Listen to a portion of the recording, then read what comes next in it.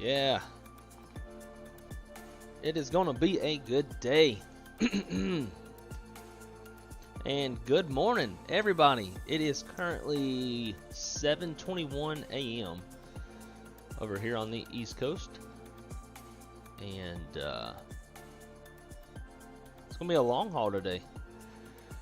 But as always, welcome to another episode of Wrong Side Simulations, brought to you by myself, Blake. I'm a real-world dispatcher, and aiming to bring just a little more context through some a little bit of realism, whatever realism that I can provide through whatever my experience of jump seating in a bunch of different types of airplanes. So our first leg of the day is going to be Orlando to Atlanta. As always, when my good friend EQ stops in today, he'll tell you I do a lot of flying into Atlanta for some reason. My boy Av Geek, what is going on? What you doing up this early? Yes, we're gonna do Orlando to Atlanta first, and it's gonna be roughly 59 minutes en route, cruising altitude of 30,000 feet, and then after that, we're gonna probably jump over in a 319 to Dallas Love Field, and then we'll keep on going from there. Jim, what is going on, my friend? Good morning. Early rise, that is right. Crystal has gone to some CrossFit competition today, as well as my roommate and her boyfriend. They're off to the Springs today, so I've got the house to myself. So we are going to stream all damn day. I've said that before. They're like, "Oh, I'm off all day tomorrow. We're gonna stream all day," and then I end up dicking off and doing something else and only getting like a flight in. So good morning, guys. So happy to see y'all here. I kind of figured I was gonna be talking to myself, at least for this first leg, but so happy to see y'all. So we are in the Spirit 321. We're gonna kill this here music. I feel like I can only play these songs so much till I start getting copyright claims. Let's see, we are in the Spirit 321. Let's get some light on in this thing. I hate the way the Tolus does it. It's clicking the little double clicks. So we got the 321. We do have the camera on for the McDo. We'll turn that on in just a few. Let's get everything squared away. We already got the ADIRs aligning because it takes forever.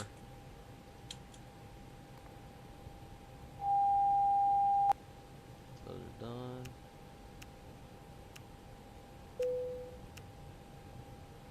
It is a tad bit cool this morning, like a perfect kind of cool.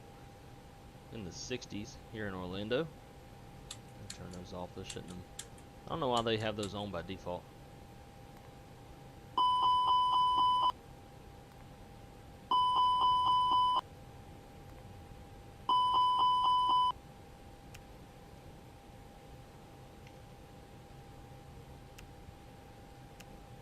And I almost bought the little BSS sound pack for this airplane this morning, but it's like, you know what? $20 for one leg. It's not worth it. Alrighty. Let's get this party started. Alright, so let's turn on the other little camera. Pardon my little bare feet. We're going to be comfortable this morning. Already got the fan going, blowing some nice air in here. It's going to get hot quick, this computer. Alrighty.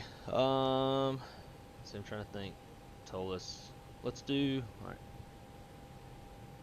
In fact, I got some other things I need to turn on first. Gotta get the Delta client going.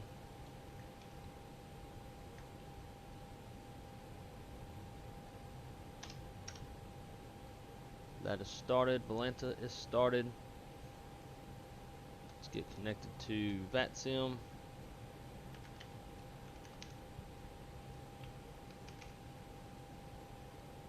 That is done. Let's make sure the overlay looks good. Charts are ready to go. And let's get packs fired up.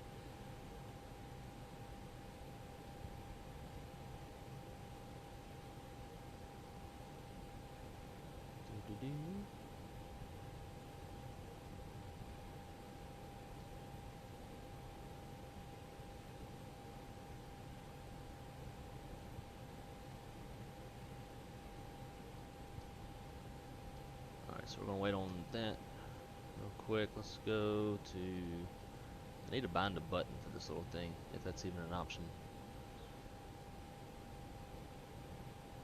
Cool, so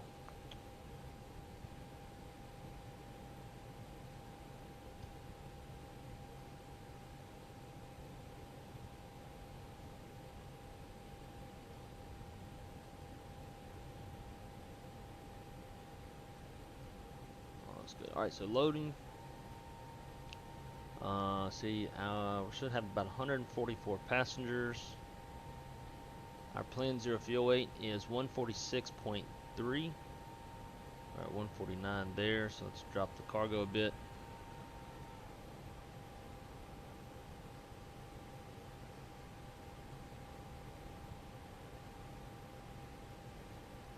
Cool. So that's good. Our fuel this morning, 17.2.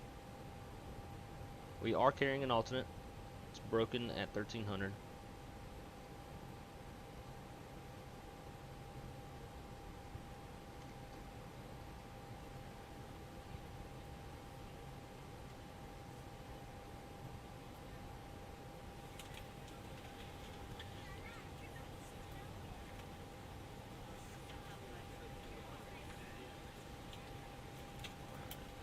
Cool. Make sure this door is open.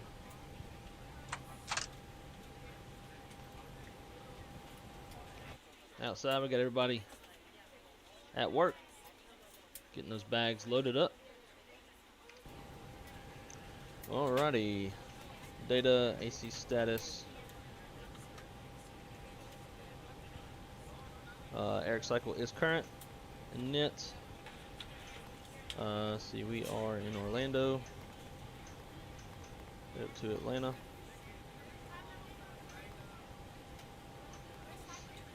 Flight number NKS 252. Cost index 30. Cruising altitude 30,000 feet. Temperature is where'd it go? Minus 39.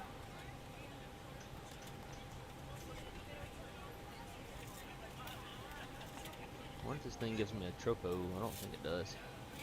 Oh yeah. Well, it does, but in the wrong format. It's got it at flight level 401, which is incorrect. It would give you the actual. We'll put it at 40,100. Flight plan: Orlando departure. Departing off 35 right this morning, or correction, 35 left. On the Jimmy 2 pane transition.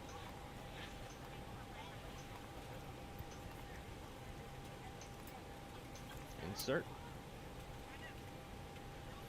And let's see.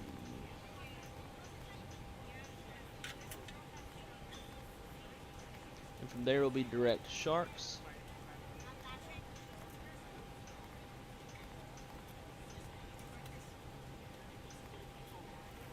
Larry. Pretty sure we just flew this leg not too long ago. Returning out into someone's baggage. This shouldn't take too long. Planning to land on 28.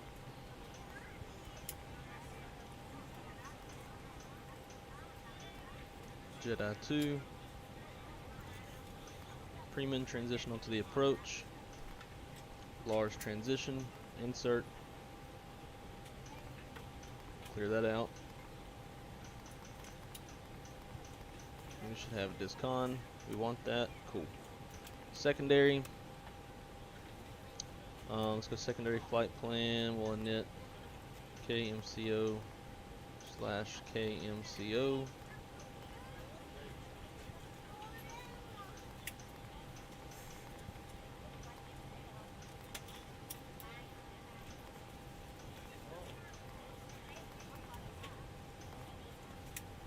This is for the if you have to go miss, or not miss, but lose an engine.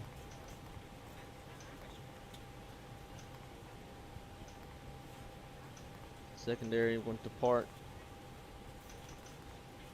35 left, insert, and then we would come back on 35 right.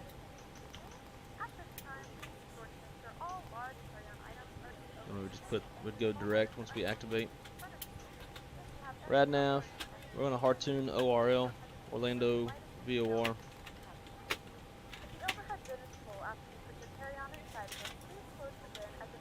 The net B, zero fuel weight is 171, correction, 146.3. It'll give us a CG of 27.5.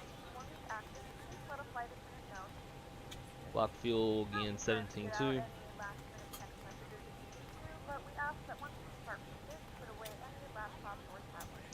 And then under performance, we're gonna go flaps 2, no toga. It's gonna give us a CG of 28.4.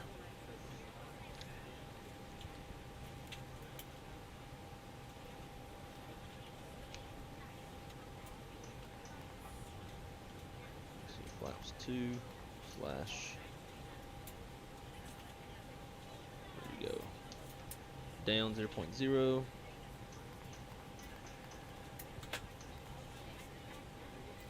Flex temp 39, damn, that's high flex temp. And then V1, VR, V2 is 39, 39, 42.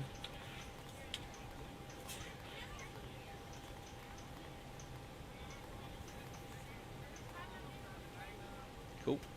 Engine out, 1100 feet. And then our thrust reduction acceleration climb altitude is 1600 feet. Looking good there. Alright, flight directors are on. Constraints, come on. VORs are already on. On the Jimmy 2, top altitude is assigned by ATC. We'll call it 6,000 since we're going evens today. Because I don't believe, no, we're not in controlled airspace. And then Orlando, altimeter is 3008.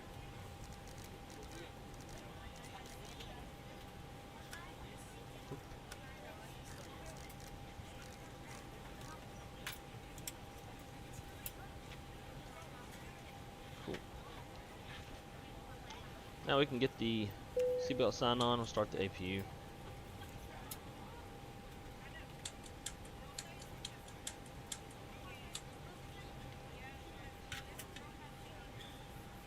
I think everything else is pretty much set.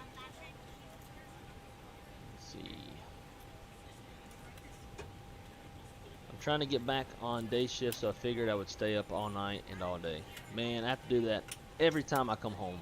I have to flip my cycle from, because I work the night shift, but then when I'm home, my girlfriend wants me like on a normal sleep cycle with her. So when I get home from my last day of work, got to stay up all day. We're ready to go when you are. Let's see, men required. Takeoff is 15:04. Good morning, ladies and gentlemen, and welcome aboard Flight 252 with service to Atlanta. Our flight time will be roughly 59 minutes.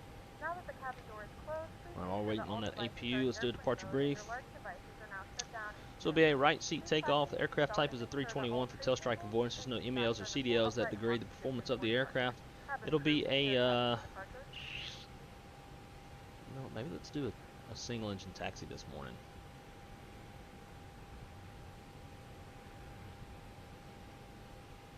Yeah, we got a little ways to go. So we'll do a single engine taxi. Our taxi route, we'll leave airside 3. We'll take Fox across the bridge down to Golf, and then Hotel 10, 35 left. Takeoff runway today is going to be 35 left, departure heading of 005 degrees. There's no hot spots, no runways to cross. If we have to abort our takeoff, it'd be my decision to reject the takeoff. We'll come to a complete stop. Set the parking brake, call the flights into their stations, analyze situation, call for any ECM actions or the emergency evacuation checklist as required. If we have an engine out after V1, we'll follow the engine out procedure. We'll speed up, clean up our engine out. Today is 1,100 feet, and let's see, what is our landing weights? Our takeoff weight's 162.7, so we are under max landing weight. If we need to come back, if we come back, we'll be coming back to 3.5 right. We've got that in the secondary. If all goes as planned, we're going to fly the Jimmy to departure. Our initial altitude is 6,000 feet. And we're squawking 2,000 for now, unless we get in some controlled airspace. So with that, let's get everything buttoned up.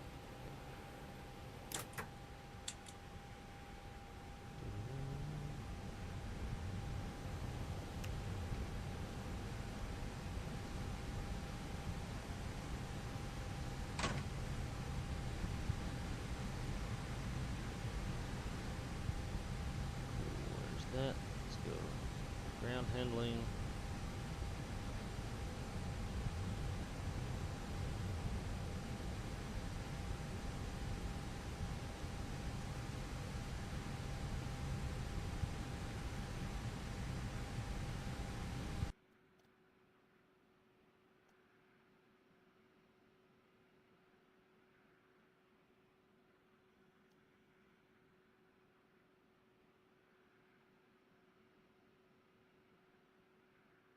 Ground to cockpit, plan acknowledged.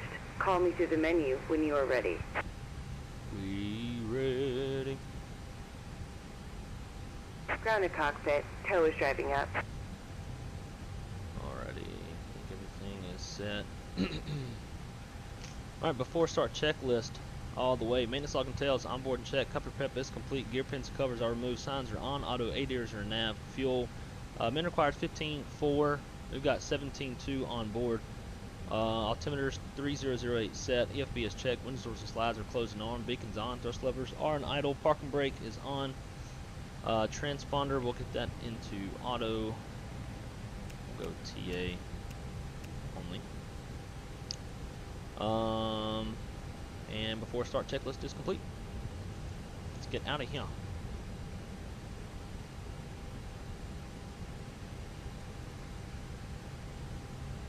Okay, all doors and hatches are closed. Ready to connect. It's coffee time. Let's sit this. These checklists are in the way.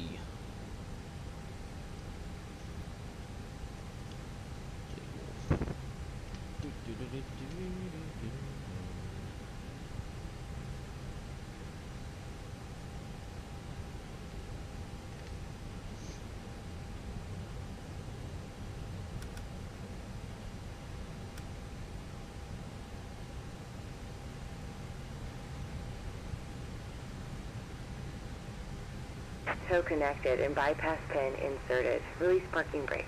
And parking brakes release out, clear disc, or clear push.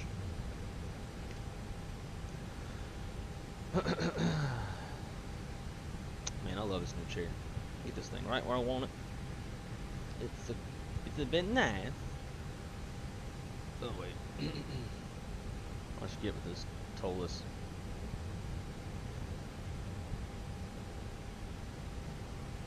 The damn doors are still open too.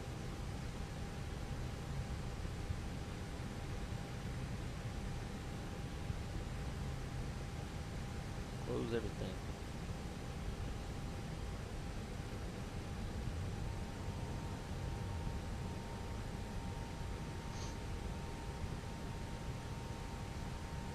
I guess the windows, doors, and slides part of my checklist was wrong since all the doors were still open. That's my B. At least check before we push. Oh, goodness me. Let's go.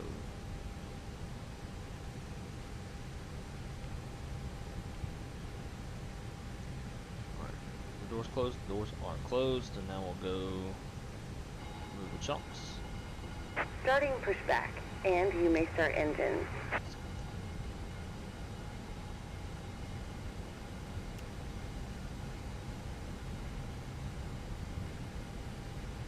Usually in real life, we'll wait a hot minute before rolling an engine, especially when we're like in the alley like this. Usually we'll get turned out, pulled up a little bit, and then we'll start. Ladies and gentlemen, please direct your seats to the front of the aircraft for safety demonstration. When the seatbelt light is on, please make sure that your seatbelt is fastened low and tight across your lap. To fasten, insert the metal fittings into one another. Tighten by pulling on the loose end of the strap. To release your seatbelt, lift the upper portion of the buckle. Andrew, hello, I am from Europe. Can you please advise about Vatsim traffic in USA? When and which USA region is more active for ATC communications training? That's a pretty good question. It seems like most of the time, the New York City area, the northeast part of the U.S. is the most active, pretty much no matter what time of day. For us, I believe, since we're such a big country and we span so far across, having 4 different time zones, depends on what time if it's earlier in the day, or I guess later in the day on the northeast, you'll see more guys, more Vatsim controllers on the northeast, whereas if it's really late at night, but it's earlier on the west coast, so like California, Seattle, out that way, then you'll typically have more controllers out there. So it's really just depends on the time of day, but usually the East Coast and Operation complete. Go ahead and set the parking brake. the East Coast and the Northeast, like New York City, Atlanta, DC, a lot of those big areas on the East Coast are the most active with controllers. And then later on in the night, California and the Pacific Northwest will typically be pretty active. Alright, brakes are set. Let's go ahead and roll number 1. What did I just hit? Man, okay. Messed up my block time.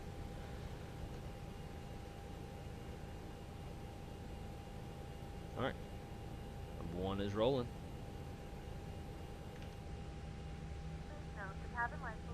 Tow is disconnected and bypass pin has been removed. Hand signal on the right. We'll see you next time and have a safe flight.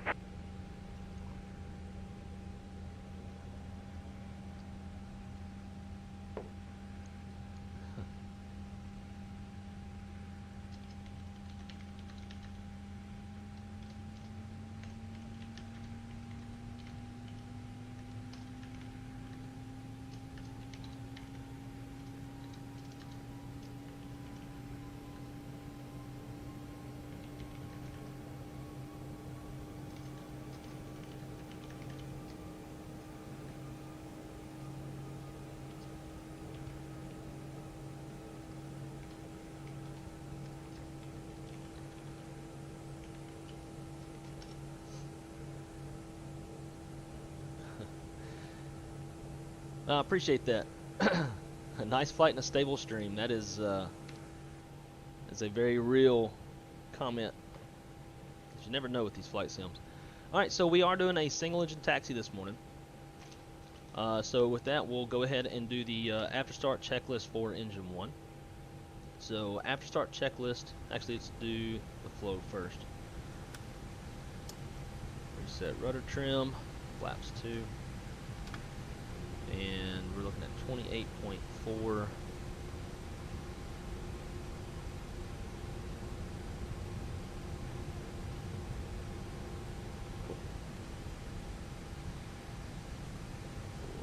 And that will stay on. Alright. After start checklist, engine anti-ice is off, yellow electric pump is on, and rudder trim is 0. After start checklist is complete.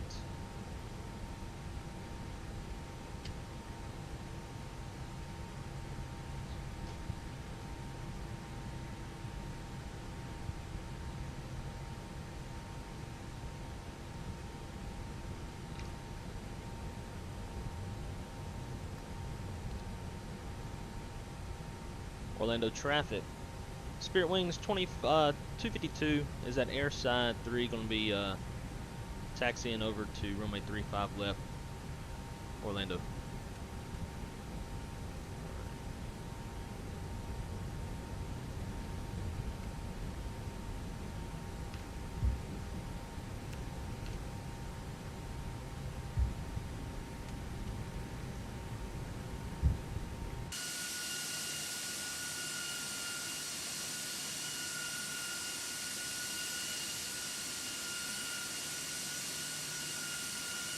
As y'all can see, we got these, that's a little hard to see. Got these alligators right here.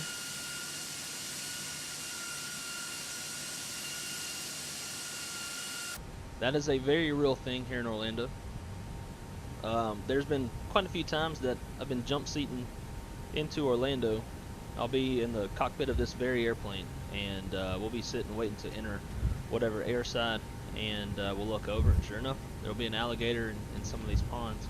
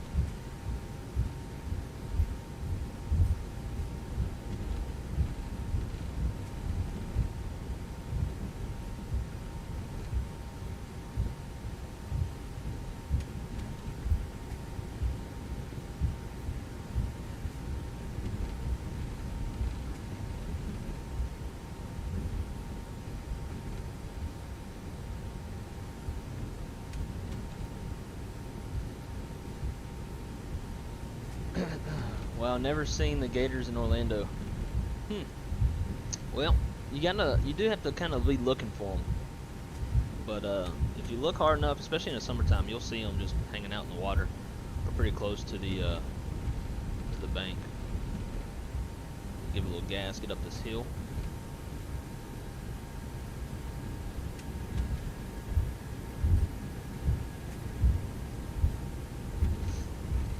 Salem, how's it going, my friend? Welcome aboard. Good morning.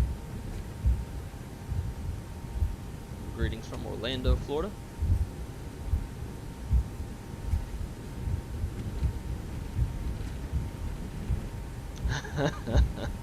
Wouldn't that be something else?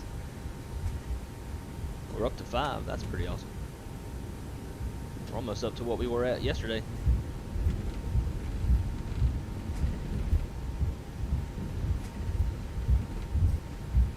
I do think that X-Plane disabled my Vulcan. I installed some scenery for Dallas Love Field, and when I did that, it said I needed to update my drivers, although the drivers are up to date, so I don't know what that was about, but it said it disabled Vulcan. Might have to re-enable that on the next leg if it's turned off right now. Alright, so we're going to fire up engine number 2.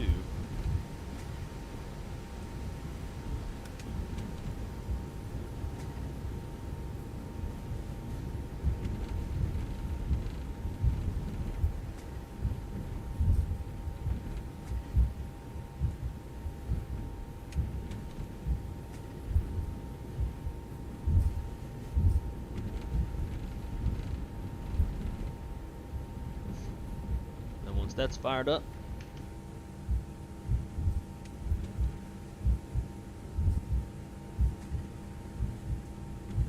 Run a 3-minute engine warm-up.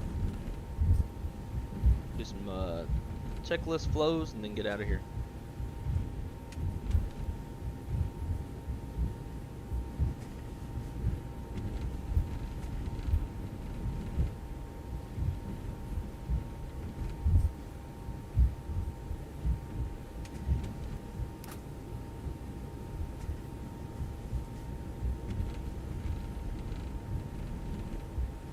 I got a good start on 2.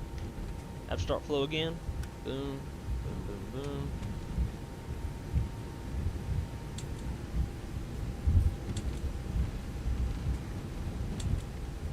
Have start checklist.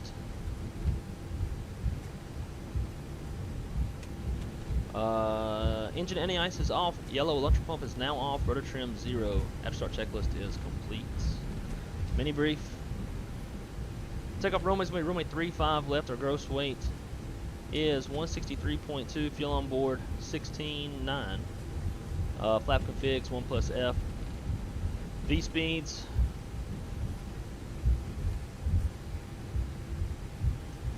Looking at 139, 139, 142. Flex is 39.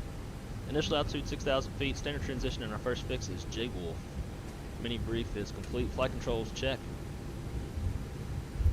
We got full left, full right, neutral, full up, full down, neutral, rudder, full left, full right, neutral. Flight controls checks complete.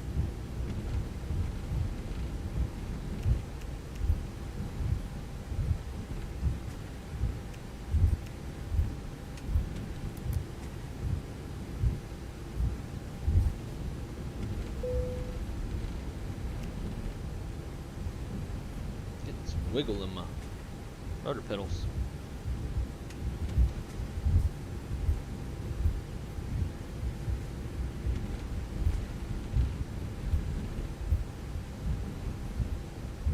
Once we get up here, we're going to hold short. We've got about a minute and a half until we've got our engine warm up, and we'll be ready to go.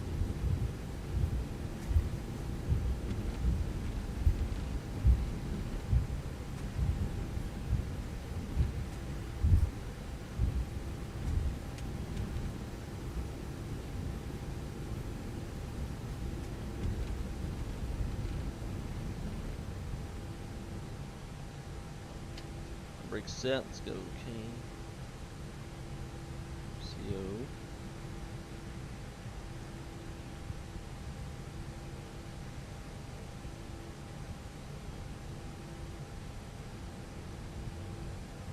Two.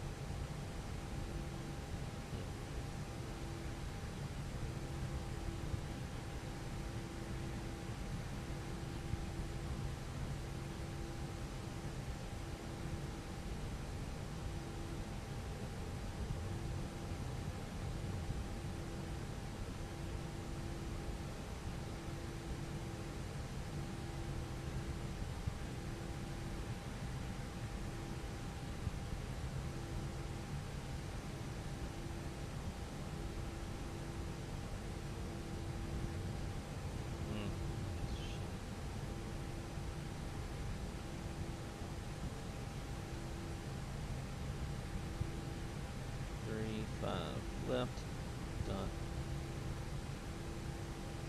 Kmco. There we go. Let's get that going. Sweet. Okay. Before takeoff checklist, all the way. Gross weight comparison complete. Pitch trim is 28.4% CG set. V1, VR, V2 flex. Is 139, 139, 142, flex 39. Flaps. You know what? We can go all the way down. Flaps Config 2, flight instruments are checked, flight controls are checked, Kmco takeoff all green, Km status checked, predictive wind shears on auto, TCAS code set TARA, cabin crews advised, mini briefs complete, takeoff runway 35 left is confirmed, fuel min required is 15.4, we've got 16.8 on board. Engine mode selectors normal, bleed packs are set, before takeoff checklist all the way is complete. Let's rock and roll.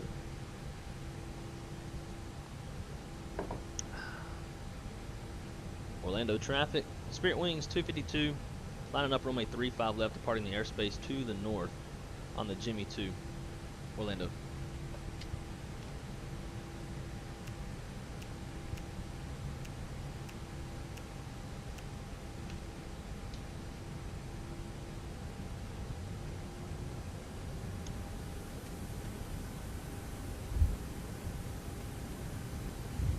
Clear on the approach.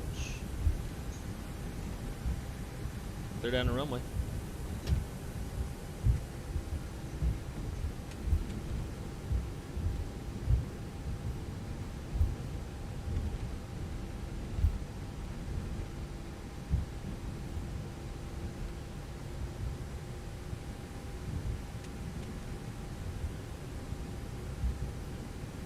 Here we go.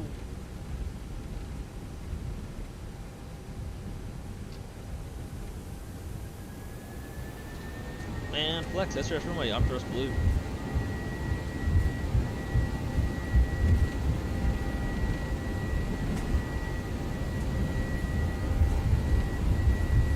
Eight knots, thrust set.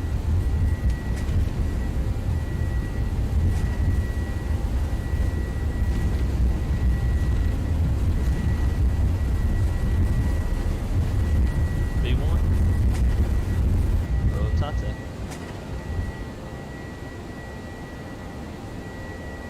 Positive rate.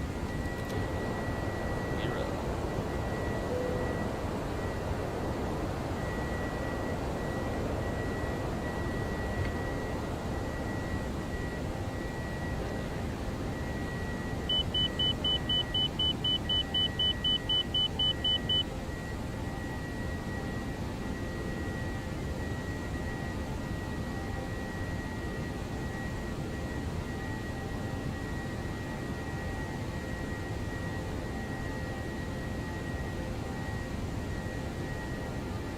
Wait for a positive trend on the airspeed before going into climb power.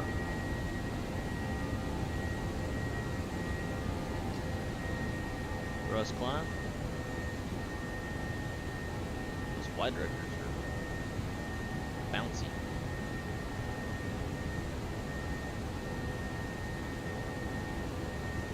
Orlando traffic, Spirit Wings 252 is clear, runway 35 left, and exiting the airspace to the north final call. Orlando.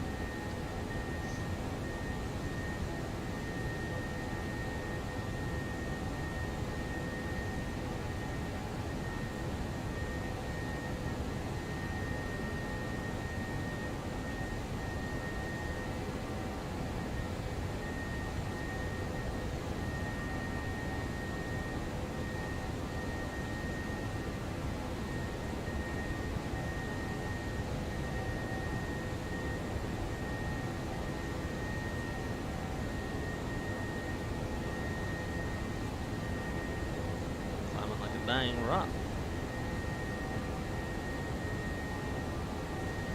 Open climb. Flaps 1.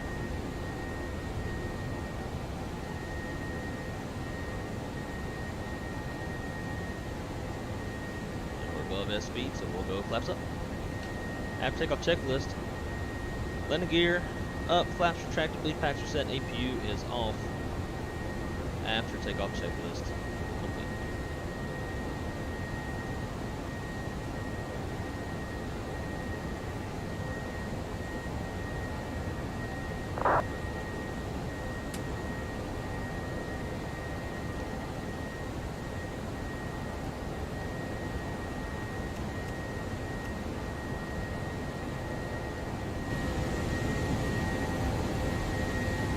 Final Orlando.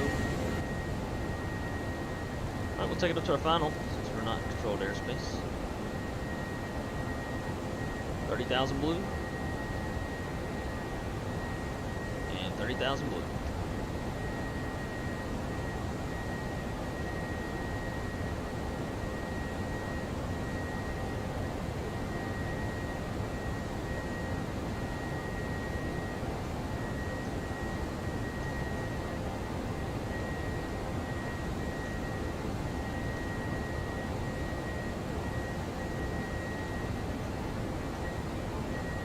get any, like even times.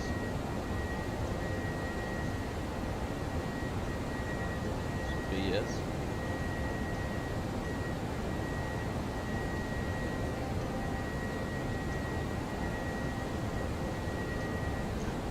Everything is just a work in process.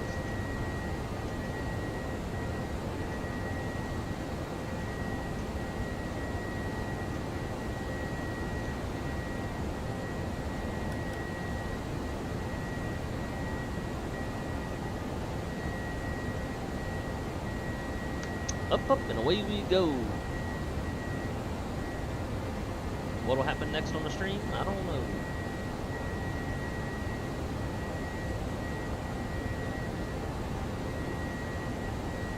So this is what I wanted up yesterday. So I have this little PFD. We can go into views like this. And still be able to know what my altitude is and all that kind of stuff, so I can change things as needed.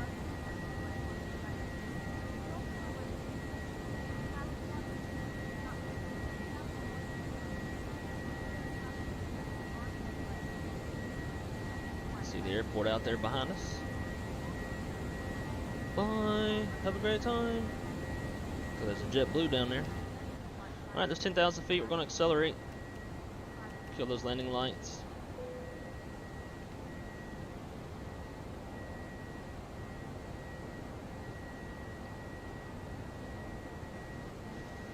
So Jim, are you at work this morning?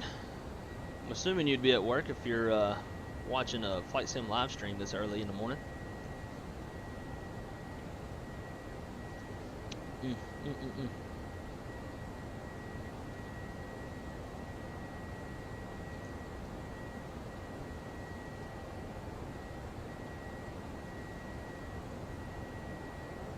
Let's go.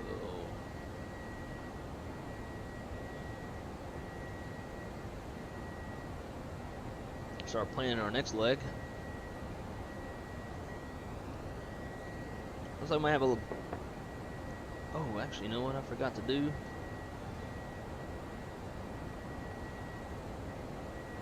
This might mess with the flight a little bit. Got to turn on active sky. Get our live weather going. Woohoo! Yep. Passengers gonna love that. Wonder if I can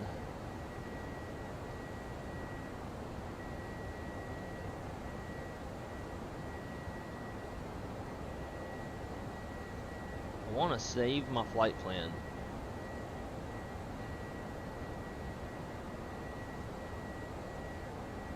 So I can put it, I can do it in active sky. It may give me the best weather possible.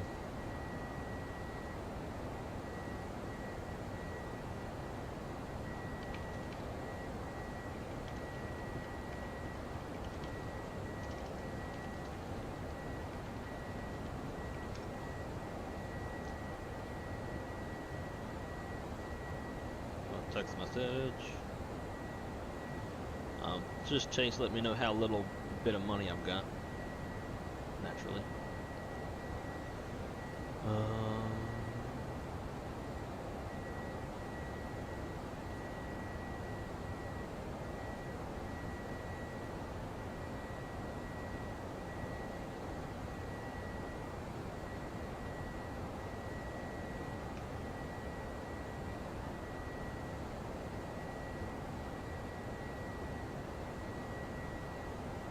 Add route from Simbrief to Active Sky.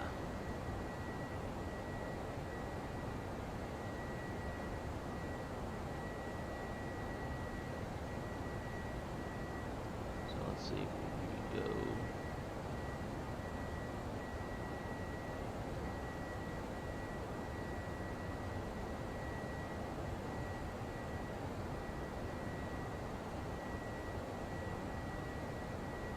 Plane 11 output FMS plans.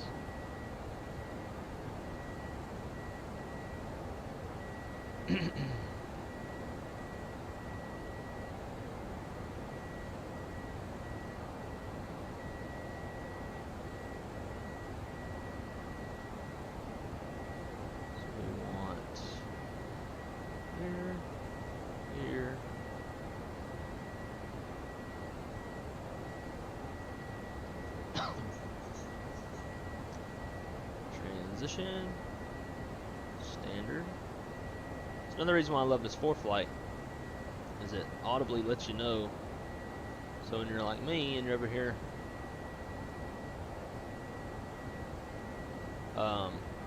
distracted with other stuff, don't know what to do. So load this shabam. Nice. Now we can have accurate weather. I'm gonna have to create a checklist of like everything to do. Like make sure, like once we're jumping from like one leg to another leg, make sure we've got everything covered. Like the overlay is up to date, the weather is on, and the stuff is in, and like all that kind of stuff. Dude, no way. Orlando just became controlled. Right when we leave, Orlando takes over. Naturally. Alright, we need Atlanta to come on. We might have some weather to bob and weave around once we get down to Lars on the arrival. There's some scattered cells over there. Jim, if you're working, what are the tops on that weather in South Georgia?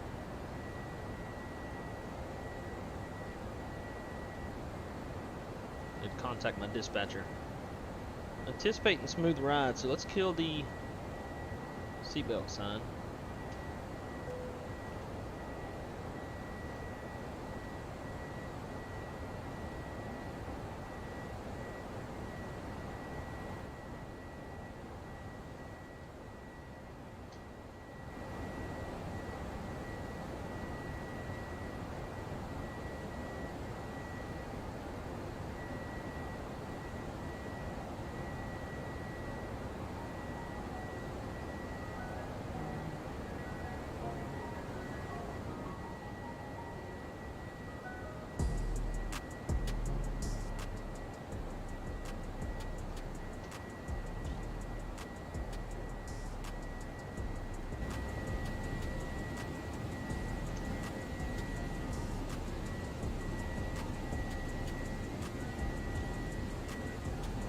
Let's get our next leg going.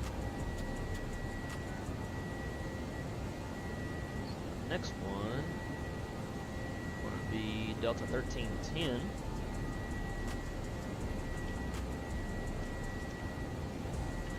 Atlanta to Dallas Love Field at 319. Beautiful weather in Dallas. Winds are going to be 240 at 5, greater than 6, skies clear. Definitely don't need an alternate for that.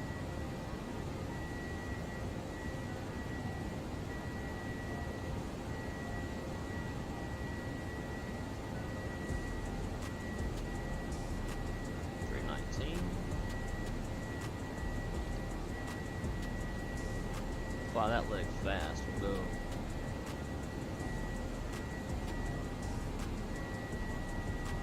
CI-99 on that one.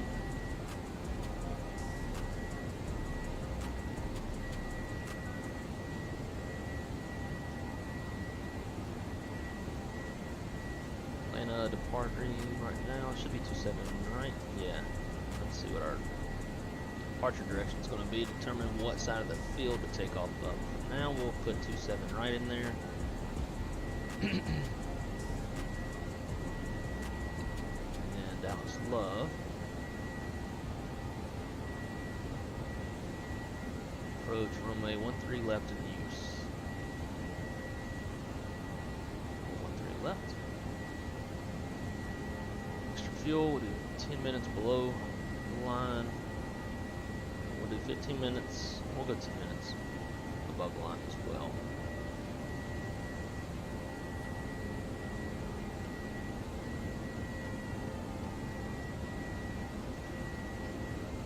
Full boat going in. So when we take off, we'll be turning south. So cool 27 will work.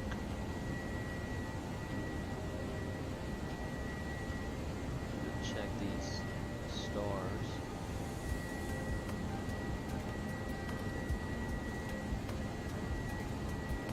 Let's see, it's currently 1210 Zulu. time we'll be in Atlanta. Be in Atlanta at 12:59. Then about 30 minutes to turn. So park at 1330 Z.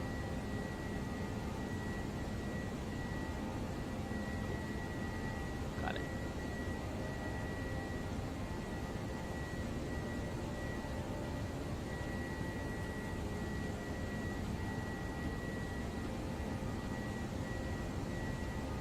Getting ready to cross Payne. Do a fuel check at Payne.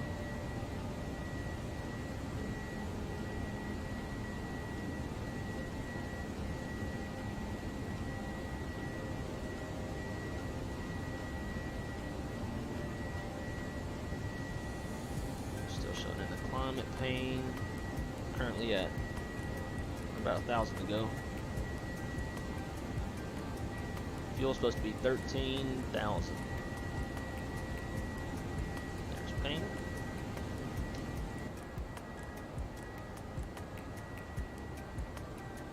So fuel's 13.5. Crossing Payne, 2 miles. So we're under burning just a little bit, so that's nice. 1,000 to go.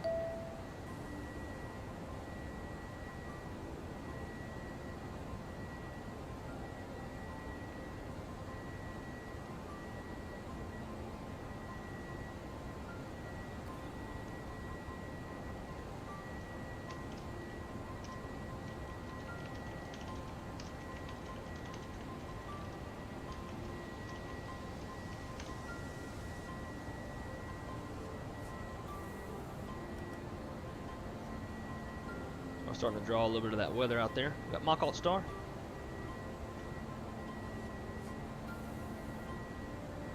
Let's see what button is the. And ladies and gentlemen from the cockpit, this is your wrong side simulations first officer speaking. We have just reached our cruising altitude of 30,000 feet, anticipating smooth rides. Oh, these piece of shit. Hope you're enjoying your flight. We're making good progress here, and we're doing our best to get you in on time. Make sure it's got that right. Device Corsair. Wonder why it kicked me out.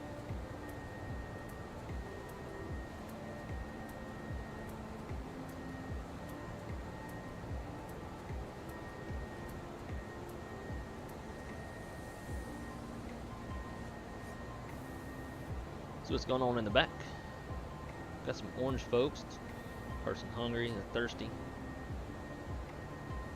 These flight attendants need to get on that. Already got our top of descent in view. About 130, 140 miles out.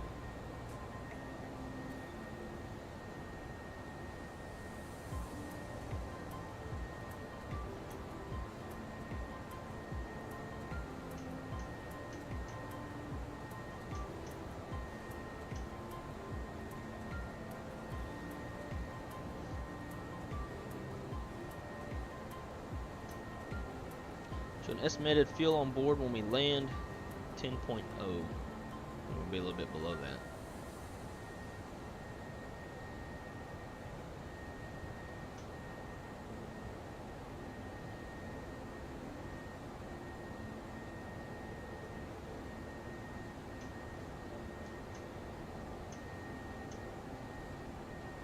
Let's go ahead and pull up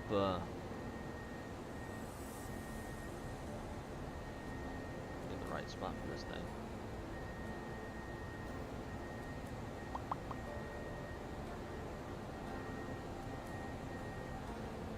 Anyways, let's see, the current ATIS in ATL.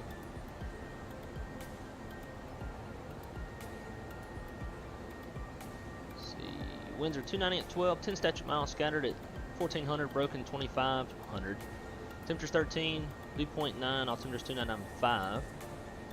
Simultaneous approaches in use, ILS PRM 26 right, PRM 27 left, PRM 28. Da-da-da, bunch of taxiway closures, type of runway 10, if they don't care, I'm not landing that direction. Da-da-da-da. Condition codes are 555, it's wet. Information echo. Alright, so winds 290 at 12.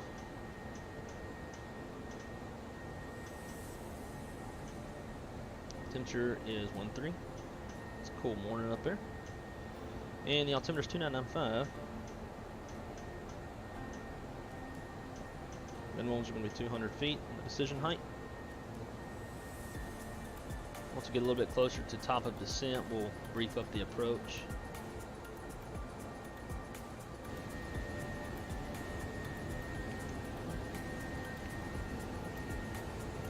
Any other views? Definitely got that new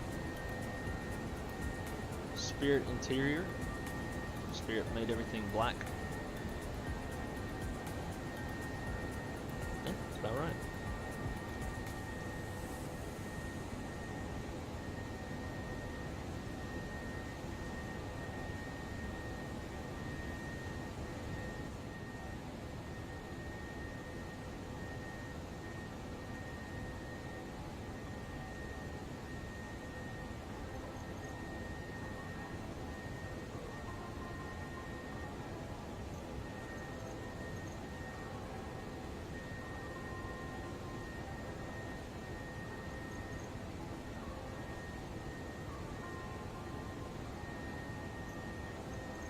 Wish I could get weather overlaid on this.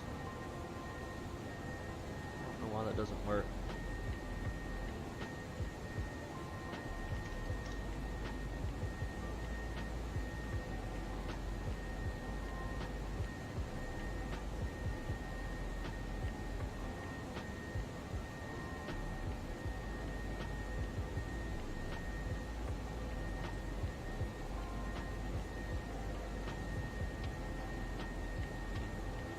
Works on the other browser, but not in Volant or in OBS. It's dumb.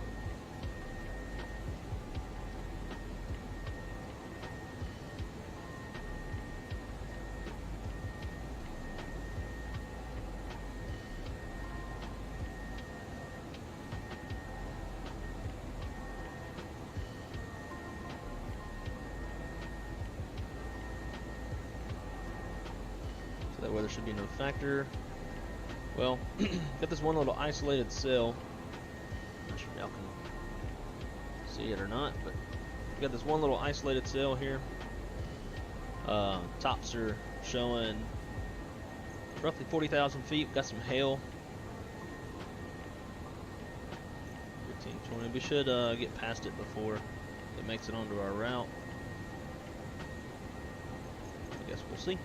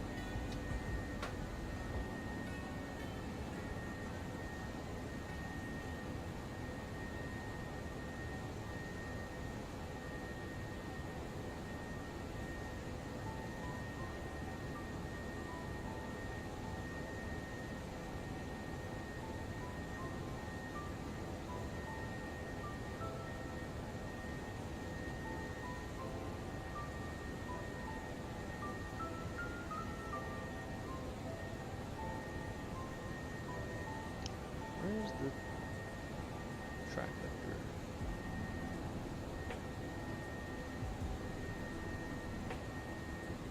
There we go. That's what I want. Yeah, that's still nasty.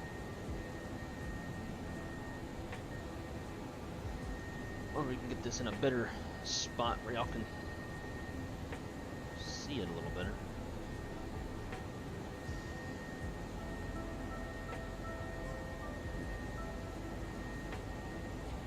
I think though this cord is gonna start yanking.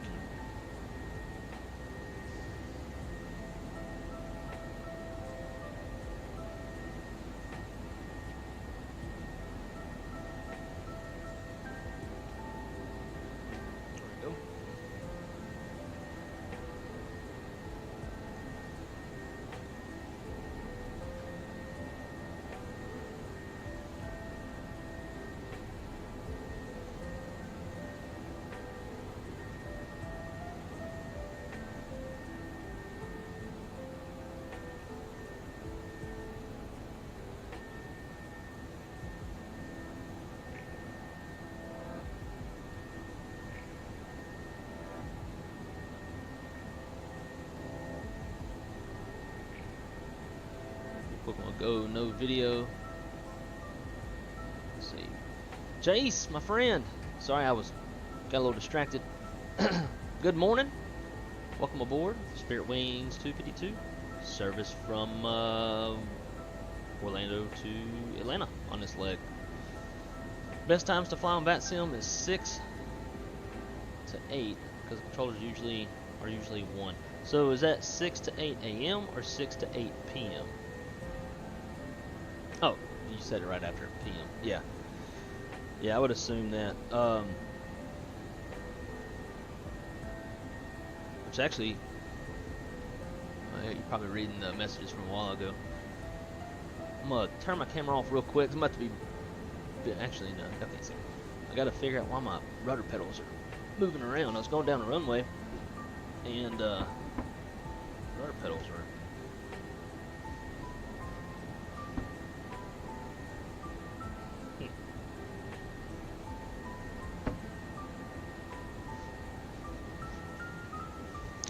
Anyways, I got those TPR pedals. It's on this laminate floor. I'll slide just a tad, but I can't put them up to the back end of my desk because there's a little gap between the desk and the floor, and the little metal plate that it sits on is thin enough to slide under. So I took a TV tray, which is actually the same espresso brown color as my floor, so it actually doesn't look too bad. Took that tray, sawed it in half, because it's thick enough that it won't go under the desk, and use that as a backstop. It's a tad bit too wide. I need to go cut it again. But I've only got a hand saw. I need to get a circular saw, so it'll be a nice clean cut.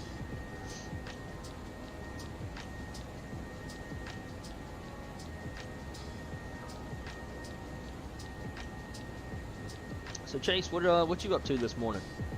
Obviously it's Saturday, so you don't have any school, right? So you get to fly today. We are going to be doing several legs today, so if you want to jump in on one, that'd be a lot of fun.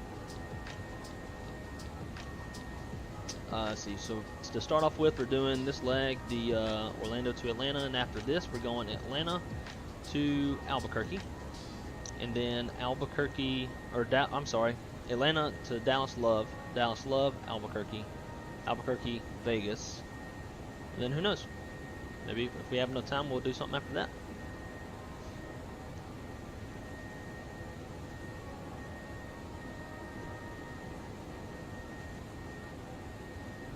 We're getting into the vicinity of that weather in South Georgia. We are going to be on the east side of it.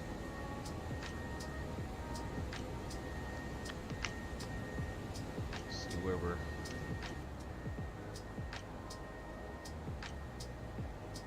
at our top of descent in less than 80 miles. So let's brief the approach real quick and get things squared away. So we are planning to come in here on the Jedi 2 arrival on the Lars transition. We'll cross Lars at or above level 240. We'll keep it coming down. We'll cross Dister at or above 14,000 feet, 280 knots, and we'll just follow this all the way down. Our bottom altitude is 8,000 feet, so that's probably what we'll set once we start our way down, unless somebody wants to control ATC in Atlanta. We are planning the ILS runway 28. Our approach, our ILS frequency is 111.75. Final approach course is 275. Final approach fix is Java at 2,700 feet. MSL. Our touchdown zone elevation is 998 feet. If we go miss, we'll climb to 1,500 and a climbing left turn to 3,000, and we'll just box our way back. We have a 3-degree glide slope. The PAPI approach lights, PAPI on the right.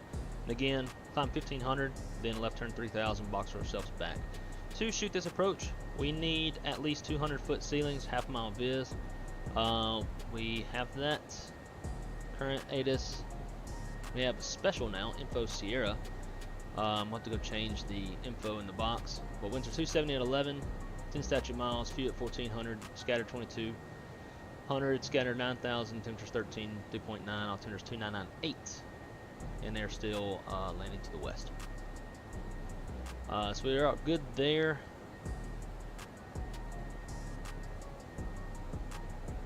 We have high intensity runway lights, centerline lights, approach lights, touchdown zone lights, PAPI on the right, 3-degree glide slope.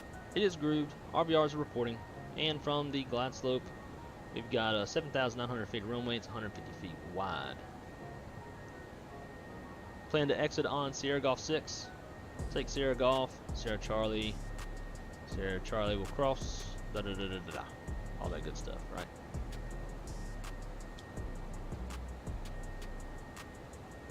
It is an ILS, we'll go ahead and arm our ILS push buttons.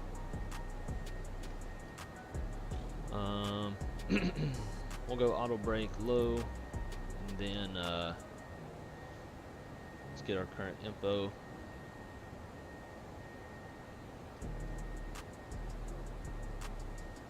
So info Foxtrot, the other one was departure.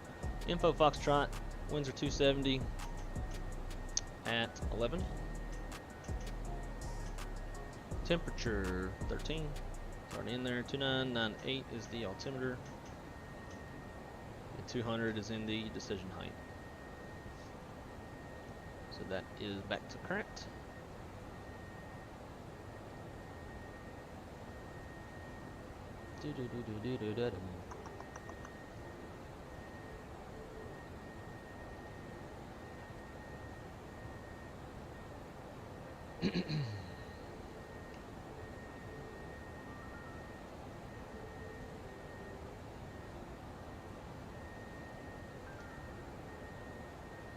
So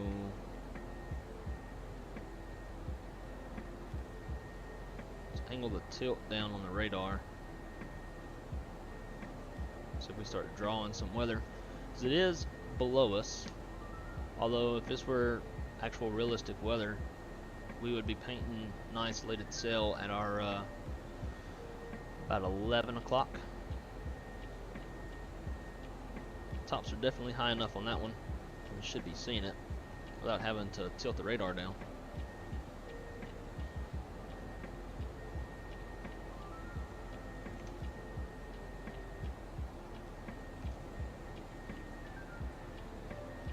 But I am starting to question this radar. Is there, so if any of y'all know with this X-plane stuff, is there like a plug-in for weather radar, or does anybody know? Because I figured TOLS would work out of the box with weather. I wouldn't have to like have some plug-in.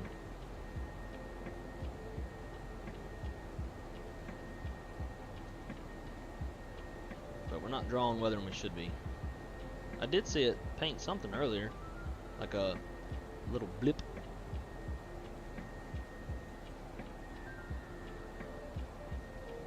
EQ all day. Good morning, my friend. Welcome aboard. I was talking about you earlier. I was saying that if you jumped in on this leg and you saw where we were going, which is Atlanta, you'd be the first one to say that, oh, you love Atlanta, you're always going there. But yeah, I figured we got to start from either East Coast or West Coast and work our way across. I decided to start East Coast and go to the west since we'd have a little bit of daylight. Have a nice morning departure out of Orlando. But I kind of wanted to go from west to the east. That way by the time we'd be getting into the eastern part of the U.S., thunderstorms would be flaring up and we'd have some weather to bob and weave around.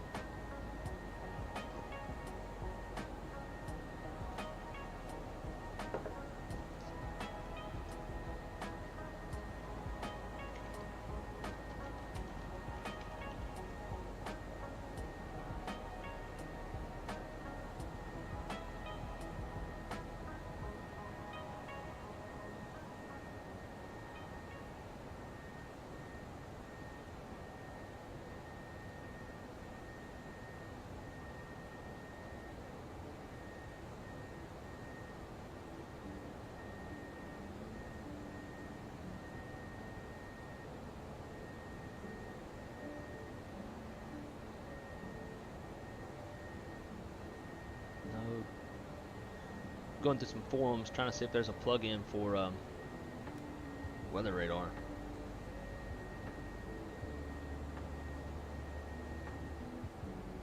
We should be seeing some higher tops out that way.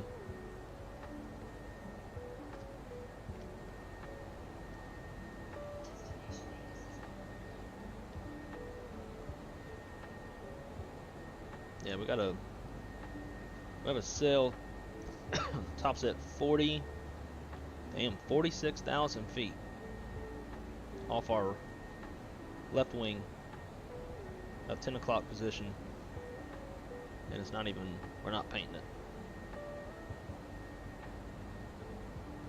So something always Atlanta. Yeah, you know it.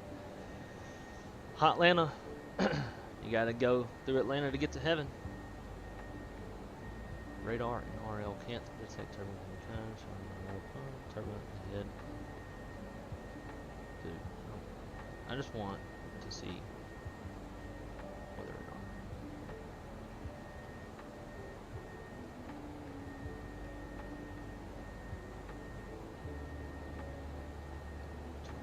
I don't want terrain. I got terrain works fine.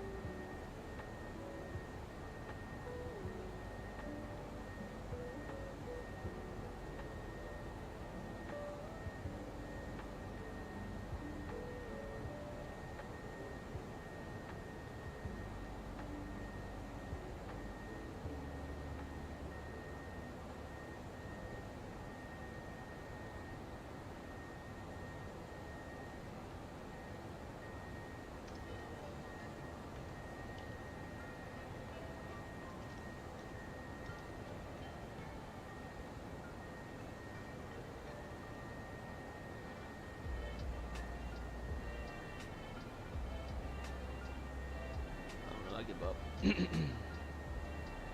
Alright, coming up on our top of descent. Start working our way down here about the next 10 miles. Land is still uncontrolled, so we'll put our bottom altitude 8,000 feet.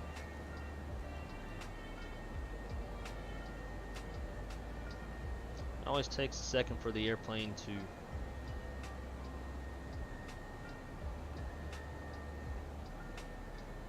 well, in real life, the airplane is always like a split little second that's like you hit descent, and then it's just like, yeah, okay, I guess we'll start coming down.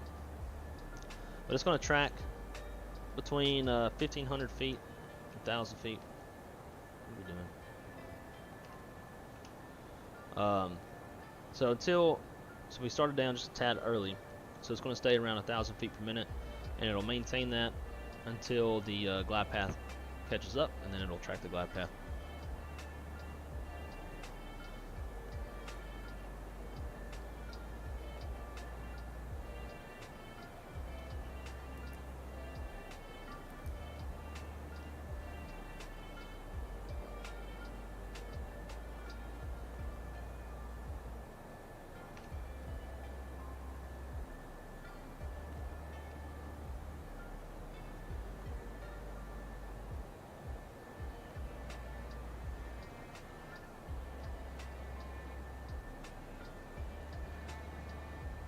It's really bothering me that we're not seeing any precip, which I guess now we're not really going to since we're sort of getting past it all. Did you download? Yep, I did. Downloaded it last night while we went on our little date night, and dude, I was so tired last night.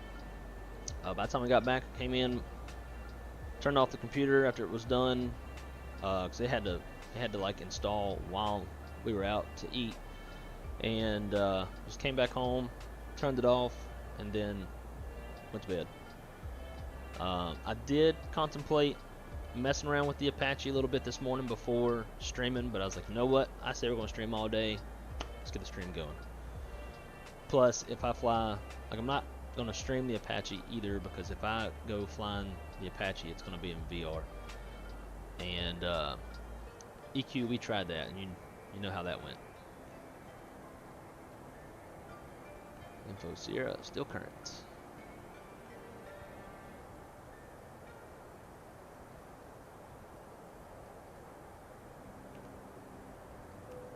that seatbelt sign back on.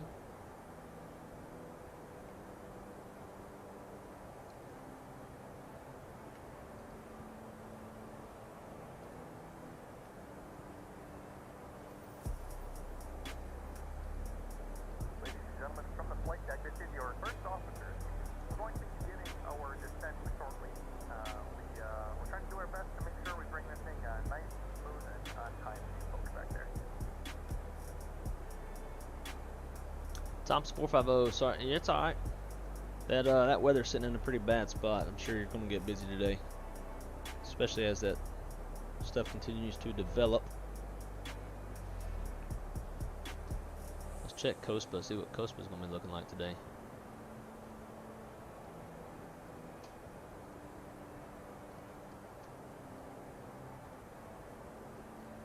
There's the current weather radar.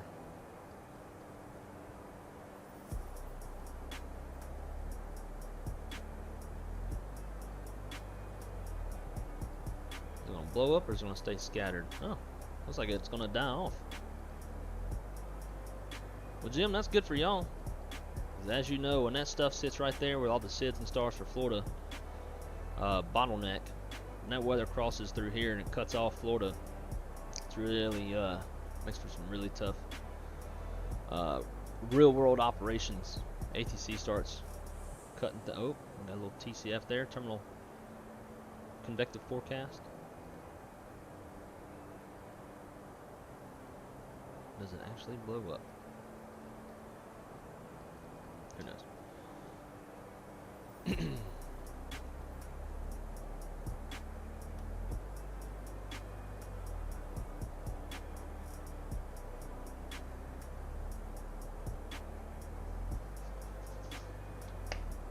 to warm my coffee up. My coffee done got cold.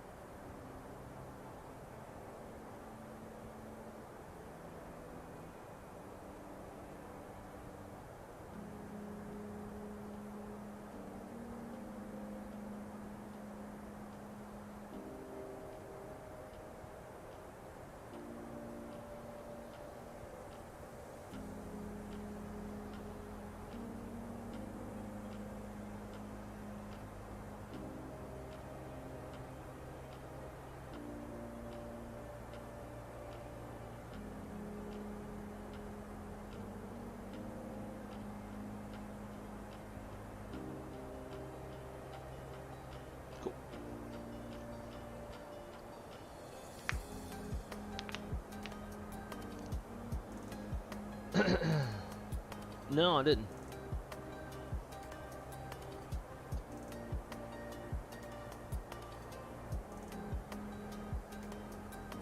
Where, I don't see anything. Yeah, I don't see anything about your question, Captain Shack. Do live messages instead of top. So, yeah, no, I didn't see it. Did you text or Discord or? I guess you don't have my number.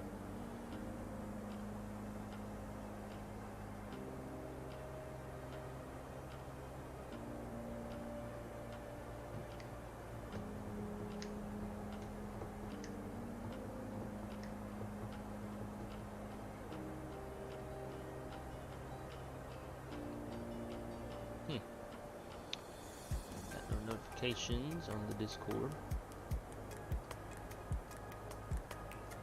Let's see.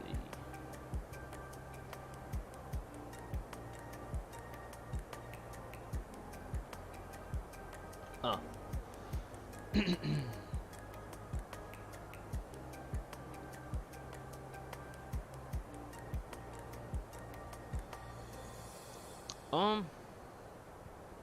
I don't know. I know he runs a different weather engine than I do. He's running X Enviro, which is like really expensive, and the clouds and stuff do look better, but it's a frame rate killer. I didn't buy Xenviro. Like, him and I chatted about it, because I was asking him, you know, what he recommends. And since I've been spending so much money on different like airports and stuff for these streams, I didn't want to spend 80-90 bucks on Xenviro. That might be why his is a little bit different. Now, I'm using Active Sky Net or Active Sky X-Plane, and I've used it a lot with Prepared and FSX and stuff, and actually really have liked Active Sky Next. Don't know what its accuracy is like with X-Plane, but it was always really good in the other sims. And actually for this flight, I went and set the route inside of Active Sky, so it knows exactly where I'm flying, and it can pull up the precise weather at those waypoints. I guess maybe it's just I don't know. It's really weird. I mean, I have seen weather radar on the Tolus. Like I mean, it was painting some weather earlier, but everything's been real. Everything's been like real smooth and real, like, not drawing any weather. It's kind of weird. What was I about to do?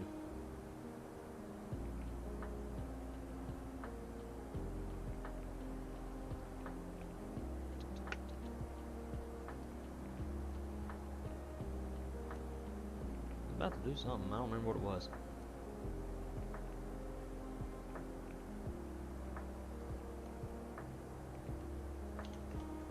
Oh well.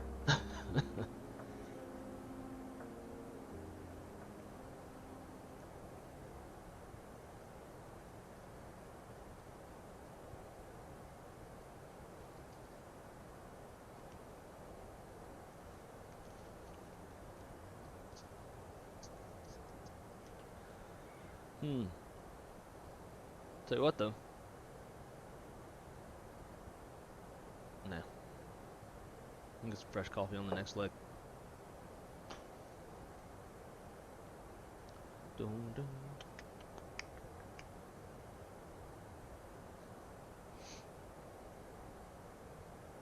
Atlanta Motor Speedway. TFR over the speedway. Wonder if I can make this.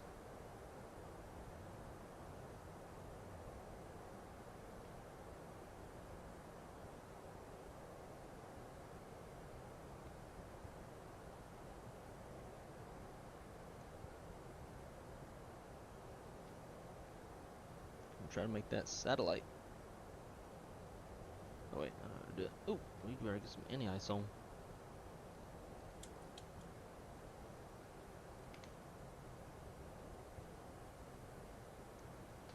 Alright, let's go here. Oop. Aerial. There we go.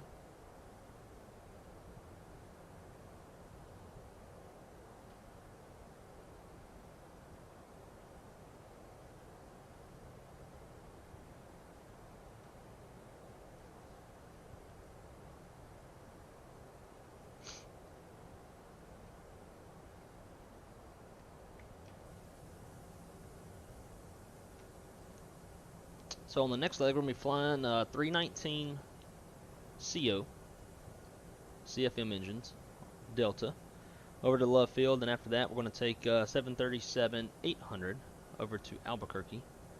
And then from there, not really sure what we should fly. Maybe 7.5 or 7.6.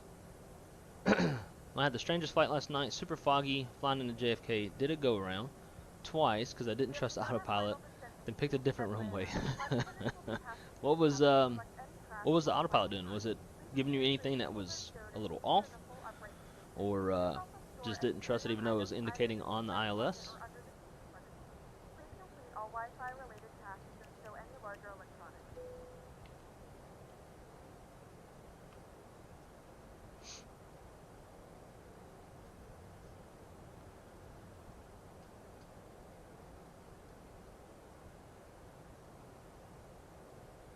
This dude just take off wrong direction. Yeah. Took off to the east.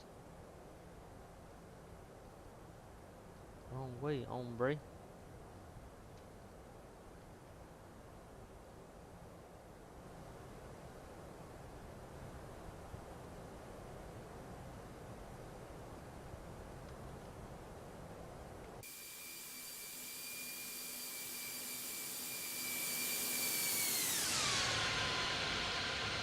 Got a little crab going.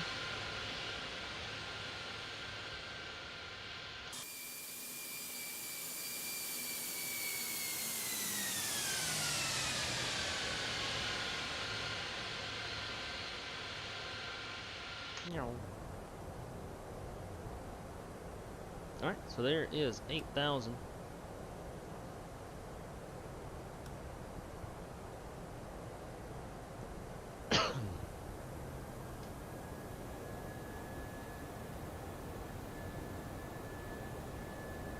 Got Preman. 4,000.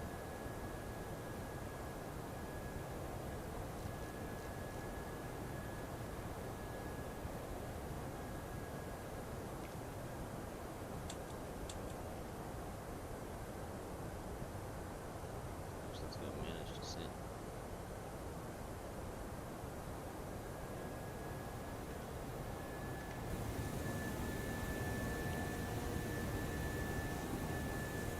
Didn't seem to be descending down the ILS properly. I couldn't see the runway until about 100 feet. Plus, it was dark. It looks funny on Valena.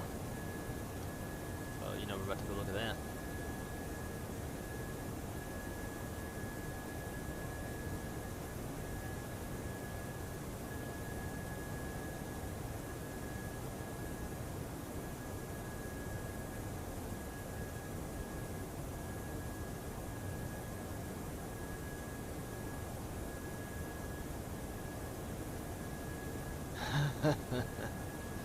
I got a good landing though. Negative 185. Just so everybody else can see. Swoosh.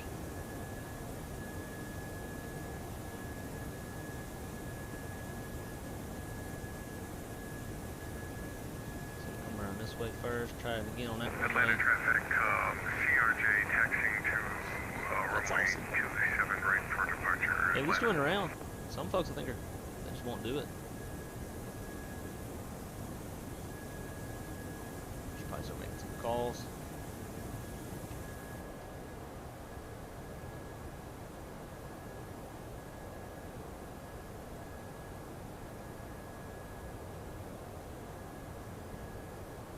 Atlanta traffic, Spirit Wings 252, about 25 nautical miles to the southeast of the airport, planning ILS runway 28, Atlanta.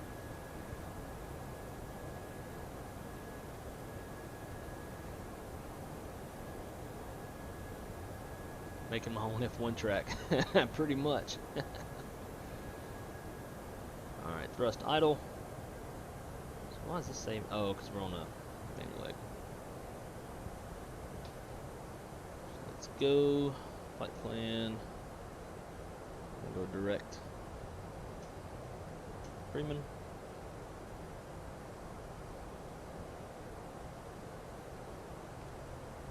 And let's go manual. Or select the speed.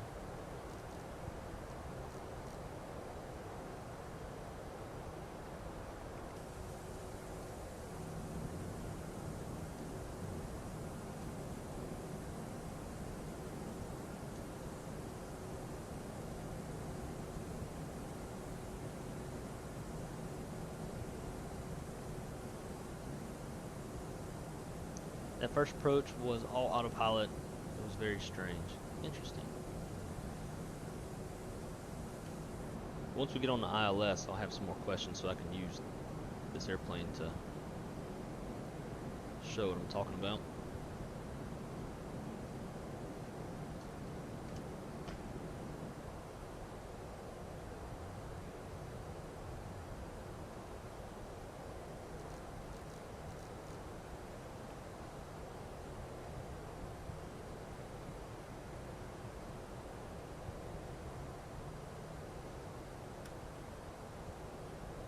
flaps 1.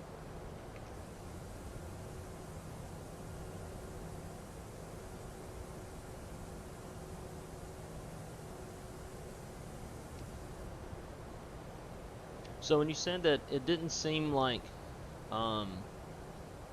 it was descending down on the ILS properly, were you, like, was this little magenta caret like centered on this little bar? Were you on the glide slope, or like just not trusting it, or were you like off of the glide slope? Go ahead and on the approach.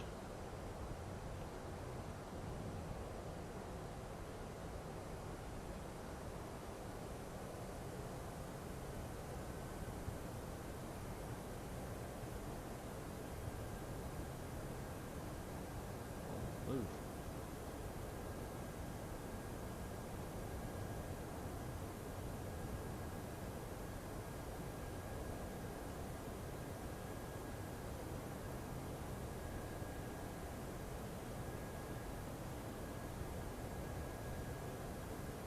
I'm just gonna chill here, I guess, at 5,100 feet until we capture the glide slope, and then start working our way down.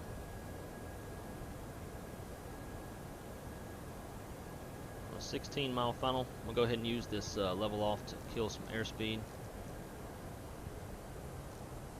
Take it down to 170.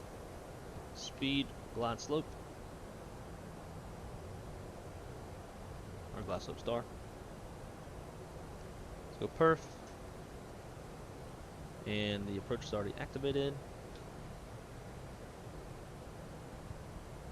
Coming down, let's go flaps 2.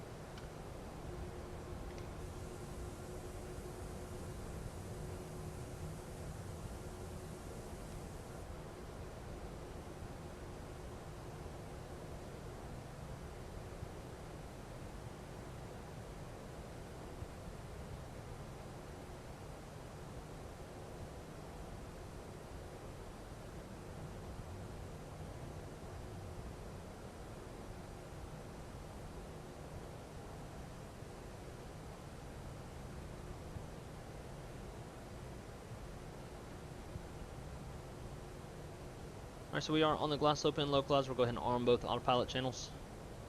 We got speed, glide slope, localizer, Cat 3 dual, autopilot 1 and 2. Miss approach altitude set. Approach checklist, forgot to do that. Alright, so briefing is complete. Approach stable by 1,000 feet. AGL ECM status is checked. Seatbelt signs are on. Minimums 200 is set. Engine NAIS 1 and 2 are off, and altimeters 2998 is set. Approach checklist is complete.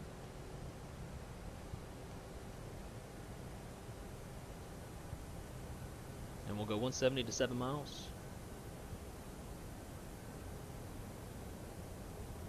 Atlanta traffic, Spirit Wings 252, 10-mile final, runway 28, Atlanta. It wasn't following the glide slope, plus that little loop around NYC. It's part of that approach, so I knew something wasn't going to work on the first approach. Plus it was 2 a.m. Yeah, 2 a.m. would definitely do it. 2,500. Alright, 9-mile final.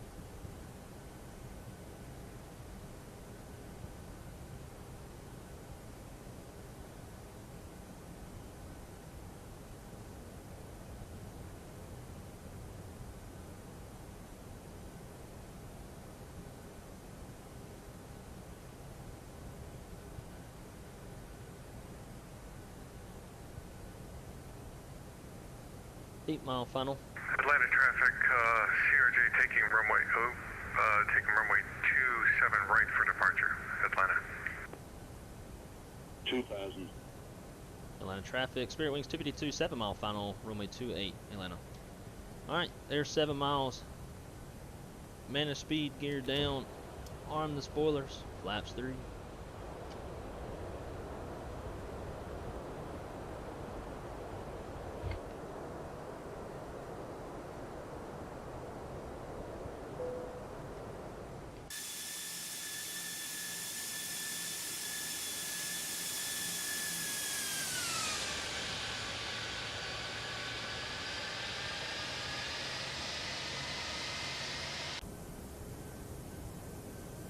beautiful default terrain.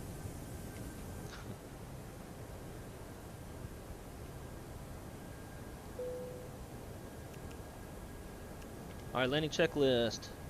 Cabin crews advised, auto thrust, speed, auto brakes, low, Kmco, landing all green, landing checklist complete.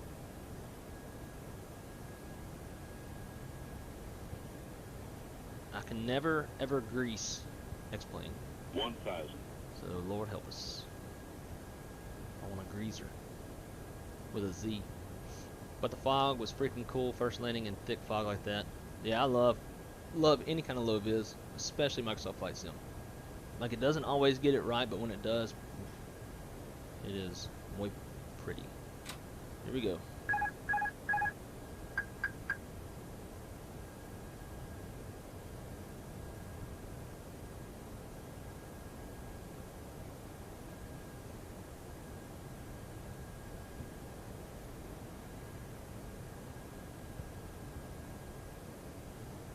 I'm gonna dip below the glide slope just a tad. I really want to grease this one. 500. Compensate from my floatiness that I'm going to do. Nothing like little cell tower right there on the approach. It's definitely not safe. 400.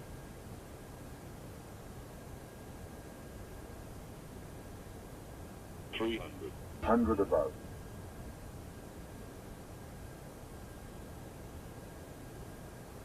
200. Minimum. Continue. 100. Terrain, 50. 40. terrain, 30. 20. Retard. Retard. 10. Retard. 5. Ew. It wasn't smooth. Spoilers, reverse green, decel.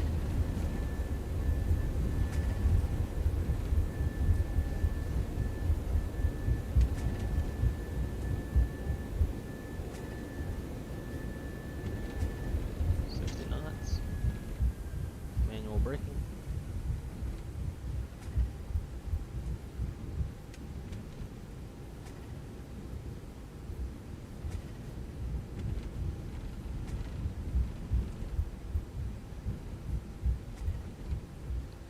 Atlanta traffic, Spirit Wings 252, clear runway 28, Atlanta.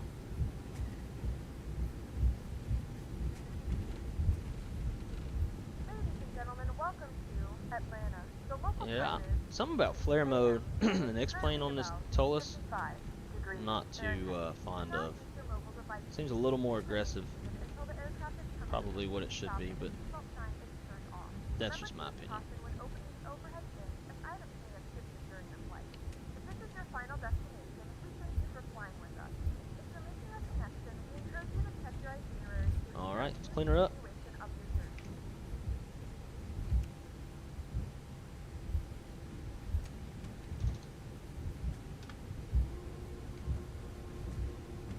I think I got buttons for this.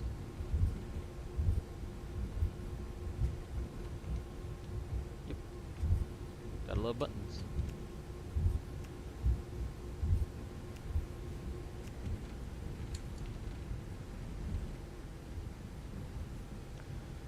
Okay. After landing checklist, exterior lights are set, flaps retracted, TCAS to standby. Engine mode selector normal, ground spoilers are disarmed, radar preview wind shear is off. After landing checklist completes.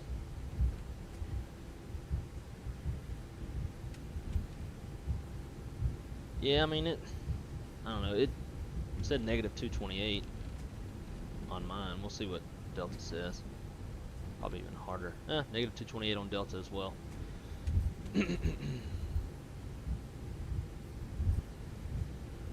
So for those of you who don't know, flare mode in the Airbus, it, for lack of better words, I guess, it kind of like forces like the nose down to compensate for a pilot's natural reaction to want to like really pull back on the stick. That's why like when you'll see on the PFD it'll say flare, it's in flare mode, and I feel like the Tolus is a little bit aggressive, but that's just me.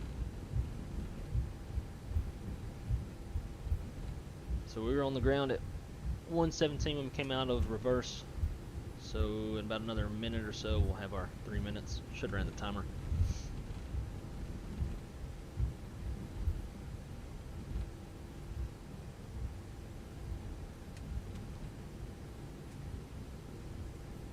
Surprised I didn't wake anyone up. I was yelling, I can't see the runway. That's funny.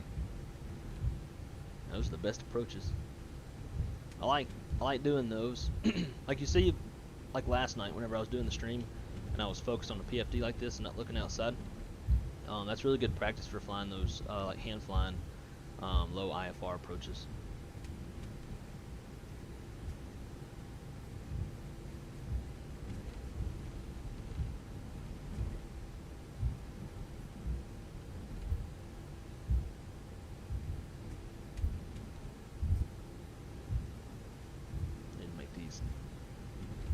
Window views a little better, can't see much.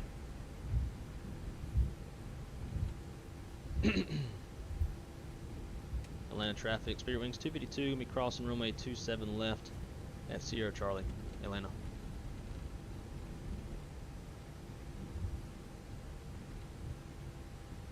Haven't heard nobody.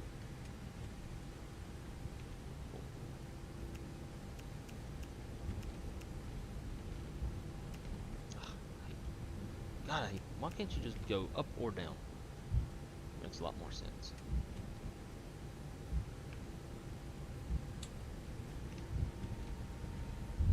Shut down 2.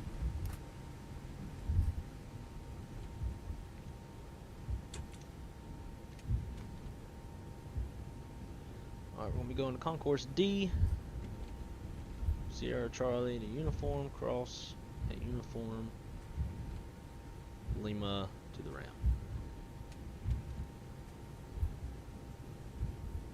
See anybody down there?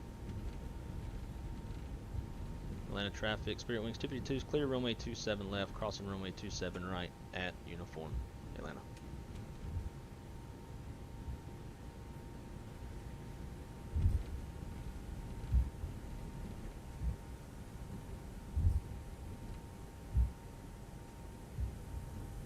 So once we block in on this one, we're going to set up for the next leg. And I'll probably restart X-Plane, make sure Vulcan is on, because the frames don't look as smooth as it usually does.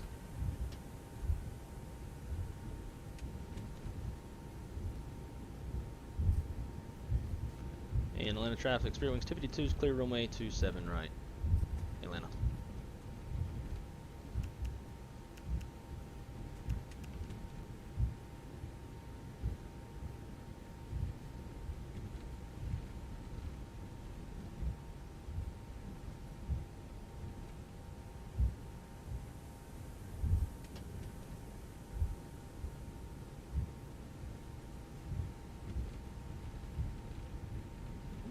Skirt.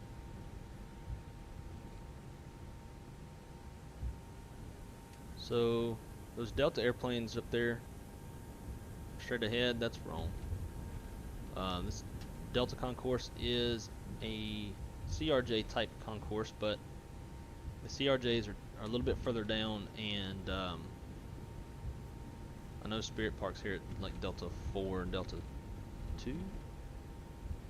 We'll find some over here.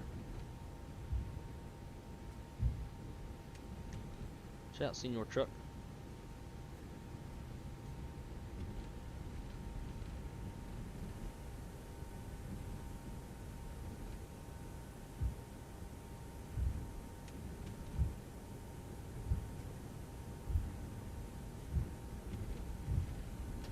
Go. Got an open gate right there.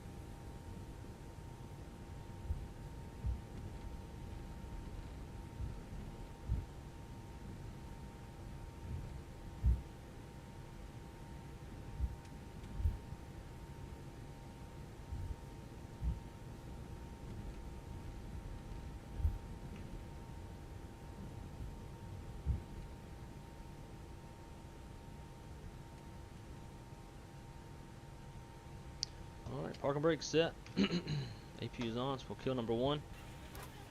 Beacon off, seatbelt sign off.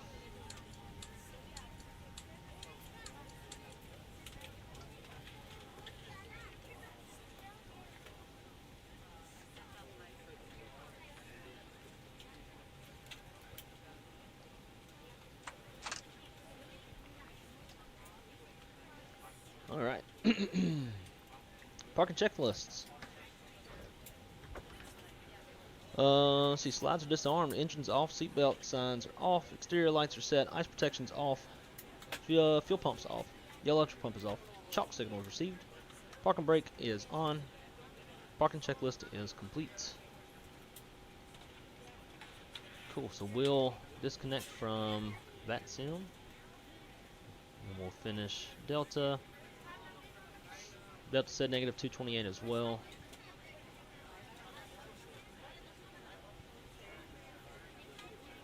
Minimize that. Valenta says negative 226. A little better.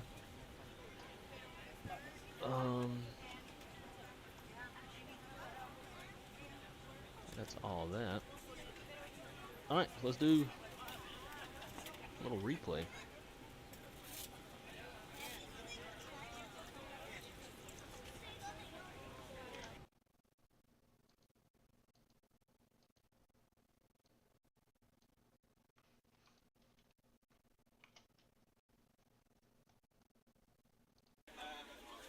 Oh, wait.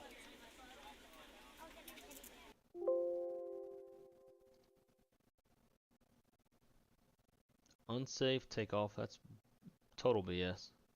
Or neutral, negative 226. Whatever. Ooh, that looks terrible.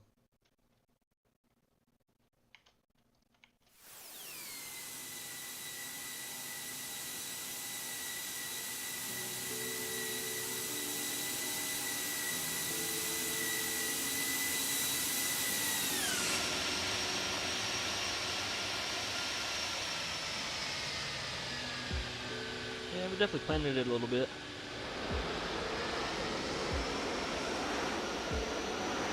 On that center line though.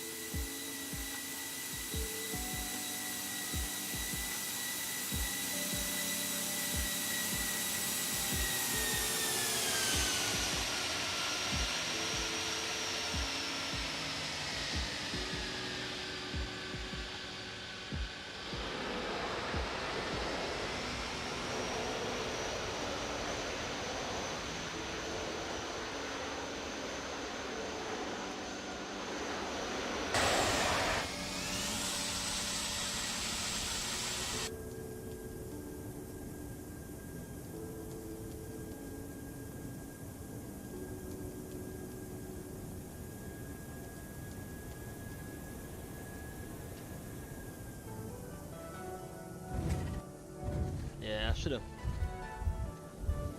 floated a little bit harder, but I was fighting that flare mode.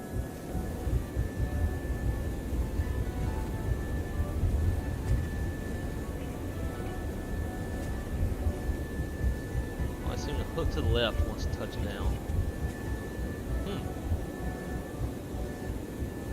I don't know, your reversers are deploying at the same time, right?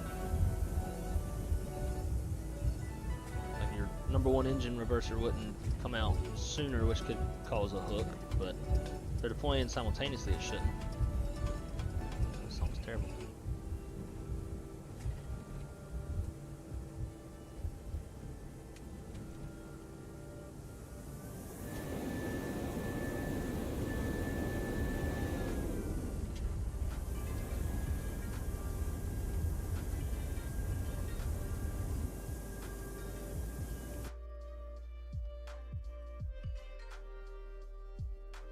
Guys, I'm gonna let this play and I'm gonna set up for the next leg.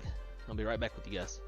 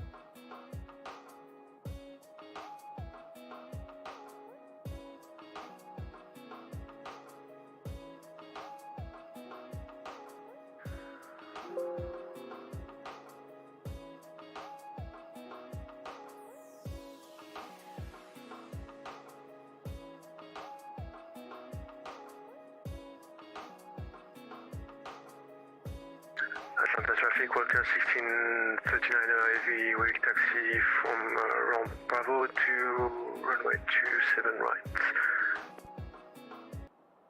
Delta traffic, SkyWest 3577, error passing 10,000 feet, now inbound head.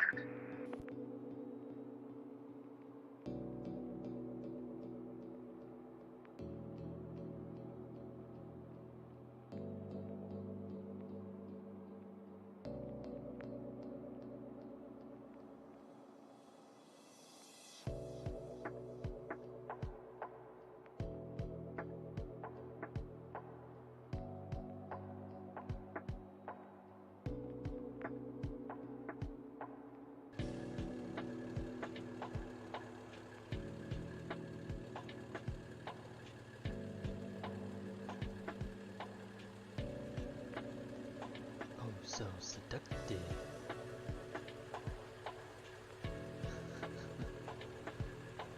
Airplanes are sexy. Next. Alright. Well, we are set up for leg number 2. Got a fresh cup of hot brew.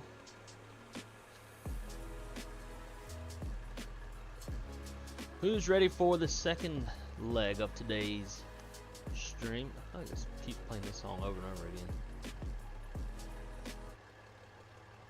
again. Anyways. So, this leg, we are Delta Flight 1310 service from Atlanta over to Dallas Love Field. I don't know if they actually fly Airbuses to Dallas Love. The Delta client gave it the option, but usually, I know whenever I was working at Dallas Love for Delta, we handled predominantly 717s on weekdays, and I think the weekends we did CRJ 900s, but that was like 7 years ago. So I'm sure some things have changed. Spirit no go from Atlanta. Nope. Spirit flies Atlanta to DFW, but not Dallas Love, and there's no good scenery for Dallas, or Dallas Fort Worth. The Dallas Love scenery we're going to, hopefully it works. It's freeware, supposed to be one of the best freeware sceneries there is out there. So yeah, get the new little, nope, I don't want that. New route put in here in the ForeFlight. Okay, ATL to Cajun to Cajun 2.27 right.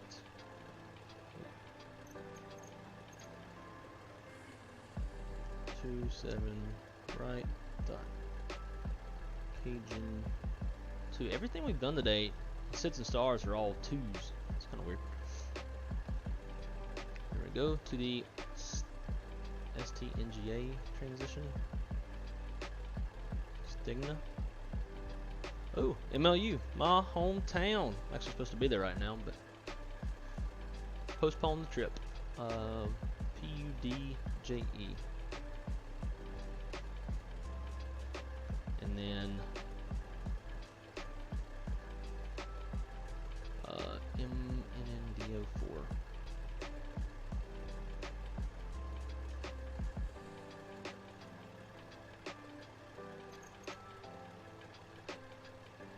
Sweet. So that is in ForeFlight. Got some NOTAMs. Don't worry about that. Cool.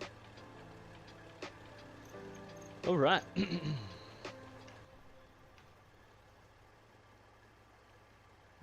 Everything was on a while ago.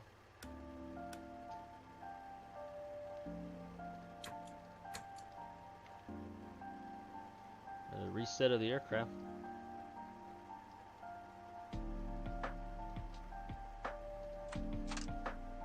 All right, here we go. Bat 1, Bat 2.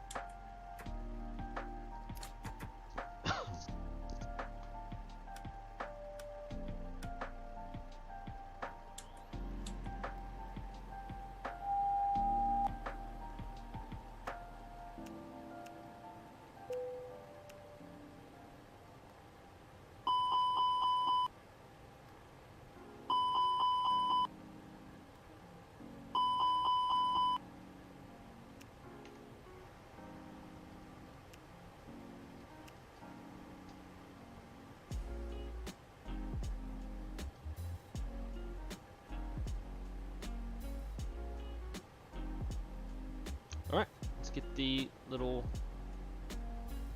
camera on. Cool. So before we start programming, so we got says 7 minutes. Man, we should do instant.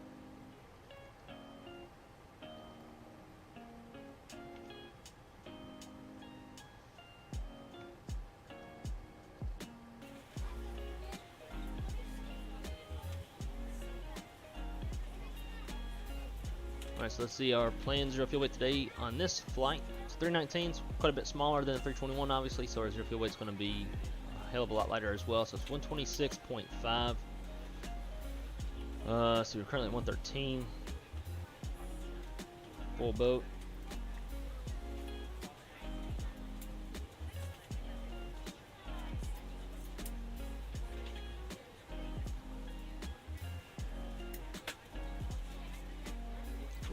Set, and then fuel's gonna be 16. Let's just call it 17. Even. Cool.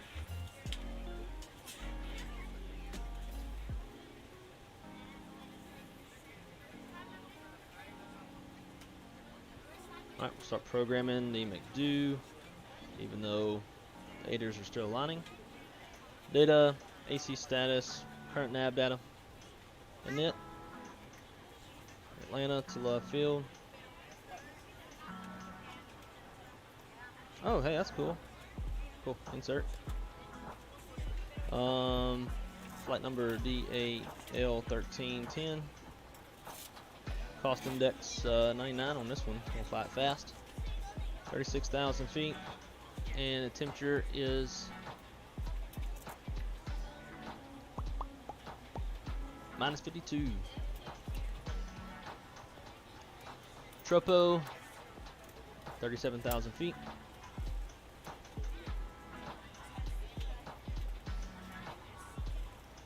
Flight plan. Does it already have this? I don't trust that it has the SID star in there. Departing off 27 right. On. Where's the damn Cajun. A lot of people think that because I am from Louisiana that I'm Cajun. False. I am not.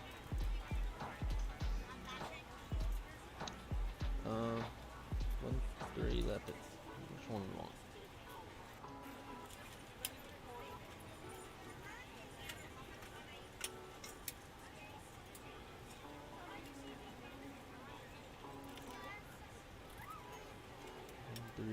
Alpha traffic, Quadrant 1639, we're passing 4,000, climbing to flight level 330 on October 2 departure. Yankee.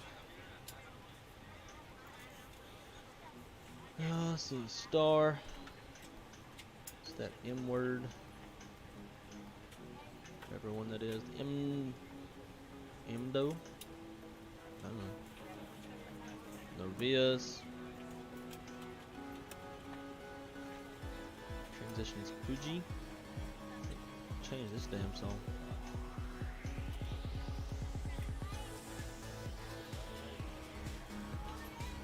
Goodbye.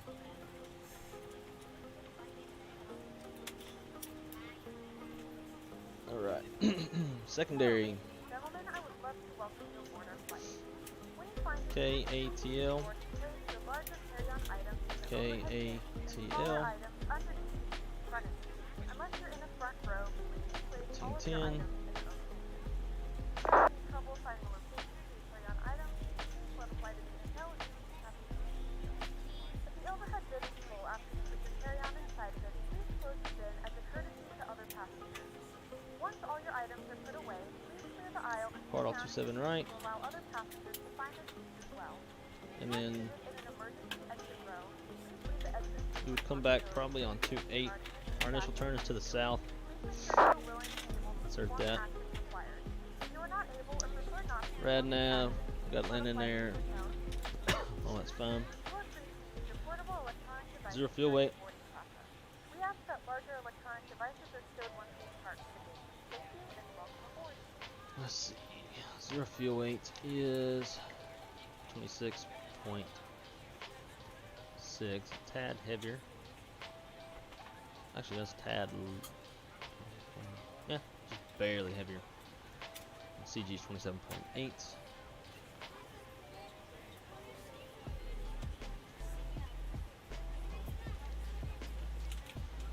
Alright, so 126.6/27.8. Block fuel 17. Perf. And go flaps 2 again. This will be flaps 2 slash up 0.3. Flex temp 56. And then our V speeds 132, 132, 135. Every time.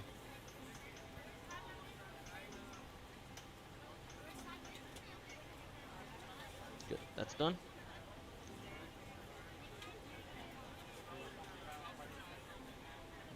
Well, that is good. Get the AP rolling.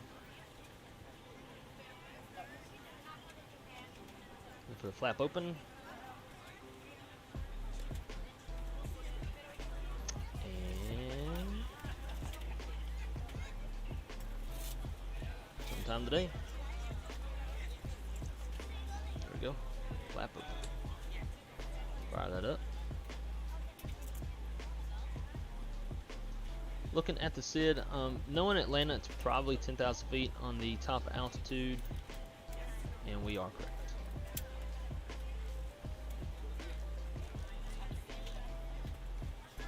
10,000.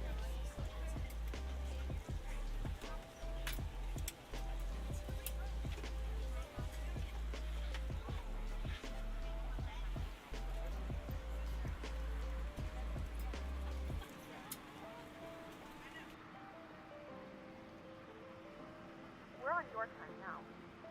Good morning, ladies and gentlemen, and welcome aboard flight 1310 with service to Dallas. Our flight time will be roughly 2 hours. Now that the cabin door is closed, please make sure that all devices are in airplane mode and your large devices are now shut down and stowed. Please fasten your seatbelt and make sure that all tray tables and seat backs are in a full upright and locked position for departure. Cabin crew, prepare doors for departure, cross-check, verify straps, and stand by for all calls. See what views we got set. More than the other one. Cool. Just waiting on that ADIRS to align. In the meantime, mini brief. Alright, it's going to be a right seat takeoff. It's a 319 for tail strike avoidance. No MELs or CDLs that degrade the performance of the aircraft. We're going to do a 2-engine taxi on this one. Taxi route, be pretty quick. Push out, nose to the right. We'll take Lima to Lima Alpha. 27 right for departure. No terrain, no weather, no hot spots or runways to cross.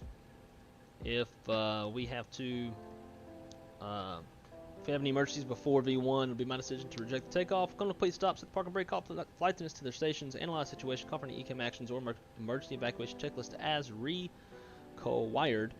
After V1, we're going to fly the engine out procedure. We'll speed up, clean up our engine out. Today on this leg is 2,010 feet off the ground.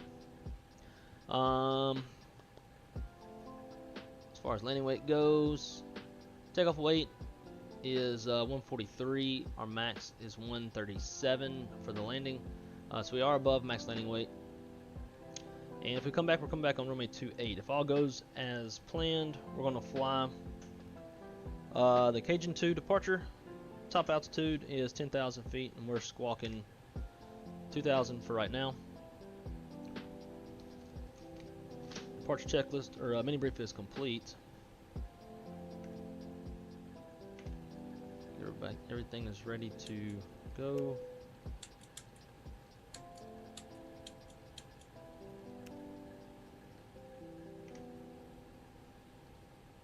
So auto.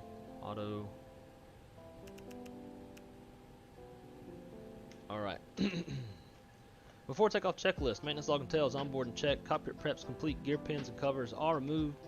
Signs are on auto. ADAIRs are in nav. Our fuel min required is 15.6. We got 17 on board. So refresh on the ADAS, make sure everything is still info uniform. Altimeter is 30.00 now. Come on. Altimeters are 30.00 set. EFB's checked. Windows door slides are closed and armed this time. Beacons on. Thrust level is idle. Parking brake is on. Transponder is in auto. Before start checklist is complete.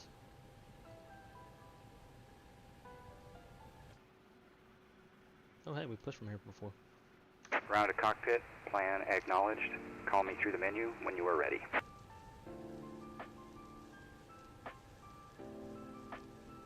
Ground to cockpit. Tow is driving up. Alright guys, here we go. What runway are you landing in Dallas? I am planning 13 left. ILS Yankee for 13 left. I've actually never landed in Dallas Love Field before, so this is going to be a new one for me. I know some of the approaches like come right over downtown Dallas.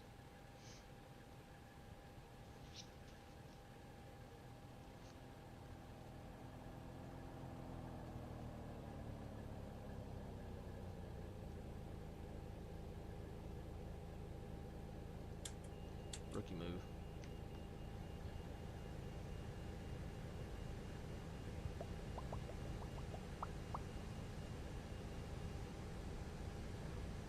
Okay, all doors and hatches are closed, ready to connect. Every time. Let's go ground handling. Hide all. Tollless.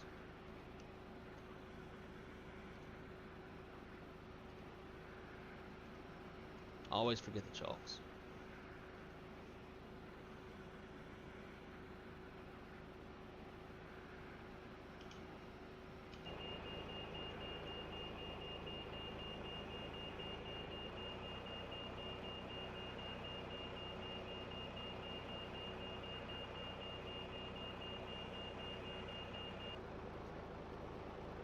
So connected and bypass pin inserted. Release parking brake. Park brake through the push. Starting pushback, and you may start engines. Get that set correctly.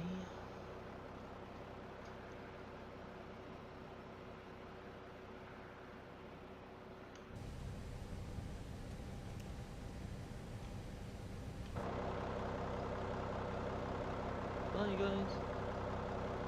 Atlanta traffic softness 908 is 25 diameter northeast on the Andre run, 1 arrival, runway 27 left, transition Atlanta. Every time we take off, we try to make the world a little smaller. Our first priority on every flight is the safety of our customers and crew. So please, give us your attention as we show you one of the safest worlds there is, the world of the beacon card. Is it gonna cut it or what? Be sure that all carry-on items are securely stowed in overhead bins. And place smaller items in the handbag underneath the front seat. Your electronic devices. Not enough. Cutting it hard.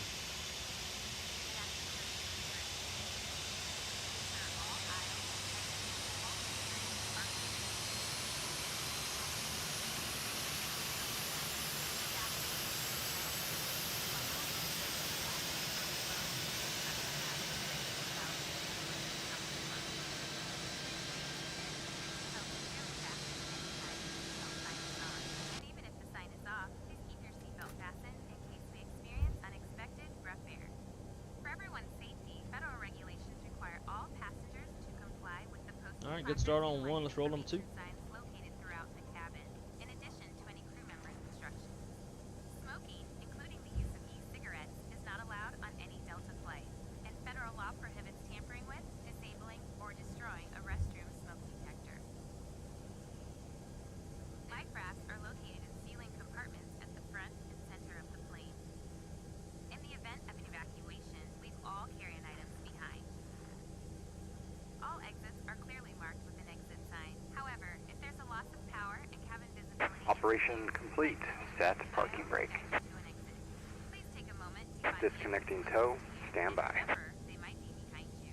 It's unlikely, but if cabin pressure changes, the panels above your seat will open, revealing oxygen masks. If this happens, Spin, reach up spin, and hold the spinning. mask toward you until the tube is fully extended. Well, guys, I am so glad that y'all are hanging out with me today. Slip the elastic strap This over is your absolutely head one of my favorite things to do in the if world. necessary. Flight sim, Normally, drink it good knows coffee, oxygen and hang out is with y'all. flowing, so don't worry if the bag doesn't inflate.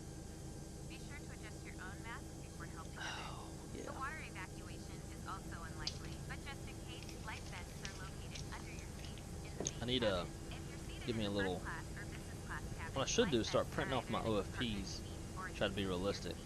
To use, remove the And vest from its container by have me a pulling little the tab trash can. underneath the pouch. I guess it'll be on this side of my chair if Tow I'm is the first officer. disconnected and bypass pin has been Throw the removed. Hand signal trash will be in on there. the left. We'll see you next time. Have a safe flight. As you leave the plane, Thanks, sir. place Have a the good one. vest We'll be by looking for the pin on the pulling left. down the red tab at the bottom of the vest, or manually It's one of the most open it annoying by things I get. It's not blowing that at much shoulder level.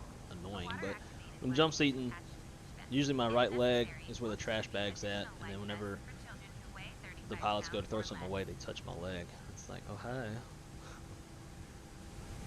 Alright guys, here we go. After start flow, engine mode selected to normal. Alarm and spoilers. Reset rotor trim. Flaps 2. Make sure it's in the correct position. Wasn't last time. This time our CG is 27.8. Speed down just a little bit. 0.3. Should be about it. And then from there, turn that because that's always loud and obnoxious.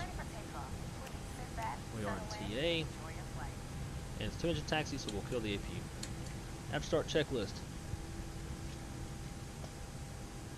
Engine anti-ice is off. Yellow electric pump is off. Rotor trim 0. After start checklist is complete. Here we go.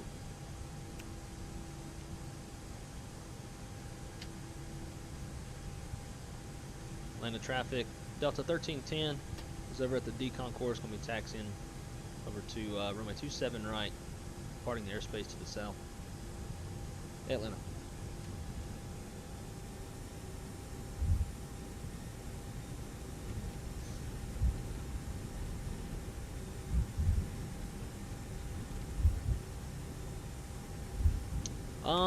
No, not always. It just depends on if I'm relatively heavy or not. With this runway, I'm sure we could take off flaps 1 if we wanted to. But we are a full boat. The last leg we were roughly half full. We could have taken off in flaps 1, but I kind of felt like flaps 2 was the right decision. It gave me a flex temp of 39, which is really high. That leads me to believe that it's calculating as if it's pretty heavy, and it would prefer flaps 2 for shorter takeoff. Alright, let's go mini brief as we get lined up here. Alright, our takeoff runway is runway 27 right. Gross weight is 143.4. Fuel 16.8. Flap config 2. V speeds 132, 135. Flex temp is 56. Initial altitude 10,000 feet. Standard transition, and our first fix is slaw. Mini brief is complete.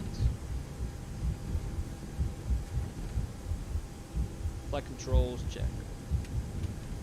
Full left. Full right. Neutral.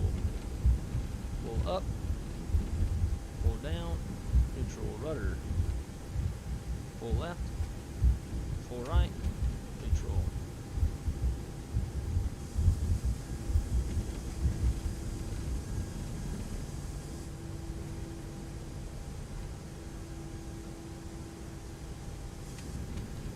Cool. Now before takeoff flip. Atlanta traffic Southwest 908 is at the runway 27 left transition, turning inbound 27 left. What? You said 27 left, then you said 27 right. What are we looking for? Atlanta traffic Delta 1015, push back and start. From where? say if you're not saying where.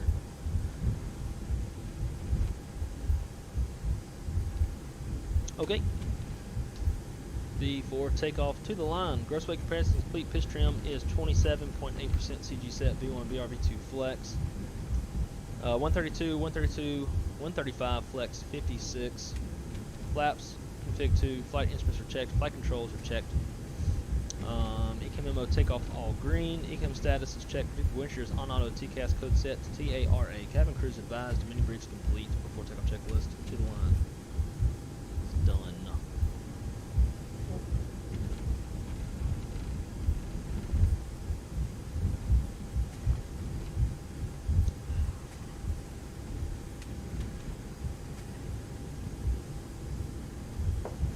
So EQ. Back to that flaps thing. Obviously, being that I dispatch Airbuses, I'm relatively familiar with like what weights are kind of heavy for the Airbus and which type of Airbus, you know, is heavy and what's not. Now, when it comes to the Boeing airplanes, I'm pretty much clueless. I usually just take off and like, I mean, if I know I'm relatively light, like we got a half load, I kind of base it off the passengers. For half full, then flaps 5. If we're pretty full, then I'll do like flaps 15.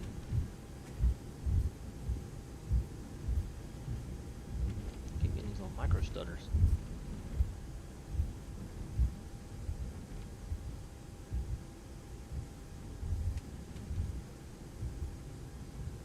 That's bothering me. It's part of why I do this X-plane stuff is for smooth frame rates.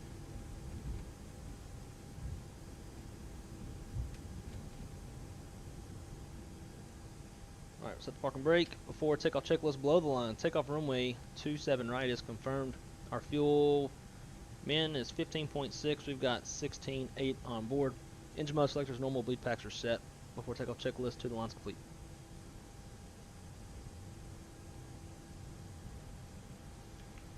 So where is this dude at? I don't see him nowhere. Atlanta traffic. Delta 1310, about to line up runway 27 right. We'll be exiting the airspace to the west. Atlanta. See if this dude says anything back. Atlanta traffic, Southwest 908, 10 mile final, 27 left, Atlanta. Cool. He's no factor.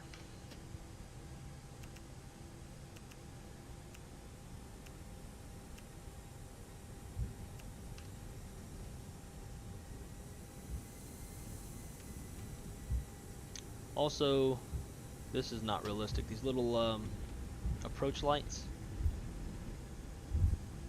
that would not be right here on this part of the runway.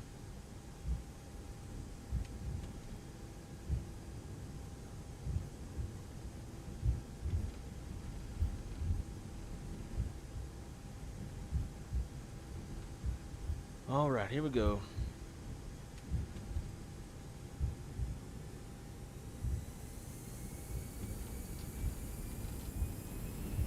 Flex, SRS, runway, auto thrust blue.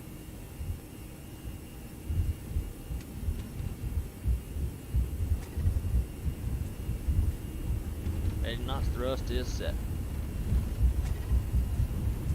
Neutral by hundo.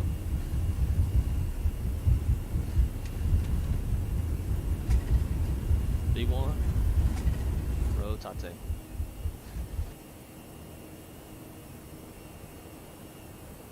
Positive rate, 0.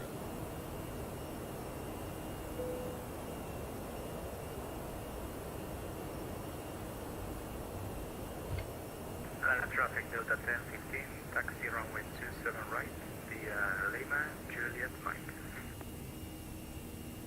Under traffic, Delta 1310, clear runway 27 right, exiting the airspace to the west, Atlanta. So I'm not pitching all the way up to the flight directors because we're barely even holding this speed. 908 is on short final 27 left, Atlanta.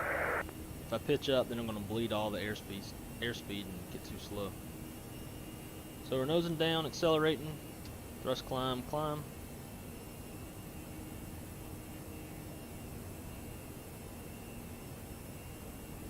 That seems like a pretty normal thing with these Toluses. Move. Flap 1. And we're above S speed. Let's go flaps up.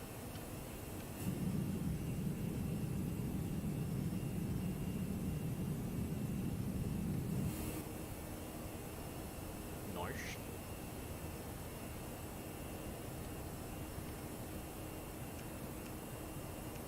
After takeoff checklist, landing gear is up, flaps retractably, packs are set, and APU is off. After takeoff checklist completes.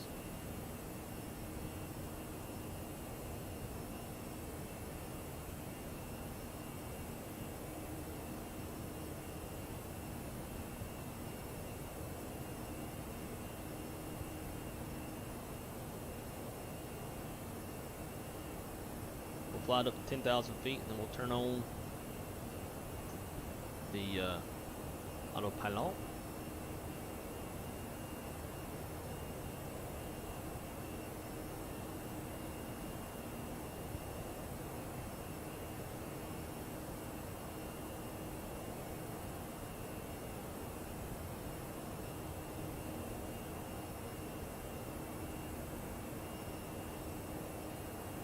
See, if I stayed on those flight directors, we'd still be fast. So I really question the flight directors on Tolus. Pretty much any X-plane airplane seems like the flight directors are a bit wonky.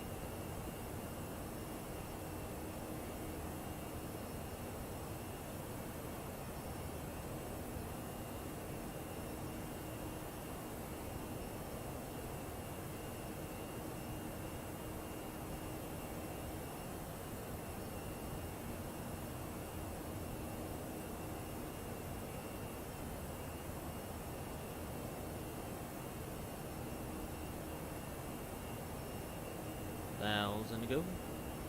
Speed, alt star.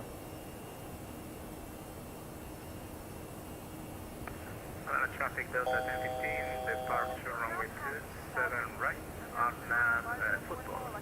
Traffic. This also reminds me about fast projects not constituted Sally board near the laboratory. This aircraft includes onboard Wi-Fi.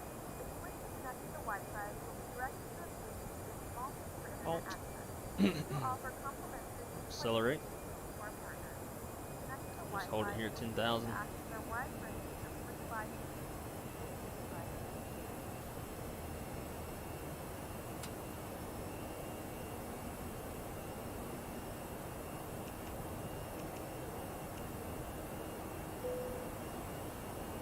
And we'll dial it up to 36.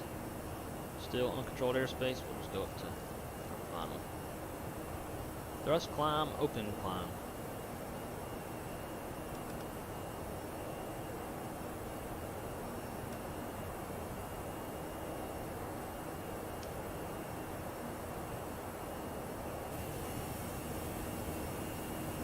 Man, those Cardo engines are so nice.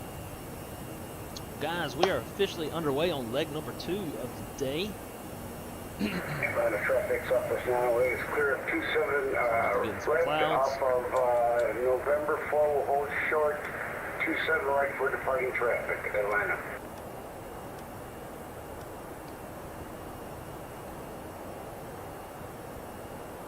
Flying this one fast. So from wheels up to wheels down, looking at a total en route time of 2 hours and 1 minute. They swapped the airport back around like the winds were favoring, then probably shorten up a little bit. So that was low. Traffic Delta 6 to taxi by Lima Julian Bike holding point 279. Currently still on 13 left.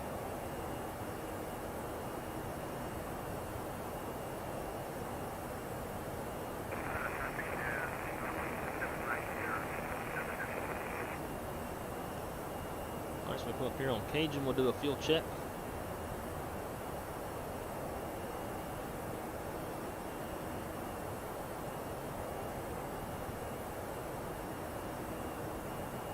Atlanta traffic's office 908 will take a right on November and hold short 27 right for departing traffic Atlanta.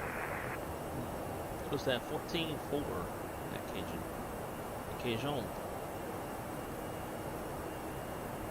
since we're on the Cajun departure, you know, you gotta talk a little bit of a French accent, you know, from the Cajun folk down Louisiana. You gotta take the onion and the sauce and make the gumbo, you know, the proper étouffée, the gumbo line. It is crawfish season, and I'm dying to eat some crawfish.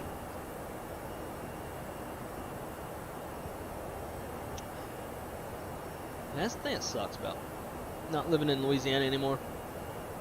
You got no crawfish. There will be some places that have crawfish down here in Orlando, but it's incredibly expensive. They have to import it in from Louisiana. It's already expensive enough as it is. I don't need to be paying, you know, $11 a pound. Man, I love crawfish.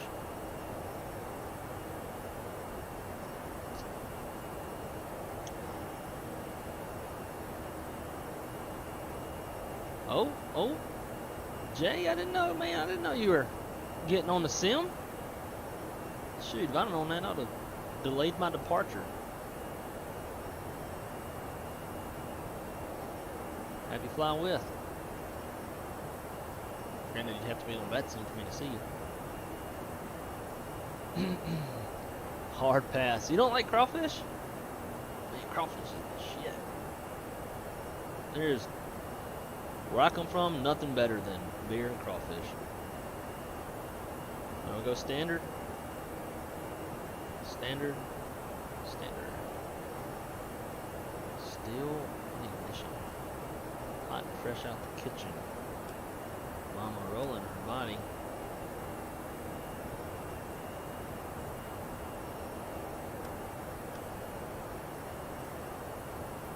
Weird.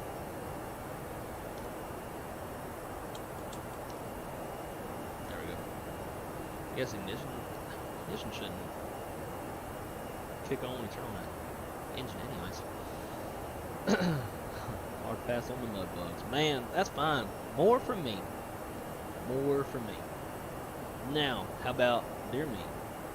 I bet you're a fan of deer meat.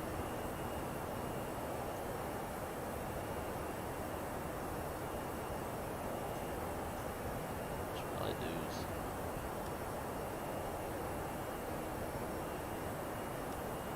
make sure everything connects the way that it's supposed to.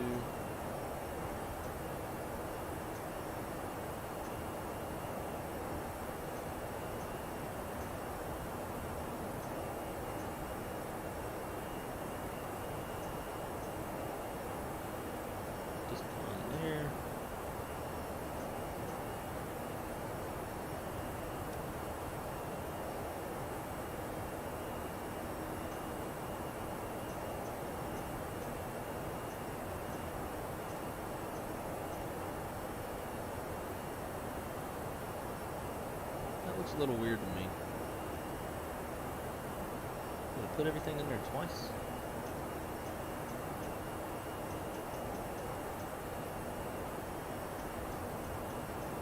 No?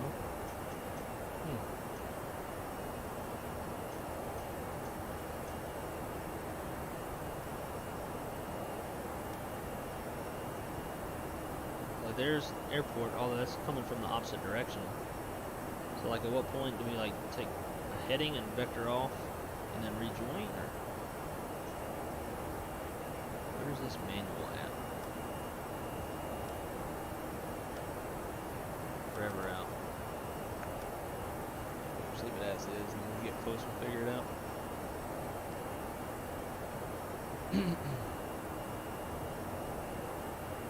Haven't had good deer meat in a hot minute. I've had some ground not too long ago. I don't even remember what I made out of it. Some fried backstrap would be very nice. I'm getting hungry. Y'all can't tell. I've been up since 5:30, 6 o'clock. Haven't had no breakfast.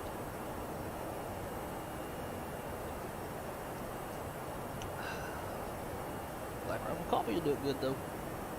What's everybody doing today? What y'all's plans for this, well, at least down here in Florida, this beautiful hot ass Saturday? What are y'all doing? Let's check the weather for Orlando.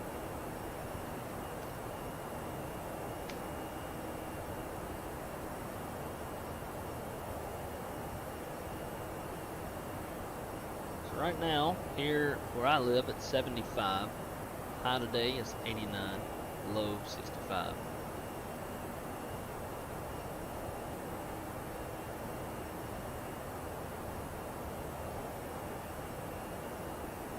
And it's saying no chance of rain.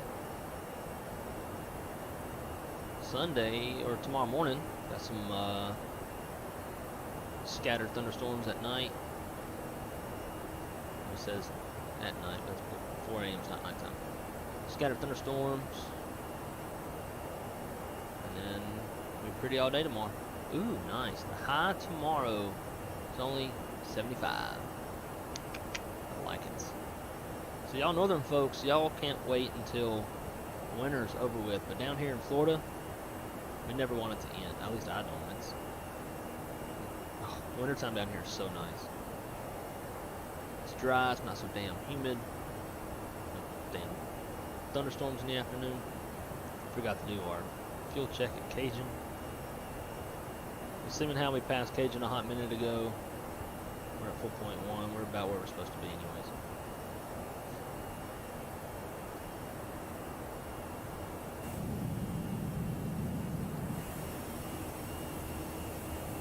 Got that nice Delta interior on this one.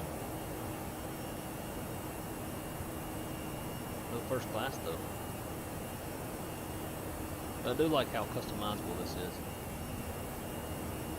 Hopefully, whenever the Phoenix comes out, like all this stuff can be customized as well.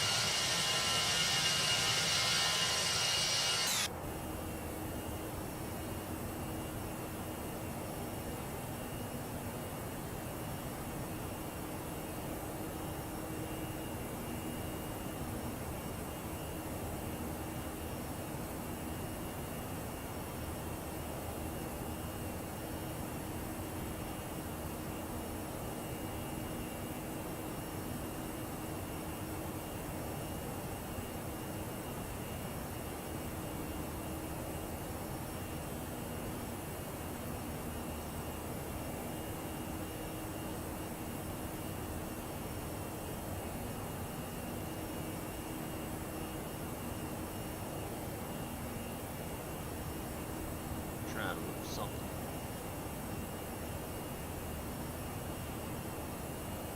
Guess it just legit makes it bigger, but not. Oh yeah, we can see a little bit more.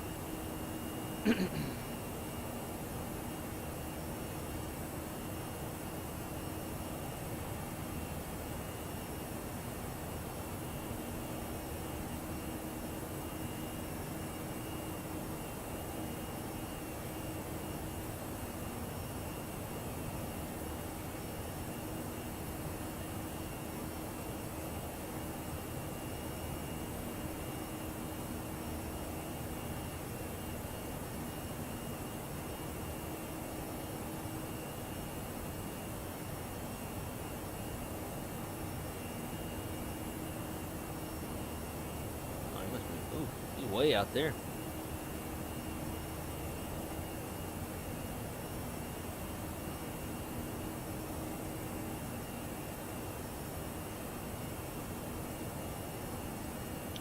Push him back.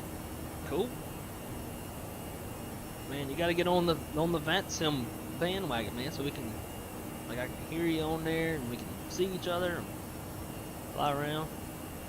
If I had the gas, I'd just turn around and fly back to Atlanta and then swing it back around.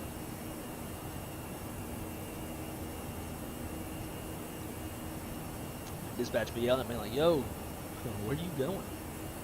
Nowhere, bro, don't worry about it. The next leg, have a little bit more setting up to do. Gotta set up the yoke and the throttle, quadrant, and get all the hardware going. We're going to be southwest on the next one. Headed over to Albuquerque. And then Albuquerque to, let's say Vegas. Then maybe Vegas, Denver or something after that. I don't know. Doing a wheel. So, is your pushback toolbar thing, is it up to date? I saw yesterday that there was an update for it, so maybe that's what's partially causing your problems.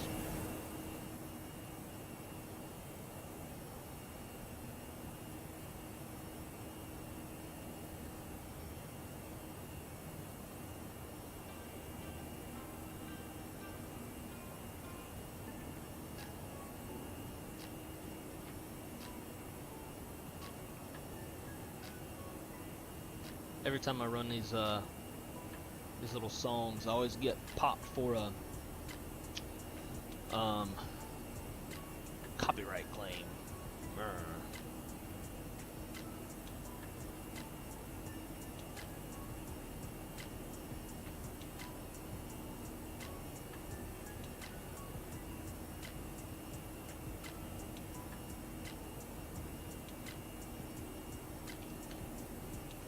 So weird. I don't know why yours is doing them wheelies.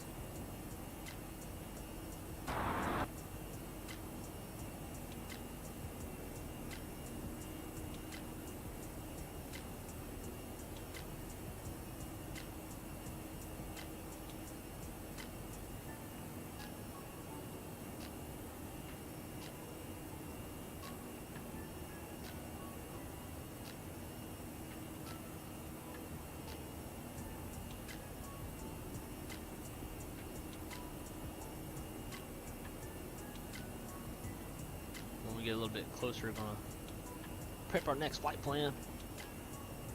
As always, guys, I'm sure most of y'all have, but if you haven't already, please smash that like button. I don't know what the most likes I've ever had is, but maybe today's stream, since we're streaming so long, we can break that record, whatever it is. Dude, what is the deal, man? Every time I leave somewhere today, as soon as I left, as soon as I was off the ground in Orlando, tower takes over. And then I just took off, left Atlanta, and now Atlanta approach just took over. What in the hell?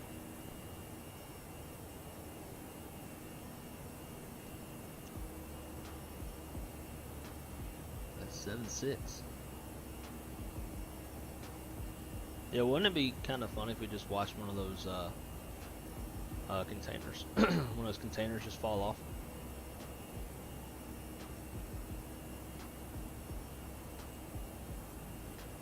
Still learning the pilot to ATC is helping a lot. Except they send you, forever far out.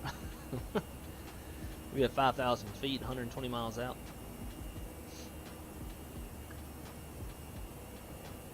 Yeah, I'm sure it helps though.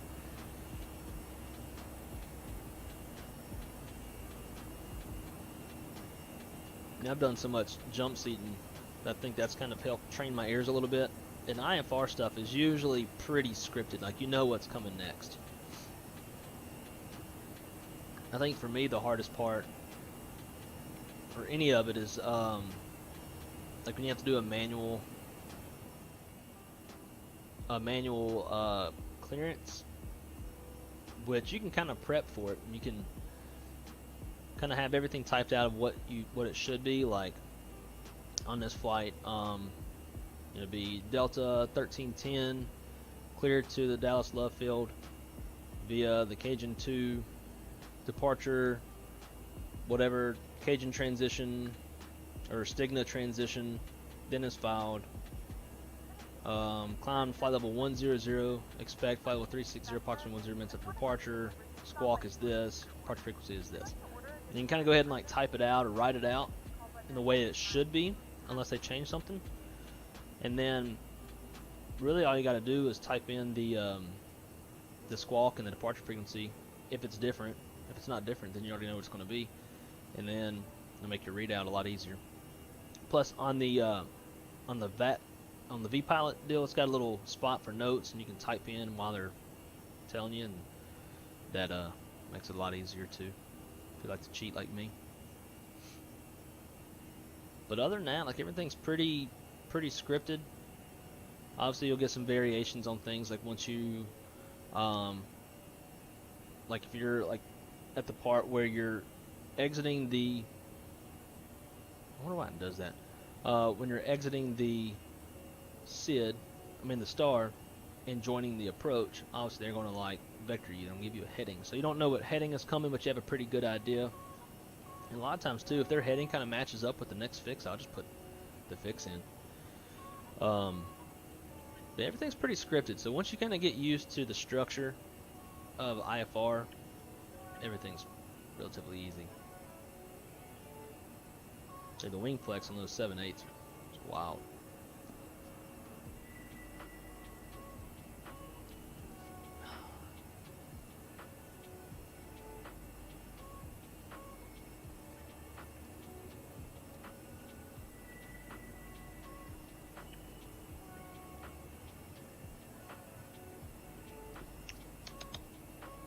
Coffee's getting cold already.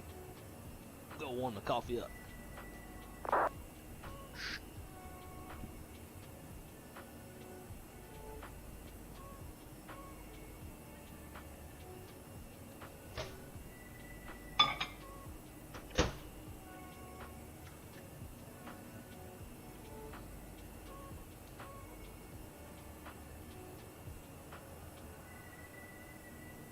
What we got to eat in her? Got some leftover pad thai from last night. Pad thai. I got some chicken nuggies in the freezer. All this stuff's for lunch though, so I guess we'll just wait till lunch. I think the radiation from the microwave is interfering with my connection.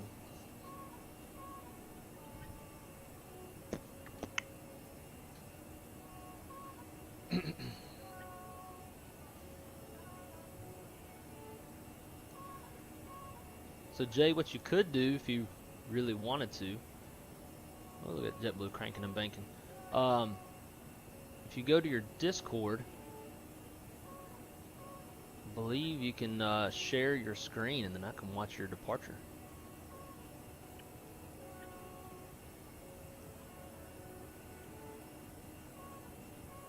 Actually, we have to be on a server. If you want to go to the wrong side server,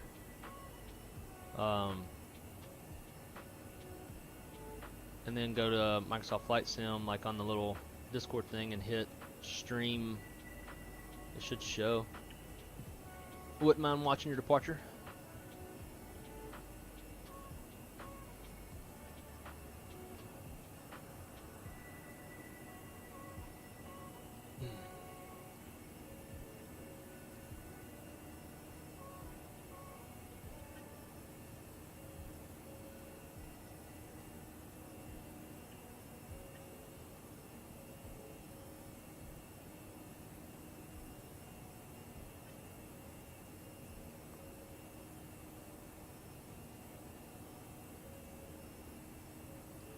You know, this thing says it's on follow, but it doesn't seem like it's really following too much.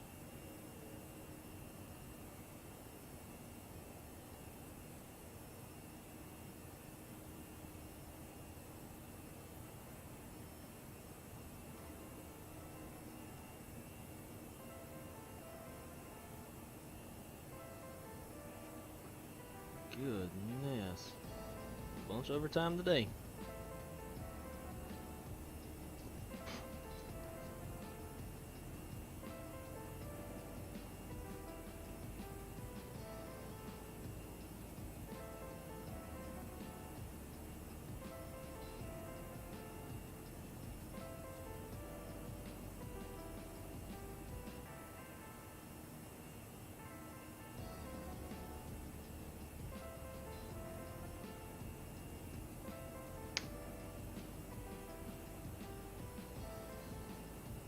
What we got coming up here? 3:30.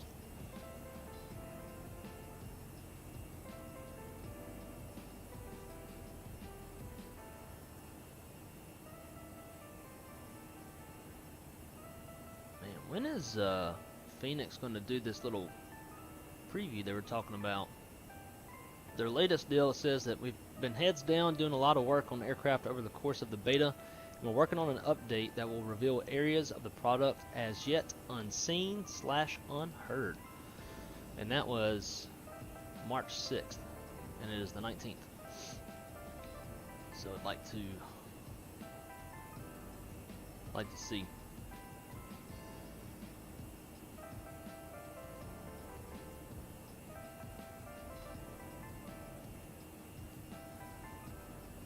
So Jay, do you know how to you don't have to if you don't want to, but do you know how to stream your flight on Discord? It's pretty easy. I'd like to watch. You know, we're not doing anything right here. Looks like we're hitting Stigna. Let's see where our fuel is. Currently 12.4 at cruise. Let's get that seatbelt sign off. 12.4. And on the flight plan, it's supposed to have 12.2. So we are underburning, which is good.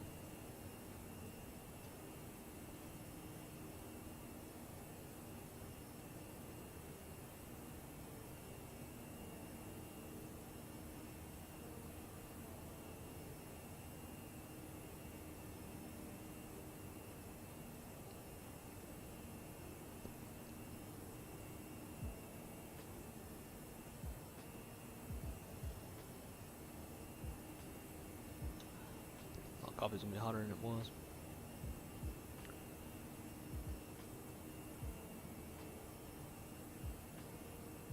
Alright guys, so I've got a question for y'all. At what point do y'all think it is appropriate for a YouTube content creator like myself, who is obviously not big time and getting paid by YouTube and all that shit, at what point do y'all feel like it's appropriate to put like a PayPal donate link and all that kind of stuff?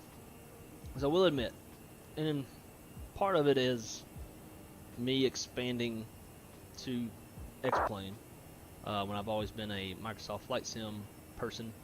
Oh,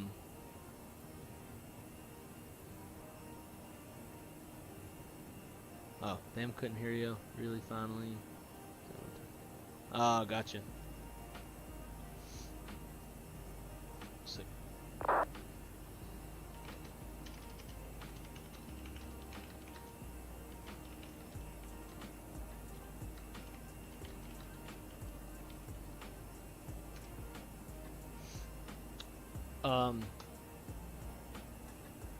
So yeah, so a lot of this stuff obviously gets pretty expensive. A lot of it for me, since I'm relatively new to X-Plane, I don't have a lot of airports.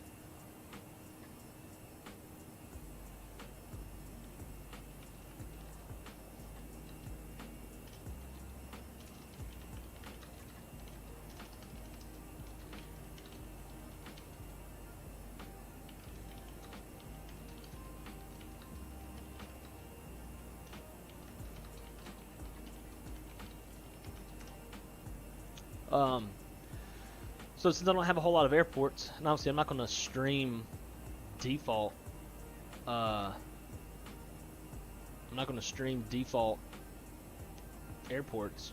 That's gross.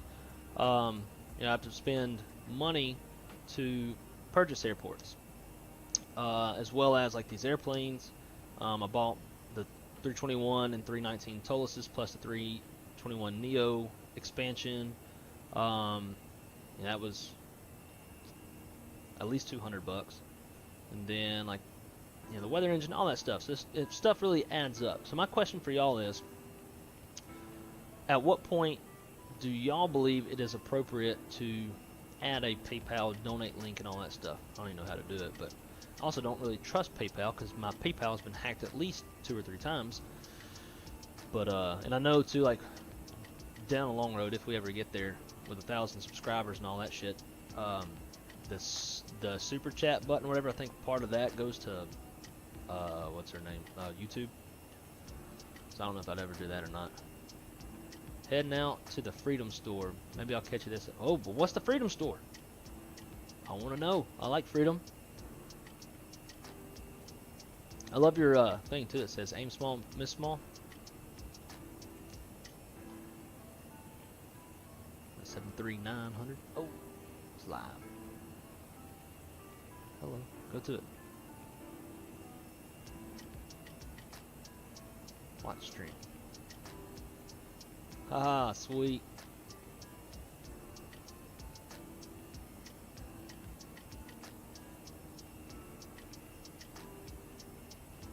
Nice. I can see your flight. I can definitely tell that you have all the, you have it spanned across. Because it's super wide, but, you know, I've got a wide monitor, so it works for me.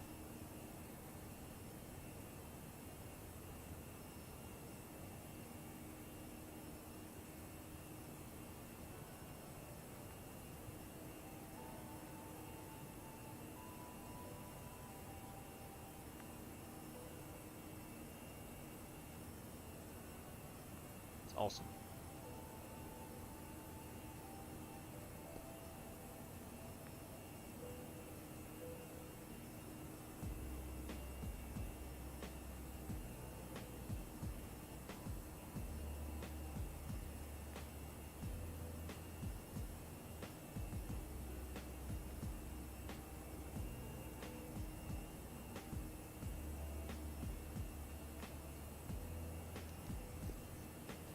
I don't know how well it will look with 3 screens. Yeah, I mean I can still see everything pretty pretty clear.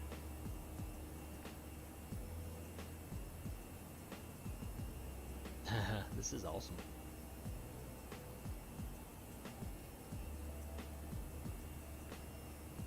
Here's how I'm seeing it. But once when I put it on my 49-inch ultra wide, it actually looks fine. It's a little bit grainy,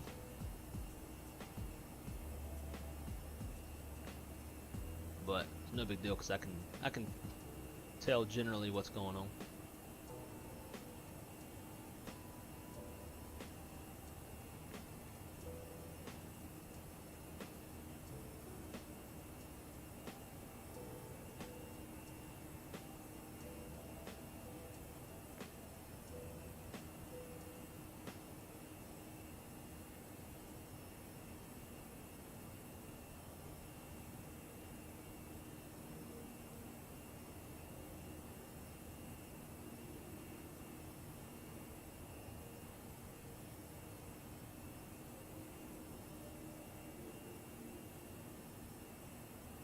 Man, that's not even live. Oh, Fort Lauderdale. Huh.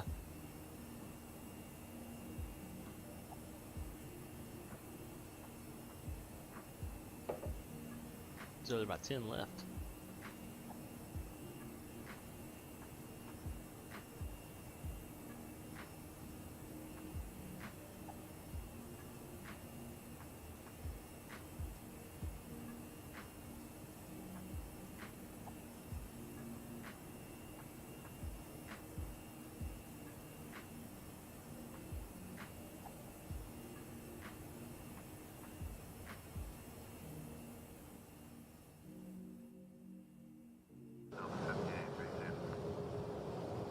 Young-san, just a moment. Good question. Yes, you guys doesn't see that today hardware. Yes, of course. 10 left using hardware. Delta 1583, contact Lambda departure. See ya. Delta 1583. Oh, how I'm glad not to be down there. 'Cause usually when I'm seeing this, I'm at work. Southwest 3468. Like I'm down in Lauderdale for work. 0905, runway 10 left, clear for takeoff.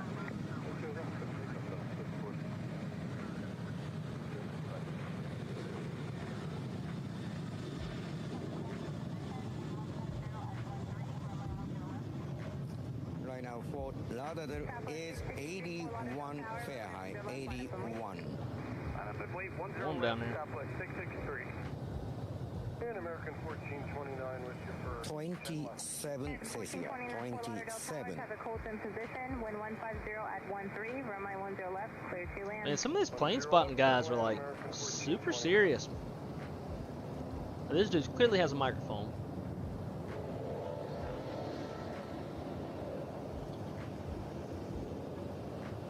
All these SWA boys. Alright, Lauderdale's gonna be boring because there's not gonna be any heavies out of there.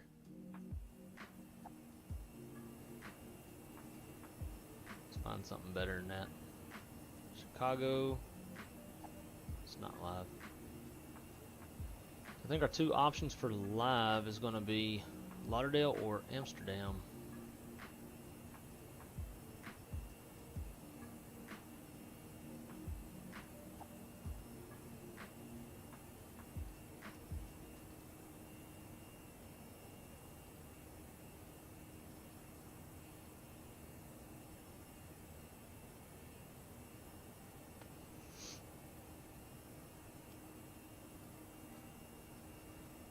Damn it, didn't start Delta. Oh shit, did I start mine? Yes, okay. Scared me for a second.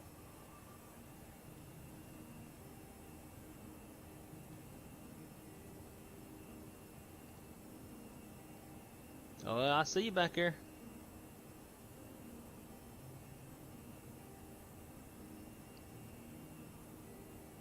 A little ways behind us.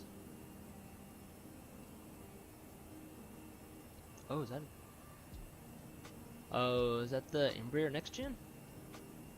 Damn, it's windy. Yeah, that's the, looks like E195 Next Gen. I think.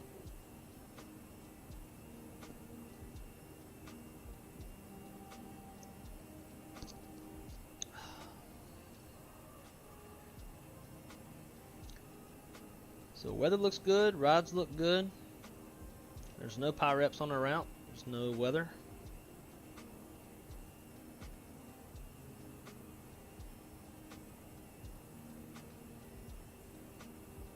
Select runway. To your right's closed, to your left is closed.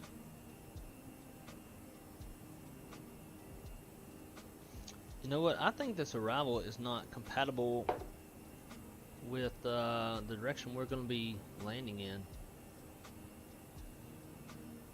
So we should probably look into that. Goes the airplane we're currently flying. 319 CFMs. Alright, let's see. Dowslove Star. We're currently on the MDO, whatever this is. Yeah, so that's wrong direction. Thanks, Inbrief. Let's find one with the correct direction.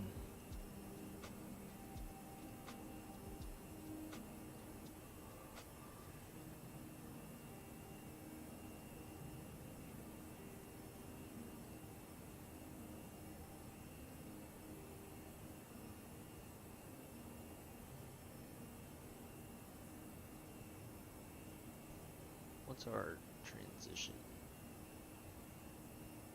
Pudgy. Okay, so this is what we're going to want. This will bring us, okay. So let's do that.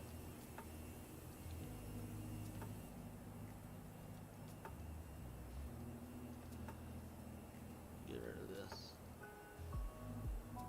Alright.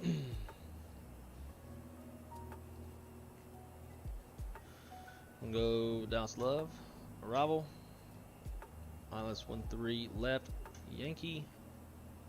And then this star was what?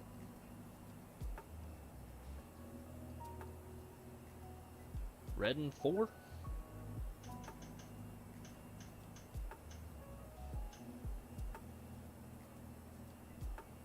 Novia. Pudgy. Inserts.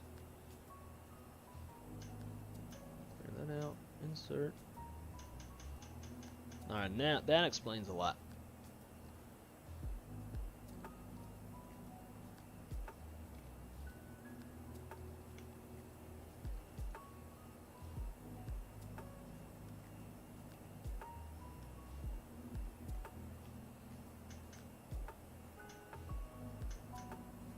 Sweet. Yeah, that looks perfect. All right, cool. I like. I'll take us north of the airport, and then from there we'll swing it around and we'll join at Wade's. Cool.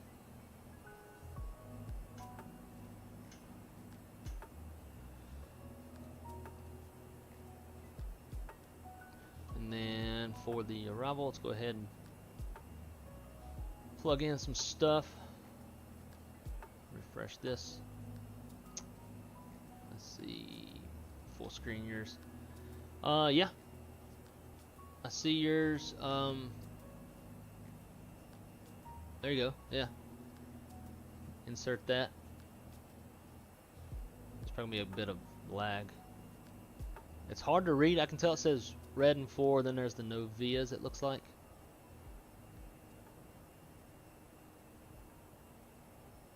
But hopefully you don't have any issues, because a lot of times if you change, at least from what I've known or what I've seen in the past with the fly-by-wire, and once you change like a star or something airborne, it kind of messes up the whole flight plan in the McDo. But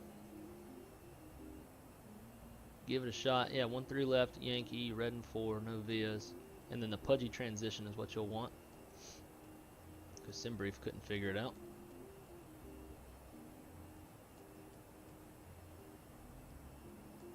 Yeah, so scroll down, find your pudgy.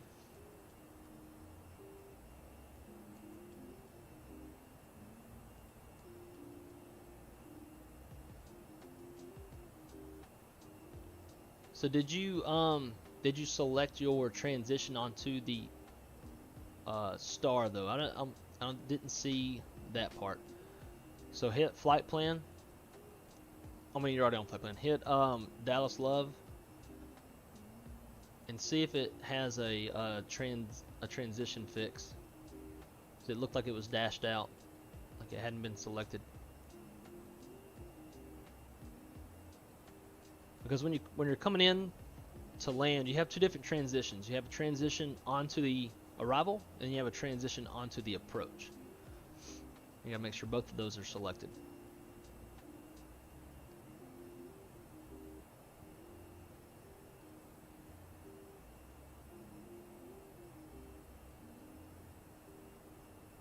Yeah, so I don't see the transition fix.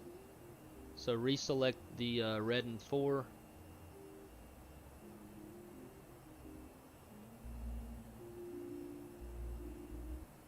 There you go, perfect. And just scroll down and make sure everything looks like it joins up correctly.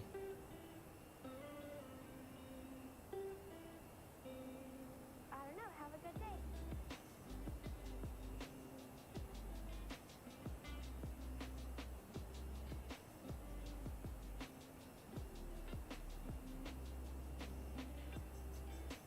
Because you might have another discontinuity in there now after selecting the transition. Probably a discon between MLU and Pudgy.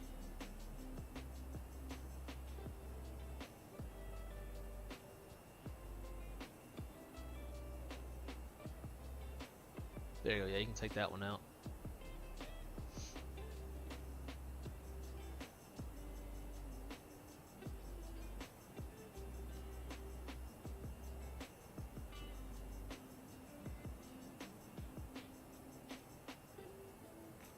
Looks like you're set. And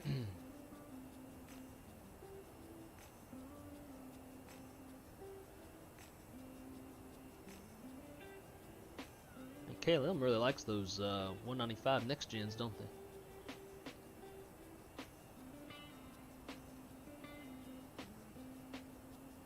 Damn, I'm getting hungry.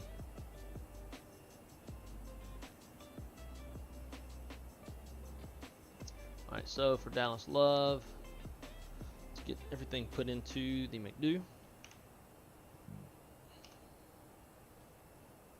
So we're gonna go winds are calm. Temperature's 9. Altimeter 3024.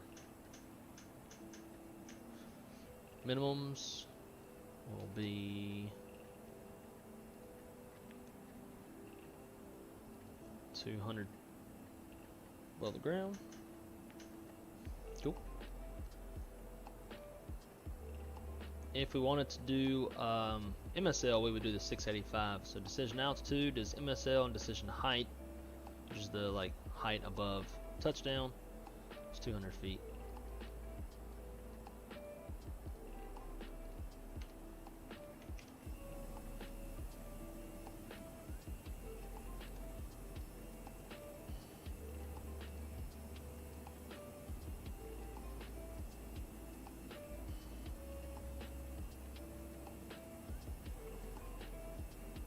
Jay, your weather looks pretty similar to mine. Which is always a good thing. There's always question Microsoft Flight Sim's live weather. I don't know how live it really is.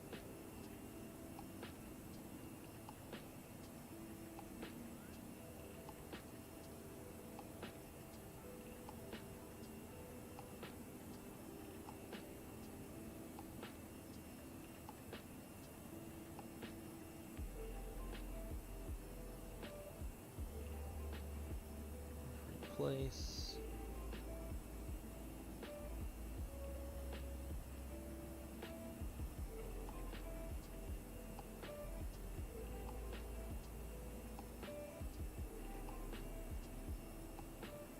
How do you spell this red and stuff? Get rid of that. Charts.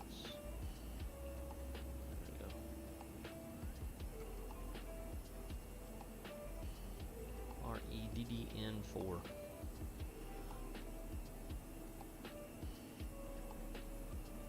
and 3 left. Replace. Nice.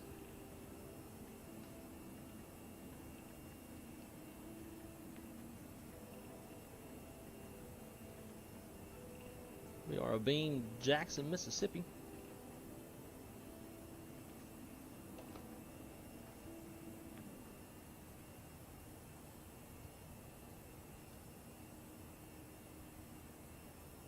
Why does it think that we're...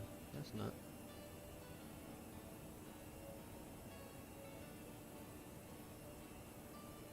ForeFlight thinks that we're...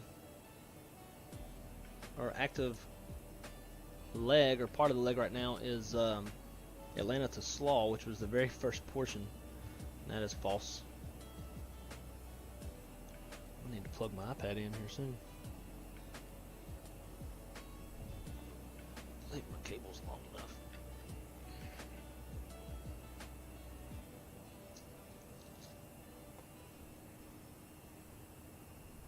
Oh, highly doubt it.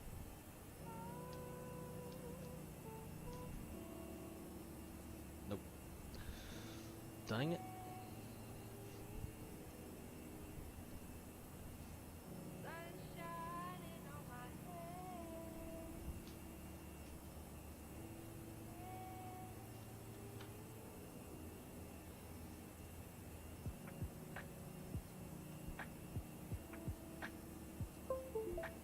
Dun, dun, dun, dun.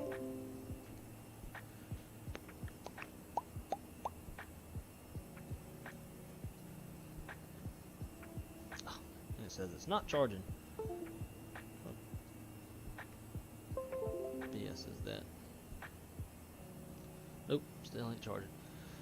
Bruh, I hate Apple.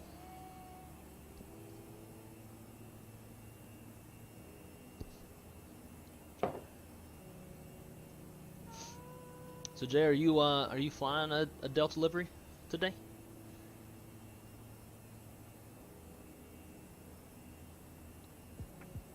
Oh, we got 12 likes. We're on our way. Don't switch.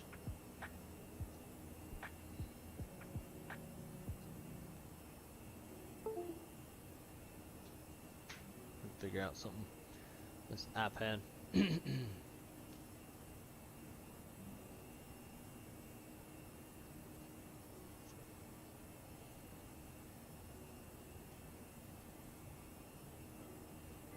Oh, okay. that.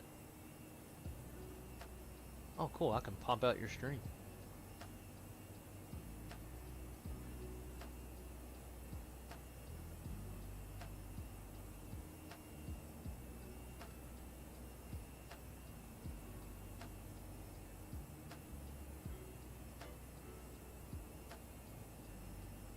There you go, Jack. Now you are featured.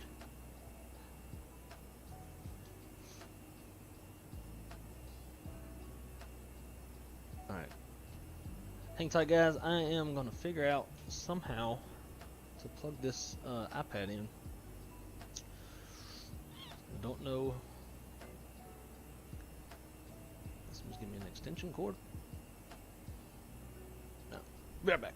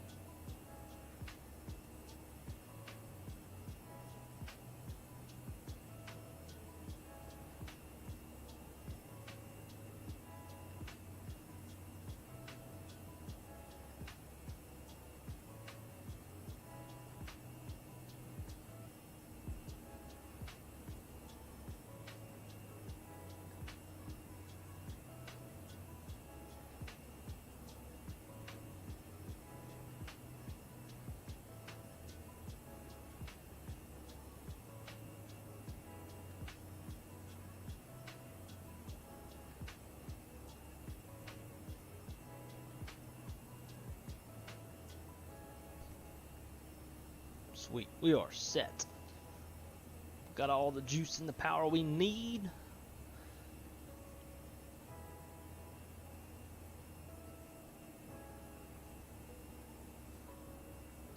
A WheezeJet. Is that a 320? Nah, 319. CF Films.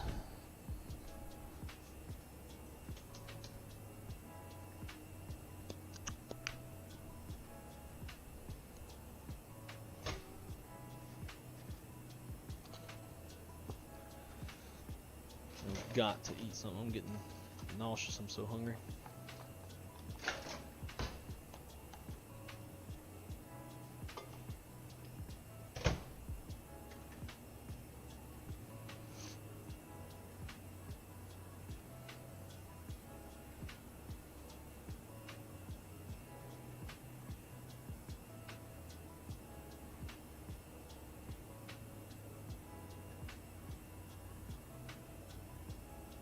I gotta mow the yard. Man, the yard's terrible.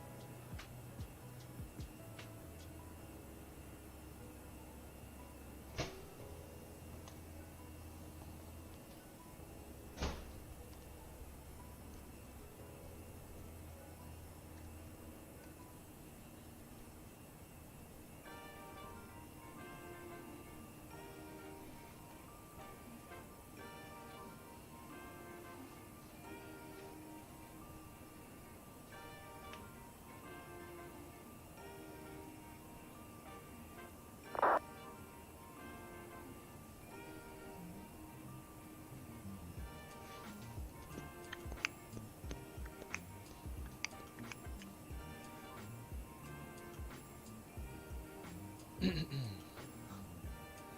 you're faster.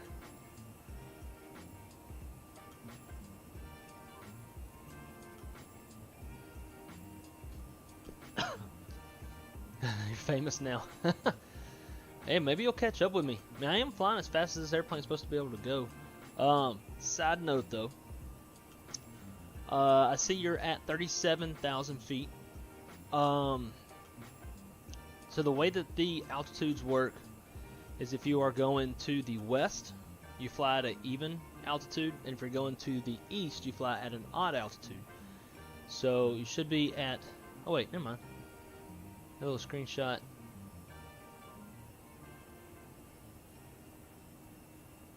Is that mine or anyways? No, I think that is yours. 37. So yeah, so if you're since we're going to the west, you want to make sure you're at 36 or 38,000 feet. If we're going to the east, then it would be 37 or 39. That way you can have aircraft cross each other 1,000 feet apart, which is also called RVSM airspace, reduced vertical separations minimums airspace. So above 280 is RVSM, which aircraft will pass 1,000 feet over each other. But yeah, if you're cruising at 37 and you're going to the west, you could potentially have a collision.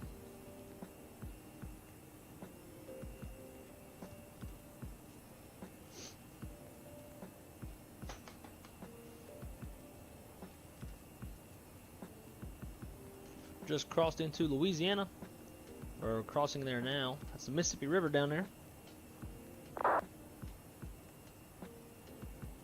That's okay. Now you know. Oh man, somebody had liked and then unliked the stream. That's sad.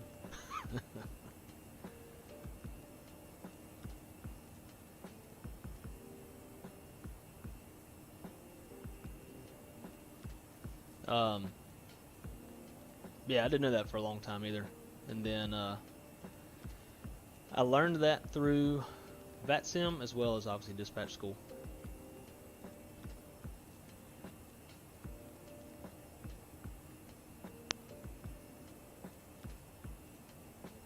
And also too, typically the higher you fly, the better the burns you get. So use less fuel if you fly higher. But you know, winds loft can always change that. Sometimes the winds are stronger higher up. A lot of times whenever I'm planning flights, the software will choose the most optimum altitude for headwinds. Kind of figuring out the best altitude not only just for headwinds but also en route, trying to keep up with the scheduled block time. And a lot of times if it plans it down low, I'll run it higher up, see what the burn's like, see what the en route time is like. And if it's increasing the burn and extending the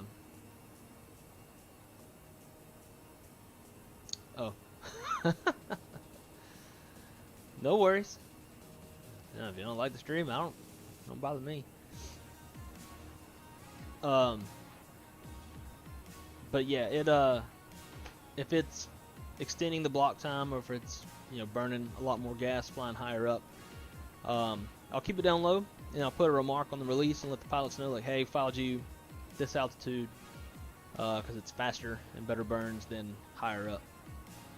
Typically, that's going to be caused by jet streams.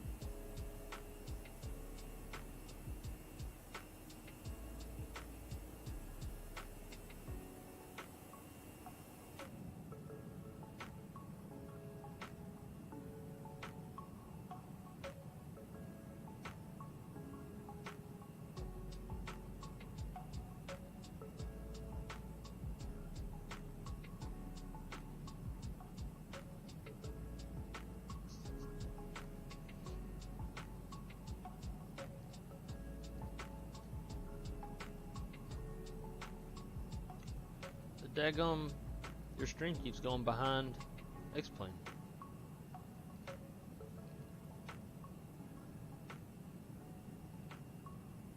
And I have it set to stay on top. It's weird.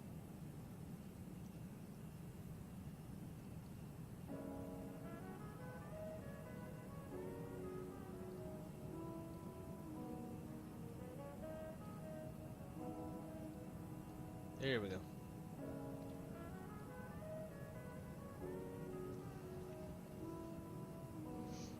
Should be passing over my neck of the woods here soon. Yep, there's Wham Break. Little body of water right there. So my parents' house is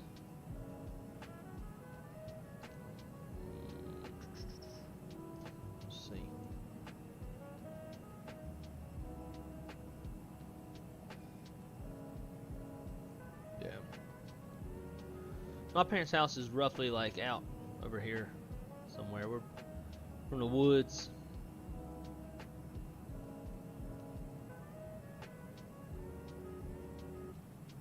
We'll be flying over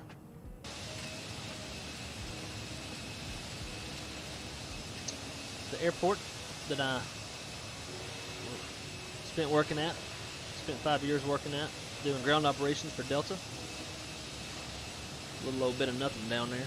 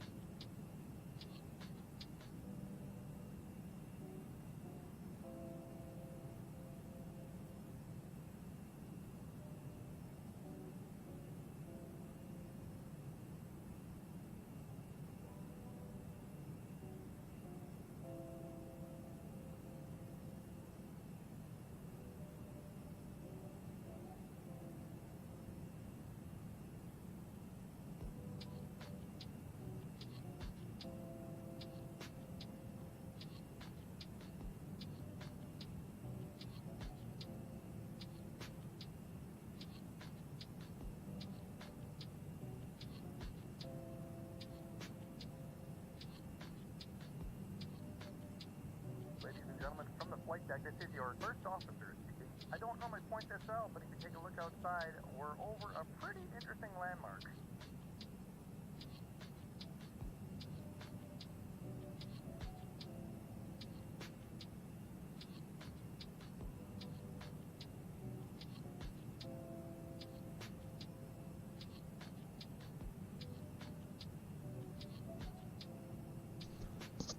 Bon appetit is right. Eating some leftover pad thai. I'm starving. Doing y'all a favor by keeping the microphone muted so you don't hear me eating.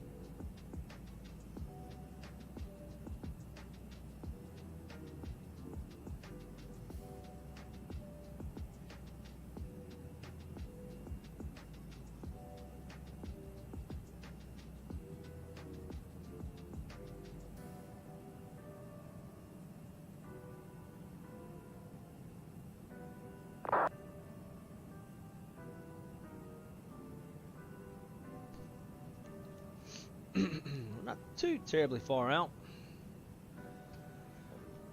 Yeah, that seems like the common thing, Jay, with the that pilot ATC thing is putting you down low. Way, I mean, shit. Like are you even out of the state of Alabama yet? Yeah, you're just now in Mississippi.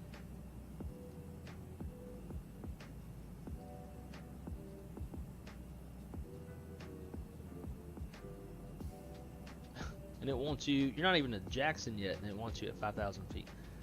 Yeah, that's that's kind of a weird thing with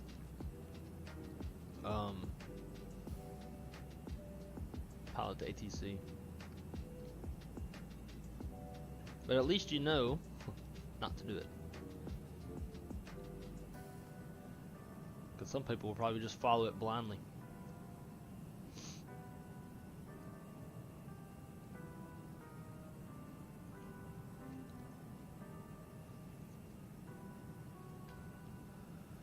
Oh, 37 minutes left en route.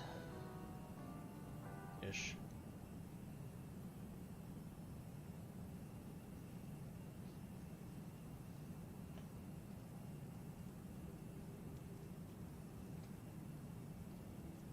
I guess from this point, we'll go ahead and get the next flight plan prepped and ready. Hit something in the sim or hit something on pilot to ATC.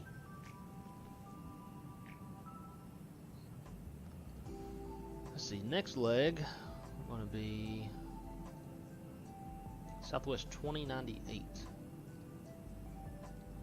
Andrew, where are you from, sir? Orlando. What is your local time now? So I'm originally from Monroe, Louisiana. Which we just flew over. But now I live in Orlando. I am a flight dispatcher for a U.S. Part 121 major airline.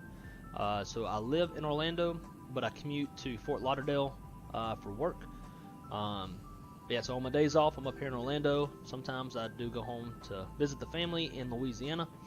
But that is where I'm from, and it is currently, where I'm sitting, 11:04 a.m. And the time zone that we're flying through right now in the sim, it is 10:04 a.m.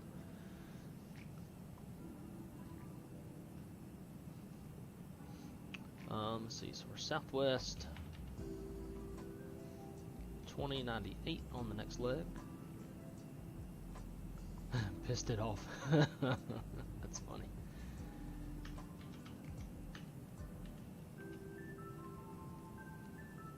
Albuquerque, good weather as expected. No alternate. Let's see if we're doing the ground in 35 minutes. Should be on the ground. Let's see. 1554Z plus 30 minutes. 1630-ish.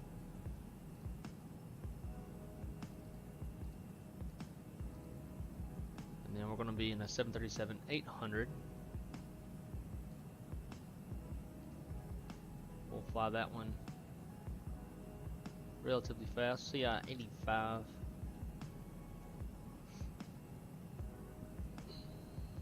As of right now, looks like rods are pretty good going out that. Ooh, maybe not.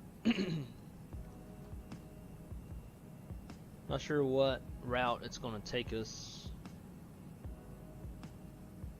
I'm going to go up towards Panhandle. Got some moderate turbulence out that way. Seen some pi reps for 37, 36, 34,000 feet.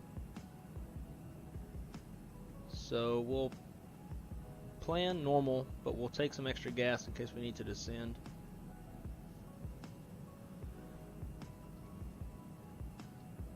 So let's see, we're depart off 13 left. Yes. Does Albuquerque have an ATIS? Yep. Arrivals expect visual approach runway 8 and 3. Not sure which one is the longer runway. We'll just go with, so they're departing 8 as well. So let's plan on 8. Usually the one they're departing off of and landing on at the same time is usually the better option. So let's do that. Runway 8, yes. Extra fuel, do 10 minutes below the line. And then I'm going to do 15 above the line for possible altitude deviations.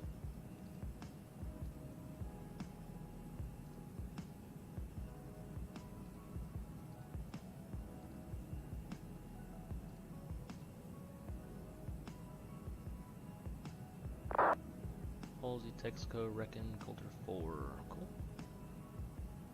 Generate, yes.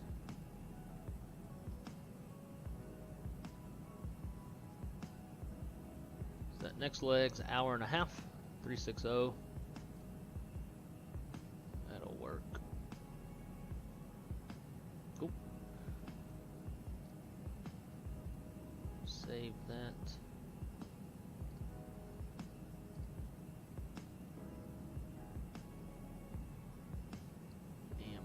Pre-file as well. If Vatsim is realistic, then flight plan should be good for about 2 hours, and then I'll drop out of the system. Ooh, look at this guy. Let's see what he's got to say. Landing live Air Force One, Joe Biden, live next week from Brussels Airport with me, of course. I will be live for that. That will be on Thursday. I think Thursday, something like that. The 24 of this month, Joe Biden and Air Force One, and of course the Dreamliner who will follow. No, Dreamliner, no, I think it's the 57 officials in, and so. So it will be great, really great, like last time, 9 months ago. And yeah, and maybe a surprise for next month. I still watching how to do. But maybe a surprise for you for next month. I will go somewhere where others don't. So yeah, I will still have to see that. But yeah, hope you're enjoying the show. Welcome to all the new subscribers, and let's reach the 10,000 subscribers, ladies and gentlemen. Let's do it here in Amsterdam Schiphol this weekend. Help me to reach that. Help me to do that. I hope that we will do that. You have interesting stream format, a lot of useful windows. Do it if you can. Appreciate it. You know, some of these legs get a little bit long. Turn this guy down. Okay, I see. Yeah, some of these legs, you know, get a little bit long, and there's not a whole lot to do, and especially in X-plane, there's not a whole lot to look at either. So, yeah, figured, you know, we'll provide as much content as it can to kind of entertain, to make it a little bit nicer for you guys. Yeah, so we got some live ATC, I think in Amsterdam, and then on the left got my good friend Jay, who is also here in the chat. EQ, he's in the chat. This is him flying on the right side.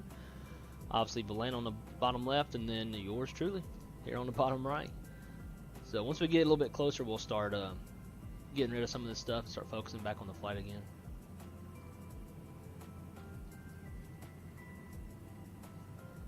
I do appreciate that.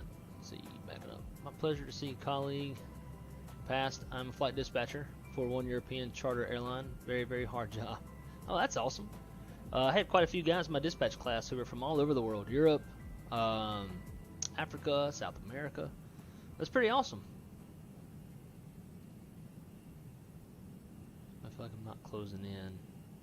After this flight, I'll keep watching, but I've got some running around to do. Drop son off at baseball practice and daughter in theater. I had a feeling you'd probably have some stuff to do, being that it's a Saturday and you're a father. So, Andrew, curious. So what all does European flight dispatchers do? Because it's always been my understanding that dispatchers aren't utilized as much as they are in the U.S. You know, here in the U.S., the FAA requires all airlines to have flight dispatchers, you know, in the operation. Here in the U.S., flight dispatchers exercise operational control using joint responsibility with the pilot in command. So, you know, we're we're the eye in the sky, kind of relaying all the information to the pilots, letting them know of any turbulence and forecast and bad weather and all that good stuff. So on the European side of things, what do European dispatchers do? Are y'all doing the same as us, or what's it like for y'all? When I was at my last company, we adopted the Lufthansa Lido dispatching software, and I was always told that, like, over at Lufthansa, they don't really have flight dispatchers. The system is pretty automated and all that. So, just curious.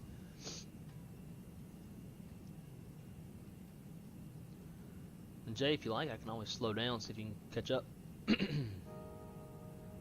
Am I at top of descent? I probably should be getting there close.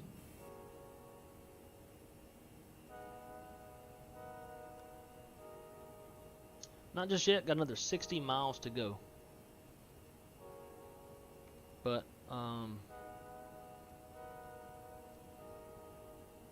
very interesting though. We're flying about as slow as the airplane will go, and I don't know why. Auto thrust is engaged. Alright. Kick that off.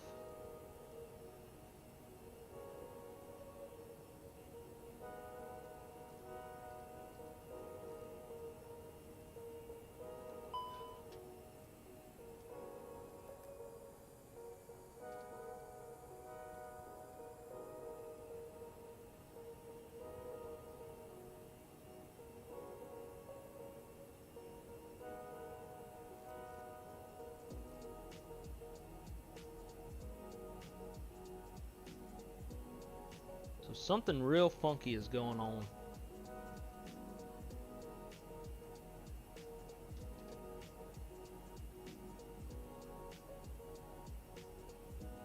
We're like in VLS.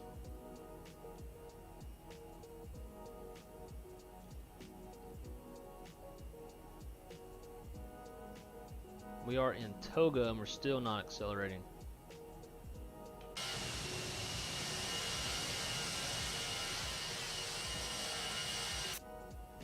Not good.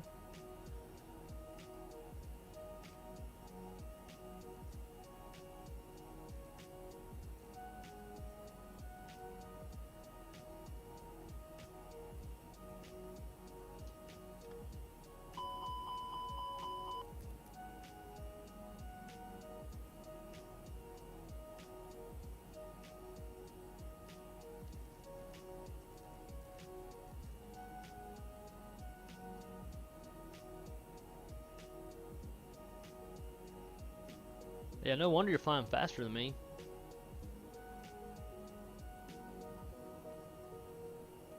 I don't know what's going on though. Like, we're in Toga, and we're barely accelerating.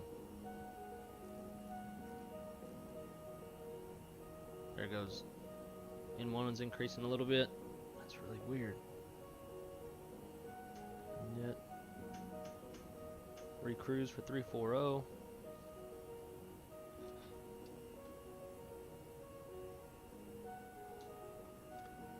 Track the slats.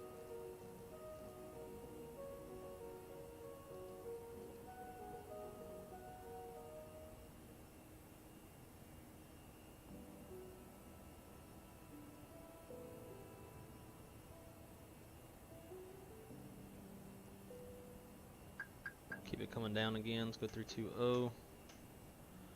Recruise. Oh, that is just the weirdest.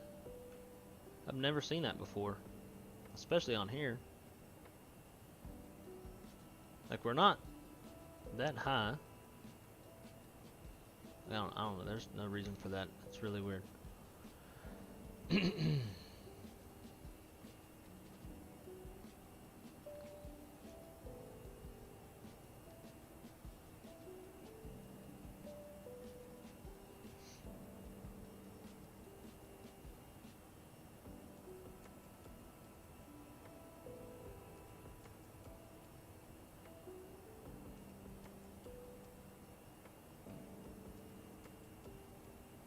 Still struggling to accelerate.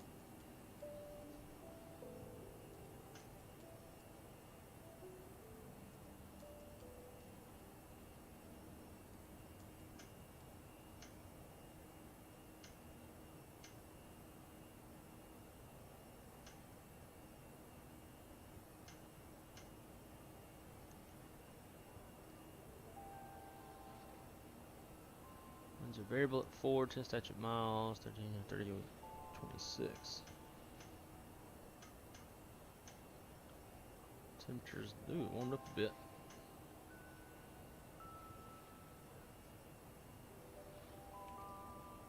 Look, we're bleeding speed, and we're leveled off.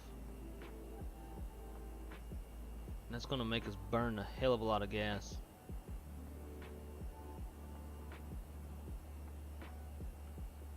A 95 knot left quartering headwind. Why are we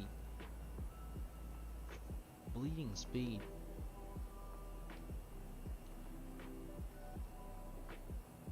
Flaps are stowed. Flaps are up. Gear is up.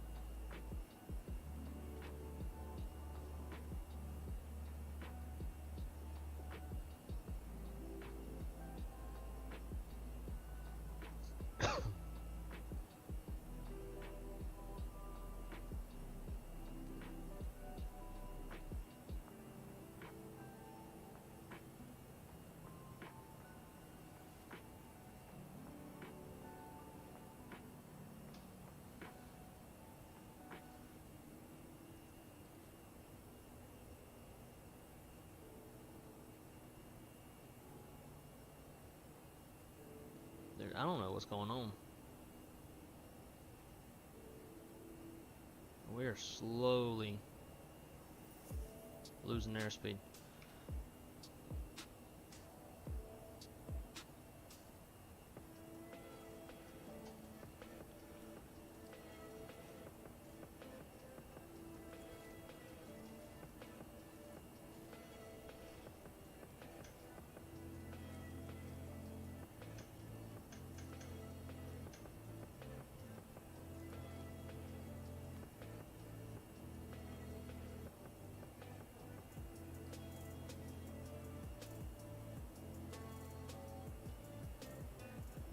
This is blowing my mind.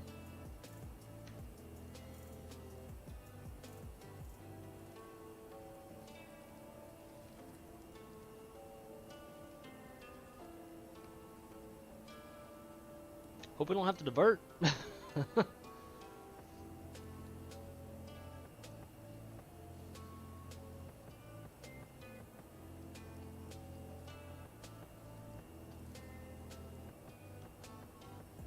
Got some traffic speeding on by you.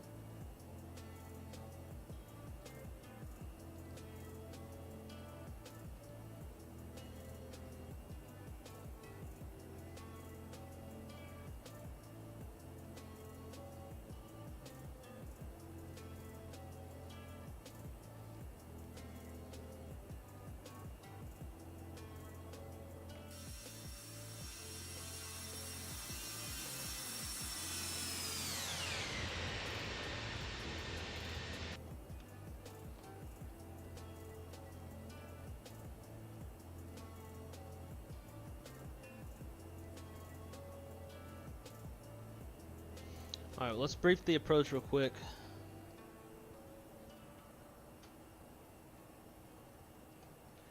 Alright, so we're coming in on the red and 4 arrival putty transition at Indris B between flight level 300, 240. Then at Orville, 9,000 feet, 250 knots. And then we'll go on the downwind to join final. Our approach frequency is 111.5, final approach course 133. Final approach fix is Nate, 1,900 feet. Decision height, 200 feet. And touchdown zone elevation is 485. We go miss, we'll climb to 1,000 and climbing left turn to 3,000. And box ourselves back. 3-degree glide slope, approach lights, Pappy on the right. Climb to 1,000, left turn 3,000. Box ourselves. To shoot this approach, we need 200-foot ceilings, half-mile viz. Weather is beautiful, so that's no issue there. Then on 13 left, we have high intensity runway lights, centerline lights, approach lights, touchdown zone lights, Pappy on the right, 3-degree glide slope on that Pappy. It's groove, RBR's reporting, and from the glide slope, we've got 6,282 feet of runway. It's 150 feet wide.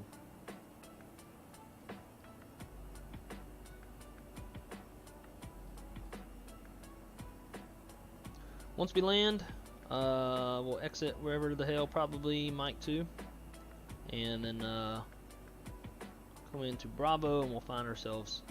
Actually, I think Delta parks all the way yonder. Yeah, if I remember correctly, we park over there. So we'll swing ourselves all the way around, park where Delta parks. It is an ILS. We'll arm the ILS push buttons. And we're bleeding airspeed again. This makes no sense.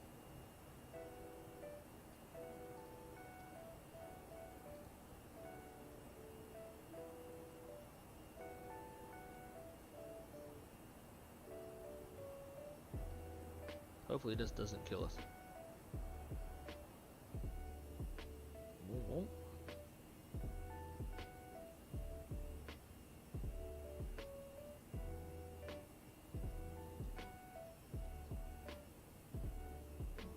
One knot headwind.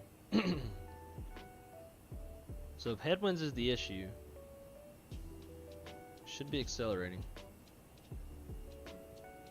And we are slowly.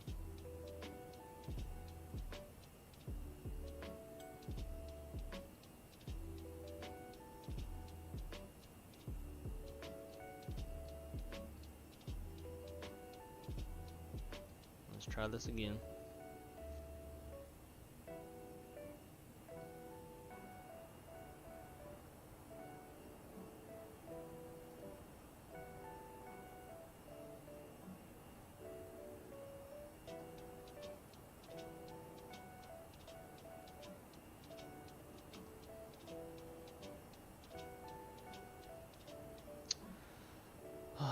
Very, very peculiar.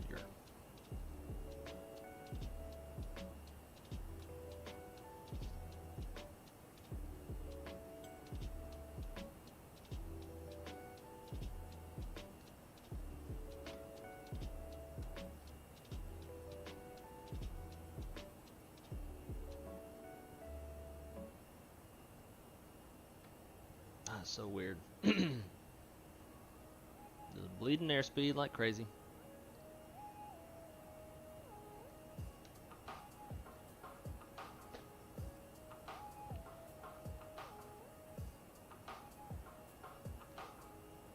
Like, it may not look like we're bleeding airspeed all that fast, but that's pretty damn fast. We'll be struggling to make it to the damn top of descent. We'll be at VLS by the time we're getting there.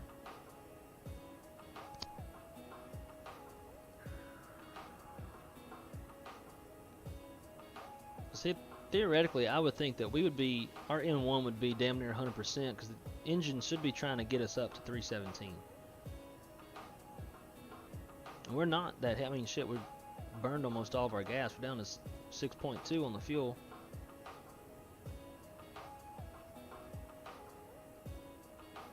Something weird is going on.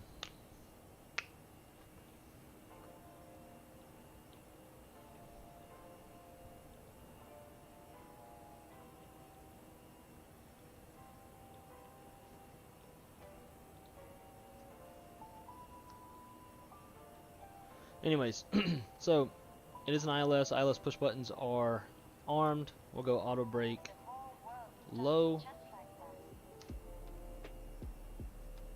And then once we start coming down, we'll do our approach checklist.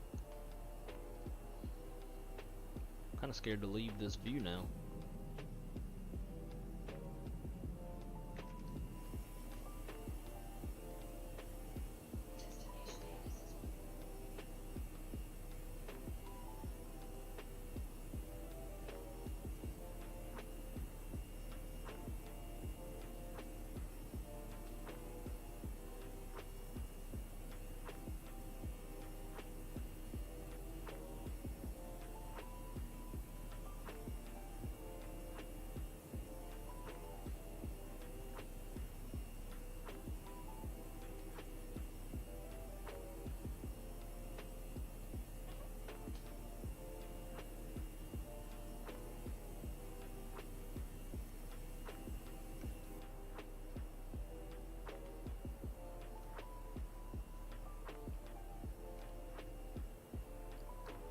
Alright, so bottom altitude on this arrival was believe it was 9,000. Yep.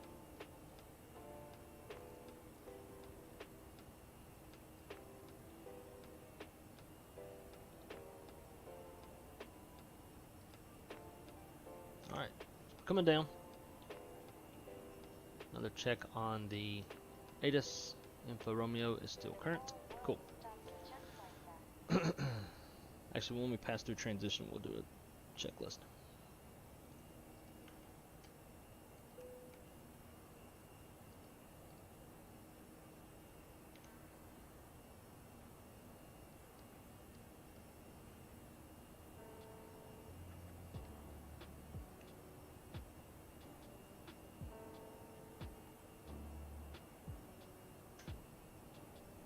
So right now we're estimated 4.6 fuel on board when we land.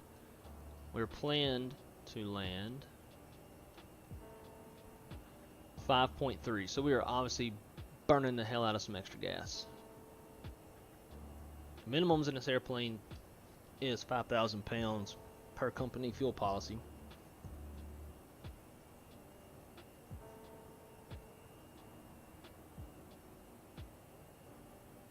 I don't know, that's the weirdest thing. Like we are descending at 1,000 feet per minute and we're barely accelerating.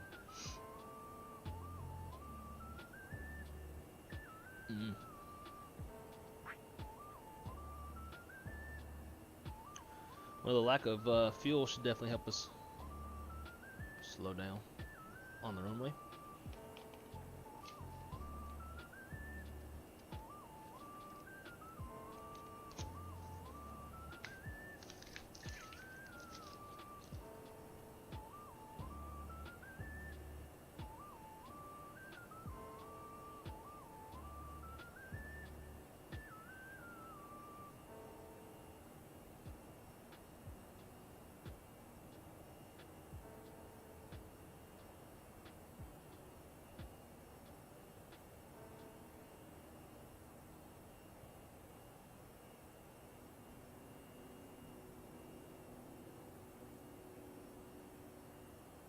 Girlfriend just offered to buy me a Black Rifle coffee hat. But it's okay. I already got some.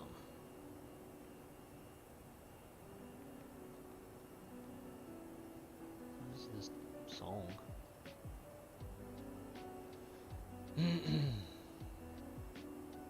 Alright, let's see. Oh yeah, dude. Jay, I think you are catching up, man. You're just past Ruston, which is where my sister went to college. I'm just now in Tyler, Texas. Out here in Tyler, Texas, the PRCA Rodeo, sponsored by Cactus Ropes, Cooper Tires, and John Deere Tractors. Doo-doo-doo-doo. Should have been a rodeo announcer.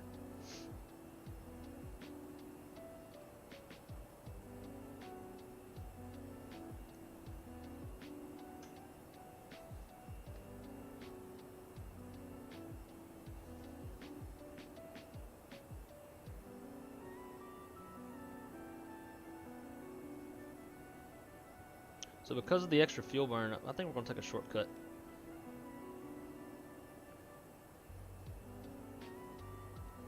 Let's see.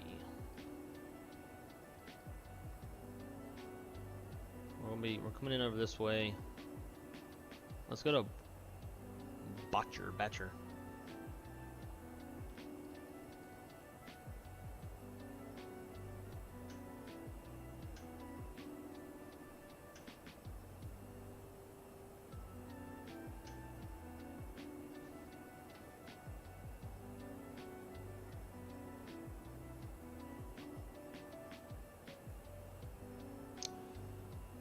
.388 on the ground speed.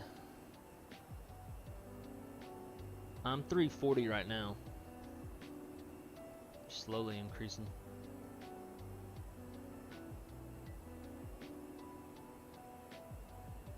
I should have done a beam points.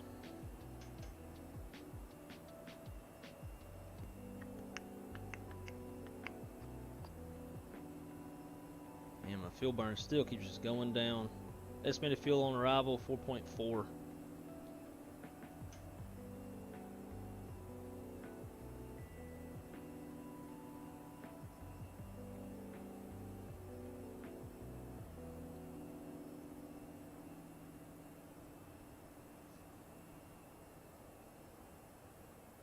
We're at 81.7, 82% into on the descent. That's a little. That's like a cruise percentage almost, but on descent. We're gonna be real low. Like right now, the fuel we have right now is what we were planning to have when we land. It's not great.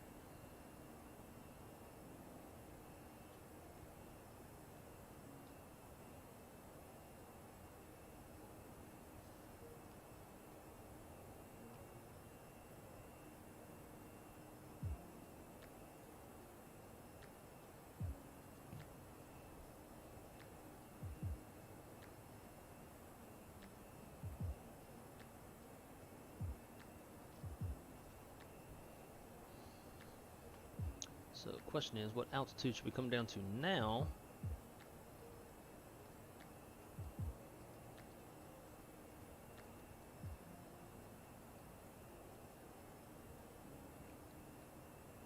$2,500 at Wade's. So I guess we'll go straight down to 2,500.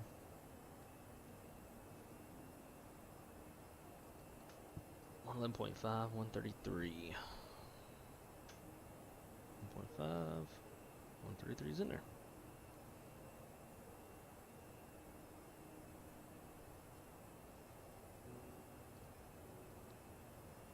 CV Cowboy. Hard tune that. 65 nautical miles.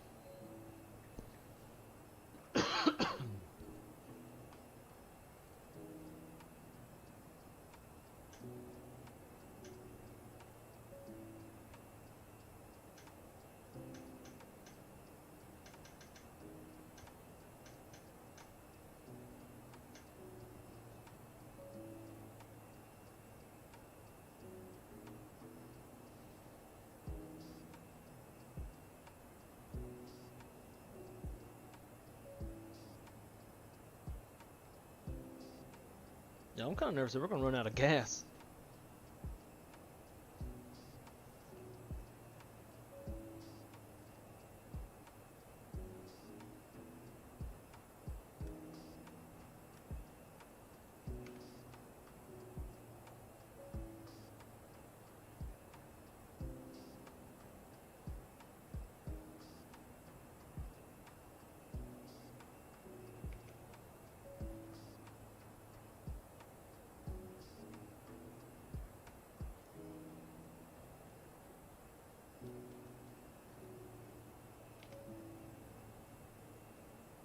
Oh, this is just the weirdest thing.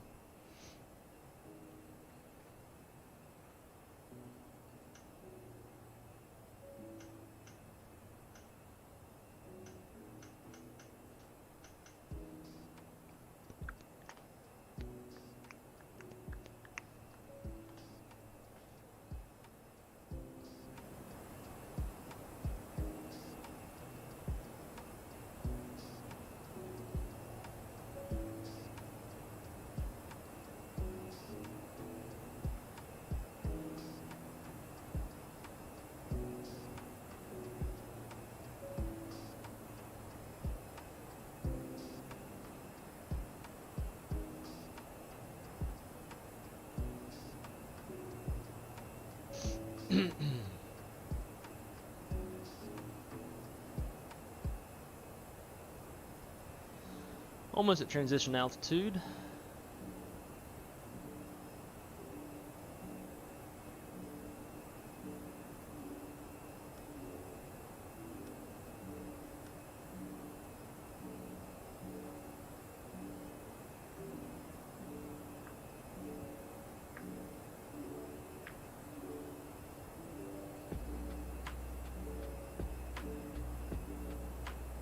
Are we in like a damn jet stream or something?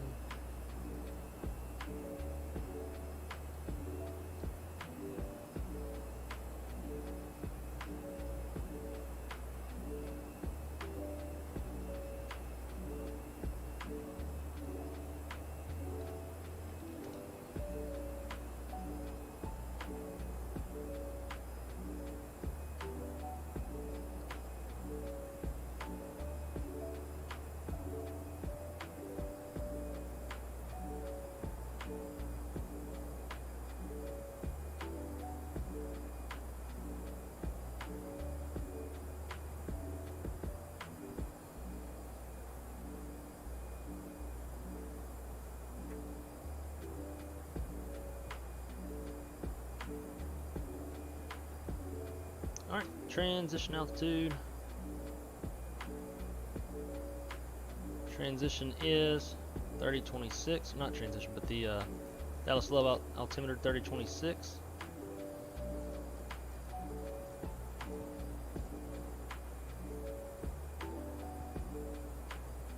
Okay. Approach checklist. Briefing is complete. Approach stable by 1,000 feet. AJL ECAM status is checked. Seatbelt signs are on. Minimums 200 set. Engine NEIs 1 and 2 are off, and altimeters 3026 set.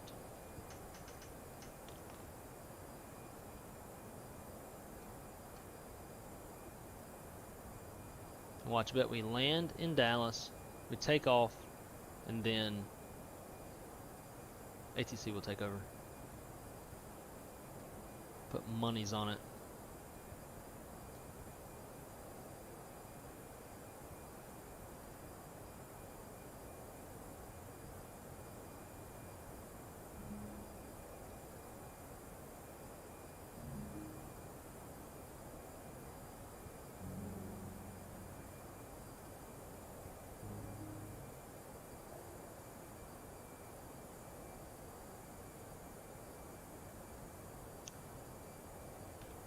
And now the airplane's like really not even wanting to follow the glide slope or glide path.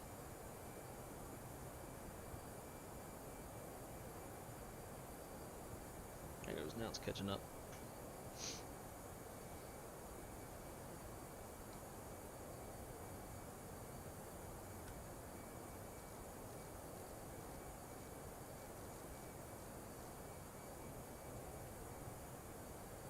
So let's see, based off of our flight plan, reserve fuel is 3.4. We are 1,000 pounds from reserve. So if ATC were to take over, we would request priority for being critical fuel, but we are not emergency fuel until 30 minutes. At 30 minutes of fuel, we are then considered an emergency.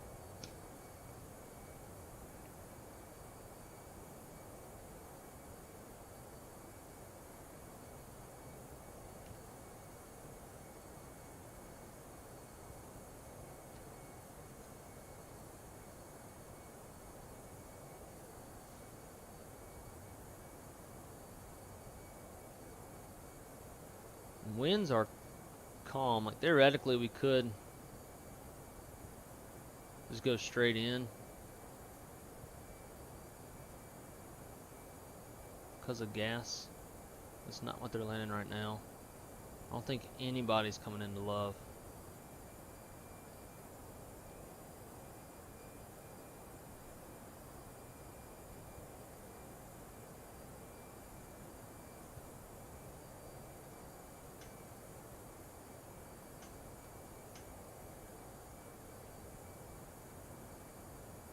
So it's 31 right.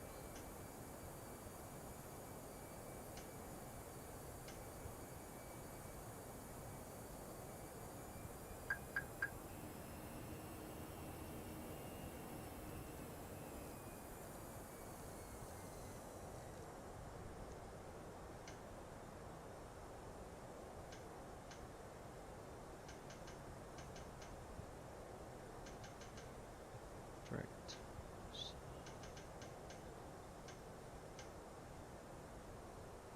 All right, let's go.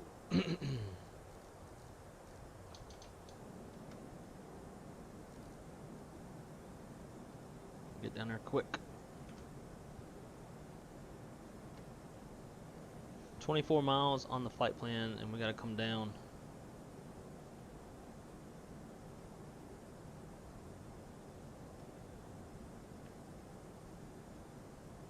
That fast. We have begun our final descent into Dallas.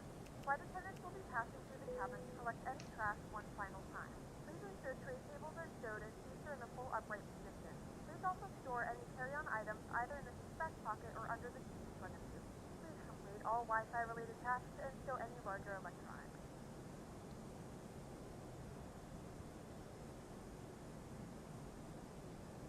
Dallas Love traffic. Delta 1310 is 20 miles to the southeast. Landing runway 31 right.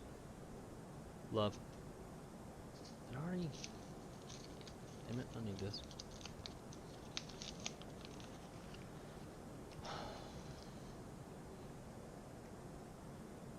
Yeah, didn't want to call an audible like this, but fuel is definitely dictating that we do so.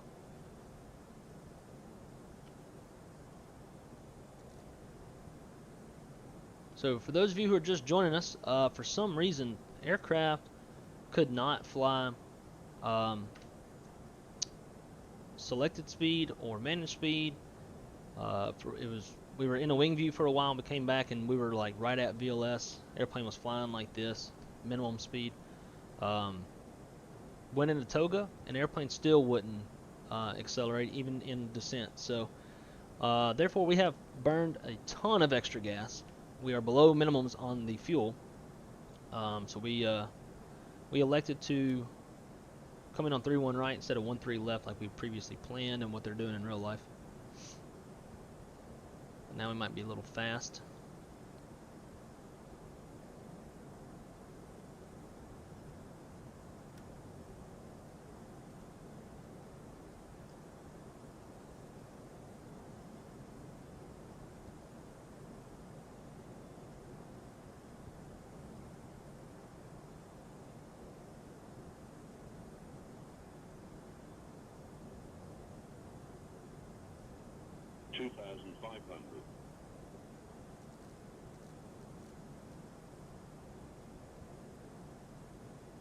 Loke Star, looking in good shape.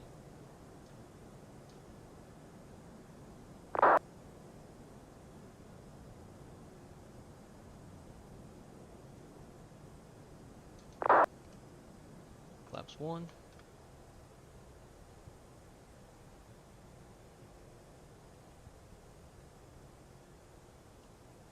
And flaps 2. Thank you.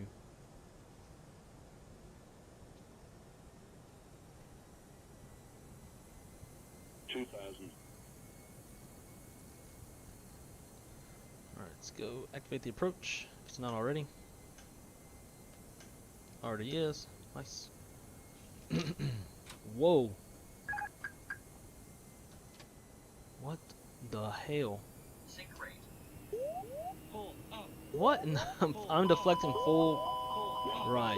What? 500, 400, 300, 100 above. 200.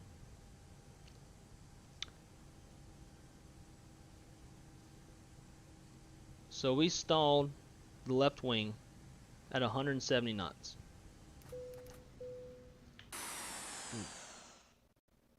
Seriously, what was going on?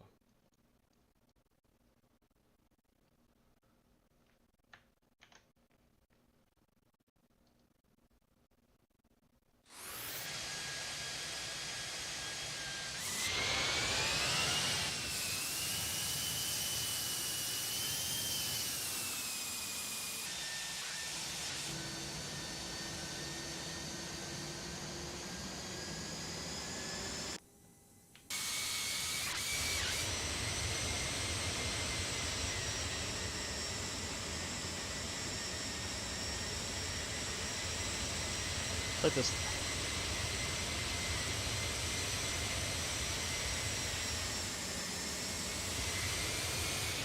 So weird, the spoilerons just like got stuck in the up position. Bam. That, I don't know what.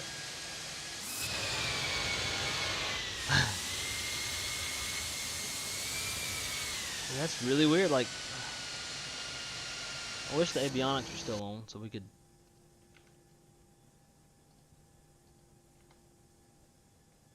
I just don't understand. So we bring out the spoilers, and then the spoilerons come out, and they're just stuck. So I disconnect autopilot, full right deflection. Nothing happens.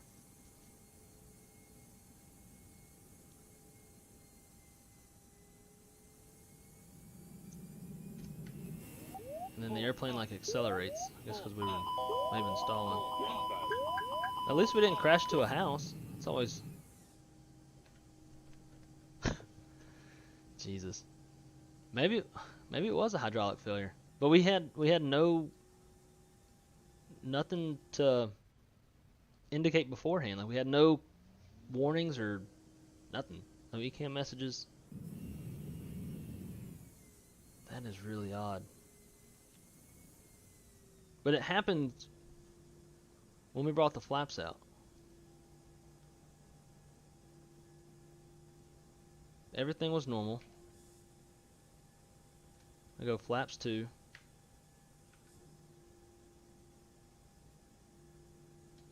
I don't know, something weird has been going on with this airplane this whole flight. And then my girlfriend's calling. 2,000.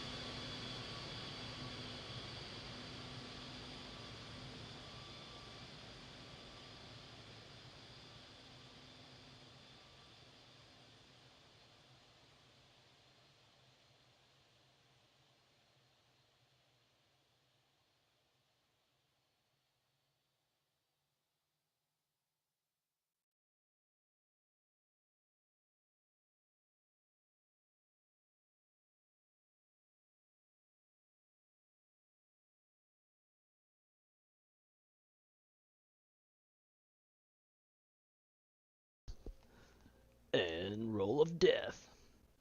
Anyways, that's really unfortunate that we just flew 2 hours and then this happens.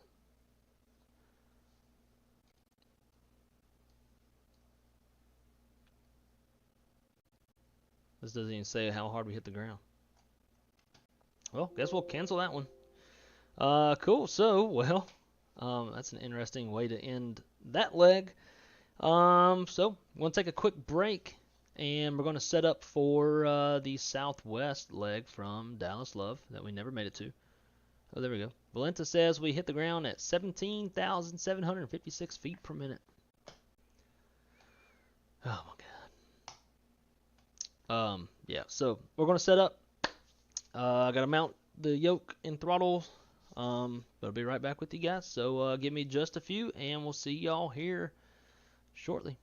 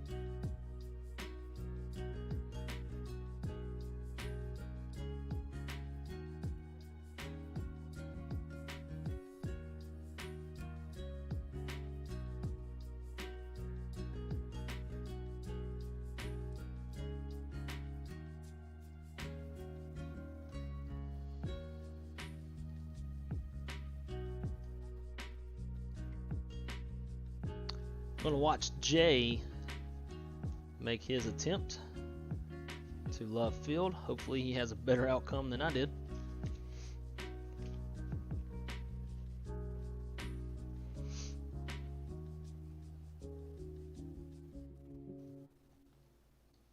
We are all rooting for you, Jay.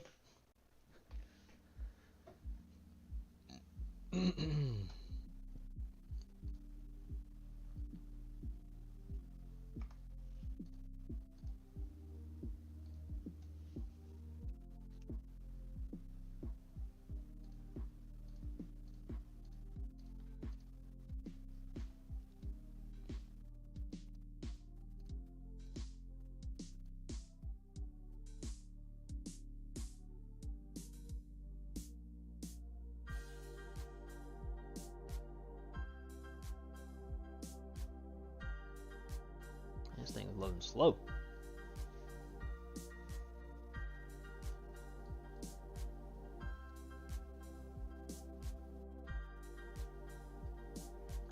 No pressure on the noob. He'll be fine.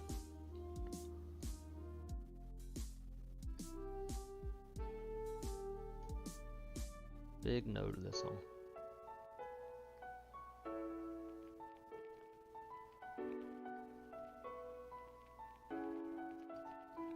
Why is this taking so long? Taking so long.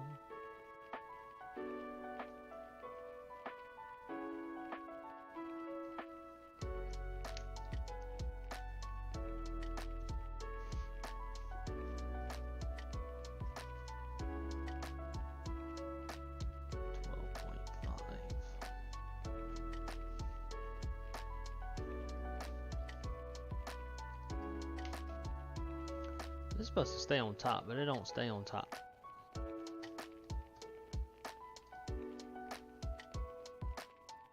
Oh, there we go. Wow, thought I had that checked. Let's see. Right now, so whatever we need when we need it.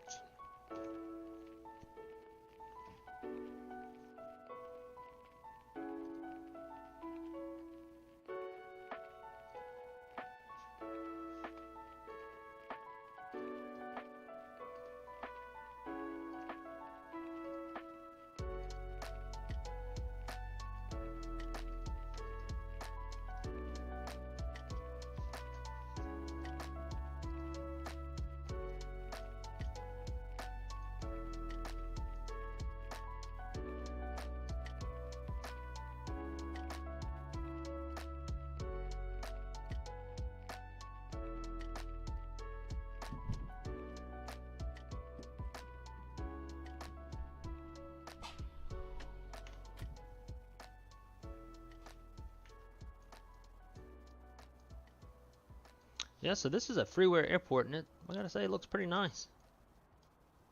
Shout out to Shaq for telling me about it.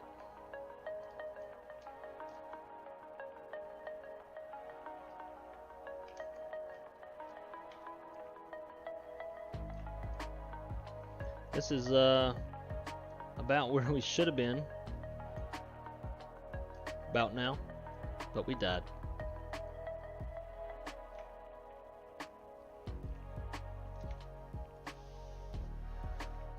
Okay, so let's see, we got the overlay is good.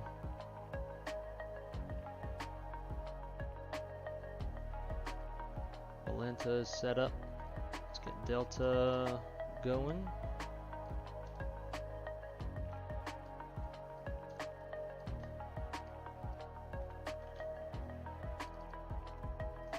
.38 on this one as well.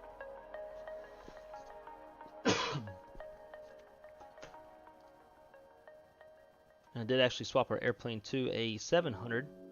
I guess I don't have any Southwest liveries for the 800. At least on the level up.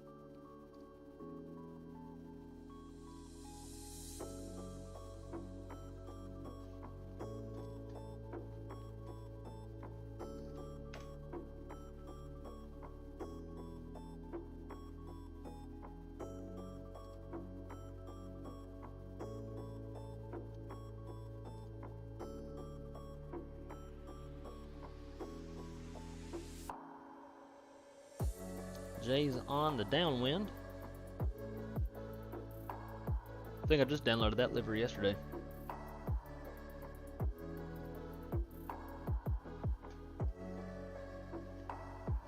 Start getting things set up while waiting on him to land.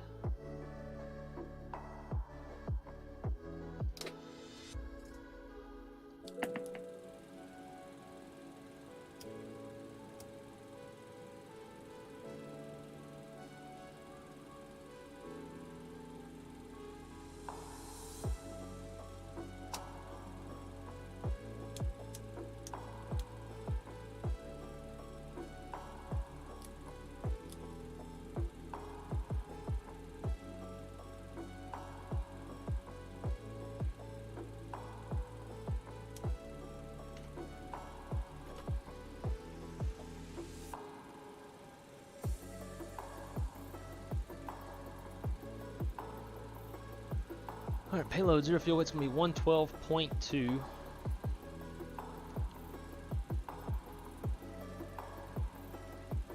Let's go full there.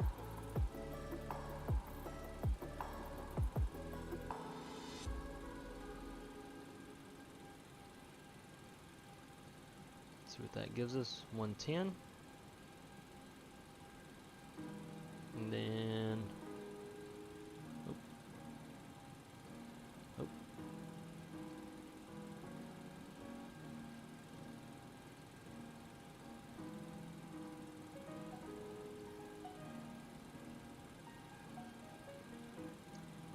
how did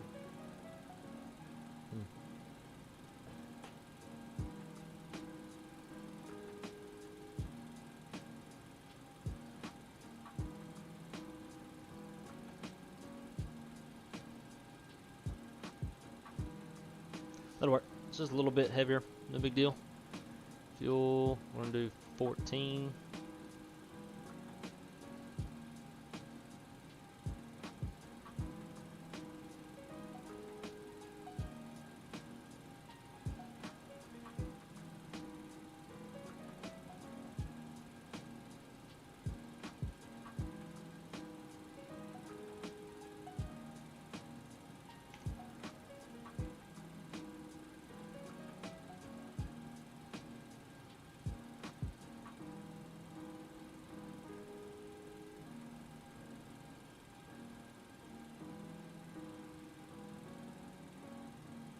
Looks like he's already made his turn.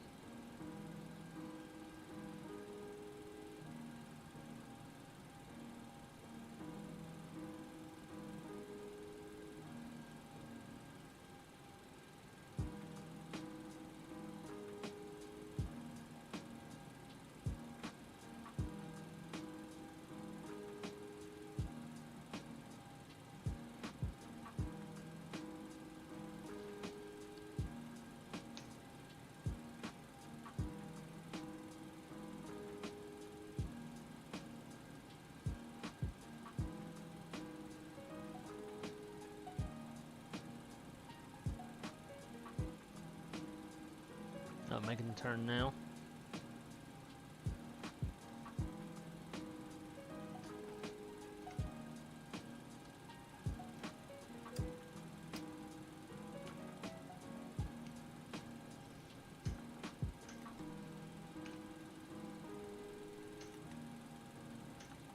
All right, Dallas Love.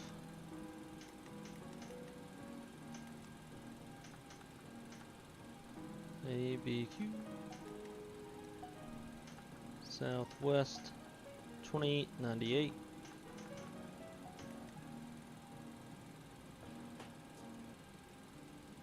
Let's see, Kdal Kabq 01. Sweet. Departing off of 13 left. Kitty. My grandma's name. Halsey. Execute.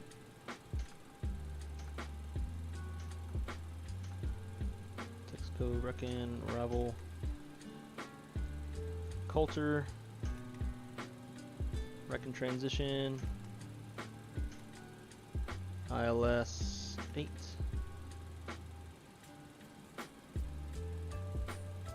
And we'll see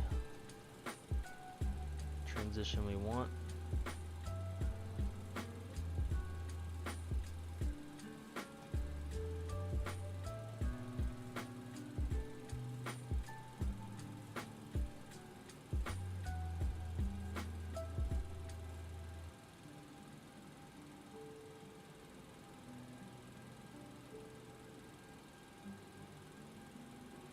I'm gonna bring this on my top monitor so it'll look better and I can see what's going on.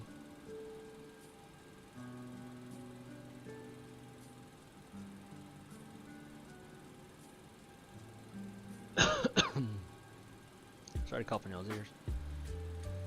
Ever since I had COVID forever ago, I had a residual cough.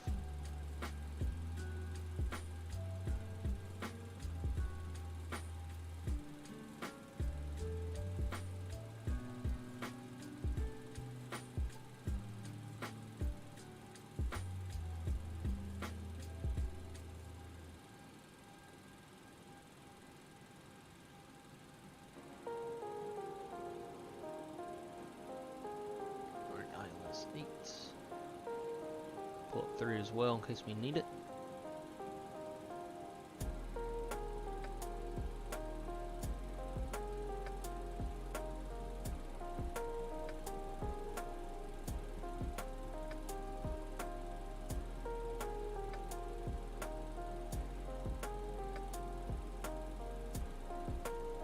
I guess Creston is what we'll use.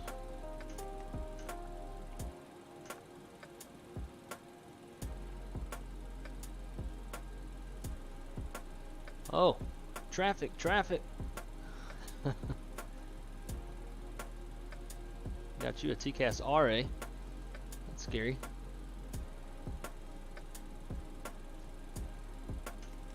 Spectrum route, legs.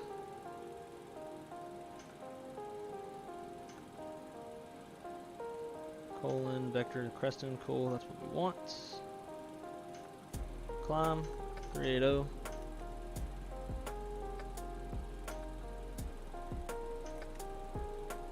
Reserve fuel weight in there. Reserve, oh shit. Good damn Delta.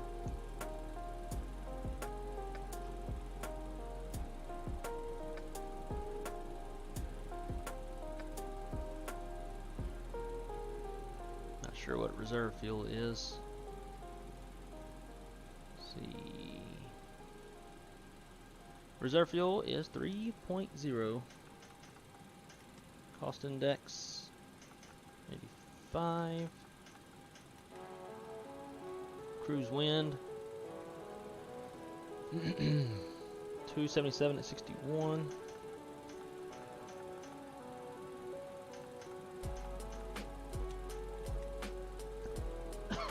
Minus 52 on a temp. Execute in one limit. We're gonna go toga on this one. Flaps 5. CG 22.3.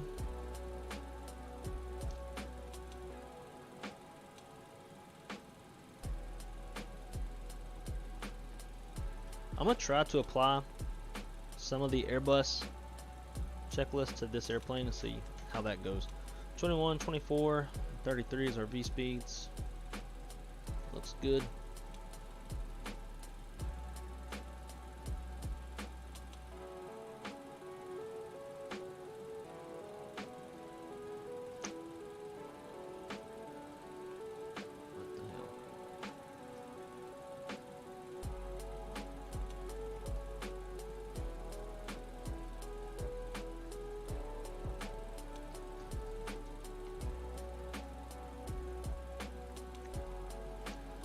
Call sign, min fuel, CG. Let's see, our first fix is Dr. Set or Durset. I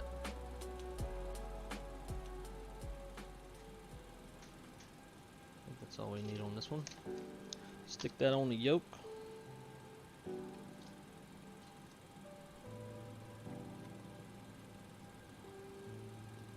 So if traffic doesn't clear, are you going to go around or probably time constraint? Kid stuff. Let's connect to Vatsim.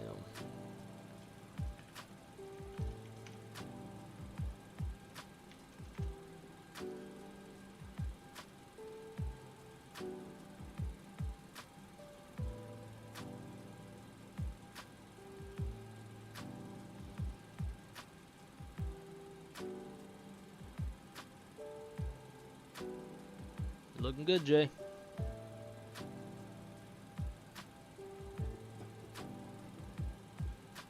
Man, it's a nice approach.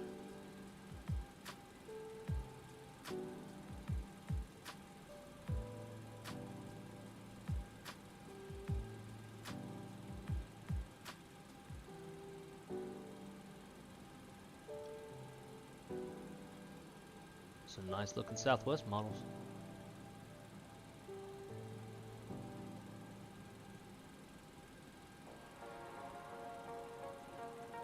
Now that time it pulled to the right.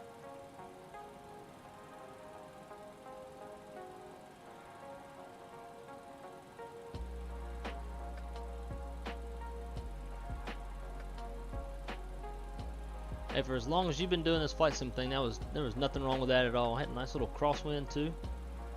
There ain't nothing wrong with that. Make sure to message me what the landing rate was.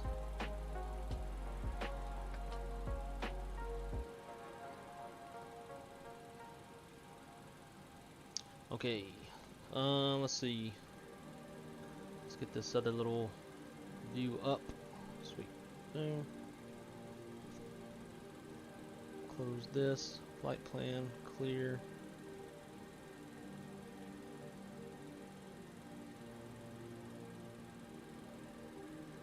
Dallas Love. Kitty 5. So I think we need to go 1, 3 left. Kitty 5. Nope, no way. Kitty 5. 1, 3 left. Am I spelling this wrong? Yes, 2 Ks.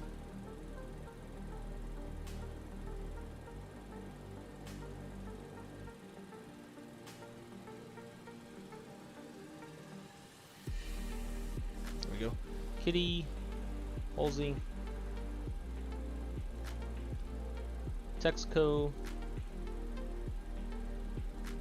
Reckon, R-E-C-K, N, and then Coulter 4. .08 Kabq. Nice. Well, that's set up.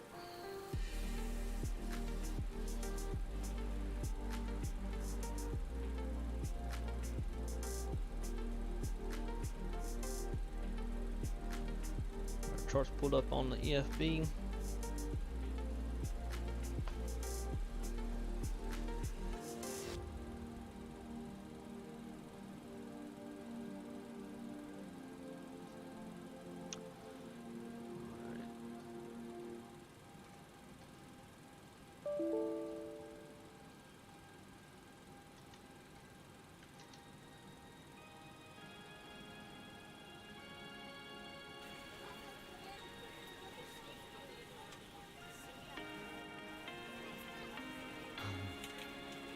Damn AI traffic doing what it wants. Yeah, that's always the issue with AI traffic too, is they do some crazy stuff.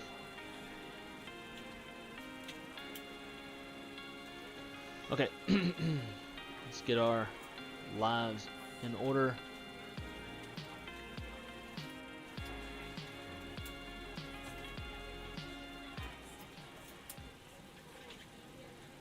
Alright, so getting out of here on the Kitty 5, top altitude on the 1.3s is 8,000.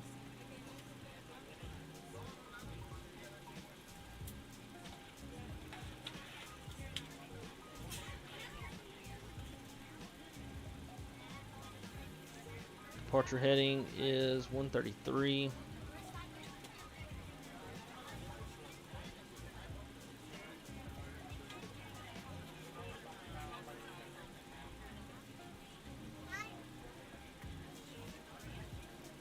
As well, just in case things go wrong.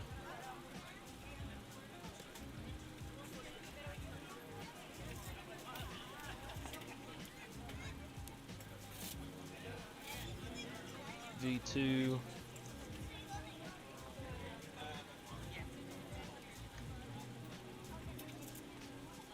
It's 133.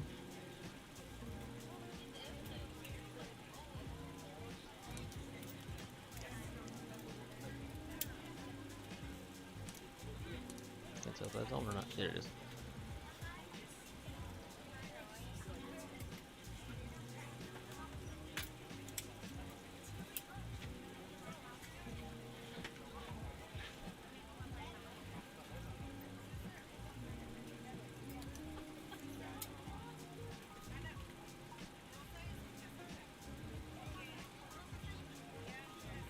Alright, let's go. Let's program in case we need to come back.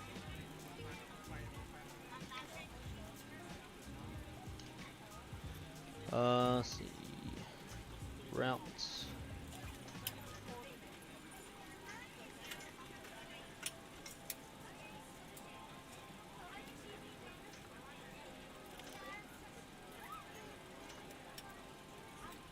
I want route 2. There we go. Is route 2 not working this thing?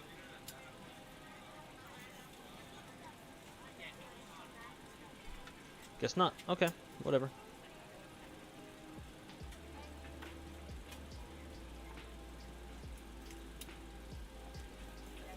One 3 left ILS. Want that tuned up just in case we need it. 111.5, 133. Hello, ladies and gentlemen. I would love to welcome you aboard our flight. When you find your seat, please be sure to place your larger carry-on items in the overhead bin and smaller items underneath the seat in front of you. Unless you're in the front row, please place all of your items in the overhead bin. Alright, so we've got our fuel. So we can go ahead and start the APU. Get ready to get out of here. After you put your carry-on items in the overhead bin and it is full, make sure you close it as a courtesy to Seatbelt other sign. passengers. Also be sure that the aisle is clear and sit down so that way other passengers can get by you. Check my screen. This is a nice livery. Please review the execution responsibilities Alright. in the safety card provided for you. Please ensure that you are able and willing to perform these actions. If you're not, please let a flight attendant know so that we can continue to you are free to Oh use yeah. portable electronic devices during the boarding process. That's the Arizona livery, ain't it? Larger electronic devices are stowed once you depart. That's pretty nice. I wonder if the wheels are actually yellow in real life too. Probably are. Yeah, I need to get on that AIG stuff.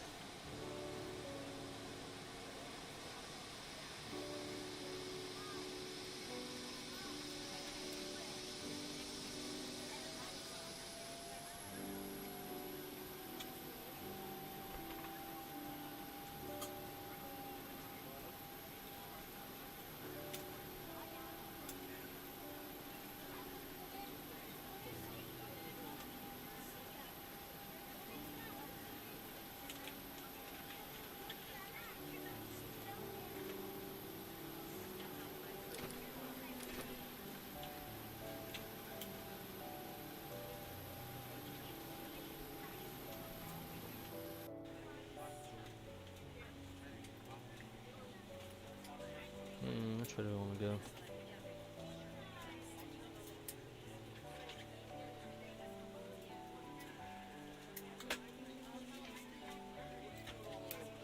This music is killing me.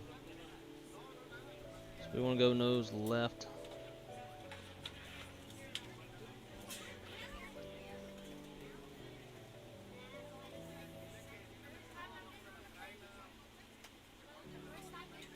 Ground to cockpit. Plan acknowledged. Call me through the menu when you are ready.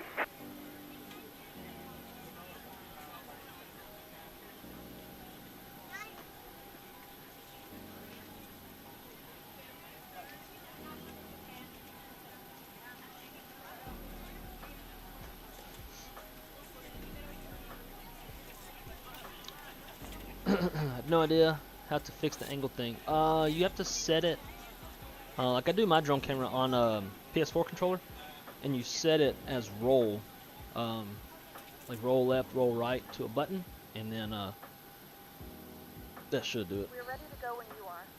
All right, these Good morning, folks ladies and gentlemen, is and ready to welcome go. aboard Flight 2098 with service to New Mexico. Our flight time will be roughly 1 hour and 33 minutes. Get these Now doors that the cabin closed. door is closed, please make sure that all devices are in airplane mode and your large devices are now shut down and stowed. Please fasten your seatbelt and make sure that all tray tables and seat backs are in a full upright and locked position for departure. Flight attendants, please prepare cabin for departure instructions. We have no center tank fuel, so we'll leave those off.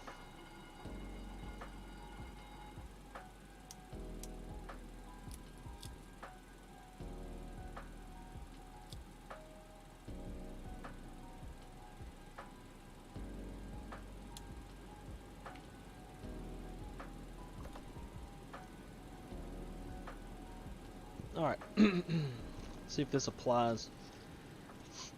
So for a little departure brief, it's going to be a right seat takeoff. Aircraft type is a 737-700. We'll do a 2-engine taxi.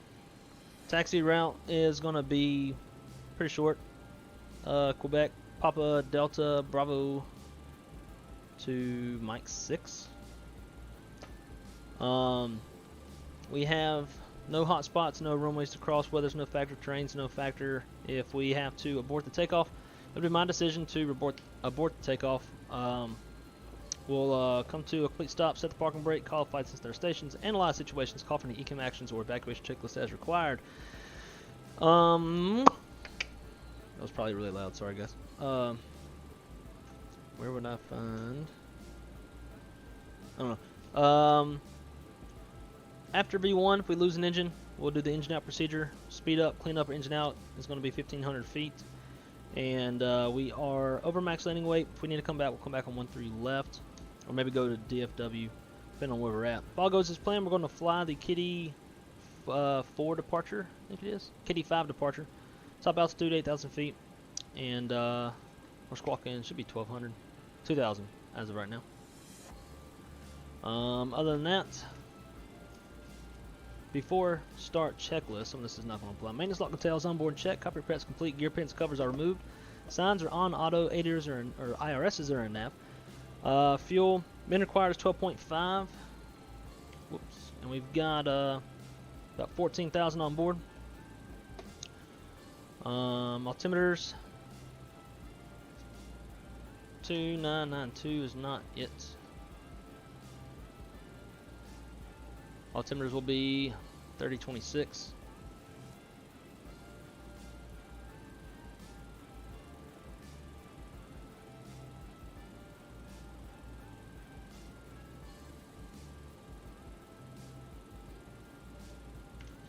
I'm not gonna worry about the standby.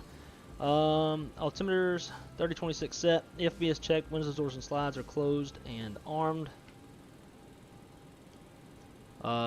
Beacon's on. Thrust levers are on idle.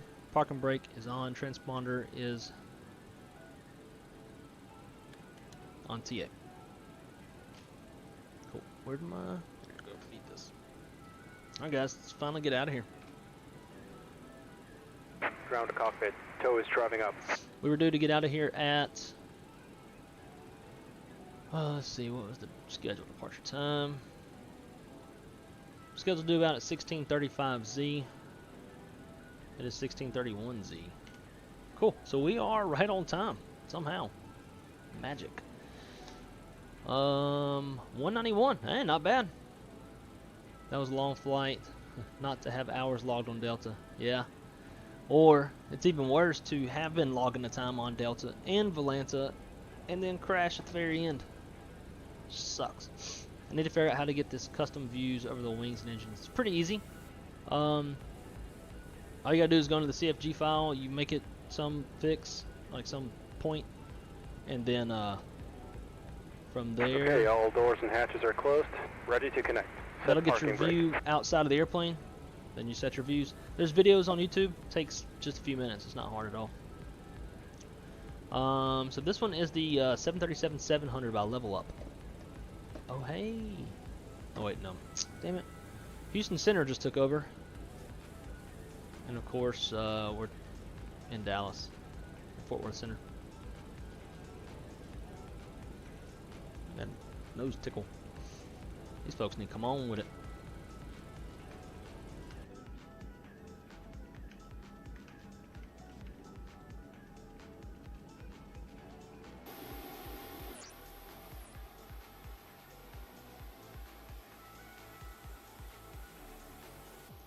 It's doing it again, man. Last time we did this airplane, it wouldn't do the pushback.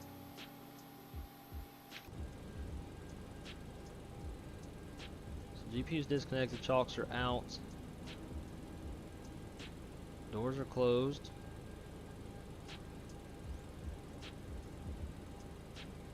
What would cause this?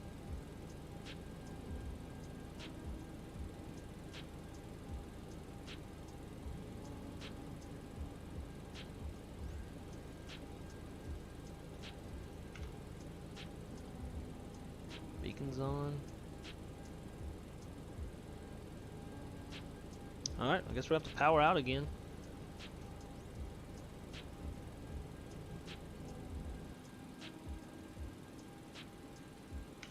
Oh well, here we go. Killing the packs. We'll roll number 2 first.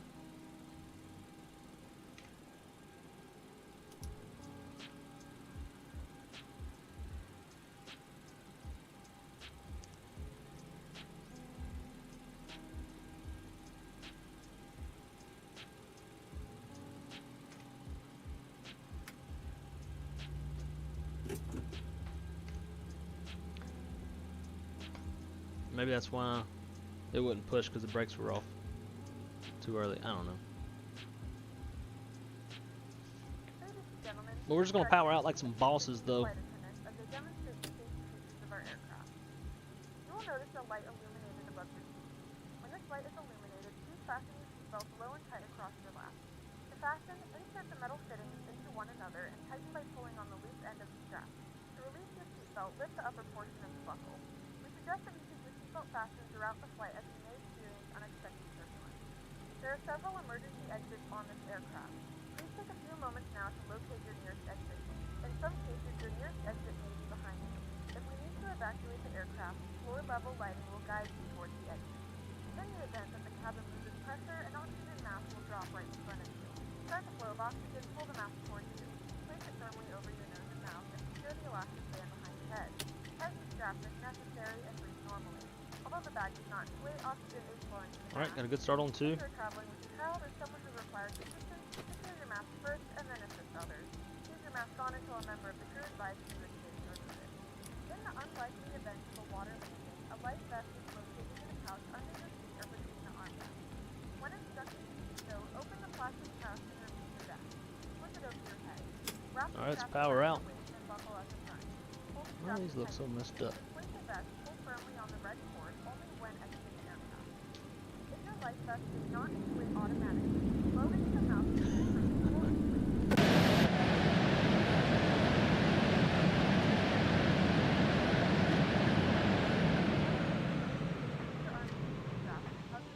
Please securely stow your personal items. Make sure your seatbelts are fastened and seat backs and tray tables are in their full upright position. We remind you that this is a non-smoking flight. Tampering with, barely hit the disabling, brakes. or destroying the smoke detectors located in the lavatories is prohibited by law. All of this Alright. information can be found in the safety card Parking located brake are in set. front of you. Please read it and let Let's go us flaps know 5. if you have any questions. Thank you for flying with us again, and we hope you enjoy your flight.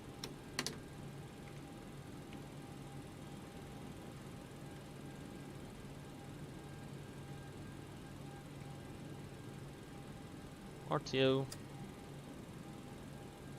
And then CG. And 1 minute, take off. 5.75.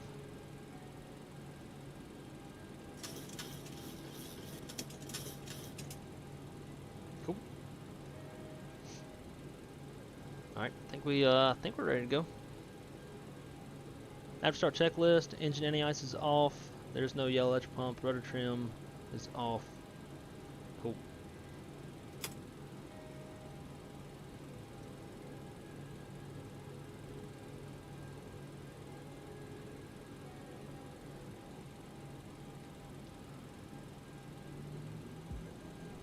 Dallas left traffic, southwest 2098.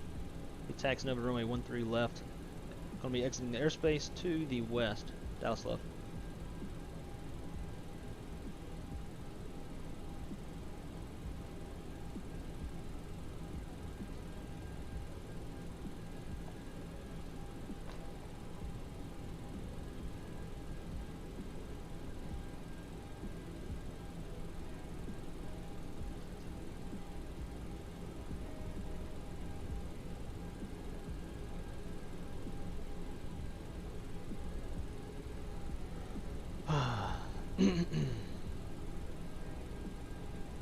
Long day of flying. I love it. I was about to do something. I don't remember what it was.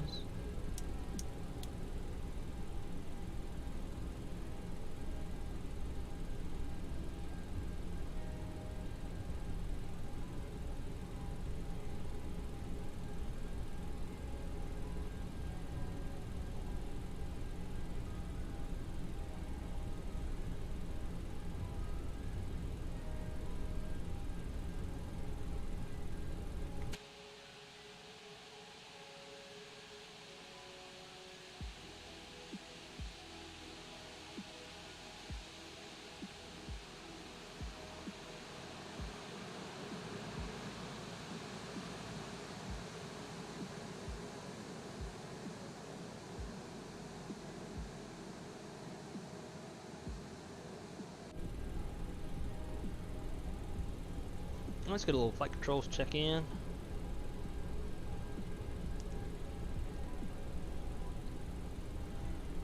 full up, full down, neutral,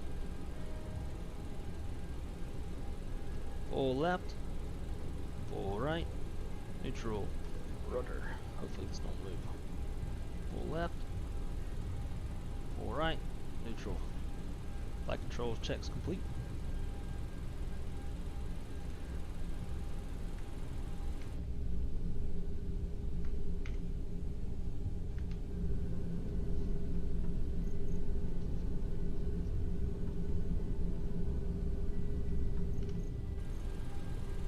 Some cinematics in there.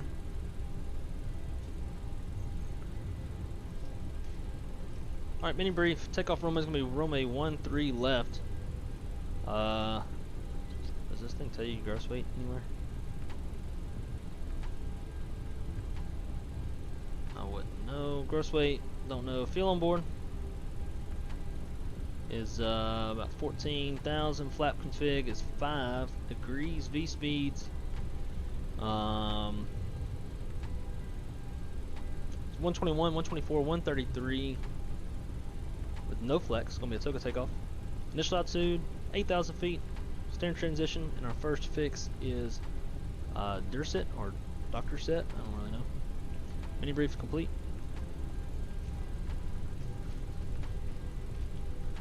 Before takeoff checklist to the line. Gross weight comparisons complete. Pitch trim is 22.3% CG set. V1 VRV2 flex is 121, 124, 133, no flex. Flaps 5. Flight controls are checked. Flight instruments are checked. Kmco, there is none in this airplane. Ecam status, we don't have that either. Predictive wind shear, don't think we have that. Cabin crew is advised. Mini brief is complete. I don't really think Airbus checklists go very well with the 7.3, obviously. Why would it?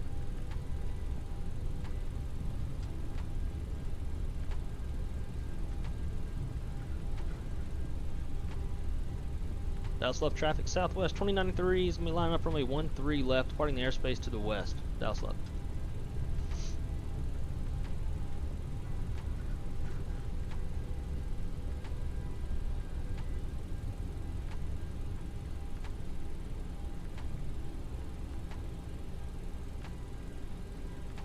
Alright, before takeoff checklist below the line, takeoff runway is 3. Timeout. Oh yeah, 13 left, and it is confirmed, as you can see outside. Fuel, min required is 12.5. We've got roughly 13.9 on board. Engine mode selector, normal bleed packs are set. Before takeoff checklist, below the line is complete. Let's get out of here.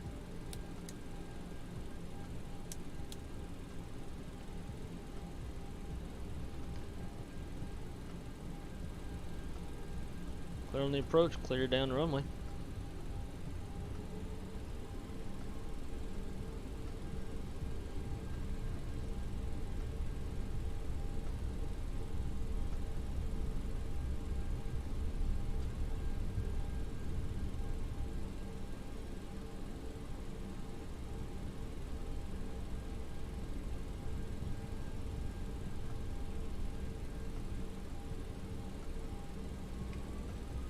Probably gonna get that little buzzy thing. We're just gonna ignore it. Nope. Yep.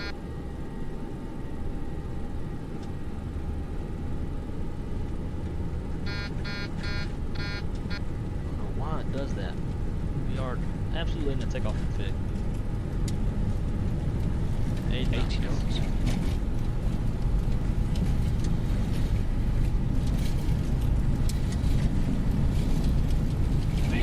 Rotate.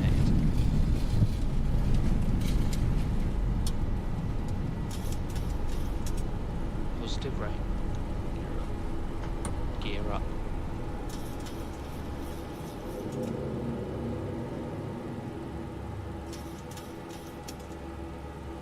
400.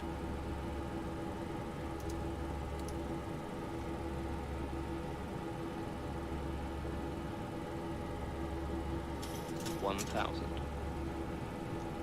And accelerate.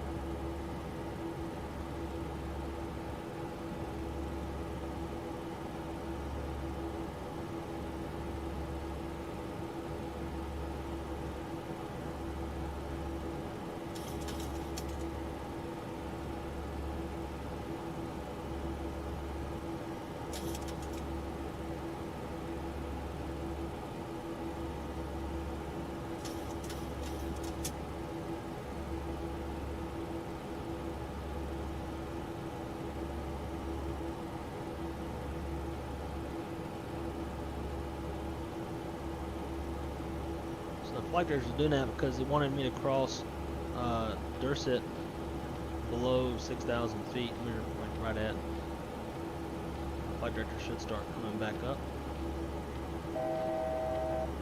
1,000 to go.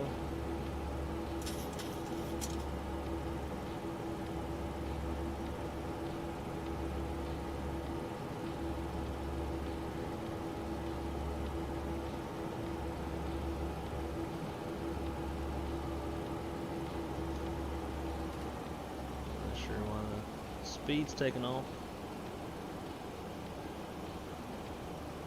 Auto thrust was engaged.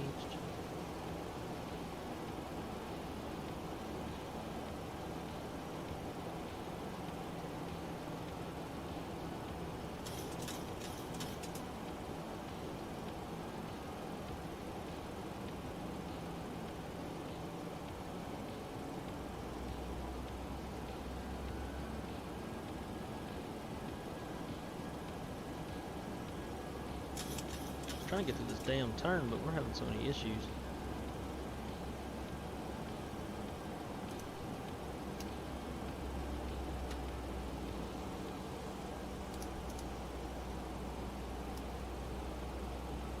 Alright, after takeoff checklist, landing gears up, flaps retracted, lead pack set, APUs off. After takeoff checklist complete.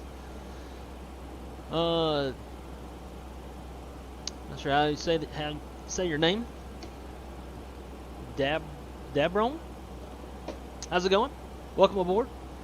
We're on Southwest flying 2098, service from Dallas Love over to Albuquerque, New Mexico. Let's get this climb going. Thought Dallas Love Tower just took over. So, since you're just now joining us, this is our third leg of the day. We started in Orlando this morning, made our way up to Atlanta, and then Atlanta over to Dallas Love, where we finished that flight in a fiery crash thanks to some weirdness that was going on with the airplane. And now we're on a third leg. And every time that we have departed an airport, as soon as we depart, approach or tower, ground, somebody takes over the airport that we just left. We cannot win for losing the day. Getting that climb going.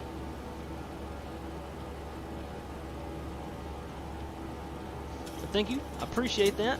I have invested a lot of money into getting this little setup how I wanted it. Flight sim is definitely not a cheap hobby. I mean, I guess it can be. And there's 10,000.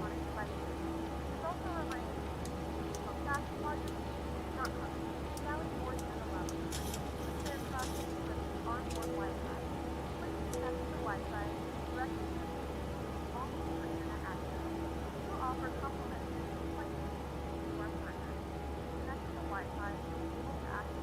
Yeah, it's a little bit of a long day, but so just a little background on me. I'm a flight dispatcher for a U.S. Part 121 carrier, and I commute to work. I live in Orlando, but I commute down to Fort Lauderdale for work. I do 7 on, 7 off. So the 7 days that I'm at work, obviously I can't flight sim, and it eats me alive. I start itching really bad if I can't get on the sim. So yesterday we did a short leg, a little hour-long hop. I was like, you know what?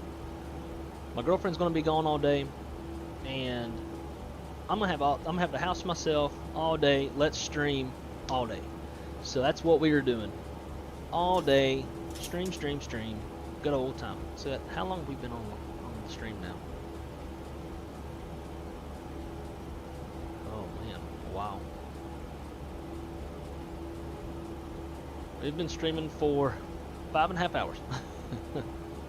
We took off out of Orlando around 7:45 Eastern time this morning.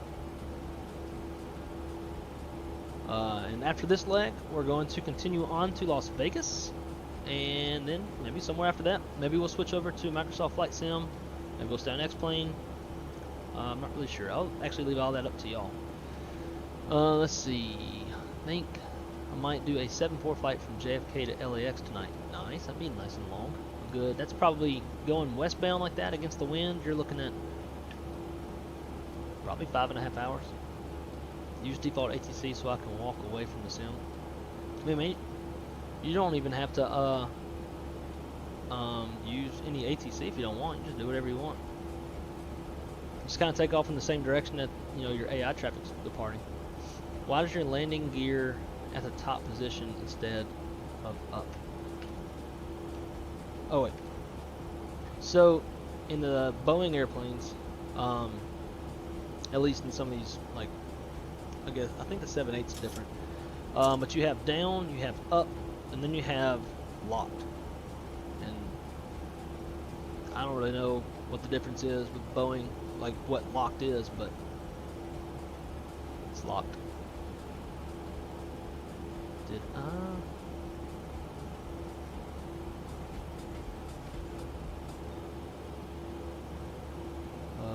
I turn on weather? I don't think I turned on weather. Turned it back on. Nope. We're about to get jolted like a SOB. Other transition altitude. There it goes. I'm sure the passengers love that. And then let's put in our flight plan so that Active Sky knows where we're going. Flight plan, load. Nope, that one. Oh.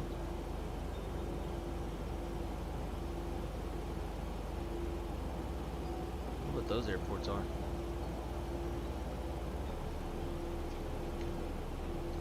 Guess we could find out if we want to.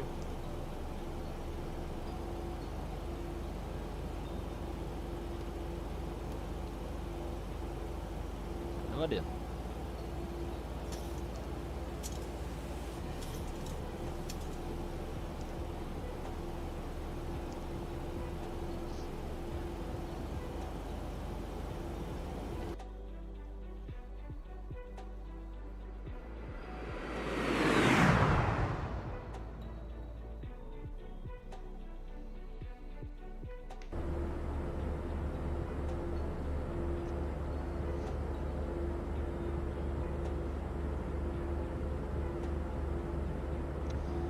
Yep, I hope everybody's doing well today. Please smash that like button if you are enjoying this content.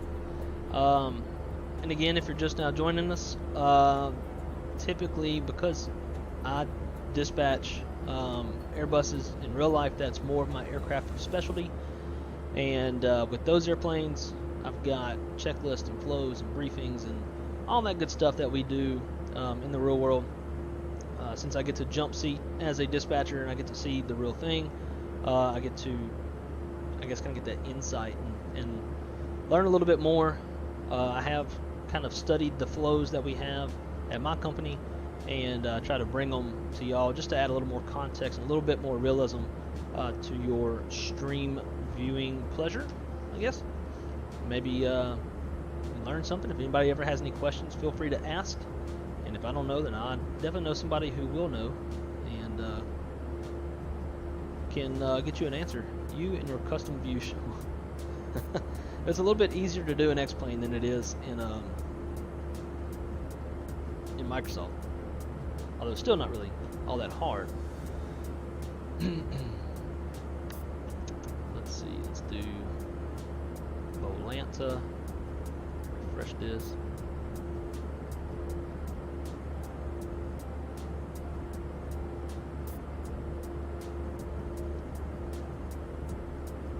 Yeah, don't hit the thumbs down button. Jay, you betrayed me. But seriously, if anybody doesn't like my content, feel free to hit the thumbs down button. But don't hit the thumbs down button unless you've got a suggestion on how to make it better, right? We're all about solutions instead of just bitching about problems. That's pretty much the job of a dispatcher. We are very much the solution or problem solving type of folks. There's all kinds of issues that we are faced with every day. Some are technical, some are like weather, some it's all kinds of stuff. And typically most days in the dispatch office are pretty different. There's always new scenarios that are unfolding that we've maybe never seen before in our dispatch career. But the fun part for me, being that I'm a flight simmer, right, and that I use this as a tool to learn and teach myself. Sometimes my pilots will call and say, hey, we are putting in the zero fuel weight, but like the gross weight's not changing on the lower ECAM. This is Airbus talk. We can't get our takeoff numbers, da da da da da. So typically we have certain limits computer-wise that are set, and let's say that the aircraft is heavier than what was planned, then basically when they try to send through ACARS, send off their information to get their takeoff data, it'll tell them that like the zero fuel weight has been exceeded, and now they need to they do a zero fuel weight reset. So they reach out to the dispatcher. We'll do the reset for them. But sometimes on the pilot side, they have to change their zero fuel weight in two different places. They got to do it in the air data takeoff performance request, and then they also got to do it in either their init B page, or if the engines are already running, in their proc page. And often they'll just do it in the perf request, but they won't do it. They'll forget, because we're all human. They'll forget to do it in the init B or perf or proc page. So that way, they're getting their numbers, but the gross weight on the lower ECAM never changes. And once the engines are running, the airplane is looking at the zero fuel weight that the pilot puts in the move do to determine its gross weight. And if it doesn't change, that's usually why. So a lot of times the pilots will call and say, hey, we changed the zero fuel weight in the perf request, but we're getting numbers, but our gross weight's still not changing. Something's up. I'm like, yeah, man, just go to the init B page or your proc page, depending on if your engines are running, and change your zero fuel weight there. They'll do it. I'm like, oh, it's fixed. Thank you. Have a great night. And then off they go. So a lot of times we see some weird little scenarios like that, whether it's tech on the airplane or en route weather or destination weather or all kinds of stuff.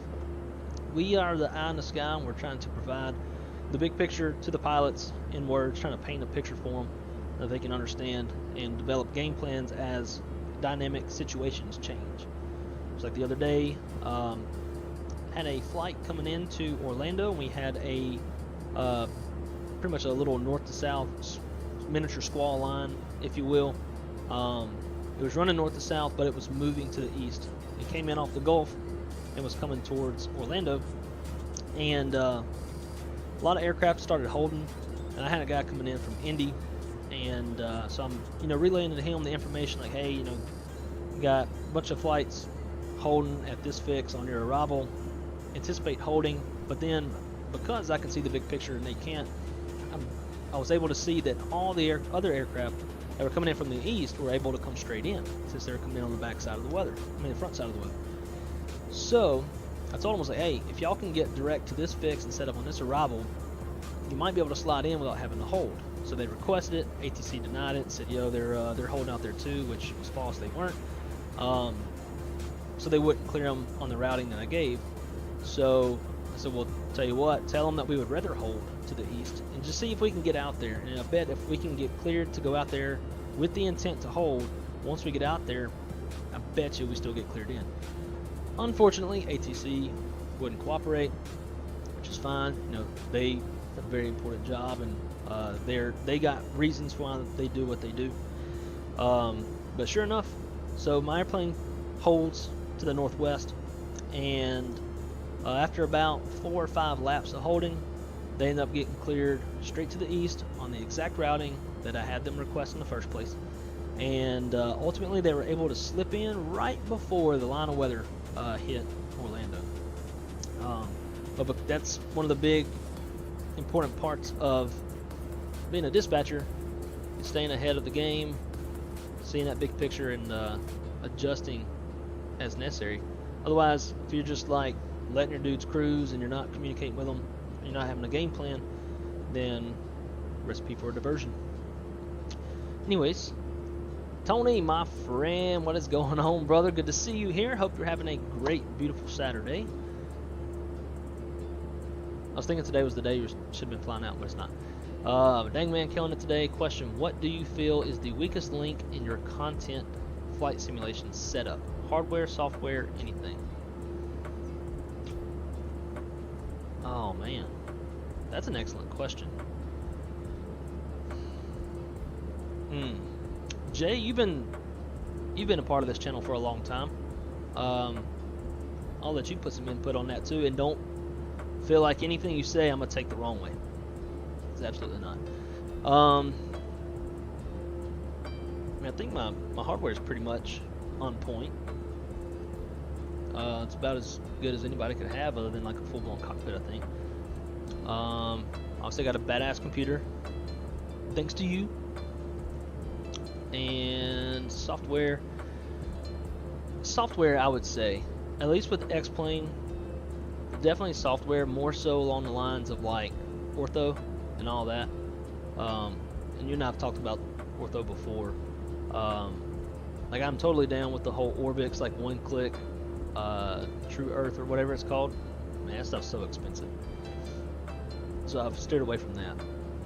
And then I'm also just not patient to do the free ortho stuff. I tried doing the state of Florida with that once, and it was taking hours, so I ran away from it. And I would say software. With X-Plane, software. I don't have as many airports as I do for yeah, X-Plane bugs for sure. So Tony, in a minute you'll have to go back to the last leg. This is the third leg of the day. On the last leg, we were coming into Dallas Love. We were getting set up on final, and then for whatever reason, we extended the flaps to flaps 2, and when I extended the flaps out, the right spoileron light went up, and it just got stuck and stayed there, and it forced the airplane into a roll. I disconnected autopilot, full deflection to the right on the stick, nothing happened, and we hit the ground at 17,756 feet per minute. But yeah, so Microsoft Flight Simulator, I've got like 75 airports, which sounds like a crack addict type problem. And then on here I've got like 6. So I would say software, between ortho and not enough airports to keep like a lot of flexibility. Or not flexibility, but variety, I guess, like in my destinations and stuff like that. That's probably part of it. Hope that answers your question. It's very long-winded. I'll be bugging you a lot when PMDG comes out. Fine by me. Man, I wish they'd hurry up. Come on out with that thing. Would be nice of them. They're getting there though. Their last update sounded very positive. Dude, man, if we could just get... Like, this is some BS here. We've got the Gulf and Houston Center have ATC. DFW Tower is active. Everywhere we go, we just don't get lucky. We need Albuquerque Center to come online.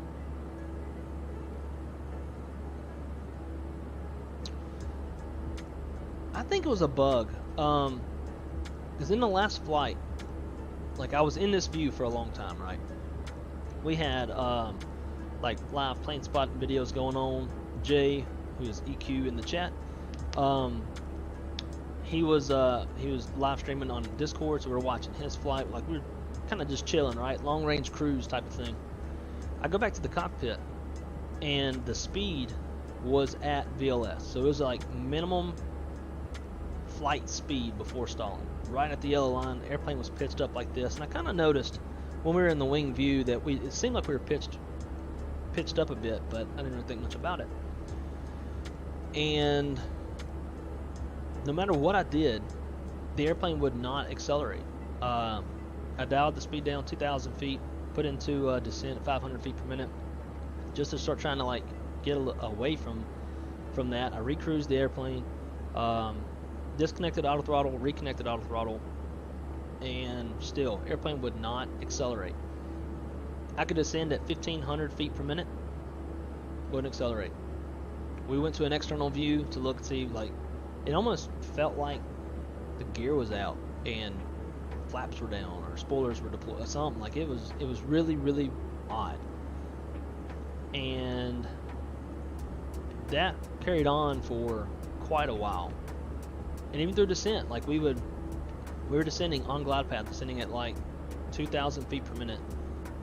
Still, like, it struggled to accelerate. N2 would be running at like anywhere between 82 and 87%, sometimes 91%. It's like the percentage of the thrust, right? And still wasn't accelerating. That was in the 319 Tolas 319 CO, and had the Cardo CFM engine mods on there. So I don't know if that had something to do with it or not, but it was really odd. That's the first time I've seen that. And then it's like the spoilerons just stayed there. Let me see if I can give you a time frame on what to go back to.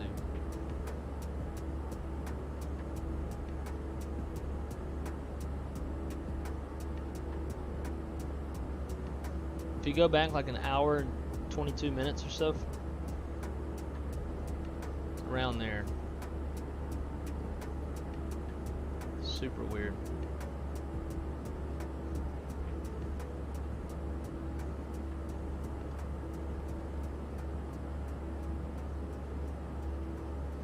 Oh man, my dog's trying to come in the room, but the floor fan's blocking her.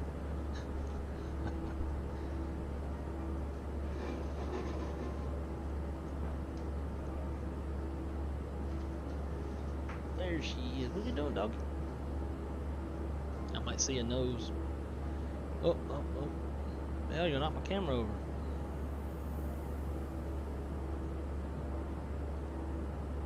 I might see a nose pop in and out of here. See it bumping my... Yep, there's the nose. Keeps hitting the little box that my camera's sitting on.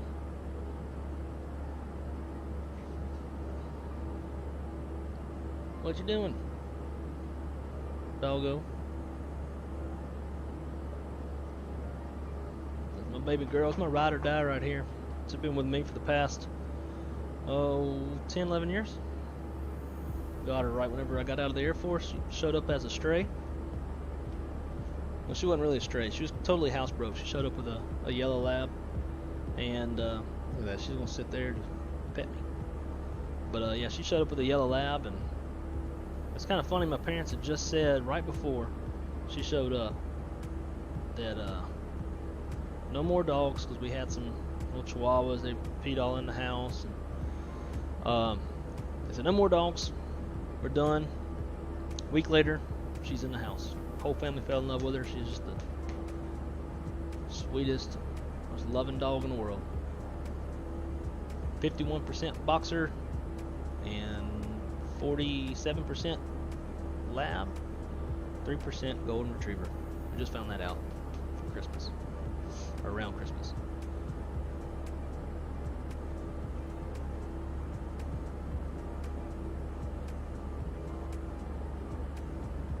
Yeah, Tony, wasn't Flight Factor. I mean, I know, like, late to that, but yeah, it was told us 319. I really don't know what was causing that. They gonna go outside? Oh, she's excited. Come on. Don't hit my camera.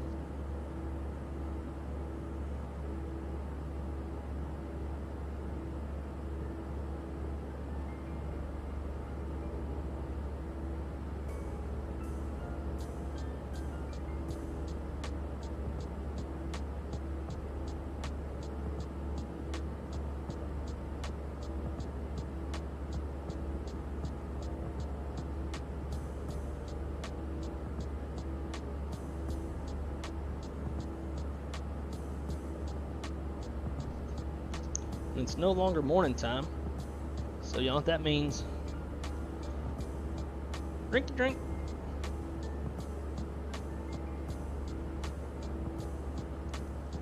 Maybe my dog is like the secret to gaining more traction on the channel. Just like feature my dog on every episode. Maybe that'll get the girls subscribing.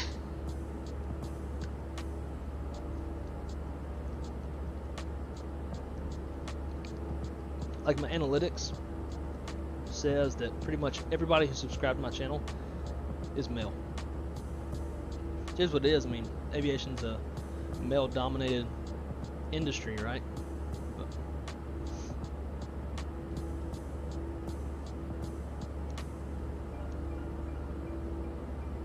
what's tempting? Drinking? Go, man, go get you a drink. Drink it. When you're done with the can, go set it up somewhere and shoot the can. Pup cam. Captain Canada does that. He calls it the Daisy cam. In fact, he has a custom border for his Daisy cam. He's got a little picture of his dog. I think he's got like a senior Rottweiler. Yeah. I'm non-binary. How dare you assume my gender? I am whatever I feel like being right now. I'm gonna let the dogs in. Just let them out to take a piss. Tony, what are you up to today, man? Hope you're not having to work. Learning some space stuff. Maybe.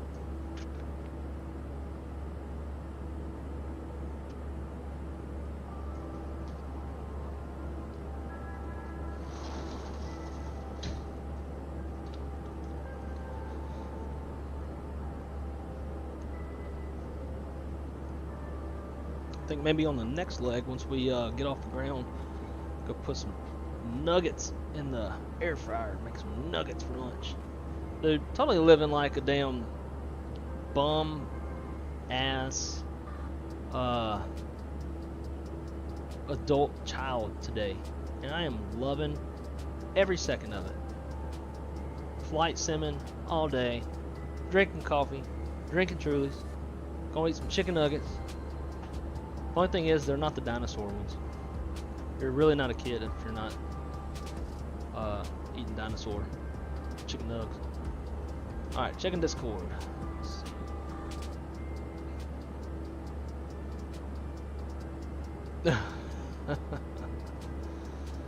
Oh, that is awesome.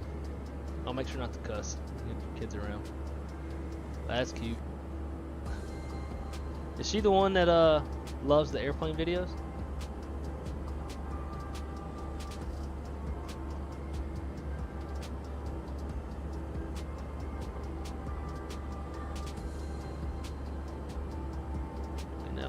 Field country.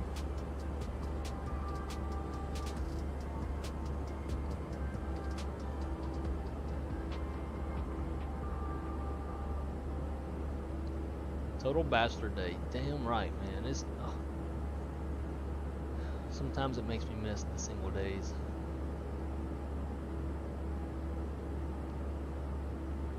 So who needs a girlfriend when I got y'all? You virtual people. Although there are certain things that y'all can't do that the old girlfriend can do. Yeah, obsessed. That's awesome. Well, maybe she'll be the future. Maybe she'll be a pilot one day. Although it will really suck for you to have to pay for that. My wife causes a lot more than you do. Oh, cusses. Well, good. Then I don't feel bad then. That's one thing I know. If I have kids, man, they're gonna come out the womb swearing. I mean, I did. You know, they say like cuss like a sailor. My dad was a sailor. Next time you're in the TOLUS, we should look at the faults. It has a hydraulic fault option, but I don't know if spoilers are in there. Okay. I did. I mean, one thing when I was having the engine issues, I did check the status page. Everything was normal. Any issues should initially pop up on the upper ECAM, and then once we clear them out, they'll default down to the status page. When you want to see it, you can hit the status or hit the recall button.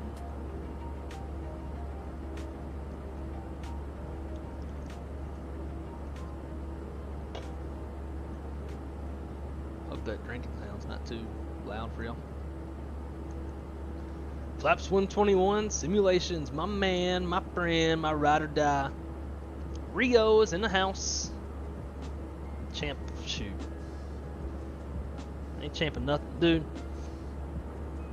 Go back about an hour and a half into this stream and you'll see how much of a champ I am. Straight up. Crashed the 319 into the ground, 17,500 feet per minute. That ain't champing at all. But hey, shit happens. Make sure we're not flying super slow again like our last flight. 80 miles from Lubbock. We should do like a bunch of Southwest. I do a day like this of like all day streaming, and do just like a shit ton of Southwest legs, doing like all their weird little outstation type stuff. Do like Dallas Love to Lubbock, Dallas Love, Amarillo, like the little through stations. That'd be kind of cool. I don't know if I would go spending money on add-on airports for all that, because this stuff gets kind of expensive, especially on X-Plane. But guys, if y'all are just now joining me, please smash that like button. Helps a ton to get some traction going on this channel. Been at this now for about 10 or 11 months. Enjoying the hell out of it. By far my favorite thing to do. But please, please, please smash that like button if you like it. If you don't like it, hit the thumbs down. I do what I can to try to... What's that? Oh, what you want? You want attention? Try to make this you know, as enjoyable as possible and what y'all would like to see.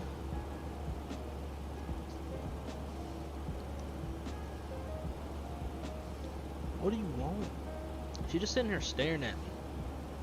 Them big old eyeballs you got. You okay? That's nasty.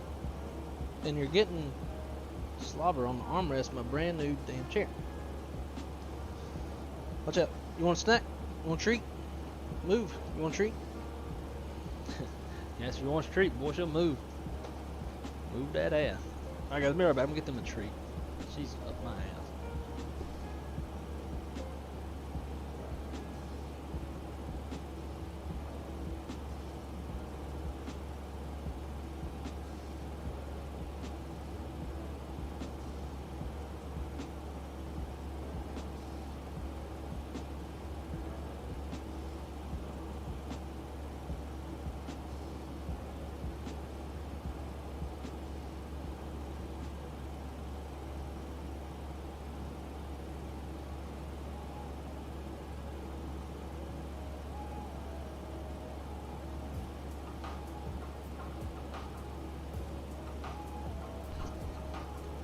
So yesterday, we took the brown dog.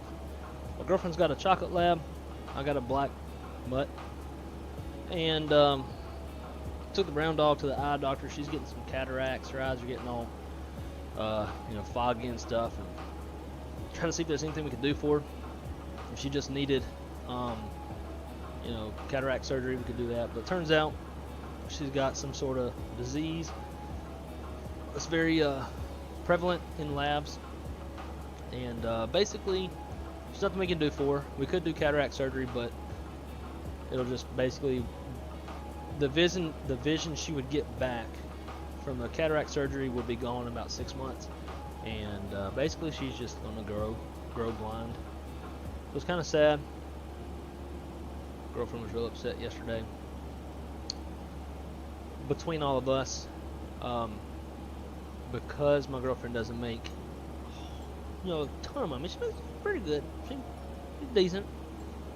But I make about twice as much as she does. I would be the one paying for the cataract surgery. So, I mean, I hate that the dog's gonna go blind, but I'm glad I don't have to spend that $4,500 on surgery. So, EQ or J, when you hit the thumbs down button, you can reverse that, right, by just going and clicking the thumbs up. Wouldn't that kick out the thumbs down? I don't think I've ever. I try not to be a negative piece of shit. So like if I'm watching somebody's YouTube video and there's something I don't like, I'm not one to hit the comments and be an asshole and talk shit. And, oh, it's not done this way or something. I'll just leave the damn video. I don't think I've ever really hit the thumbs down button on anything. So I wouldn't know. But be my guest to hit the thumbs up and see what happens.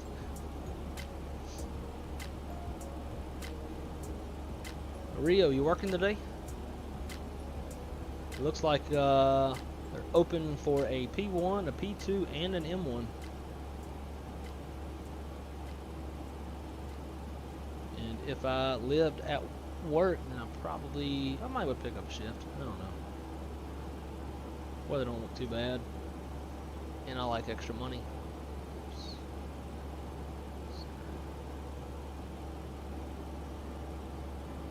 Man, we're like literally just flying everywhere that there is no ATC.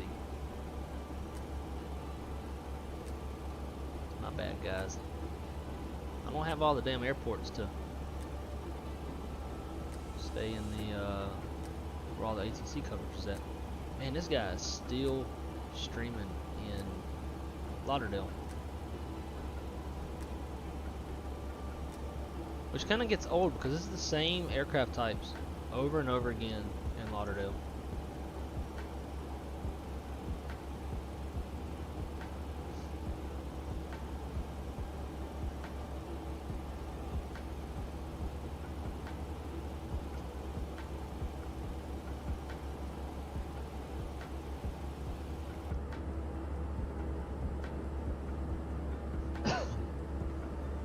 That Bahama Air. Yeah, so in I was hitting the thumbs up button and I got jumped on by my daughter and hit the thumb down, but I've hit okay, interesting. Well, actually, Captain Colorado, first of all, welcome aboard. We can definitely do that. We are on the third leg of the day right now, on our way from Dallas Love over to Albuquerque. Then from there, we're going to go Albuquerque, Vegas. But we should have time to do Vegas, Denver. I'm definitely down with that. So let's see. We're doing a 7.3 on this leg. We've already done the 321, 319, 737. So next leg we could do either the 7.5 or the 7.6. And then the leg from Vegas to Denver, let y'all choose. Do either of the two that we don't. So either we can do 7.5 on the next leg and then 7.6 on the Vegas Denver leg, or whatever y'all want. I'll fly whatever. Yo, I am not today. Just out running some errands. Gotcha. Well, shoot, man. Get your errands done and then get to the house and come jump on Vatsim with me. That's why LAX is so exciting to watch. Tons. I'll tell you what, if this guy stays on this view right here, I guarantee you'll see a wreck. South Floridians, I mean, Floridians suck at driving all the way around, but South Floridians are a whole different league of terrible drivers. Absolute garbage drivers. So this little spot right here, I actually pass the same spot all the time going to work. So my crash pad's right next to the airport. This is I-95, and right here where 10 left is an exit to get off onto 595 to go either east or westbound.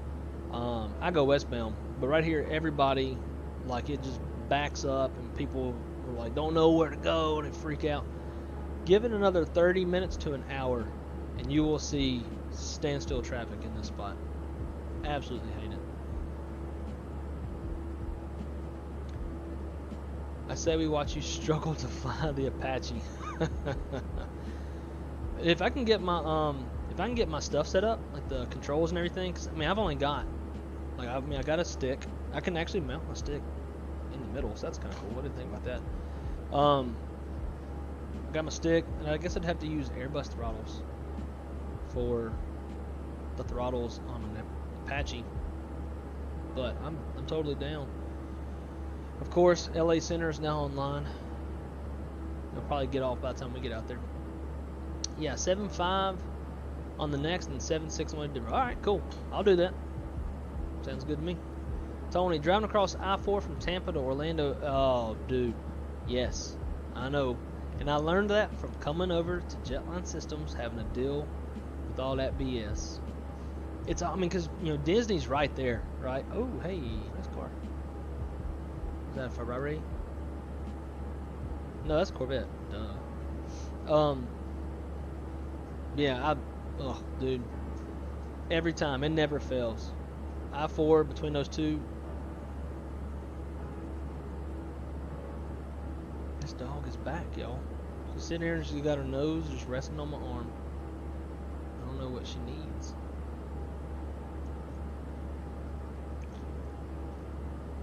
We don't care about cars, man. We just want to see airplanes.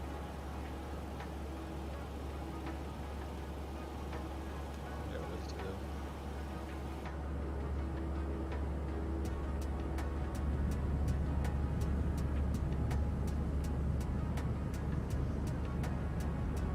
There we go. She finally laid down. Hey, look, there's us.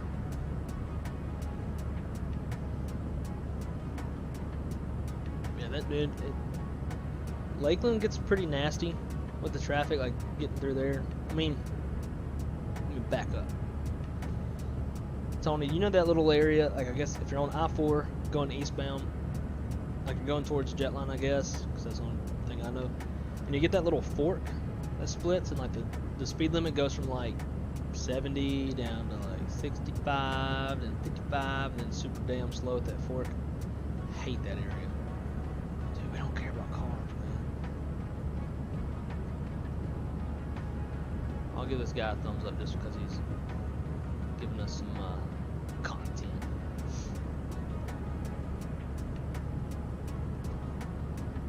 I don't think there's anything else, anybody else is live spotting airplanes right now.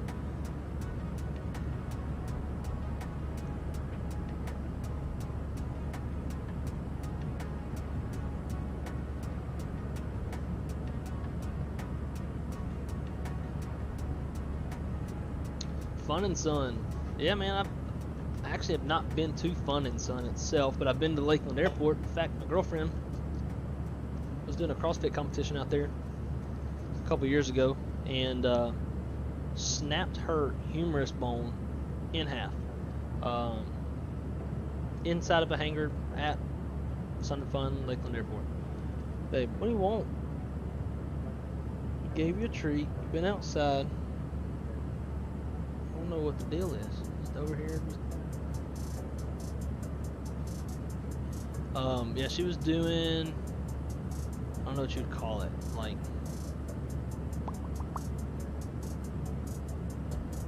I don't know, like an overhead press kind of thing, like doing this, right? And it was basically like you had 2 minutes till it get basically max out.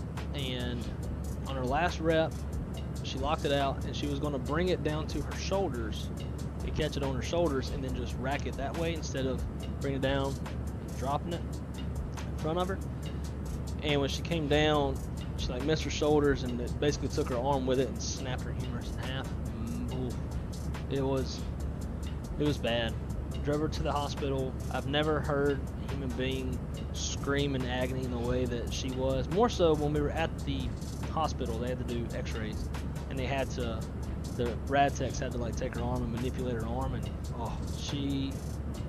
it was bad. Had to have immediate surgery later that next morning. Now she's got a scar going down the back of her arm from like all the way down but to her shoulder, all the way to almost her elbow. Pretty bad, but she's rebounded pretty good. It's been 2 years, and she's in better shape. She's lifting heavier than she's ever lifted. She's quite sexy, to be honest. Absolute trash. Hooked up. So drivers in Fort Lauderdale. Oh, that's hilarious. Right, at Tampa, we call that Dysfunction Junction. Oh, that's a great name. I'll remember that now. If anybody wants to see it, I have the video. I was videoing when she broke her arm. I can show it to y'all. It really doesn't look that bad. It just looks awkward, you know? Like something, it didn't come down right. But yeah, it was a tough time. And then obviously after something like that, the mental side of it is the worst. Like trying to get back in the gym, like basically you get bucked off a horse. You know, it's important to get back on, otherwise you'll be mentally defeated the whole time. Or from now on, it's kind of the same thing with her. Took her forever to do a push-up. She felt like her arm was going to break again.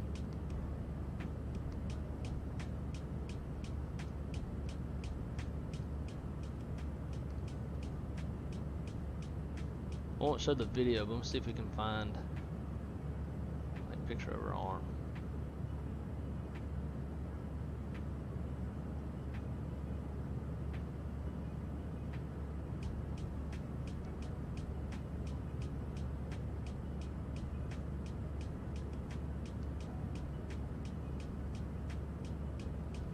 Okay, here we go.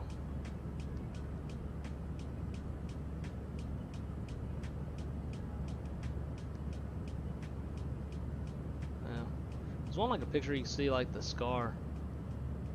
There is a huge incision.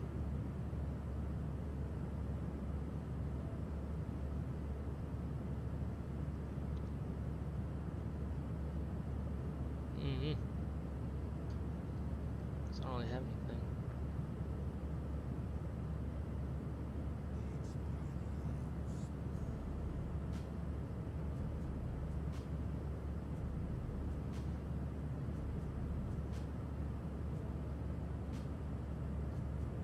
Nice little picture. It's departing Lauderdale the last time I went home.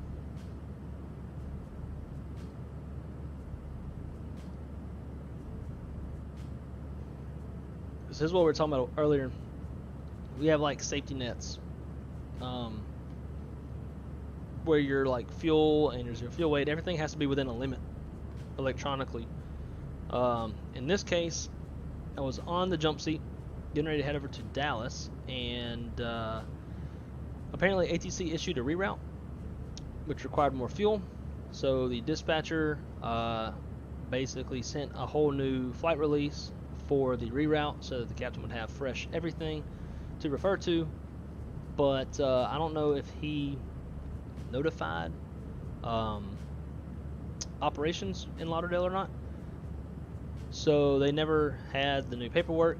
They didn't have the fuel on the airplane because the fuelers didn't know. Therefore, fuel on board was less than min release by more than 1,500 pounds. That's an issue. Therefore, they couldn't get their takeoff data. And because of that, I was going to miss my connecting flight, so I got off. Thanks to one of my coworkers.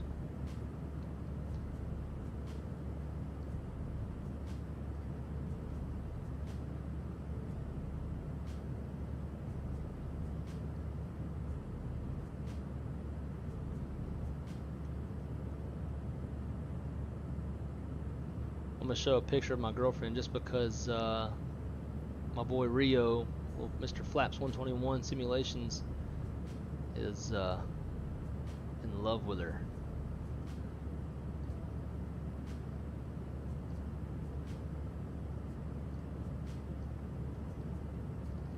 That's my old lady right there.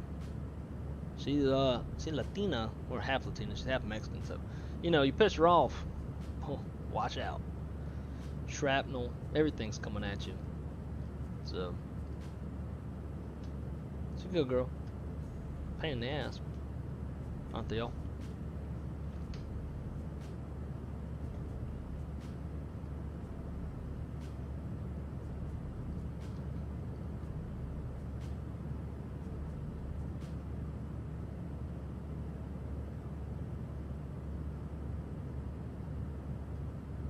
Whoa, go back, go back.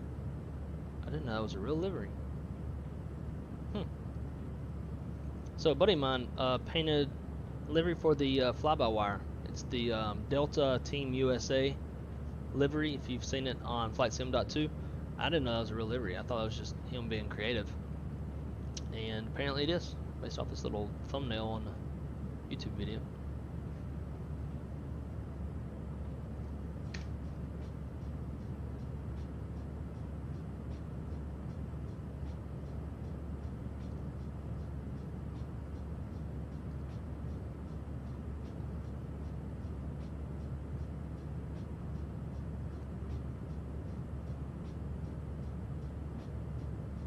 This is not live, this is yesterday.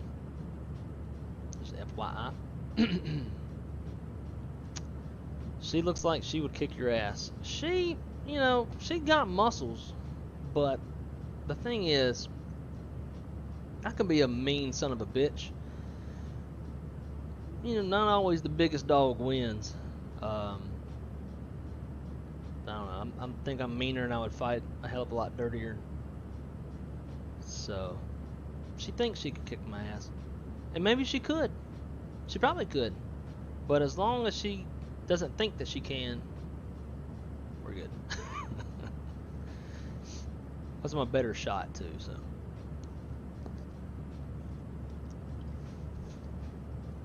If it comes down to a draw out in the street, I would definitely win that round.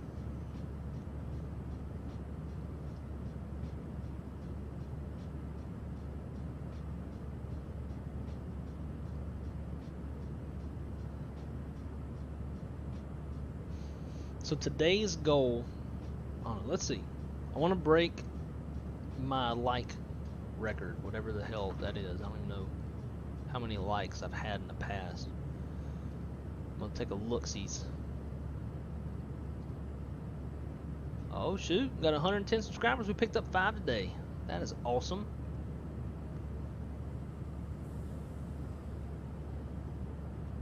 Wait, you can't even like quick look at. I think the video's got the most views. We'll base it off of that.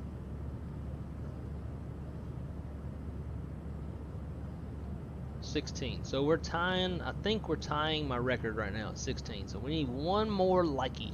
Get one more like, and we'll break the record. Do it for the stash, you know. It's all about the stash, man. It's a good looking shot of that 321 right there. Oh, no, not that. That's better. How many does this one got? 12. Pretty sure 16 is... Oh, it's got 13. You know what's crazy? That, like... Here I am tied for the most ever likes on my channel of 16. And then there's people out there... You see 17. Let me refresh. Maybe it showed me some old data. I see 16 on mine. So this is what I see.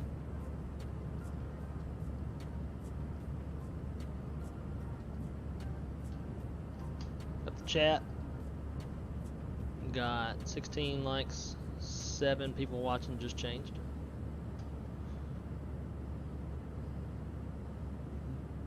I wonder if it's Jay's thumb down is killing me, breaking the record. Let's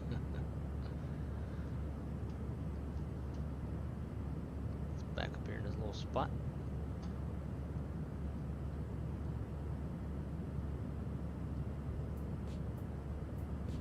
But again, I can't see 12. Interesting.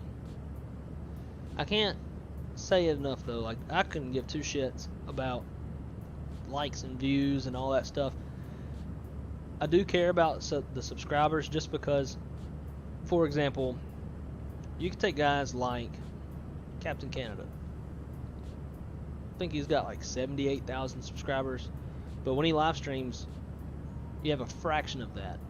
Maybe 250, 300 people, I don't know, something like that.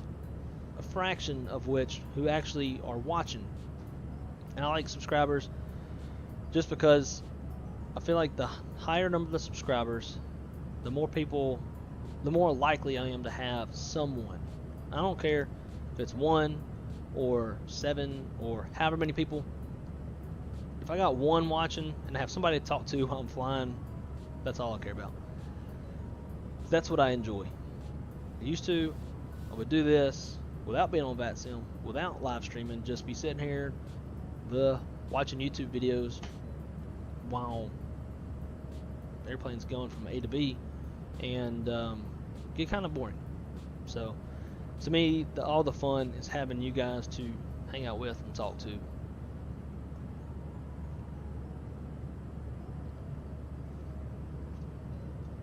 See where we're at. Top of descent's about 80 miles. Should probably, so we'll get this off here for right now and start getting ready for, we'll just set up for the approach so that is done. Pull up our charts. We want ILS 8. Let's double check the ATIS real quick. Info uniform, winds are calm, 10 statute miles, view at 25,000, temperature is 9, dew point minus 15, altimeter is 3027. Arrivals expect visual approach runway 8 or 3. So we'll do that. So we've got 8. Our ILS frequency is 111.9, final approach course is 79 degrees. Our final approach fix is Giselle, 6,300 feet, and the decision height is 207 feet above the ground. Touchdown zone elevation 5320. If we go missed, we'll climb to 5,800 feet, then a climbing right turn to 8,000, direct Albuquerque VOR and hold. Negative, we're just going to box it around and come back. We have a 3-degree glide slope. Approach lights, Pappy on the left. And again, climb 5,800, then a climbing right turn to 8,000, direct Albuquerque, which is 113.2. To shoot this approach, we need 207 feet visibility. I mean, ceilings, we got that. Half-mile viz, we got that as well. So no worries there. Didn't pull up the...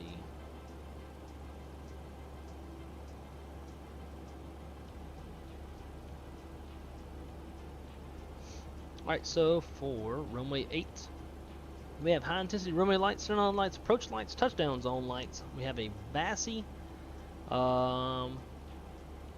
Upwind is a 3.20 degree glide slope. Downwind 2.95. I don't know what any of that shit is. 3 bars on the left side. It's grooved. RVR is reporting, and from the glide slope we have 11,711 feet of runway to use. We can float all day on that thing. 150 feet wide. Once we touch down, let's see, terminal is going to be back behind us, so we will exit probably Alpha 8, Alpha 7 or Alpha 8, cut a UE, and bring it on back over to the terminal.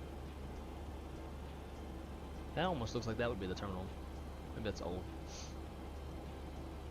So, I'll pull this up on my EFB, set it up in the airplane.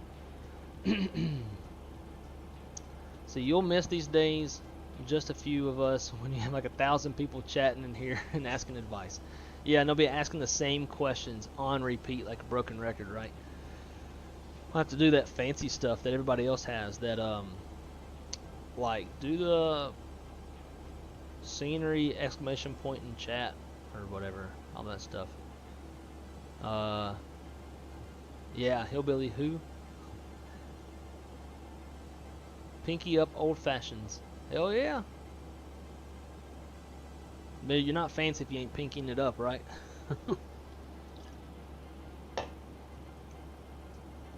See, I just wish like I could also hang out with y'all in person, because drinking in person is like way more fun.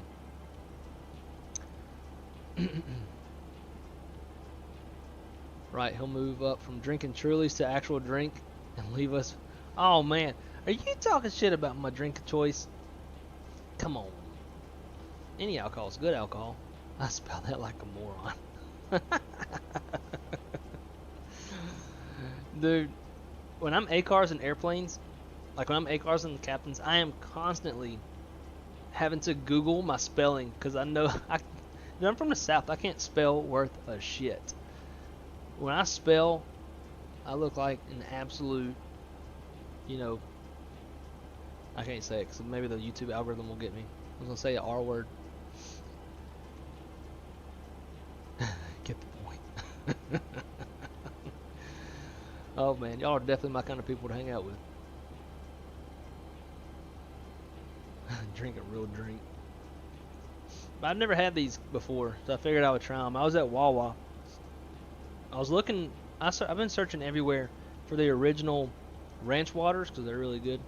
And I saw these, like, you know what, I haven't had the punch kind. We'll try that. I am out of beer though. I haven't been to Publix to get any more IPAs.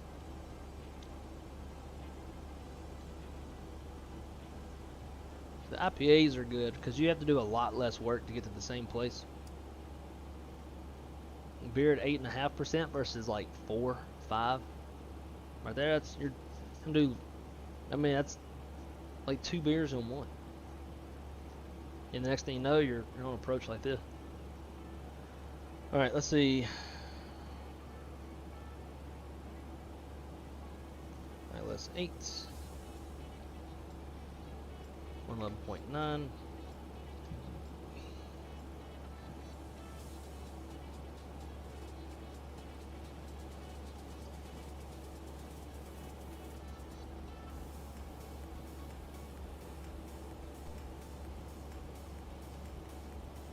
What was the Albuquerque?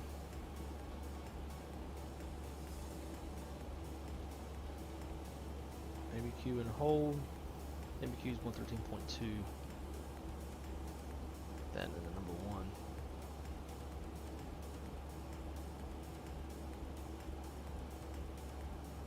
Sweet.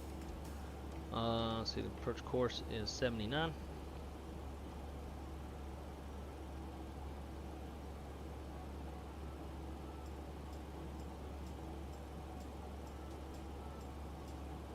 That's in there.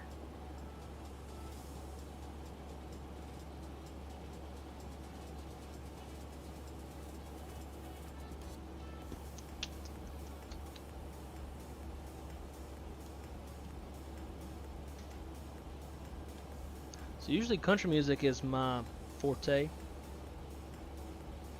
I don't think country music goes very good with live streaming flight sim.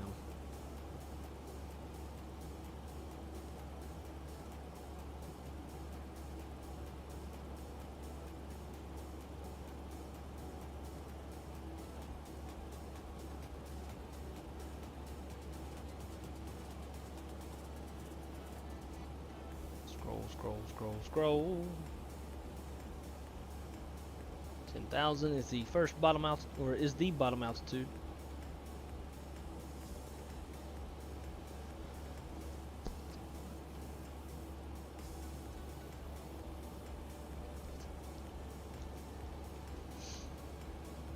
Which one's your favorite? I've tried all the variety packs, or the variety pack, and then Publix down here was selling like 6-pack of, I don't know, grapefruit or something, and then another 6-pack of lime type I don't know. The lime was pretty good.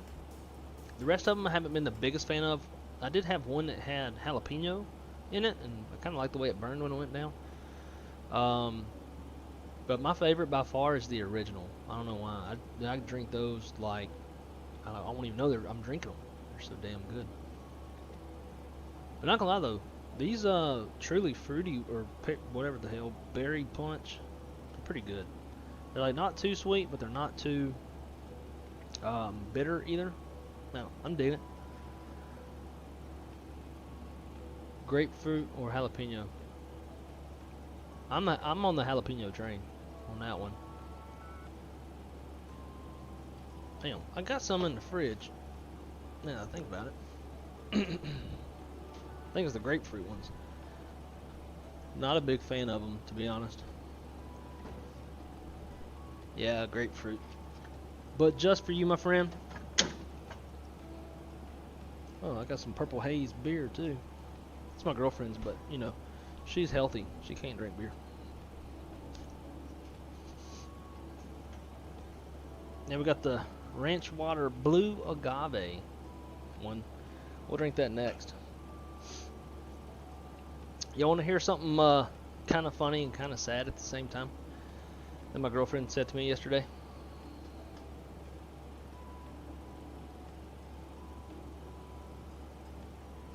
I wonder why that's always a knock.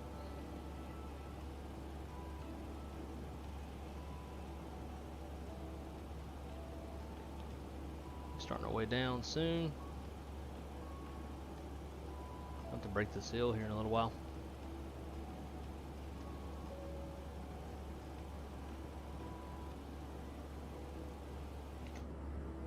So yesterday, my girlfriend and I were getting ready to go out to eat on a little date night. But because I work the night shift, when I come home, I have to flip my sleep cycle, and it takes a couple of days. So usually, I start getting pretty tired pretty early once I'm back home from work. And last night, threw on some jeans, threw on these like little slipper type shoes. They're kind of like Hey Dudes, but they're like the poor man version of Hey Dudes from Bass Pro, the redhead, which I like redhead. Then I just put on like this kind of like a Nike dry fit type material collared shirt, because where I come from, man, if you got on a collared shirt, you fancy. Like, that's going out to Applebee's on a Friday night type of deal, you know. Fancy like. So anyways, that's what I had on. Had on a ball cap, I think, a little Banyan Pilot Shop hat. And my girlfriend looks at me and she's like, "That's what you're wearing?" I was like, "Yeah." She's like, "Well, let's see what else you got." She starts going through my closet. Of course, like, I'm a guy, right? I'm lazy when I'm home. Like, I've been gone all week, commuting, work, doing all that driving and shit. When I'm home, I just want to chill. And she'll like wash my clothes and she'll fold them, and then my dumbass will, like, I don't have a dresser because she has my dresser, and she has the walk-in closet, and she's got the nightstand too. So all I've got is this shitty little closet over here in my computer room. So I don't hang up clothes. So my clothes are like kind of in a little hamper type thing. I don't know. They're folded and stuff, and they're in there, but you know, folded clothes sit there and they get wrinkled. So she's like going through my clothes, can't find anything because I'm too lazy to hang shit up. And she turns to me and she's like, "You know, you just kind of look like just because you have a collared shirt on doesn't mean, you know, it's like fancy. It's like, put on a t-shirt and some boots and jeans." I was like, "When I can." It's like, you know, I'm just tired and like I don't really care. And she's like, "You look like you don't care." I was like, "Well, honestly, I don't. I just come go eat. I'm hungry, and then come home, go to sleep." So she got all upset or irritated, and she's like, "You know, we're just not gonna go." I'm like, "Why?" "Because like I won't put on fancier clothes." Like, what's the problem? "Well, you just carry yourself like you don't care. You carry yourself like a bum." I'm like, "Yo, I don't care. Right now, I'm tired. I want to go eat. I'm gonna come home and go to sleep." So anyways, she got all irritated because I dressed and carried myself like I don't care. To an extent, I really don't. Man, I'm 31 years old. I ain't trying to impress nobody. And if she leaves, Like, she leaves me, fine. Still don't care. I'm gonna be sitting on this computer with y'all, looking like a bum, eating chicken nuggets and drinking Truly. But yeah, I couldn't believe she told me that. She's like, you know, sometimes I dress up for you. And I was like, oh, I can't tell. I mean, she's a good-looking girl. She always looks good, whether she's wearing anything or not. So I don't ever think about stuff like that. But maybe I'm just a dude, and she's just a chick. Is what it is. But now we're coming down, and we are accelerating, unlike the last one. You bum. So let's see. 2-for-1 apps, dude. At Chili's, we go to Chili's often-ish, and we go to Chili's because they got that 2-for-1, them 2-for-1 drinks. So you damn right, 2-for-1s are classy. Like legit, where I come from, Monroe, Louisiana. For example, here in Orlando, ain't nobody going to Chili's. There's all kinds of way better restaurants to go to on a Friday, Saturday night. But where I come from, you go to Chili's on a Friday, Saturday night, boy, get ready for a 30 to 45 minute wait. Everybody's going there. All the folks from Balkanville, them real fancy, you know, trailer folks, Chili's, 2-for-1s. Yeah, that's what I was wearing last night. I wasn't wearing this. I was wearing some other shit. Didn't look much better. Actually, honestly, I did contemplate wearing this last night. This Shaq shirt. Absolutely thought about wearing it because I just didn't feel like changing. Dude, I'm married and have to get on my knees to get my clothes out of this cabinet. My wife has the whole closet and dresser. Dude, you know exactly my pain. I ain't got nowhere to put shit. I got 12 pair of cowboy boots. Nowhere to put them. I can't even like stack them up neatly, you know, side by side, take care of them and all that kind of shit. They're like all stacked up and getting squished and shit.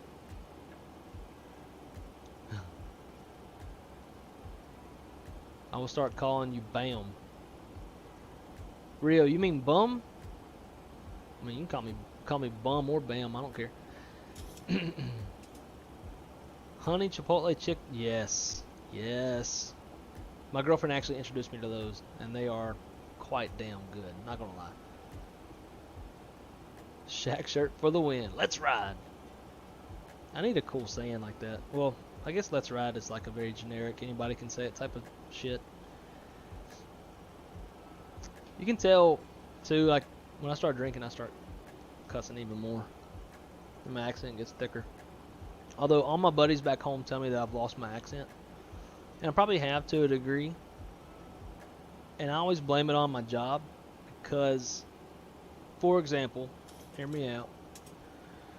Pilots will call, like if their ACARS is not working, they can't run takeoff data. So they got to call me, give me all their info.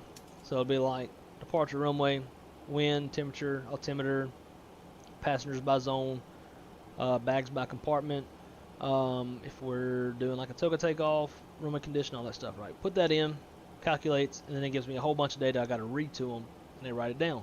It'll be like 0 fuel weight CG, engine fail procedure, acceleration, climb altitude, V speeds, flap setting, flex, packs on or packs off, max takeoff weight, all this stuff, right? So when I read it back to them, I have to make sure that I'm enunciating correctly. I guess that's the word. I don't know. But I have to, you know, it can't be like, hey man, yeah, 0 fuel weight, gonna be 131.1. Like 0 fuel weight, 131.1. Like I have to really like clean it up. And I think that kind of degrades my accent a little bit. Wears it down. Like Russia's doing in Ukraine. Getting them strategic places.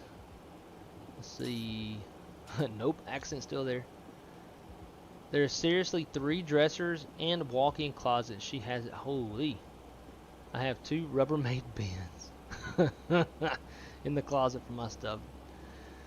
Man. Might need to take a trip over to Rooms to Go and go get you a damn dresser. If I ever got to that point, I think I'd just have to kick her in the ass. But you know what? You got too much shit. Get out of my house. Or just put her stuff in the garage where it belongs. We all share the same pain. That's what I'm noticing. Like, we all have this very, like, this common denominator that women are the pain in the ass, and the logistical pain in the ass in our asses, I guess. Can't talk. Everybody that's living single complains, yeah, and everyone partner, yeah, it's true. I mean, I remember back when I was single, like, honestly, the being single part wasn't the problem for me. The being single part was fine. It was just all the damn dates and taking, like, having to pay for all these dinners and all these drinks. And like, when I was single last, I was living in South Florida, and women in South Florida know there's some dudes down there with some money. All my dates with women who were from South Florida, it was a one date and done. Like, I'm sure they saw my boots, heard my accent, and they're like, yeah, this dude is a moron. Gonna get these free drinks, and then that's it. Because they know there's guys down there with McLarens and Ferraris and Lambos, and if you ain't got a yacht and a penthouse suite on South Beach, you ain't shit. And then there was like chicks who weren't from there, and all those dates went just fine. Usually good things happened at one point or another. But still, man, you gotta pay for the drinks, pay for the dinner, pay for this and that. At least I do. I mean, I'm coming from the South, and that's how we're raised. Be that Southern gentleman. Being a Southern gentleman is expensive. But on the flip side, I'm in a relationship, and it's still expensive. Still, like yesterday alone, between food, paying for half of the dog's eyeball consultation thing, I probably spent at least $300 yesterday. Solely because my girlfriend is in my life.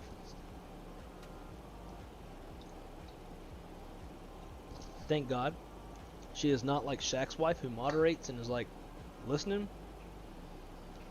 She couldn't give two shits about any of this, so she'll never watch this and never hear me talking this shit.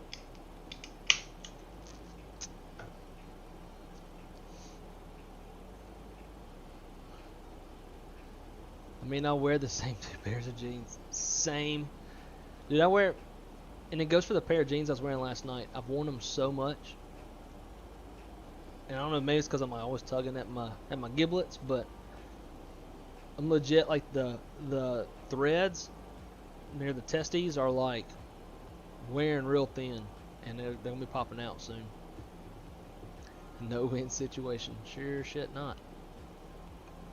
I love being single. I'm a strong, independent man. Don't need no woman.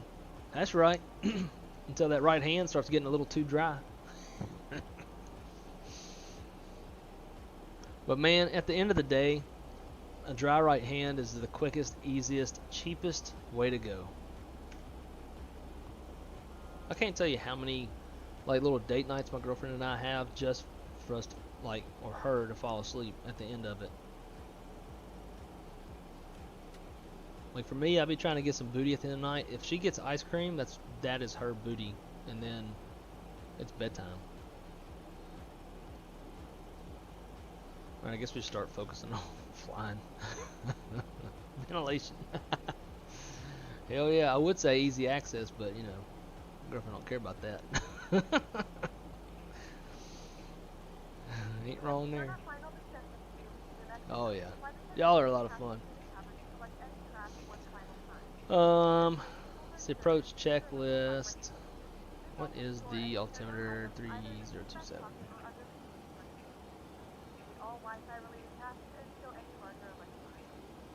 I still haven't even messed with the standby this whole time. Alright, briefing's complete. Approach step about 1,000 feet off the ground. ECM status. We don't have an ECM in this airplane. Seat belts. Let's get them. Oh my god, did I not? I never turned the seatbelt sign off this entire flight. These poor people are pissing in the chairs and all kinds of stuff. Seatbelt signs are on. Minimums. How do you set the minimums in this airplane? I gotta remember. The other thing I forgot though. Landing elevation is 5320.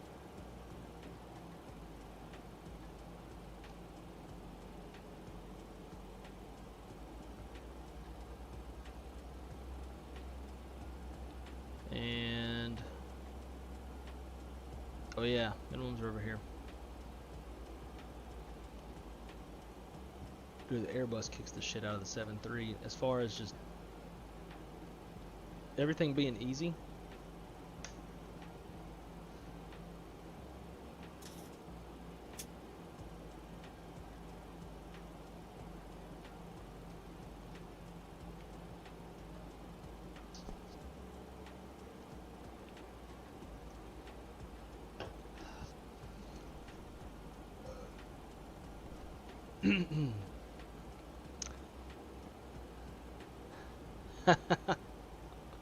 That's right, hands filled with cash though. Touche. My wife can't stand my PC. I started talking about the Apache last night and the eye roll was so big I think her eyeballs popped out of her ears. Yep, Crystal will be doing the same.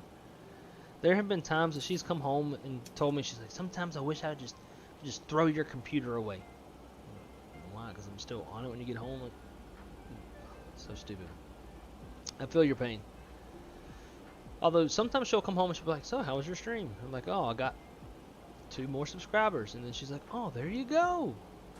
And she'll act like I'm the most successful man in the world. I'm like, no, you're being sweet. Because you truly don't give a shit.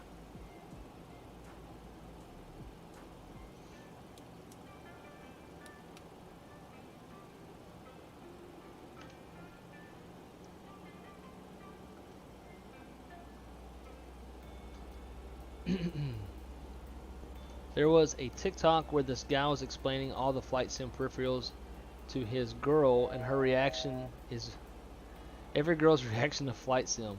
Dude, if you can find that, please God send that to me. I would love to, 1, watch it, and 2, show Crystal, and I bet she will agree.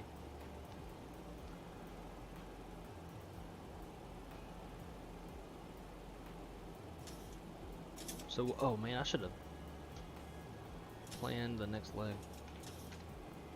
No, that's what I want. We're gonna have to create one because everything going to Vegas is Frontier and Southwest, and neither of them fly at 7.5. Maybe we can be Delta, or maybe let's do FedEx.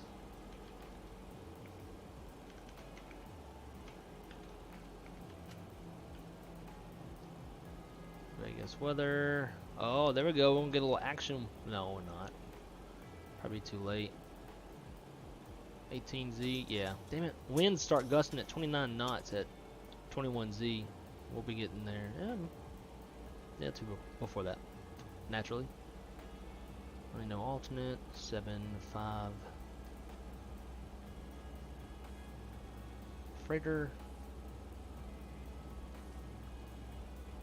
See 90. We'll go 90. Part 8. Where's Vegas landing right now?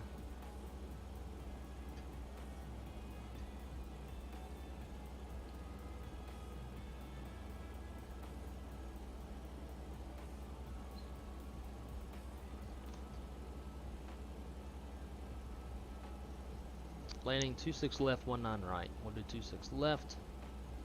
No, let's do 19 right, just because that's harder.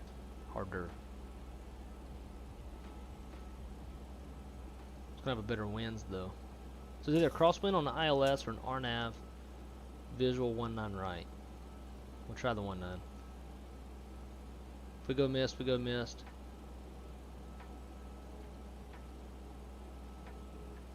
And we'll shoot for 26 left. Generate. Got pissed. Alright,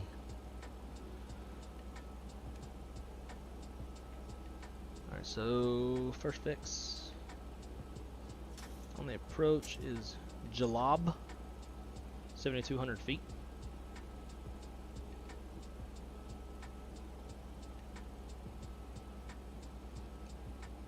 Terrain on.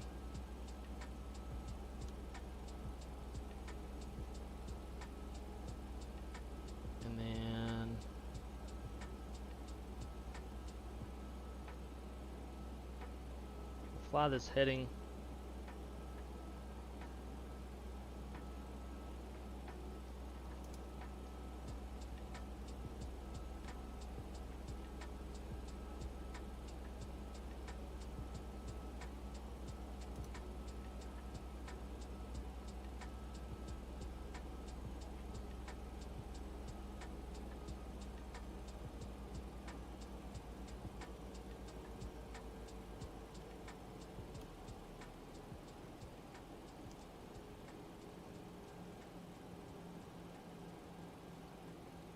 Not really sure what's going on right here.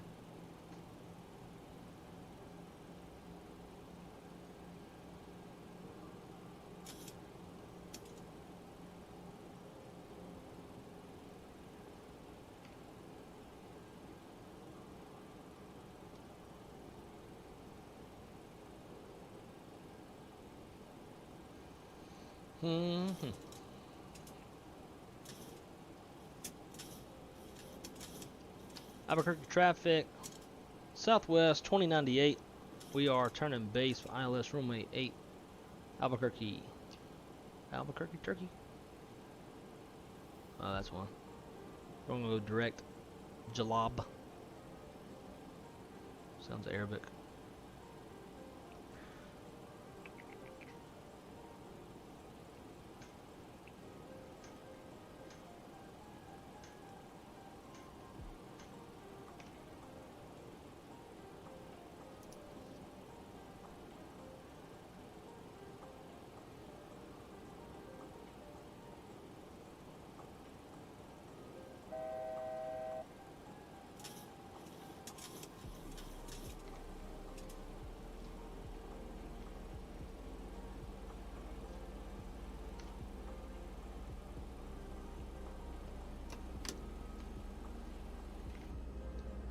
Getting them slats out.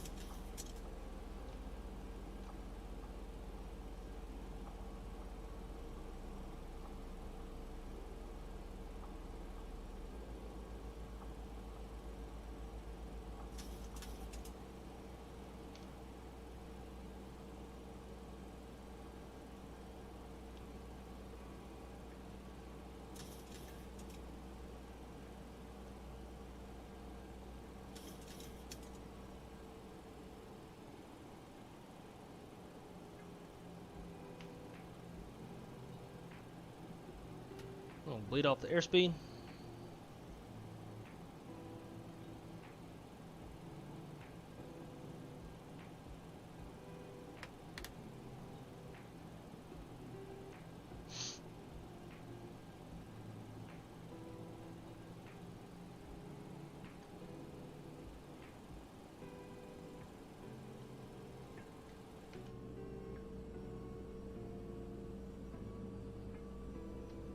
I need to take a trip out west. I haven't been out west in a hot minute.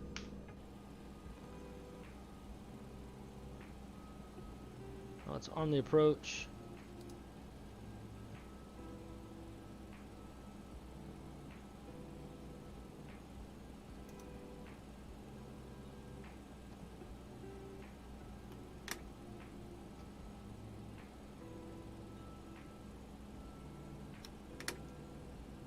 That's 10.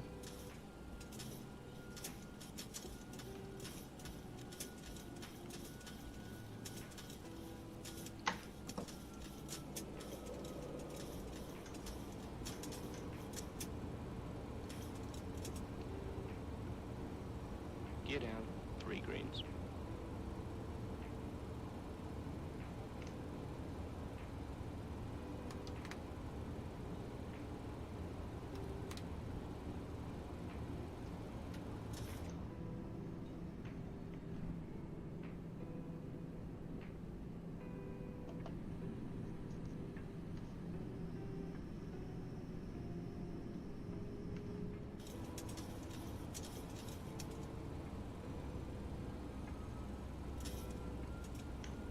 try to damn it. Go. Arm this. There we go. It's armed. Alrighty.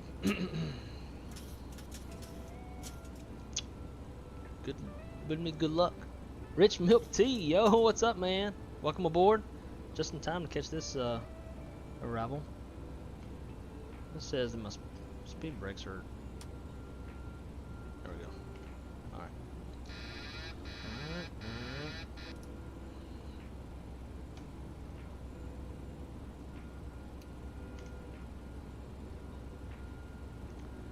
Albuquerque traffic, Southwest 2098, 2 mile final, ILS 8. Albuquerque. This guy up here, make sure he knows we're coming in.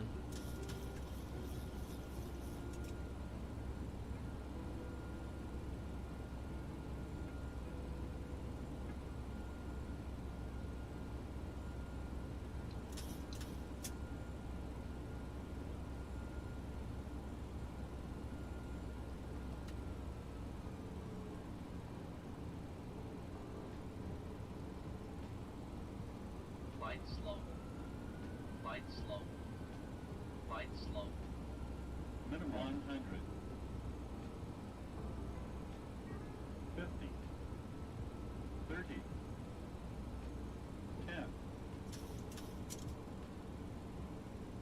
A little much.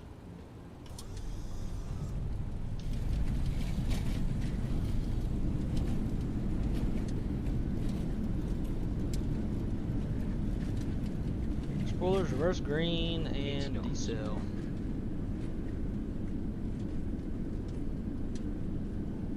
Manual braking.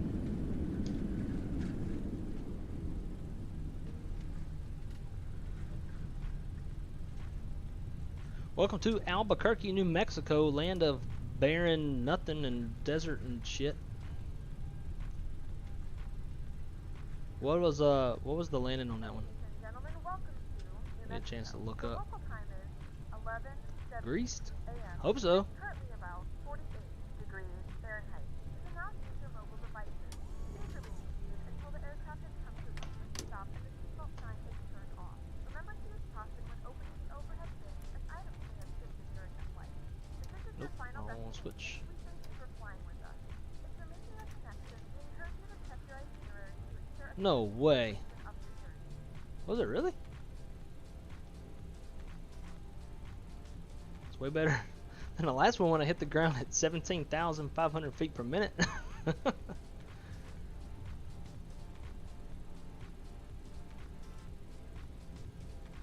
Apparently 4 trillions is the way. Well, we'll see what Delta has to say, because usually Delta's a bit more sensitive than whatever this overlay uses. Albuquerque traffic, Southwest 2098, clear runway 8, Albuquerque.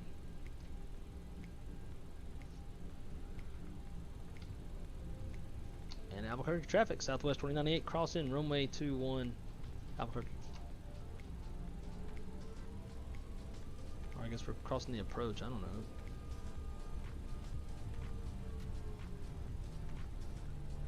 Apparently we need charts.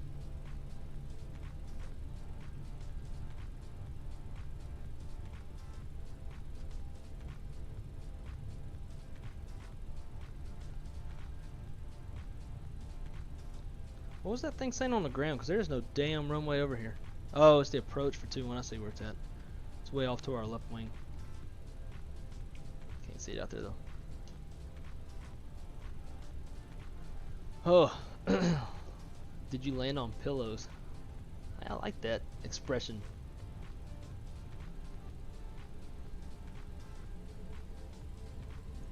I'm gonna try to catch you on the next hop to Vegas. Sounds good. Give it about 35 minutes. That's probably around about when we'll be getting off the ground. Did a little Southwest taxi over to the ramp.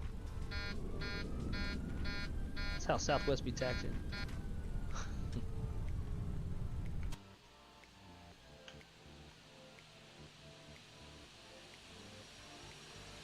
Hauling ass. Getting that on time.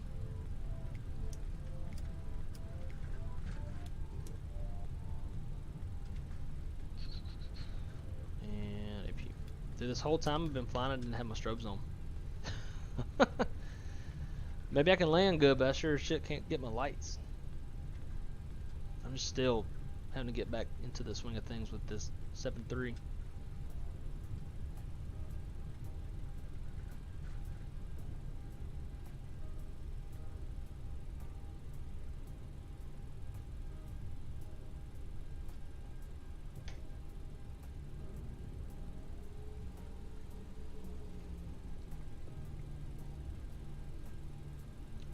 Trucks are blocking that one.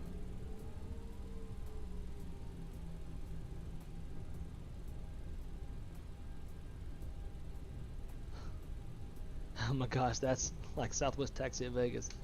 Dude, I'm telling you, it's everywhere. They taxi fast as hell everywhere they go. I was watching them do it in Lauderdale not too long ago.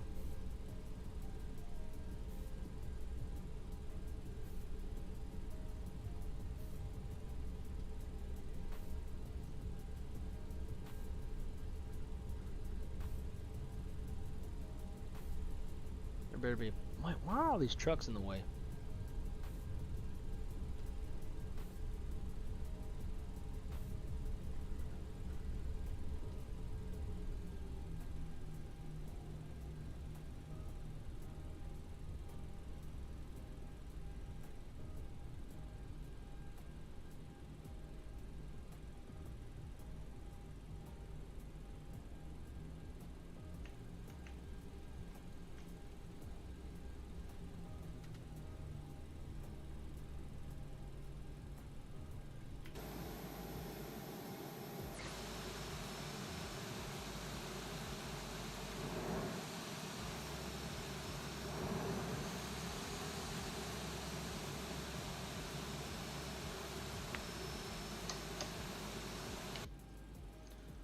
Parking brake set.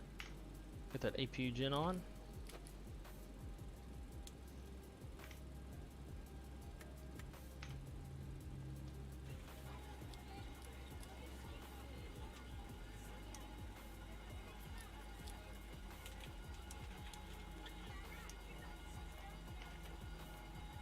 And welcome to Albuquerque, New Mexico. All right, let's take a look, see what everybody's got to say. Albuquerque International Sunport Information Bravo. 1700 Zulu weather. Wind 190 at 5.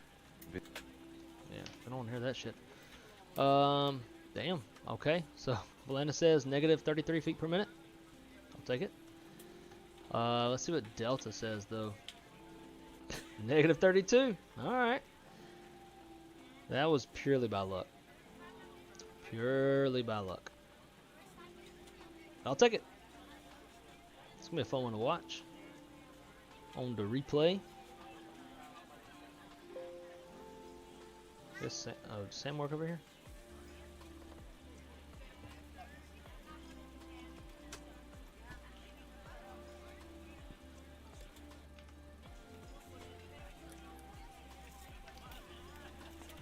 Alright, let's kill Pax.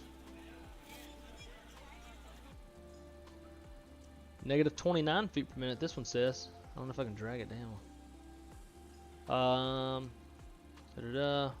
Flight time's hour 32 minutes, 124 passengers. They were 78% satisfied. Unsafe takeoff. It says every time it's an unsafe takeoff. They're full of shit. Soft landing. Told my friends about the airline. And then under the comments it says that was not a safe landing. Bruh. Bring it back. Alright, so we're disconnected from there. Alright, let's hit the old replay.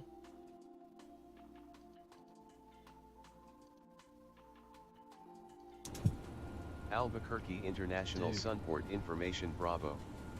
1700 Zulu weather. No, we have to listen to this shit. Wind 190 at 5. Visibility more than 10. Sky conditions 25,000 scattered, 27,000 scattered. Temperature 10. Dew point -16. Altimeter 3025. Arriving runways 26, That's really 30, annoying. departing runways 21, 26, 30. Advise on initial contact, you have Bravo. Gotta run. Have a great weekend, everybody. See you, Tony. Thanks for stopping by, hanging out with us. Appreciate you, sir. Good to see you. Hillbilly Gypsy, have a good day, my friend. If I don't see you later on. Albuquerque International Sunport Information Bravo. Oh, 1700 Zulu yeah, weather. baby. Wind 190 at 5. Visibility more than 10. Sky I think that conditions downslope on the runway 25,000 definitely helped out a bit. scattered, 27,000 scattered. Temperature 10. Only flown Southwest for dew flights point to minus Vegas, so I'm not 16. sure if fast taxi is the norm. Altimeter Yeah. 3025. Southwest is known for Arriving taxiing runways very, very 26, fast. 30. Departing runways 21. You had an unsafe takeoff last 30. leg. What are you doing wrong? Advise I on don't initial know. contact, you have Bravo. I think it's. I don't know, to be honest with you. Really don't. Damn, I really hope PMG hurries the fuck up with 7-3. Oh. Sorry. I thought you were. I guess you're talking to Tony. My bad. Albuquerque International Sunport Information Bravo. 1700 Zulu weather. Wind 190 at 5. Visibility more than 10. Sky conditions 25,000 scattered, 27,000 scattered. Temperature 10. Dew point minus 16. Altimeter 3025. Arriving runways 26, 30. Departing runways 21, 26, Oh, 30. right on the touchdown zone too. Advise on initial contact, you have Bravo. Damn. Wish I could do that every time. Gotta love those wheels spinning in the wrong direction.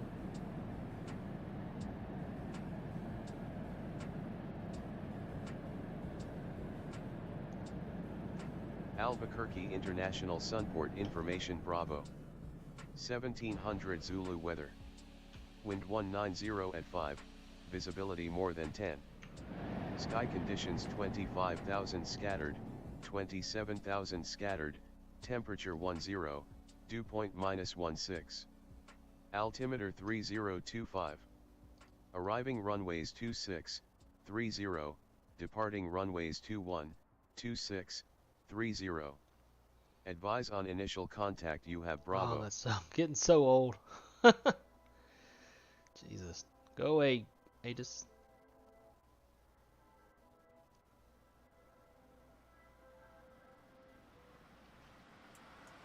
Albuquerque International Sunport Information Bravo. 1700 Zulu weather. Wind 190 at 5. Visibility more than 10. The Sky question conditions is 25,000 scattered, 27,000 scattered. Temperature 10. How much on Dew the center point line minus was I really on? 16. I think I was a little left. Altimeter 3025. Arriving runways 26, 30. Departing runways 21, 26, 30. Advise on initial contact, you have Bravo.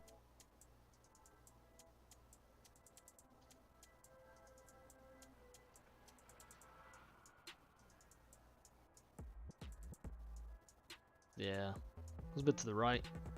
Albuquerque International Sunport Information Bravo. We got back on it though. 1700 Zulu Ish. weather. Wind 190 at 5. Visibility more than 10. Sky conditions 25,000 scattered, 27,000 scattered. Temperature 10. Dew point minus 16. You couldn't do that Altimeter if you... Yeah, I know. 3025. I mean, I guess we'll see. We'll see on the next leg, right? 30. Departing runways 21, 26, 30. Advise Start on getting initial stuff set up contact, for the you next have leg. Bravo. 4-0, that's perfect.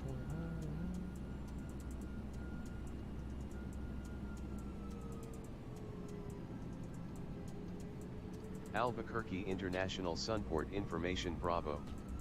1700 Zulu weather. Wind 190 at 5. Visibility more than 10.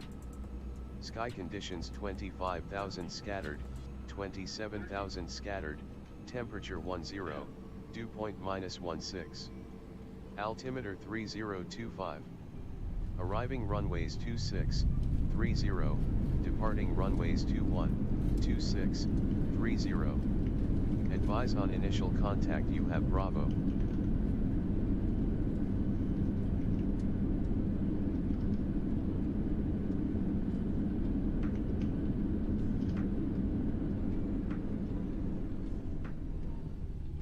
Albuquerque International Sunport Information Bravo.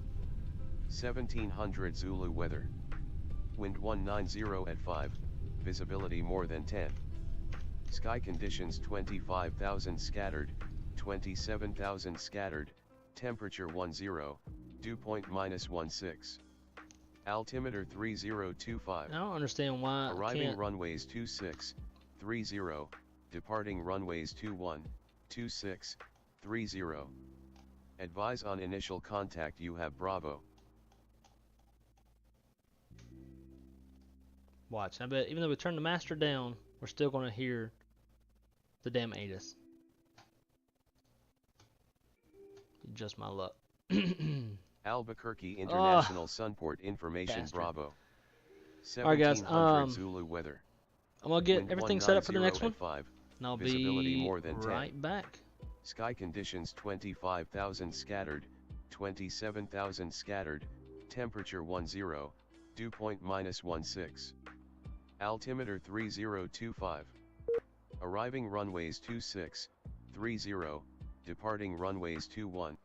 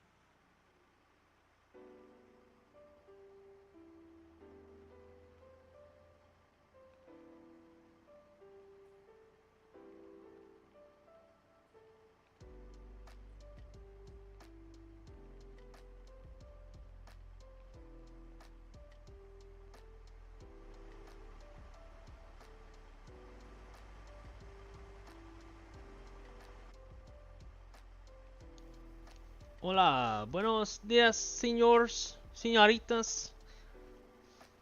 Por favor, and all that stuff. Welcome to the cargo ramp now. Here in Albuquerque, No Mexico. I don't know if that's how they say it or not, but sounds good. See, make sure everything is set up. Length is good, charts are good, overlay looks good. Delta, start that. And Vatsim.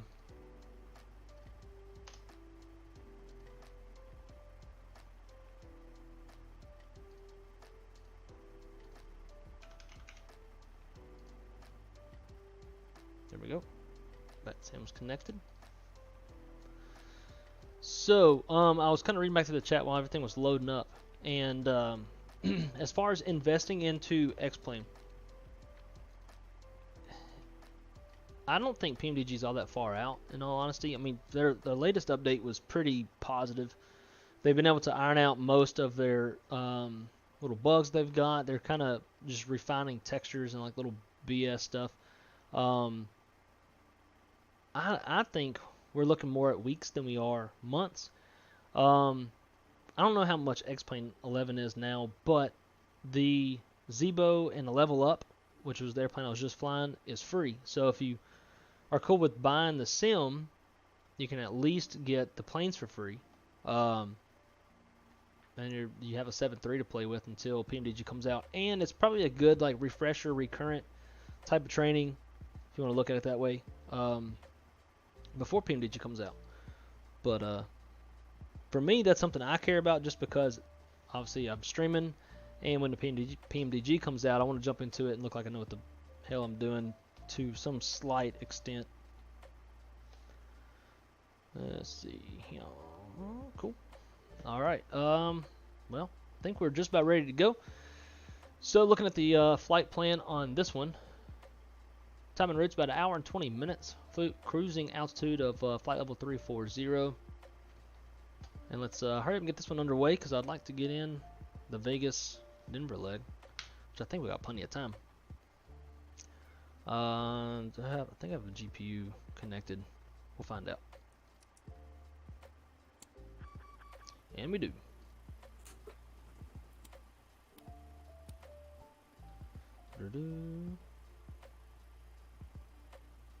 Leave the APU off for now.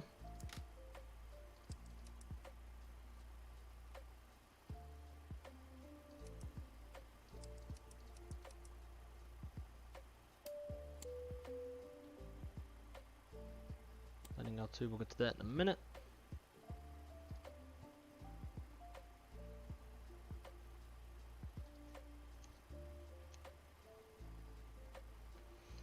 And let's see, we'll get this into auto, auto, auto.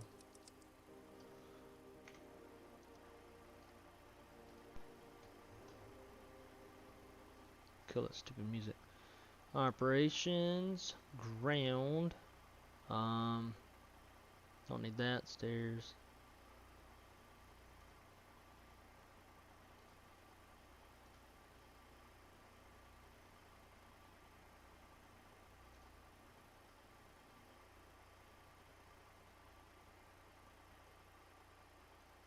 Airplane, we got that open. Guess we'll open that stuff.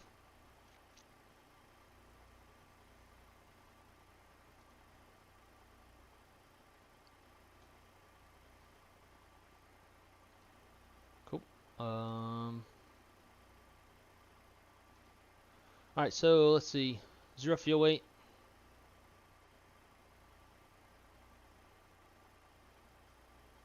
Cargo weight. Oh shit, I don't remember what the cargo was. So our 0 fuel weight now is 131. 188.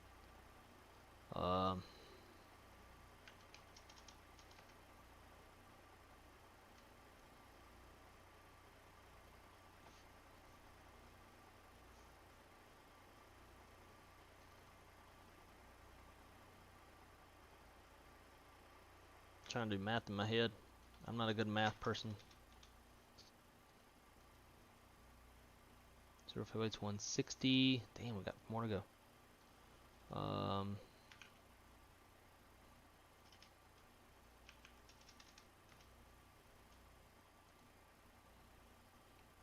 Why didn't it go up none?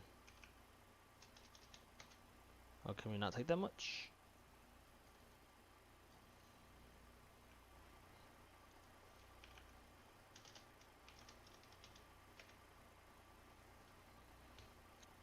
I don't know. Whatever.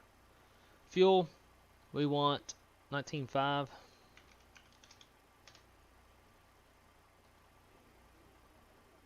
And it's going to play people sounds even though we're not taking no peoples. Alright, let's start getting the FMS configured.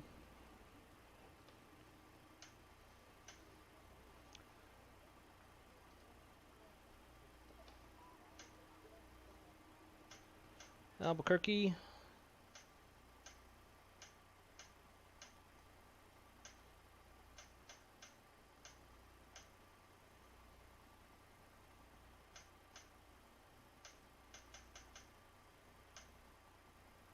KABQ to Klas 01. Not found. Okay.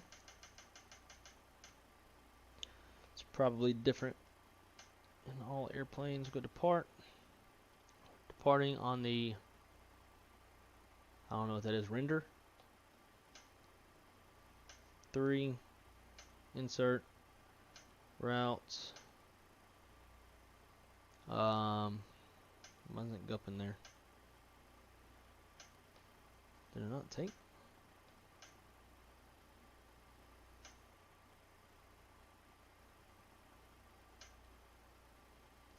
Yo, where's the legs at? Mine? It's working. Alright. 8. Render 3, that's probably one. The gup. From gup. Now we're going straight to the arrival. So let's see, what RNAV approach do we want? We're in controlled airspace, so it's probably smarter that I take 26 left, because that's probably what they're going to give me. But I want to put on something good for my viewers. Let's see. See what Yankee looks like compared to Zulu.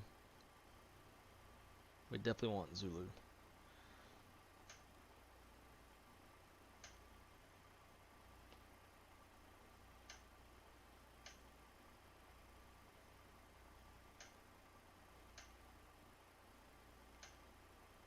Rockstar 1, haha transition. Legs. Haha.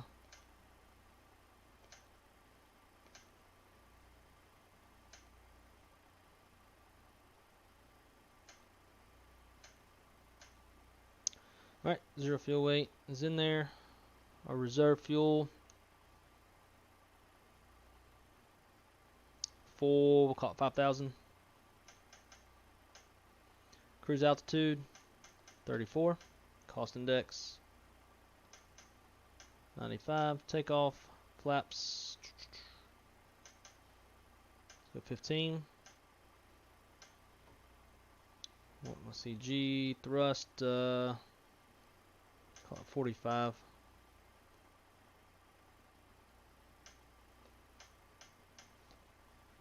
So let's go flaps 5. Nice. Okay. FMS is taken care of. On the departure, top altitude is 20,000.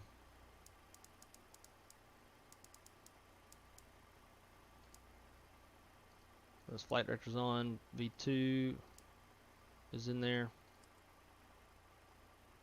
Oh wait, probably need to do this. There we go.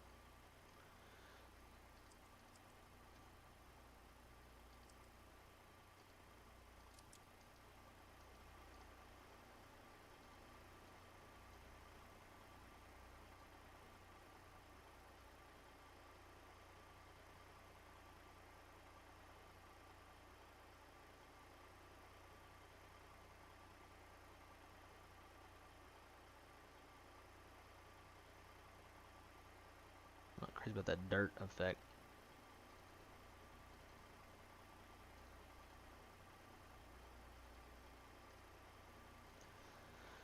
Alright, let's get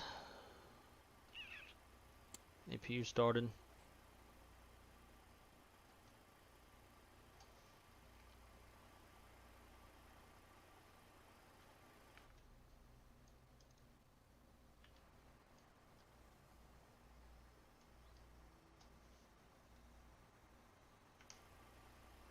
And we'll start getting everything buttoned up.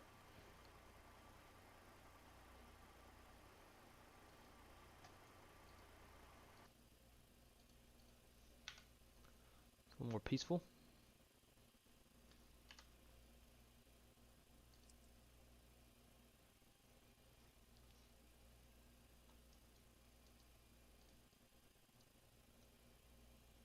And then airplane, close everything, ground. Before we pull everything, switch over to APU gen, disconnect from there. Get some AC going. Move everything else. And let's get all this engaged. No fuel in the center tanks.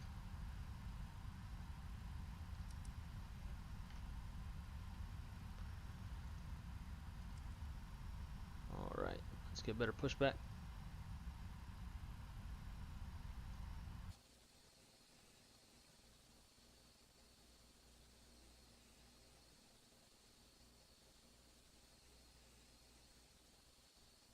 Alright, Captain, got the directions. Let me know through the menu when you're ready. And then on the altimeter, current altimeter is 3025.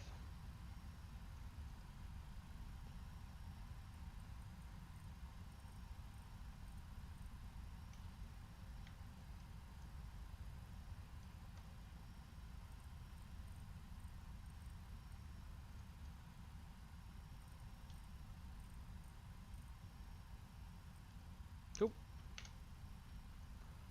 I think we're ready to go. Great news, Captain. Your tow's coming. Okay, catching back up. Let's see.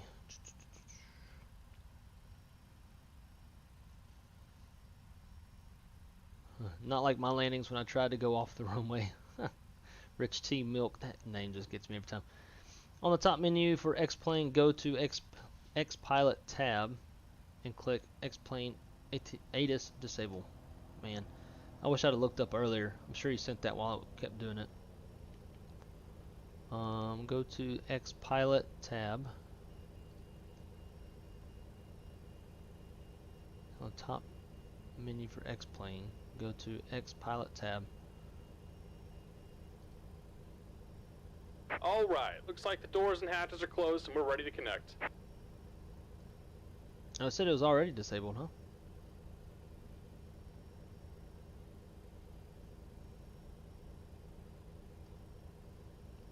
Rich Milk Tea, was it already disabled?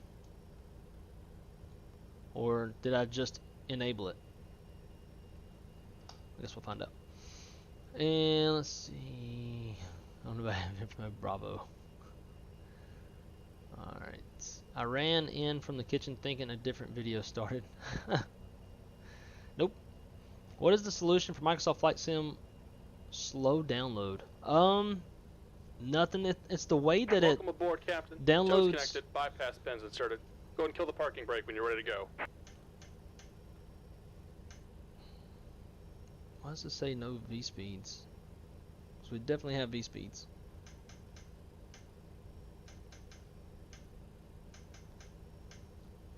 It's still saying no V-speeds. It's weird.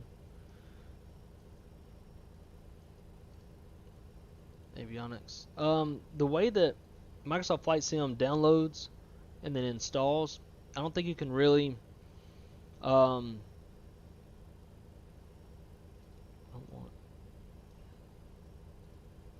we go. I don't think you can make it faster, because it basically what it does is it downloads, unpacks, installs, and then keeps doing it for each batch. So it's always going to be slow. I mean, I've got relatively fast internet, about 500 megabits per second, and even still, it takes quite a while for mine to go. Make sure everything is closed, no chalks, everything cool. Here we go. Let's get on out of here. Here comes the pushback. Light them up.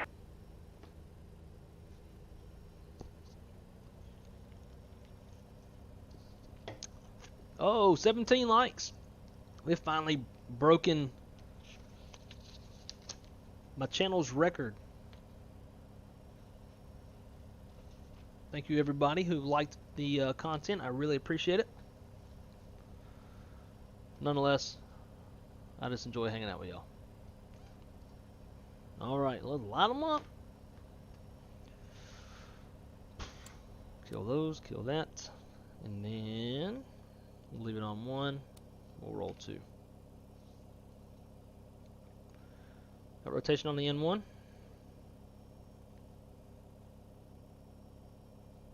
Got oil pressure. These are Rolls-Royce engines, so we're going to be looking for about 12% on the N2.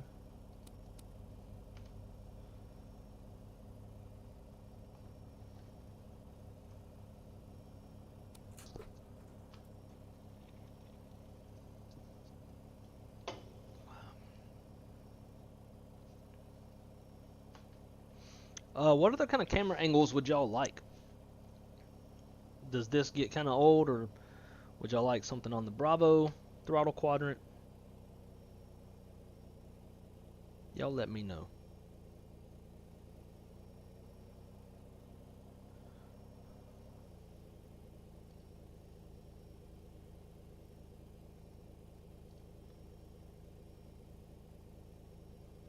Alright, we'll roll number 1. It's kind of weird that you can't really hear the engine even though it started. Just about done here. Go ahead and set your parking brake. And we're disconnecting the tow. Give me just a moment.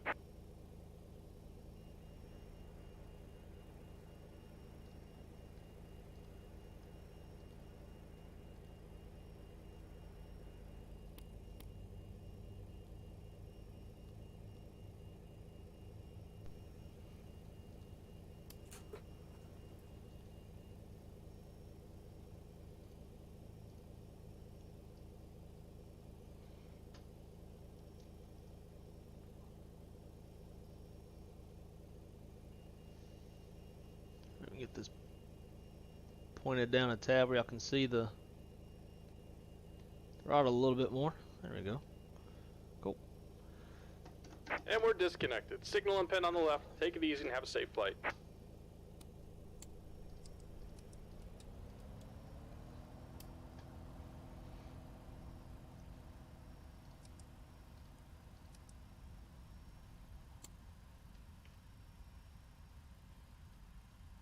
Alright, let's go flaps 5. This one's always a hard one to do. Make sure you get it right on it.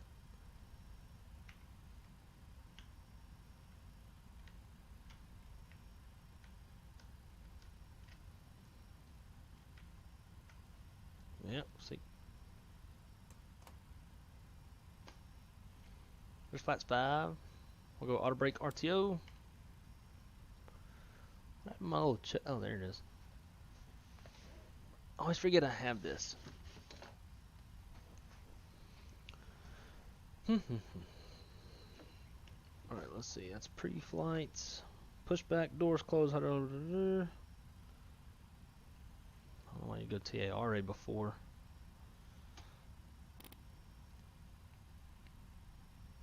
Oh, Albuquerque Tower just came online. After start, engine anti-ice as required, air conditioning is set, recall. It's checked, and auto brakes RTO. Taxi checklist. Flaps 15, takeoff speeds are cross-checked thrust. 45 on the flex is set. Trim, we need 3.0.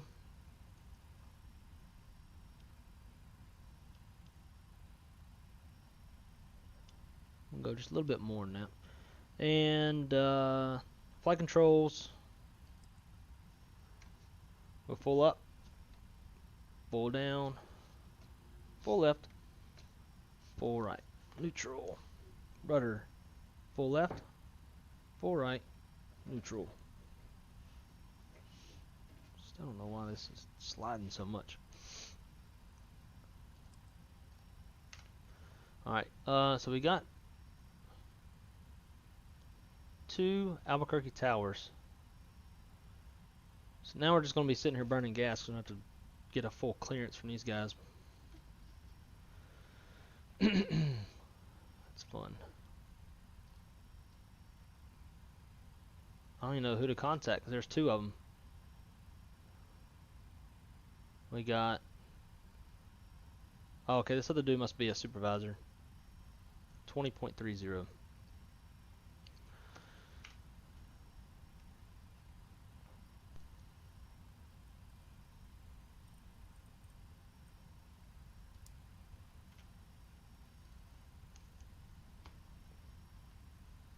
Definitely better get my charts pulled up. He might give us off 3. But we'll take 8 because that's, I think that's what they're going off of in real life. Yeah, departing 8. And these dogs are barking.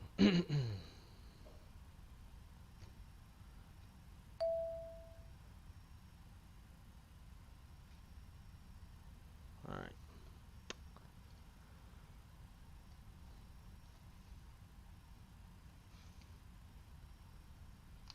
Albuquerque Tower, FedEx 2541. We just pushed. We are over here on the cargo ramp, looking for IFR clearance over to Vegas with Info Whiskey.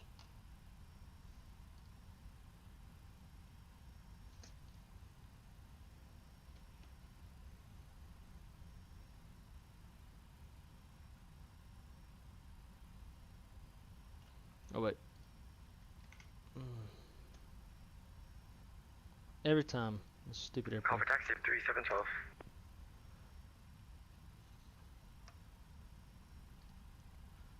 And Albuquerque Tower, FedEx 2541. Sorry, missed everything that you said. Looked like the radio receiving part wasn't turned on. FedEx 2541, tell, say again. And we were calling looking for IFR over to Vegas with Info Whiskey. And after I made the call, it looked like the receiving portion of the radio stack wasn't turned on, so I couldn't hear what was said. FedEx 2541, Roger. Clear to Las Vegas Airport by the Roadrunner 3 departure, gap transition, then is filed. Maintain 10,000. Departure frequency is offline, squawk 2603. And we'll depart on the Roadrunner 3 departure, gap transition. We'll expect flight level 340, and our squawk's going to be 2603 for FedEx 2541. FedEx 2541, read that correct. Expect runway 3. Call back when ready for taxi. We'll call when ready to taxi FedEx 2541. Expect runway 3. Yeah, so the Info Whiskey is, this is the live ATIS that they're currently running. It's kind of weird that he's giving me runway 3 for departure. It makes sense because we're close to runway 3, but in real life they're departing runway 8, and a lot of times they go off of the real ATIS, but whatever. So let's reprogram while we sit here and burn all of our fuel. Depart, off runway 3, Roadrunner, gup, insert legs, boom, boom, boom. Alright, everything's already joined up, cool.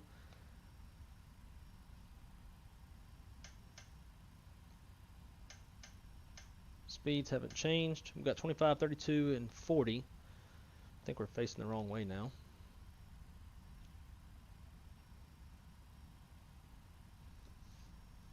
Yep, so well, we're fine.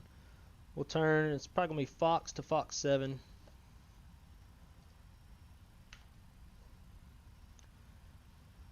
And What's our message? Performance being nav unavailable. Da-da-da. Should be good now. Okay. Let's get, before we get busy with all this,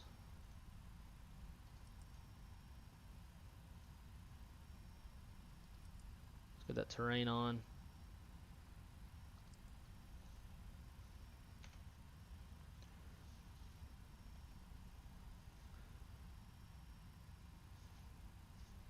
Can we turn out right now?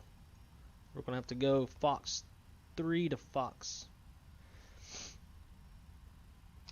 Albuquerque Tower, FedEx 2541, ready taxi, runway 3. FedEx 2541, runway 3, taxi Foxtrot. Foxtrot, runway 3, FedEx 2541. Yeah, I was expecting runway 8 myself. But I guess he's got different plans for us.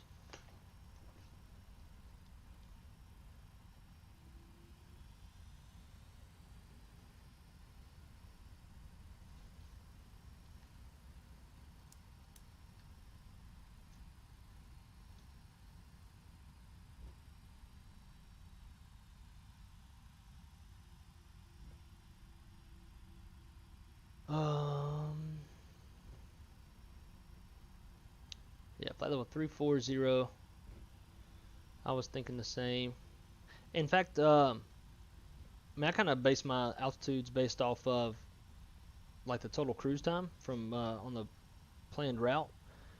And when I saw the time on this one, I was planning, I thought 340, and somehow magically it put 340 because it always wants to default to 36. Primary 712, Victor request taxi 3.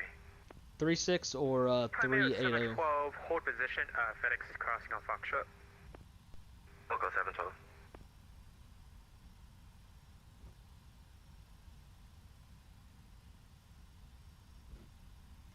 Cool, got this dude up here.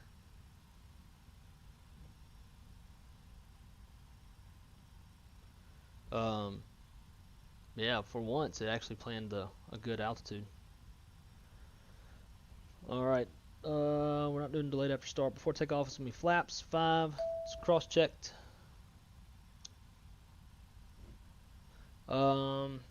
Runway is going to be runway 3, our first fix. Should be Roadrunner. Yeah, will be Roadrunner at or above 10,000 feet. And takeoff briefing, whatever. Flight attendants, we'll say we notified them, and packs are as required. Primary 712, runway 3, taxi Foxtrot, follow the FedEx. Runway 3 by Foxtrot, follow the FedEx 712.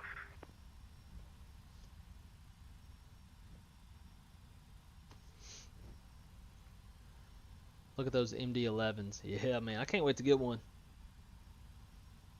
It's gonna be pretty sweet.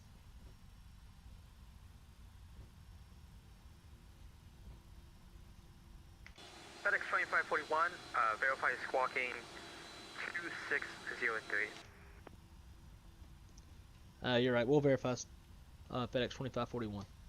Damn it. FedEx 2541, thank you. And 2603.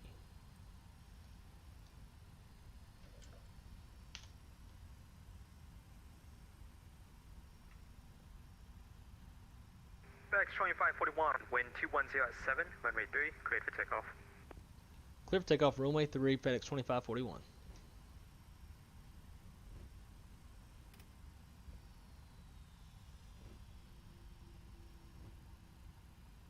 This is going to be a little bit of a tailwind.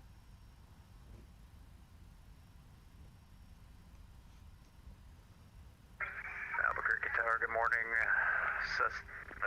November 505 Tango Bravo at the FBO, rate taxi active, pattern work. November 505 Tango Bravo, Albuquerque Tower, good afternoon. Runway 8, taxi via Golf. Runway 8 via Golf, Tango Bravo. Alright, clear on the approach. 5 Tango Bravo, squawk 2604. 2604 in the box, 5 Tango Bravo.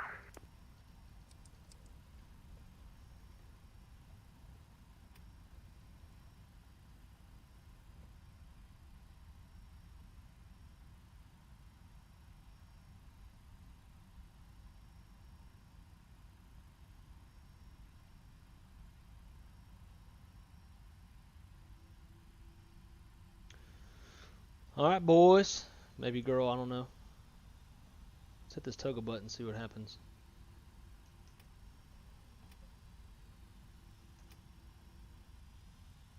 I guess it's just gonna go like max ass power, which is not what I want. Just want to do it ourselves.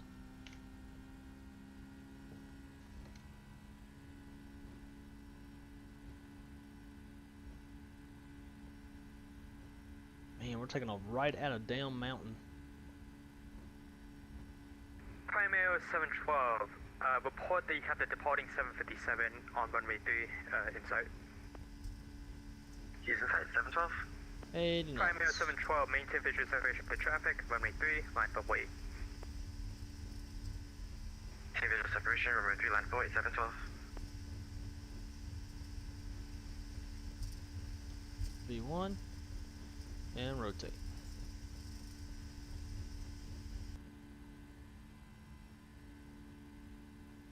Positive rate. Gear up.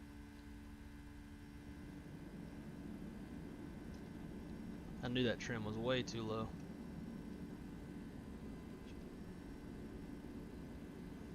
$400, starting to turn.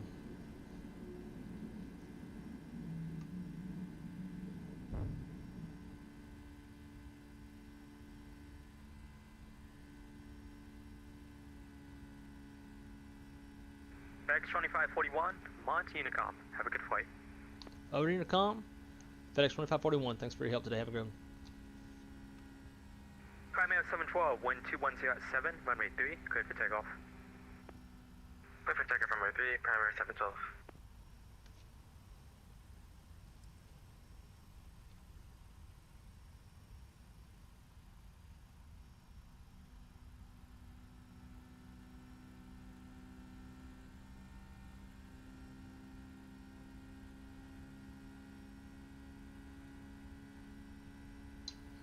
Let's go autopilot, because I don't watch this dude if you can see him.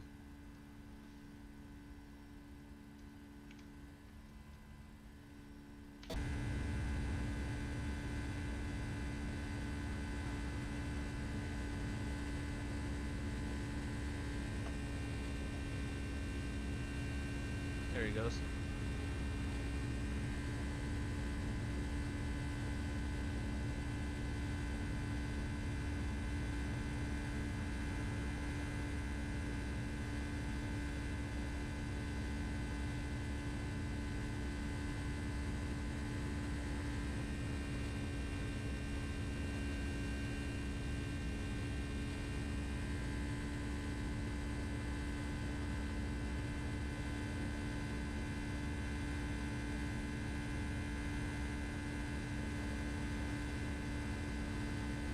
Kmco 712, Monty Unicom. Have a good flight.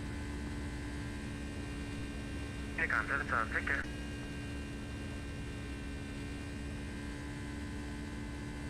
Five Tango Bravo, make left close traffic, wind 2107, runway 8, cleared for takeoff. Nice. Left close traffic, runway 8, clear for takeoff, 5 Tango Bravo. Alright, after takeoff checklist, flaps are up, landing gears up and off. APU's off, packs, auto, any ice as required.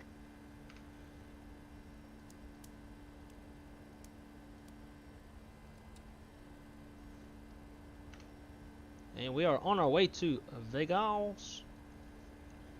Boys. We're gonna land in Vegas, get some drinky drinks. Actually, just kidding, we're gonna come back over to Denver. Then maybe in Denver get some Mary J. But FS Aviation taking off out of Denver, it looks like. Yep. Friend of mine on old Valena.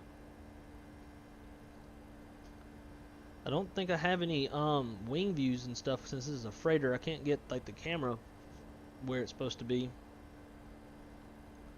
to get wing views.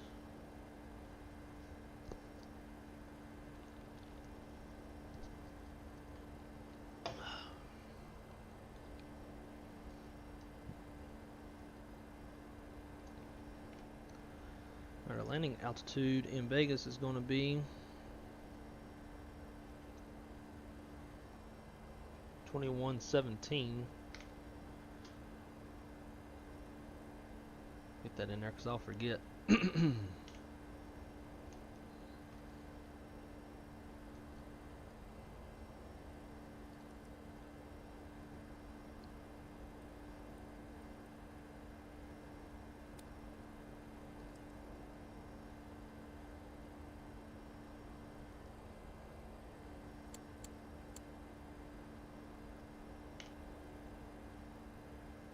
Damn. Y'all, this is the 4th leg of the day. On to lost wages. Damn right. Lose all our money.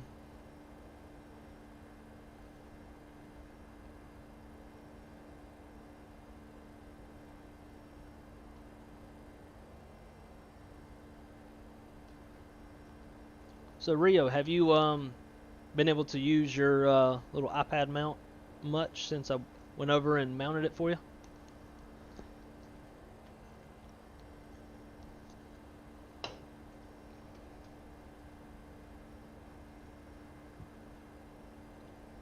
Yeah, we got somebody in Vegas as well. Captain Colorado. Looks like he's over getting ready to head over to Denver. Flying UPS 747-400. So we will have LA Center. We'll pick them up probably around top of descent. Alright, there's transition altitude. Let's go, where's it at? Standard. And standard. Hell yeah, I love it, bro. Sweet. Glad you like it. I love this myself. It just feels so intuitive. It's right where you want it.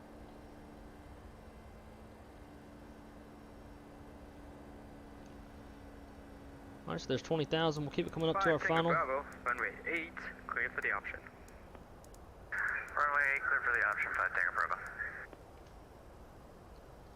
And VNAV. I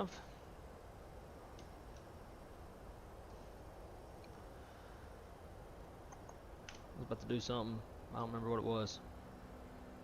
Oh yeah, switch over to Unicom.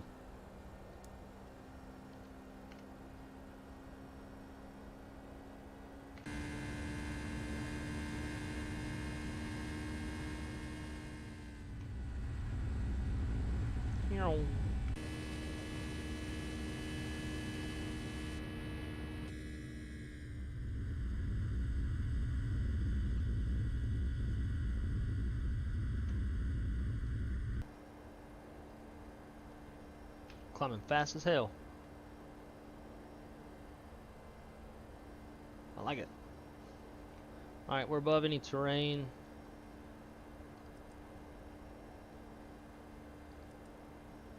See, why does it say weather no data?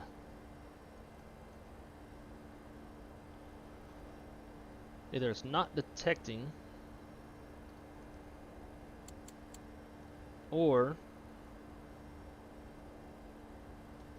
there's like I need a plug-in or something for weather radar.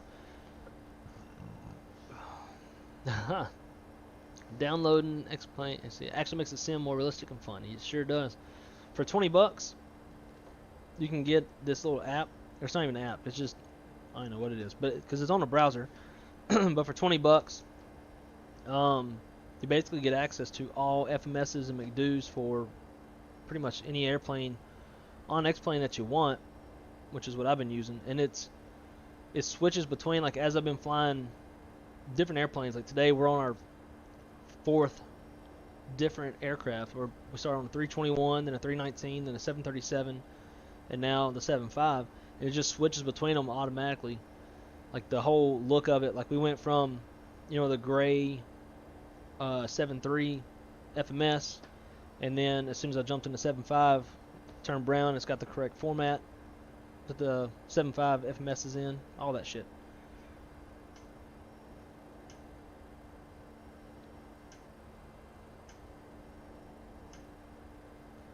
But yeah, Rio, once you get it downloaded, go download the Zebo go to your Discord to the link that I sent you last night, and then also go to the Level Up and download. I feel like Level Up has better sounds, but the Zebo probably has a little bit more stuff. It's been developed longer.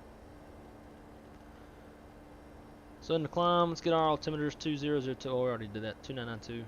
We're already in standard. Let's see if we can go to the standby though. We didn't do that. Nice. So I'm actually will switch in. I always forget to hit that in the 7.5.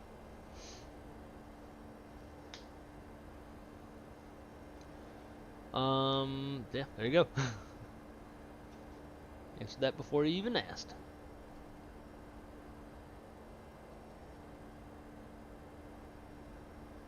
Oh. We got Prime behind us. Oh shit, that's Rich Milk Tea. Damn, I didn't know you were flying. Dude, why don't you let me know? Or maybe you did. Maybe I missed it in the chat.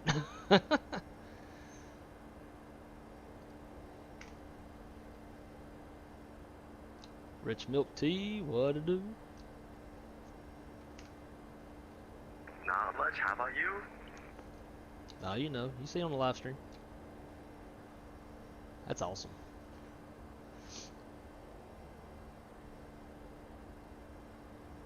I had no idea.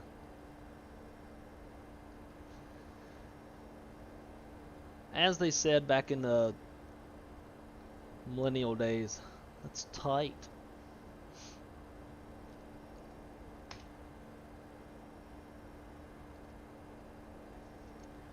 Alright, there's 30,000. Man, we're climbing fast. I love it. 3.5 to go.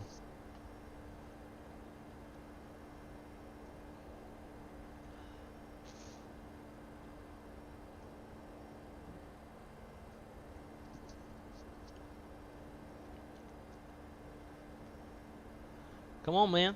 Get you the free Zebo or Level Up, and then come join us. Hell yeah. I don't know about Rich Milk Tea, but I'm gonna keep going from Vegas back over to Denver. Absolutely. We're jumping the 7.6. See who flies from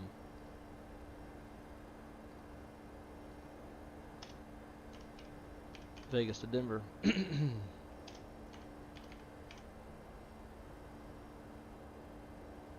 Hell yeah.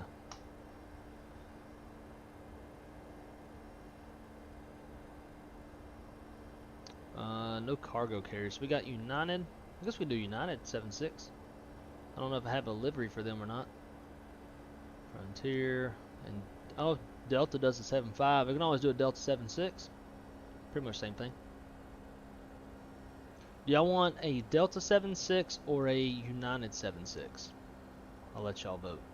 Or give your input.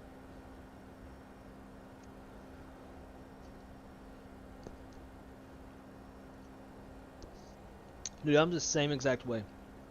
And if it wasn't for Microsoft Flight Sim not having good airplanes or study level or whatever, then I probably never would have even reached out to X-Plane.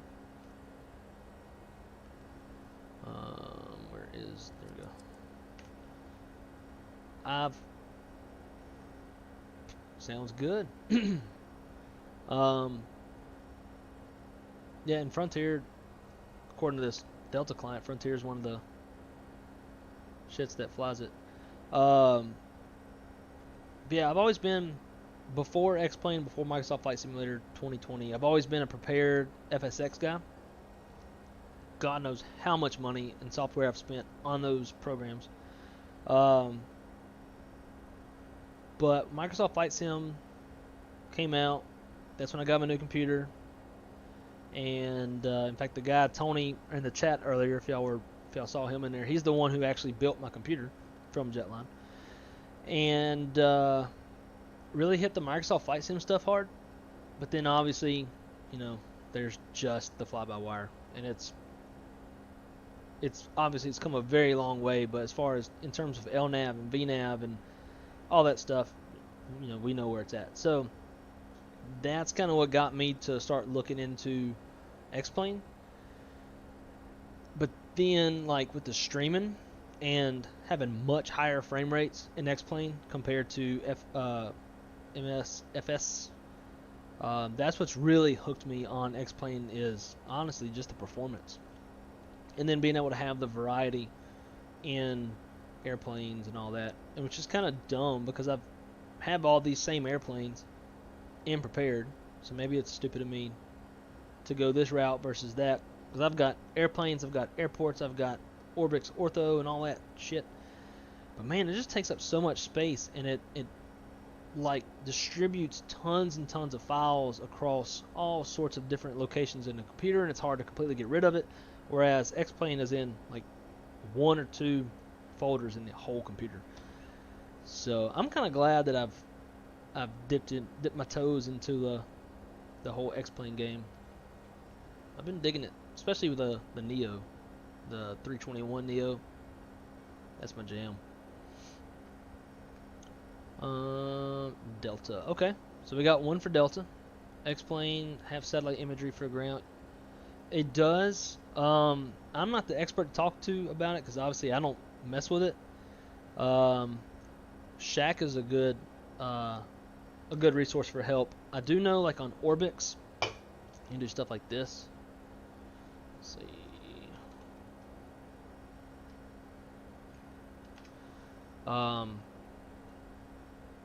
This is probably the expensive but simple way of doing it. And then there's ways of downloading free ortho. I started doing it for Florida and it was taking forever, so I bailed on it real quick.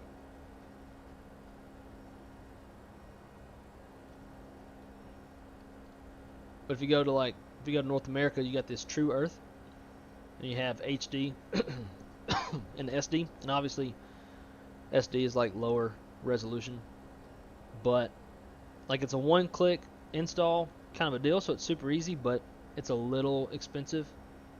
Well, I guess it's not that bad. $29-ish for, it's just for the state of Florida. It definitely looks better, but I still don't think it's got, much on Microsoft Flight Sim 2020.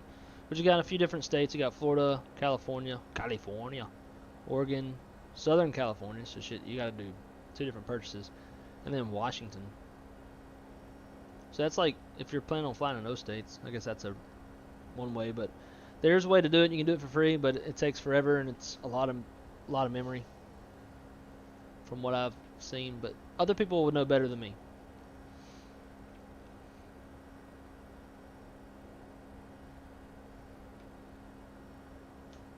I know like nothing about X-Plane besides what I see in streams. Yeah, and I'm kind of like, even though I've been streaming this for a little while, I'm still on the same level as y'all. I've learned how to install airplanes, how to install airports, and and I guess plugins, and that's about all I've learned. And yeah, it does take up a good amount of space. And honestly, I mean, maybe it's worth like having some ortho around the airport that you're going in and out of, but definitely not in cruise. Be able to join you guys in Vegas will be that spiritual wings. Sweet. This would be awesome, man. We're having possibly 4 people flying up to Denver. That'd be freaking awesome. Yeah, Hillbilly Gypsy, do exactly that. Just get the get X-Plane 11 and get the Zebo and level up. Start with that. I think you'll like it. I think the performance will be what grabs you, kind of like me. So, Rich Milk Tea is the V States. So V States, that's different from what we were just looking at on here, right?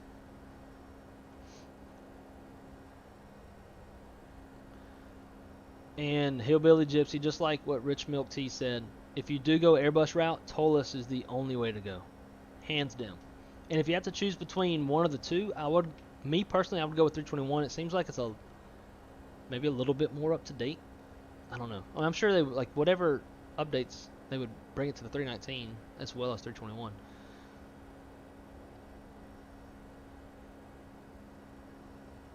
And he's also correct about that.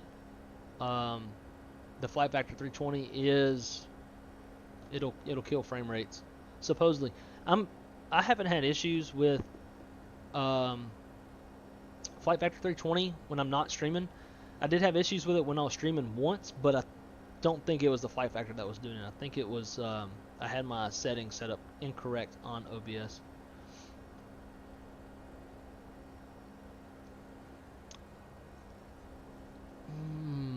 I don't know if it's supposed to be even better.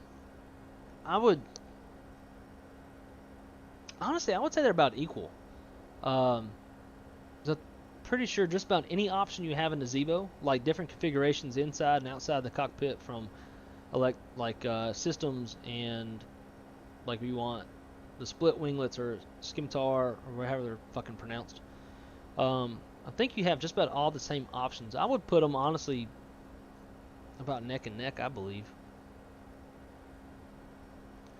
And flight model I can't speak of because I've never flown a 7.3 or like a level D 7.3. I have flown Airbus level D, and I can honestly say every single sim, every single Airbus from Aerosoft to FS Labs, Tollus, Flight Factor, Fly-by-Wire, every one of them,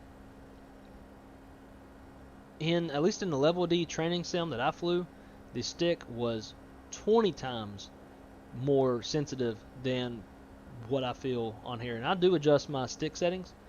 When I was on the level D sim, and I think I have video of it. When I was in the level D sim, I mean, I barely put any input, and you could feel wings shuddering. Like, it was way more sensitive.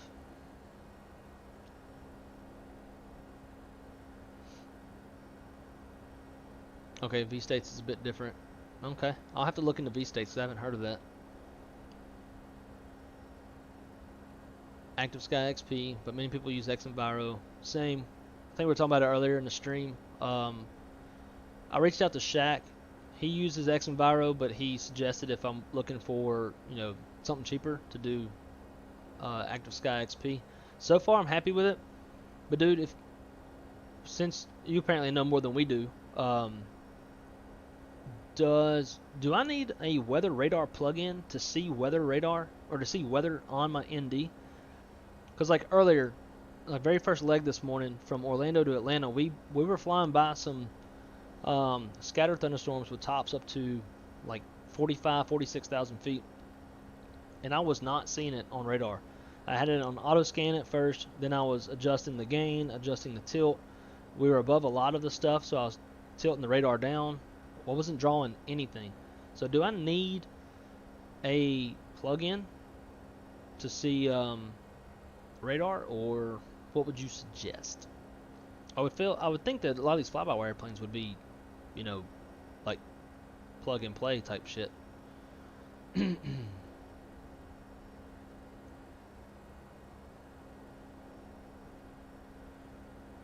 And Hillbilly Gypsy, there's some good plugins too that come with the Zebo, or that you can get with the Zebo to make it even better. I think Weather Radar is one, or terrain on the ND. There's a few different things. But plugins are pretty simple to install as well. Stick to Zebo. Well, I need to do another Zebo flight then, because I've been doing level up lately.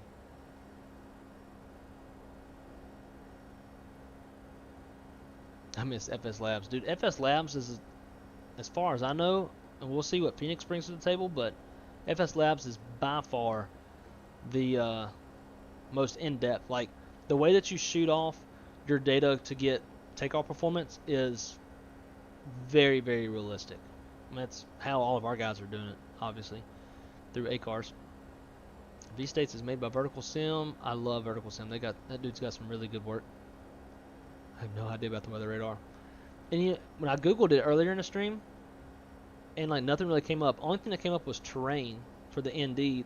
So that makes me believe that weather stuff is just all built in. It still shows nothing interesting. Okay. I hate I don't have any like good. I can't like get my view out from the airplane. Like even when I like had the door open, I was trying to create custom views to go outside. I couldn't get outside. It just bumps in everything.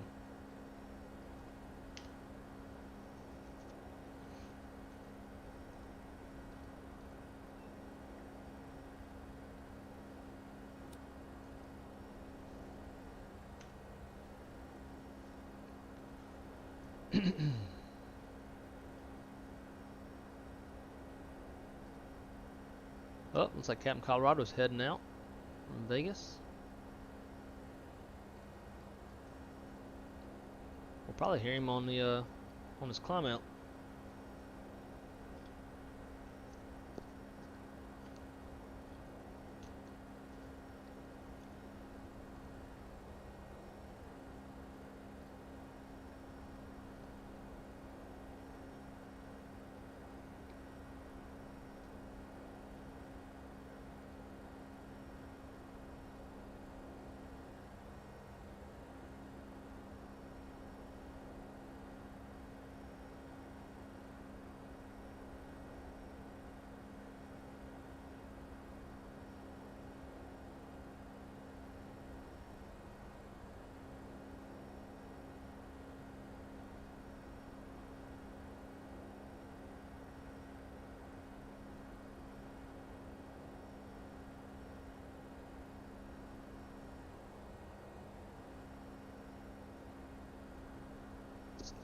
There's Rich Milk Tea. Such a funny name. How did Rich Milk Tea come along? How did you settle on that name? I went with wrong side simulations, obviously, because I fly from the wrong side of the airplane compared to what everybody else wants to do, being the captain and all. I figured too, if I didn't go with wrong side simulations, then maybe my name could be Flex Temp 69, something like that.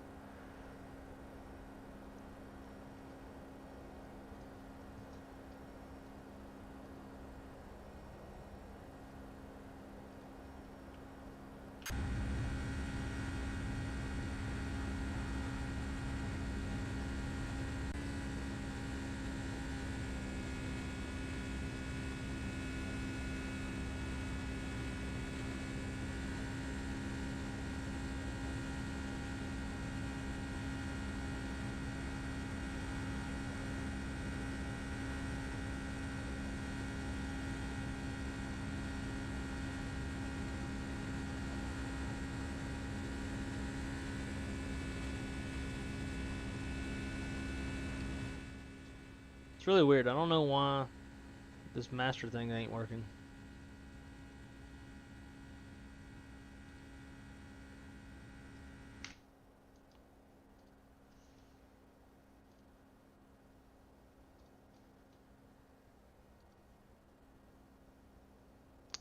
I wonder if the sounds on here overrides. Yeah. Let's try this again. Yeah, that overrides, that's why. Trying to give some sort of a more interesting look.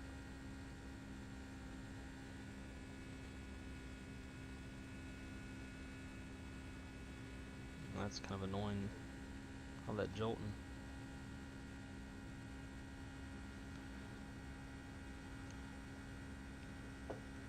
Just name your view from the 757-200 to the 757-F and do the same with 767 to get your views. Oh, okay.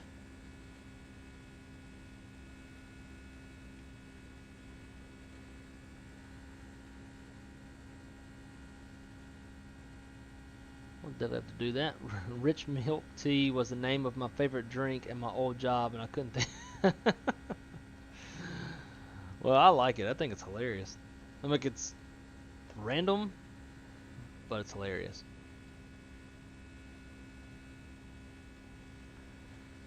Alright guys, I'm gonna be right back. I'm gonna go put some chicken nuggets in the air fryer. I'm getting hungry again. Be right back with you guys.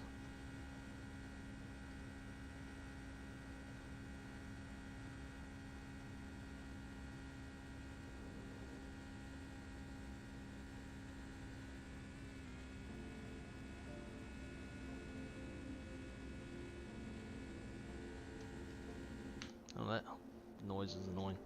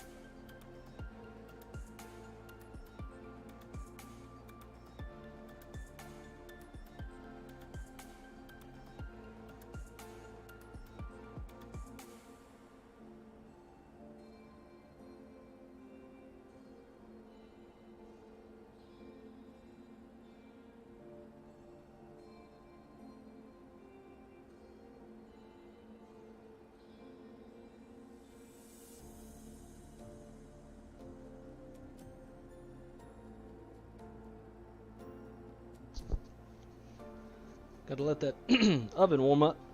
400 degrees. Top of descent's just a little over 80 miles out.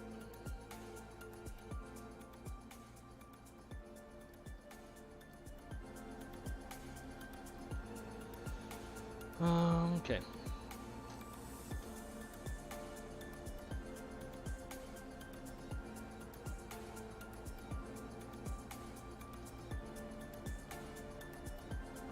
Before we start looking at that, I guess we'll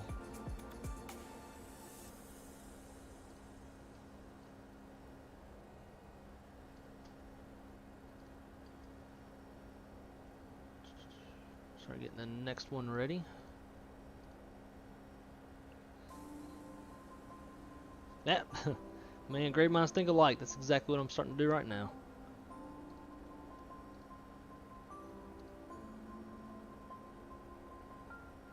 So I guess we're going to be Delta on this one, on this next one. Need a flight number. These are all 89 flight numbers, so it's probably repos. So I don't think that Delta actually usually runs flights between, I don't know, who cares?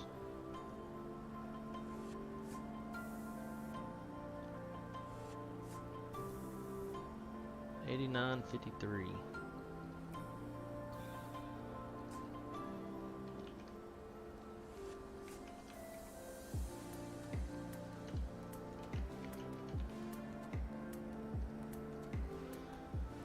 Denver's got beautiful weather,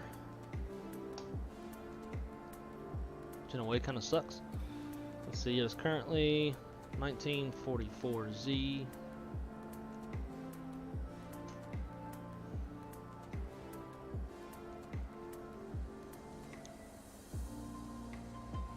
This says we're going to be on the ground in Vegas at 2018. I don't know if, I don't think that's right.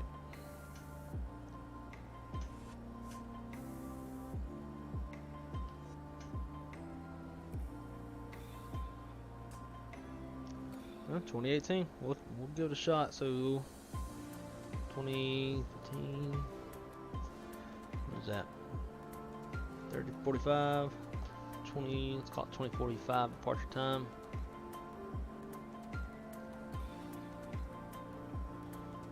B76.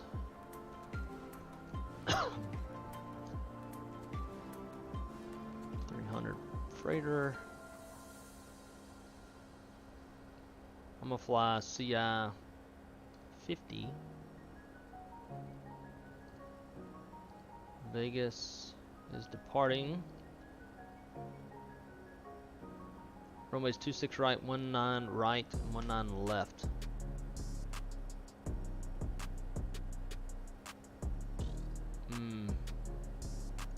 Just trying to think what they would, because it's in controlled airspace now.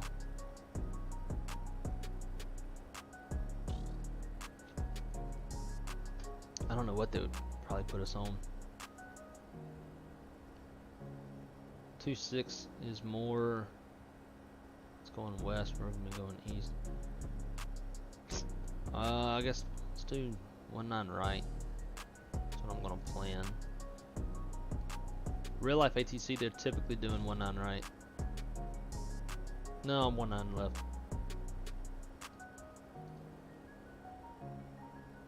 Who'd that be? Who's that? I've never seen that airplane before. Fuel, 10 minutes.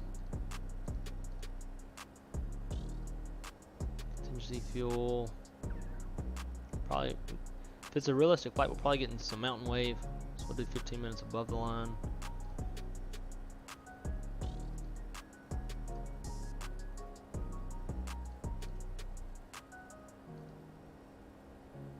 Oh wait, I'm not doing a freighter, I'm doing...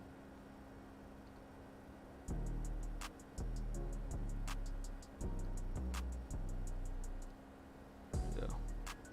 Passengers. Good God, 290 passengers, that's ridiculous. Well, 321 can hold 228, so I guess it's really not that far of a stretch. Do 242. Alright, let's see what kind of... Oh wait, I need to see what Denver's landing.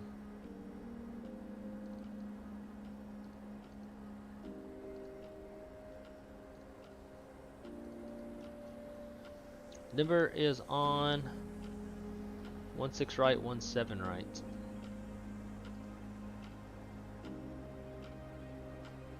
So if there's any routes that...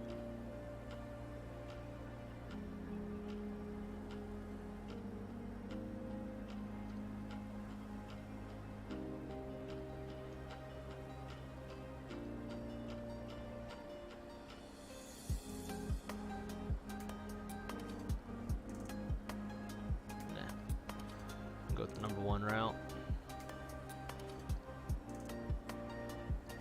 The Dreamliner.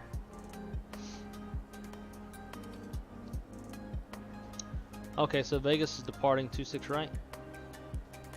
Sweet. We'll put that in there. Thank you for that information.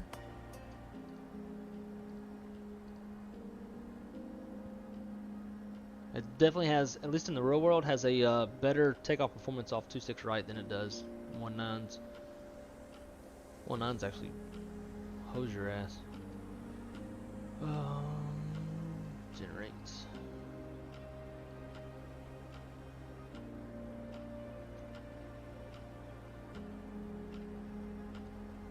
Getting ready to talk to LA Center here soon. 1 hour 24 minutes. I'm gonna do 130. I'm gonna do flight level 350.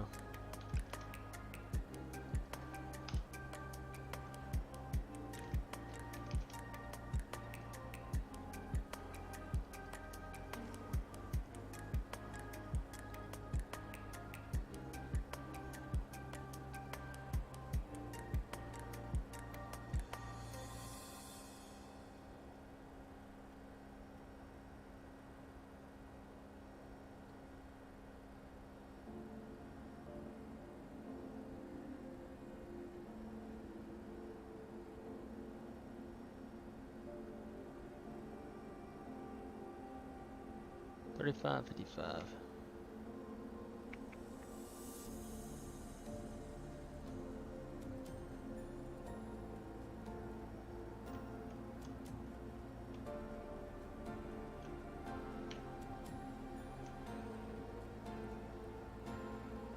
There we go.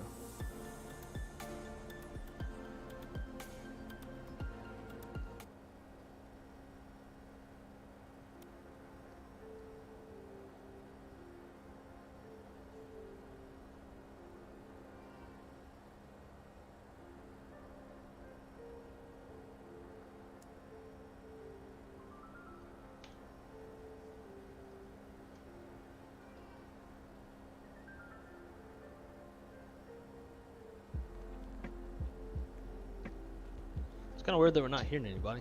We'll give it a minute. LA Center, There we Pattern go. 155 is back. Thank you. Put my tots in there.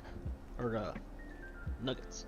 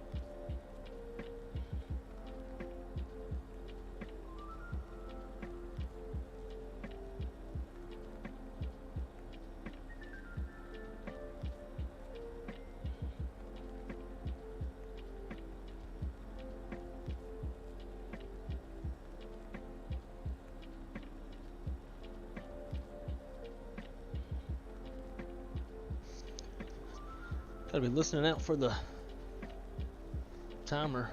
Can't burn my nuggies, you know. About as bad as murder. Los Angeles, good day. Southwest 786 with PDC, ready taxi. Southwest 786 runway, 1 on the left, taxi with Golf Delta.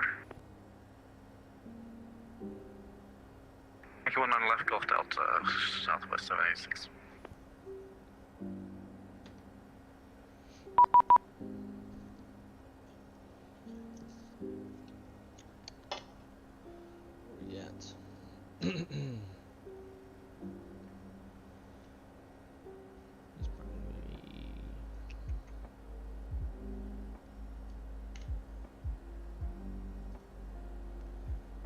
LA Center, FedEx 2541 just crossed Haha, flight level 340. 2541 heavy squawk, sorry, not heavy squawk, 7224. 7224 FedEx 2541. Said that made me think of Michael Jackson.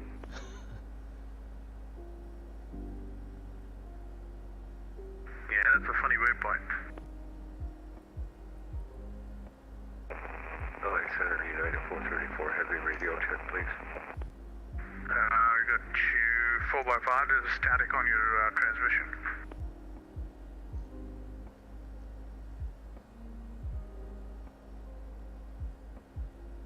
464 Echo Alpha, descend maintain 3000. 3000, 464 Echo Alpha. Region 1367, pilot's discretion, descend and maintain 1010,000. 10 to 10,000. Pilot's discretion, Legion 1367. Legion 1367, the Santa Maria altimeter 3007, wind calm, expect runway 30.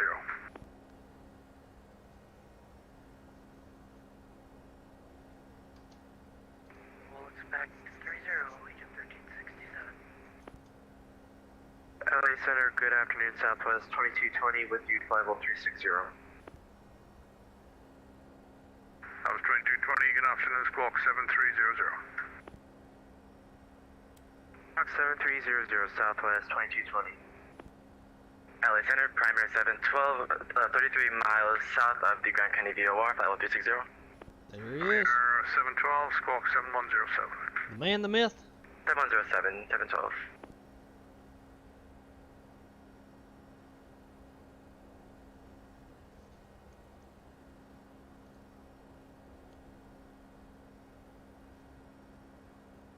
And LA Center, FedEx 2541. Any idea what runway we can expect in Vegas? 2541, your radar contact, flight over 340, descend to the Rockstar 1 arrival, expect runway 26 left, information Lima. We'll expect runway 26 left. Information Lima is current for Vegas and will descend via the Rockstar 1 for FedEx 2541. Runway 712, radar contact, flight level 360. Cool, so we need to swap that up. That was 2220, radar contact, flight over 360. Jet 2311, expect ILS runway 26 left approach. Expect 26 left, approach, rest at 23 left. 464 Echo Alpha, the Santa Barbara Airport is currently at you 11 o'clock at 15 miles, call when you're on the field site. Roger, call when we feel at the field.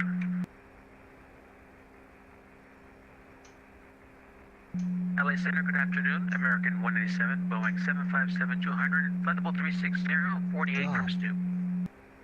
Call sign. Why is it doing Call sign that? is American 197.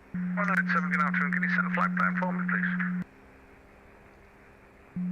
My apologies. I was submitting it through the online site. I've done it like twice. Not taking it. Okay. Have you tried doing it normally with the V-Pilot or whatever you use? Here we go. Using Xpilot, whenever you hit the follow flight plan button in Xpilot, it takes you straight to the website. Yeah, I know, that's the new way. And you're still not getting it through? I'm sorry, say again? Yeah. Okay, stand by. Let's try and work this here. I'll set up a flight plan for you. Squawk 7174, please. 7174, American 197. Yeah, I was killing my ears too. Premier 712, descend with the Rockstar 1 arrival, and expect runway 26 left to information Lima. Standby Rockstar 1, expect 26 left, 712. Yeah, at first I thought maybe my mic was stuck. American 197, what's your aircraft type destination? Destination is Kilo Lima Alpha Sierra, Las Vegas. 14. Aircraft type? Aircraft type B, Bravo 752.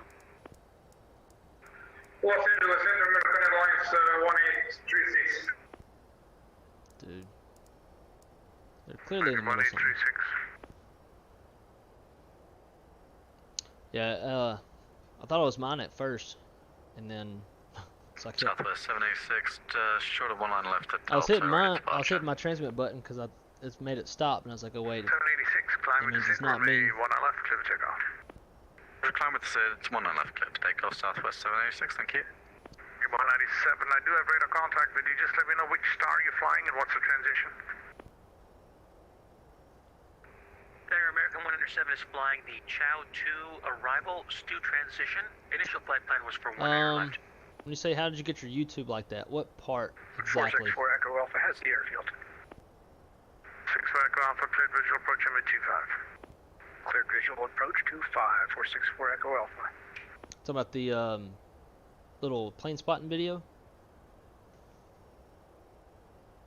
197 radar contact, flight over 360, descend via the Chow 2 arrival, information Lima, expect number 26 left. Then via Chow 2, information Lima will expect 26 left, American 107. 915 heavy radar services are terminated, change to advisory frequency, bye bye. Alright, so Delta 915 over Honeycomb 2. That's not what I wanted to do.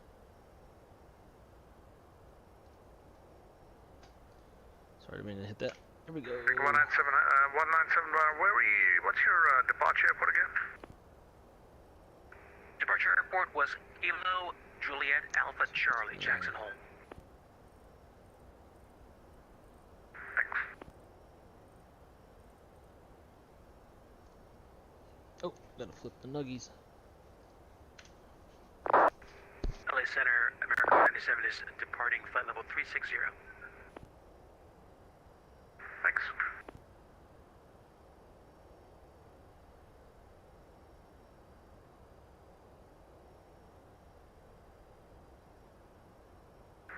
Echo Alpha, wind 1508 from 25 cleared land.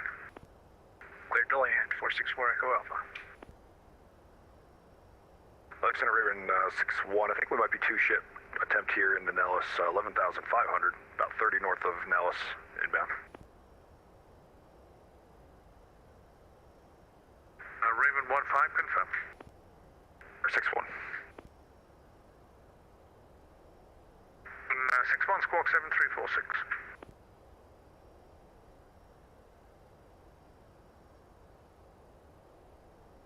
For 786 radar contact 4000, climb with descent, climb maintain flight 280. Roger, but this is level 280, Southwest 786, thank you.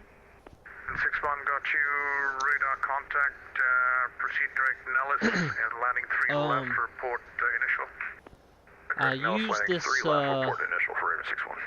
extension in Chrome called Simple Picture-in-Picture, PIP. Thank you, sir. 6-1. And so I'll go to YouTube, and then once I have the video playing, I'll come here and I'll just click the button and it pops it out. 1900, climbing via the SIP. 2035, low, climb maintain 5360. And then I'll, yeah, once I'll click PIP and it'll pop it out, and then I'll just bring it back into where y'all can see it. Let's see what else. 1836 squawk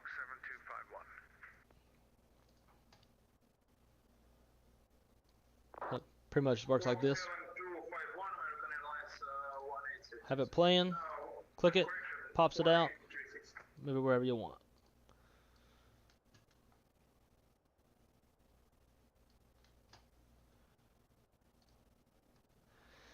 Alright, so get ready for the approach. So we got radio 200 in there, 200 on the other side. Nice. Auto brake 1. ILS is set up. We'll brief the approach real quick. So we are planning the ILS, runway 26 left, approach frequency is 111.5, final approach course is 259 degrees, final approach fix is railing 3,800 feet off the ground, or MSL actually, 1731 off the ground. Decision height, 200 feet, and touchdown zone elevation is 2069.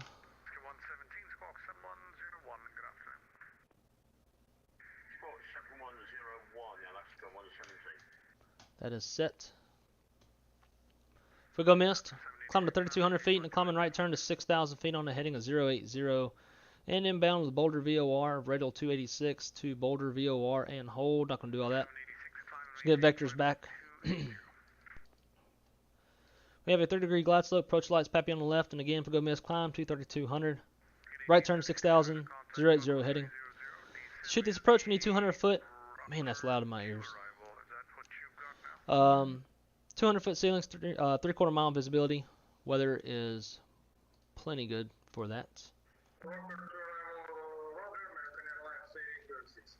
Current weather, wind 040 at 6, 10 statute miles, few at 10,000 feet. Altimeter is 2990. 2990 as he said. Once we land,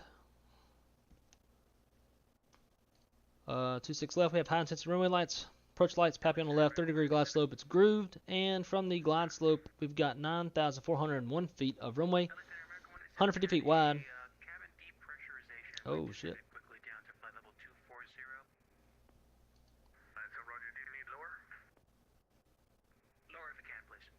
10,000 is minimum. We'll plan to exit probably Alpha 6. And then cross 8 left at Alpha 6, into the ramp.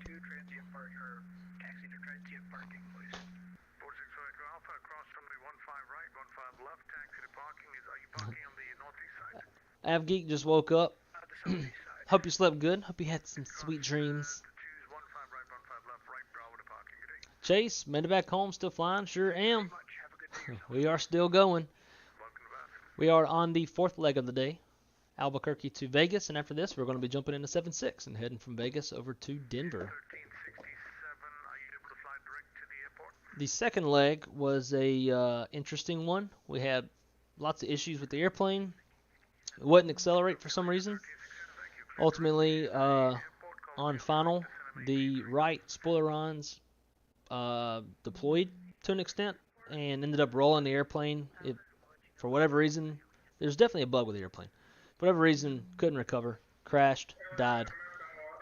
But this guy, leg number 3, when we landed in Albuquerque, was pretty nice. We touched down at negative 32, 33 feet per minute, so that was nice. Made up for the crash that we had.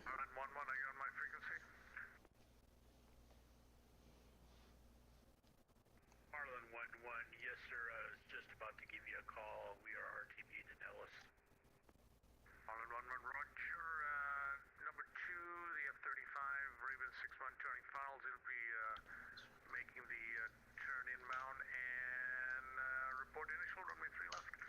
Had engine any ice on the whole time.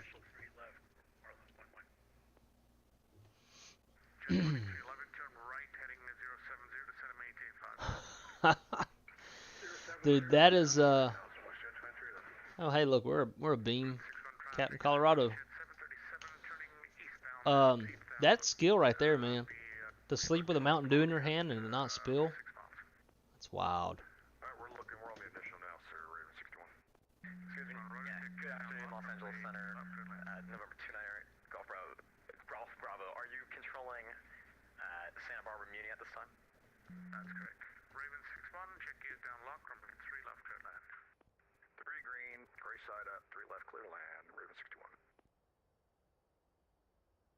The extension. Golf Bravo at Santa Barbara Muni, request taxi active for southeast VFR departure.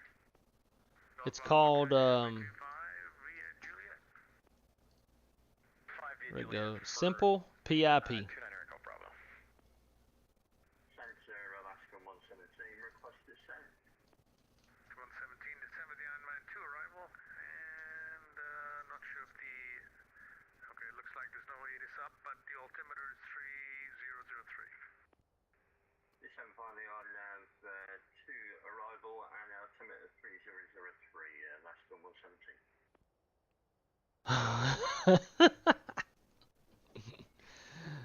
Damn, that is skill. Alright, I gotta get my nuggets out real quick. 11 vectors, ILS runway 26 left approach, turn right heading 180. 180 for the vector thruster 23. 2541, expect the RNAV, RNP runway 26 left approach.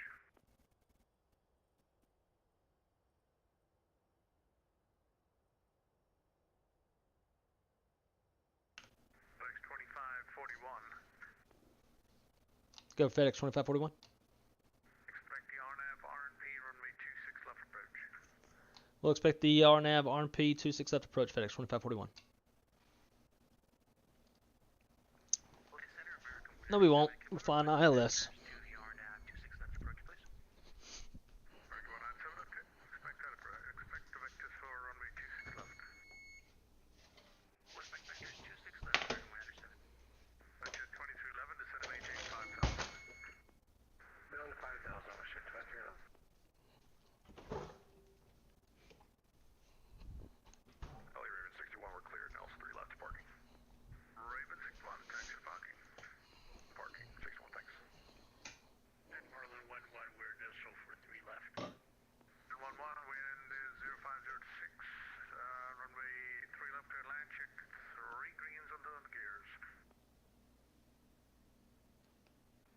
Down, green. Marlin 11, clear land, 3 left.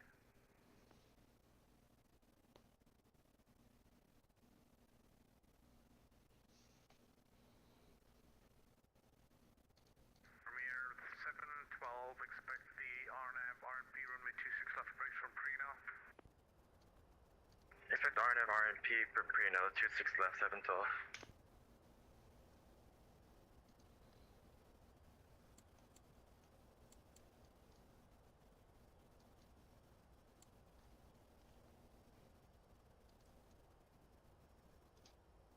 November 298 Golf Bravo, short of 25. 985 Golf Bravo, or 298 Golf Bravo, what's the direction of flight? VFR to the southeast. Stand by. WestJet 2311, turn right, heading 230, join the runway 26 left localizer. 230 to join the localizer, WestJet 2311. Golf Bravo, make left crosswind departure, runway 25, runway 25, clear the takeoff, altimeter 3003, wind 24012. Clear for takeoff 25, November 298 Golf Bravo will make left downwind departure, you say? Crosswind. Sorry, left crosswind departure for 298 Golf Bravo. 911, welcome to Dallas, taxi to parking.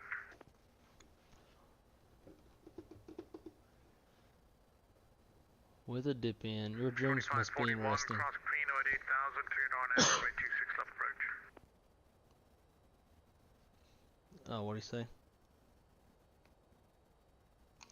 And we'll cross Preno at 8000, and we'll expect the RNAV RMP 26 left, FedEx 2541. Runway 712 cross Prino at 8000 and cleared RNAV RNP runway 26 left approach.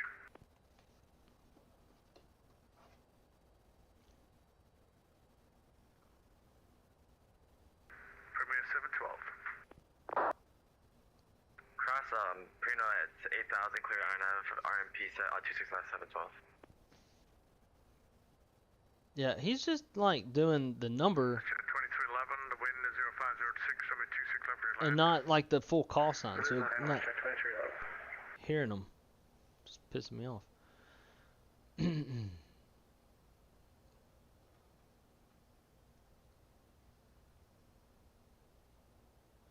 I usually don't dream. I go to sleep and wake up 12 hours later. I always have weird dreams since I hit my 30s.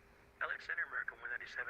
We have Prino at our 2 o'clock. Let us know if you'd like to go direct Prino at this time. Yeah, if I get a night with no dreams, that's a good night's sleep. Usually dream every night. So you're okay doing the RNAV approach, or would you like ILS? We should be fine with RNAV. Expect the RNAV runway 26 left approach, fly direct to Prino and maintain 12000 for now. 12000 for now, direct Prino. We'll expect RNAV for the 26 left approach, American 197. LA Center, Allegiant 1367 has filled its height. 1367, thank you. Cleared visual approach number 30. Cleared visual 30, Allegiant 1367. Turn those on because I know I'll forget.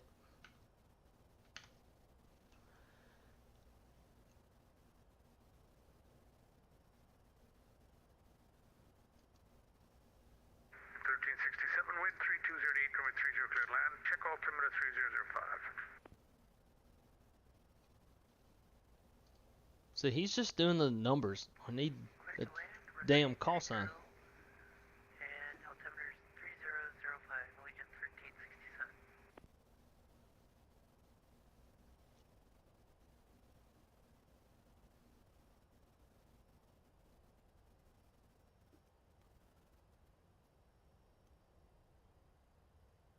November 298 Golf Bravo. Can we resume our own navigation? I don't know why he keeps giving us the damn RMP 298 Golf Bravo. either. You're via PAR. Frequency change proof. Have a good flight. Thank you. Have a good day. Not on top of the food chain. Yeah, he's giving everybody the RMP, but I mean, at least based off the real stuff, doesn't say that visual approaches in use, landing runways 26 left. Doesn't say like the ILS or glide slope or anything is out for 26 left. You got 5G nodes in effect, but that's only for auto land. 61, thanks flying. Bye-bye. Picked up by a hawk. It was a quick life.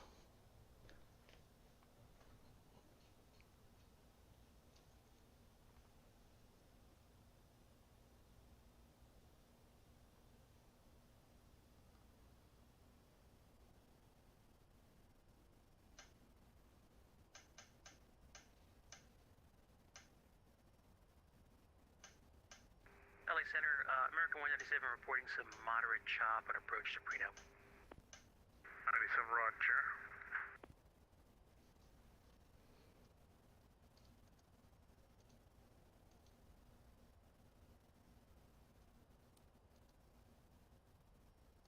Alright, crossing Prino, 8,000, there we go. On the approach. Locals captured. LA Center, Westjet 2311, didn't have to disconnect, issues. 311 Roger. Okay. Missed approach altitude, 6,000. 080 heading.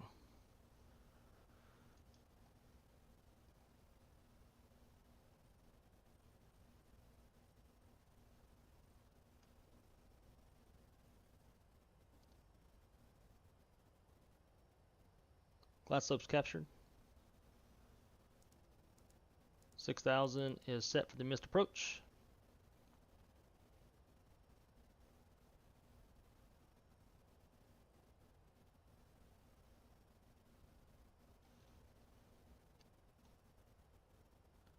Bring out a tad bit of spoilers. The runway in sight.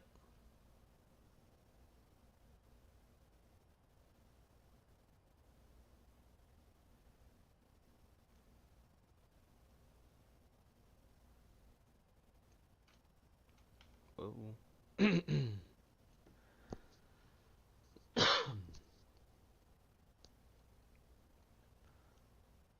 RMP approach is available upon request. Well, I didn't request that. Loading in with new dev version fly by wire. I'll be in here a year. That's funny.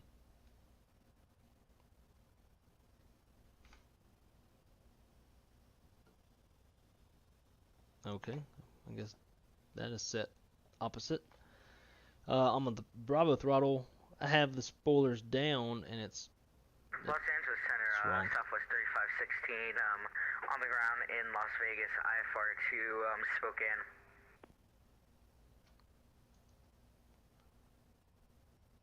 Stand by.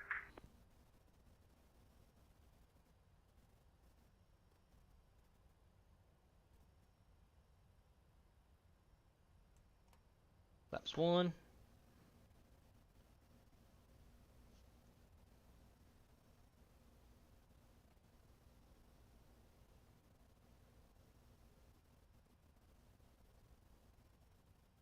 We're struggling to slow down, so we'll go gear down.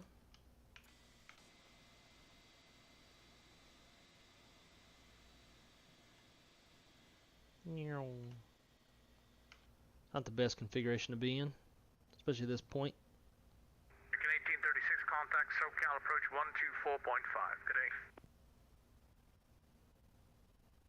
1.124.5, good day, thanks for that.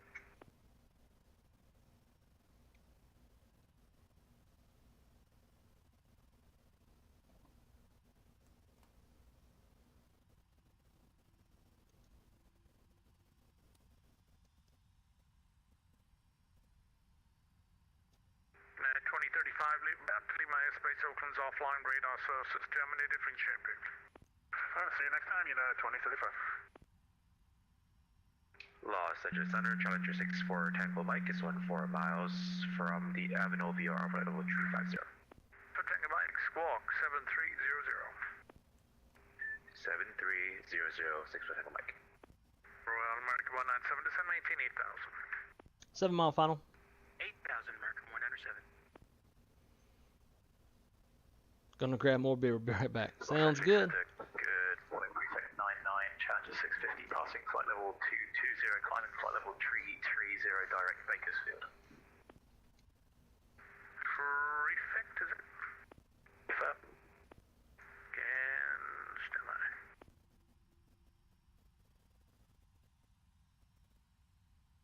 Victor 99, squawk 7114. Talk 7114, prefect 99. Number 64 Tango Mike, radar contact 5 miles north of Avenal, flight level 350. 4 Tango Mike. 62541, wind 0506, runway 26 left to land. 26 left, clear to land, FedEx 2541. Your 197, cross P-Note 8000, cleared RNAV, RNP, runway 26 left approach. Let's bring out 8,000, cleared RNAV 26 left approach, American 197. That was 2220. Southwest 2220, change the code to 7175. Alright, let's see how this goes compared to the last one. 17, contact SoCal approach 124.5. 124.5, Alaska 117, manufactured by? Sounds like he's from Alaska. 2220. Southwest 2220, we're back with you. We just had a power outage. Okay, squawk 7175. 175, Southwest 2220. In 1367, welcome to Santa Maria, right turn Alpha, taxi to parking. Right turn Alpha, taxi to parking, Norwegian 1367, thanks for all your help.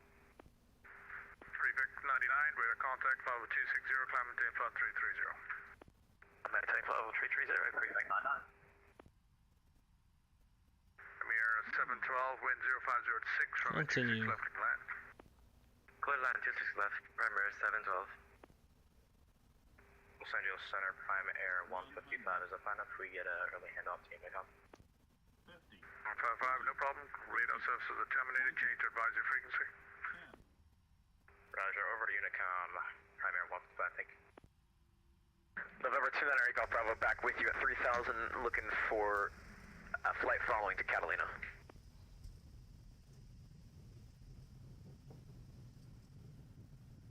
Golf Bravo low again, squawk 7260. Can I get that one more time? 7260. Manual braking. 7260, 29 Golf Bravo.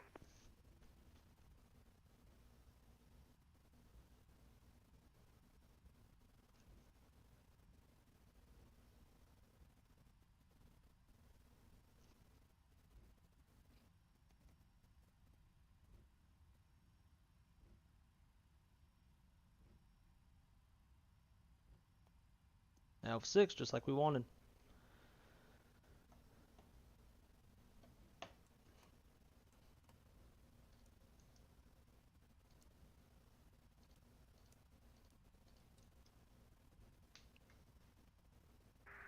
Number 298 Golf Bravo, radar contact. What's your aircraft type and destination? Aircraft type is the Daher TBM 930, and we're headed to Catalina.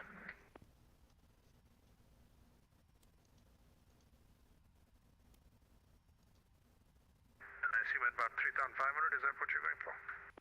Yeah, we're at 3,000, but my altimeter might be incorrect, so 3,500 probably is right.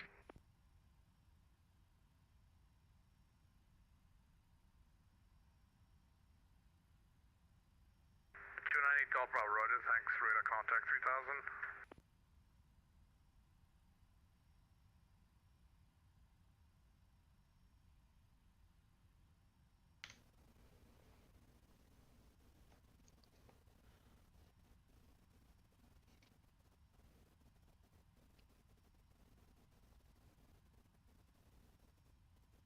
LA Center, FedEx 2541. We're at Alpha 6, holding short, runway 8 left in Vegas. Clear of runway 26 left. Cross runway 26 right, turn right Bravo, left Charlie, run to parking today. Cross 26 right, right Bravo, taxi to parking, FedEx 2541. Something like that.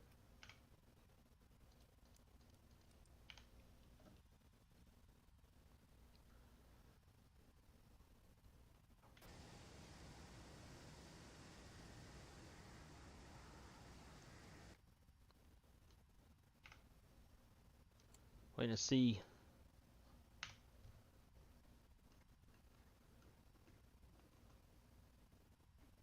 the man, myth, legend.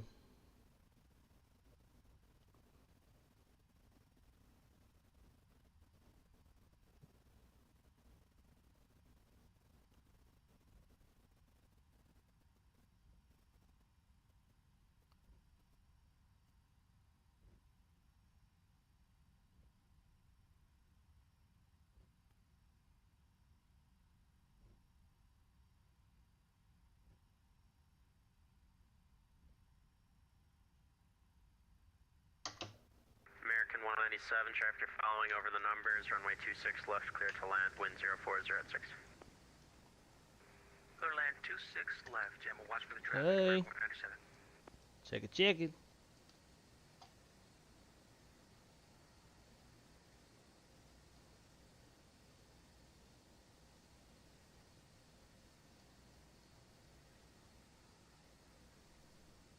We got a nice center line landing. See some Delta tails up there. Premier 712, welcome to Vegas. Exit right on the next high-speed wind able. Are you parking on the west side of the airport or airline gates? We're parking to the east side by the FedEx cargo. Your 712, cross runway 26 right at Alpha 5, give way to 757 off your left, then Bravo to the cargo ramp. Alright, 26 right, Alpha 5, give way to the FedEx into the round 5 Bravo 712, thank you. LAX Center, Spirit Wing 1719 IFR, Los Angeles. I see you, Hillbilly Gypsy. 1719 LA Center, you should have a PDC. About 11 o'clock. Let me know if you don't have it. I didn't receive it. Can you resend, please? Yes, sir. Southwest 3516, ready for taxi, 26 right. Hey. Southwest 3516, LA Center, runway 26 right, taxi via Charlie information. Mike is current. Charlie information, Mike current, 3516. I'm gonna try to make it quick on getting set up for the next one, so y'all don't having to wait on me. Descent pilot's discretion, maintain flight level 240. Let me know if you have any approach requests for Big Bear and when you have the weather. Set my discretion, initially flight level 240, Wilco, Preflight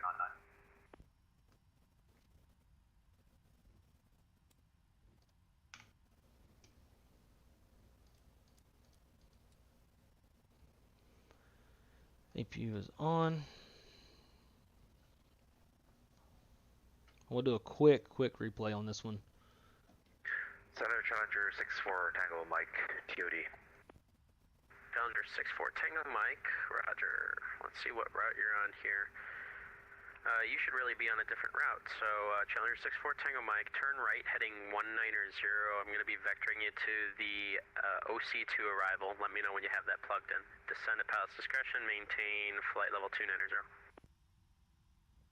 Right turn, heading 190, vectors to OC2, and down to 290. I'll call you back when I have the approach there. For Tango Mike.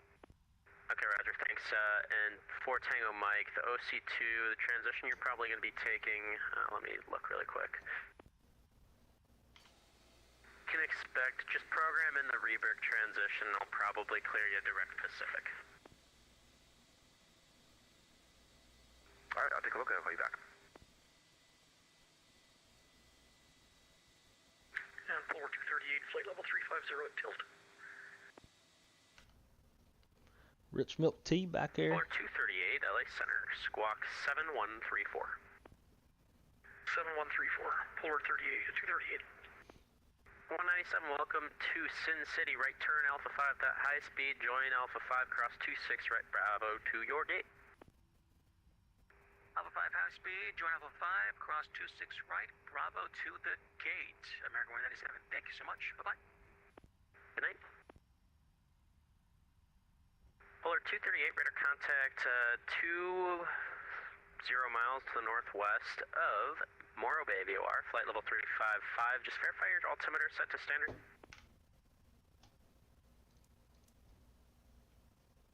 It is no, my apologies. No worries. I'll park next to this 777. Hope we don't hit that 74's ass. For Tango Mike, we have the arrival programmed and ready for the vector. There's 64 Tango Mike, clear to the John Wayne Airport via Winable direct Pacific, join the OC2 arrival. Clear to John Wayne Airport, direct Pacific to join the OC2 arrival into John Wayne, 64 Tango Mike.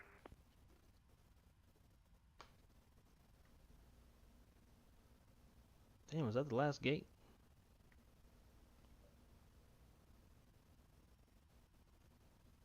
Guess we'll just cut it right here.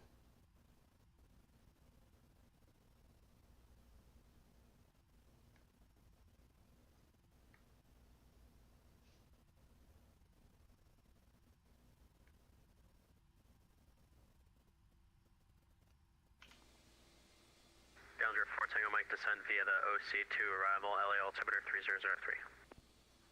Descend via the OC2 arrival with the weather, 64 Tango Mike.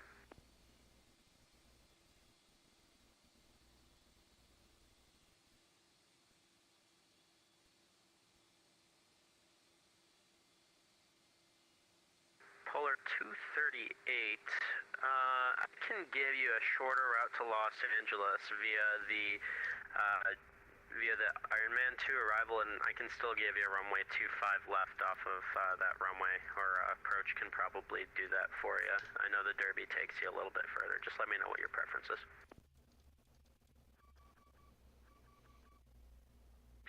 Yeah, we'll go Ironman 2 arrival for 25 left would be good. Polar 238, roger. You're cleared to Los Angeles Airport via Winable left turn direct Muppet. Join the Ironman 2 arrival.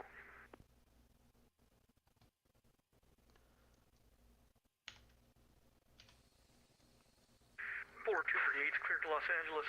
Sorry about that, Rich Winable direct Tea Muppet. Milk. And clear the Ironman 2 arrival. Thought there was gonna be more gates on the other side, and there wasn't a whole lot. So now you're having to park in this. Obviously, we're parking like backwards. LA set to prefect 99 request. Prefect 99, go ahead with request. Request a further descent, and if you're able, we'd like to go direct Helder to destination and for a Cool. VFR approach runway 26. So Valenta says that one was a negative Prefect 115. 99, Roger, you can expect a visual approach to Big Bear Airport, descend and maintain 14,000. So ACARS. Delta says negative 116. Good day, LA Center, America 302, with you flight level 300. Cool. What was the And cost? should be about it. American 302. I'm gonna disconnect from LA Center, Squawk 7. disconnect from Vatsim, so we can do a quick replay, and then we're gonna jump in the 7.6 and get set up, and we can all head on over to Denver. Let's see, let's go.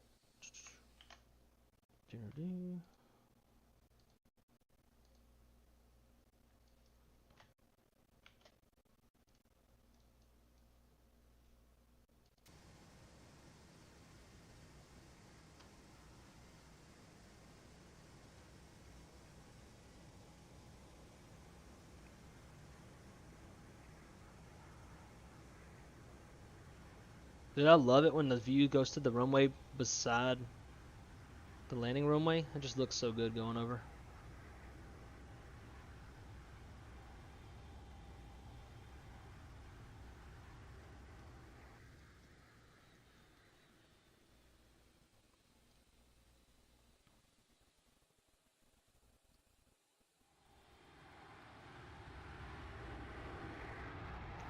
No spoilers. Why is it always doing that? I knew it wasn't slowing down as much as it should. I think my spoiler lever being reversed may have messed that up.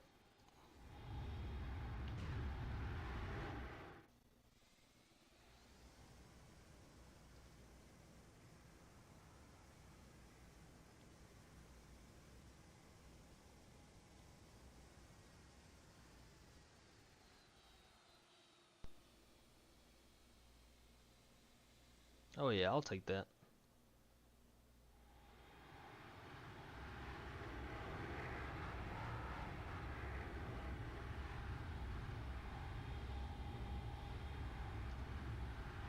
All day.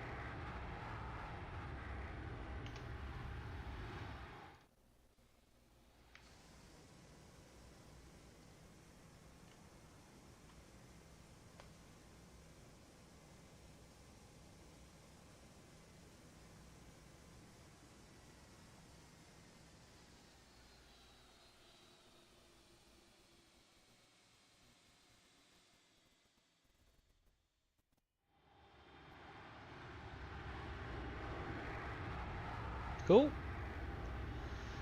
Alright guys, let me get set up real quick for the next leg, and I'll be right back with y'all as always.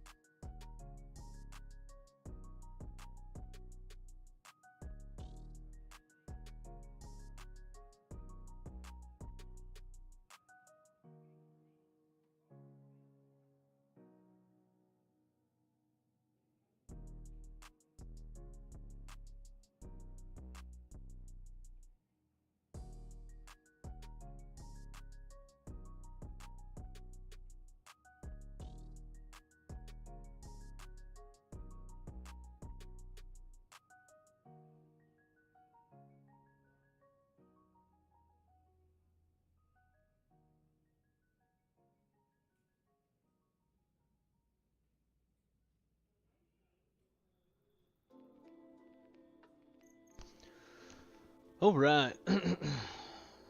Had to get some views set up real quick because I didn't have any.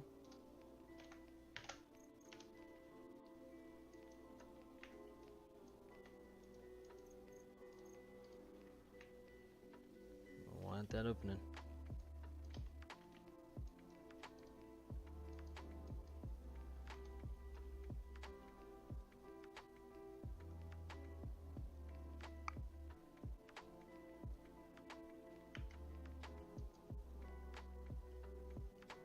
Oh well, we'll figure that out later. Alright, boys. Let's see.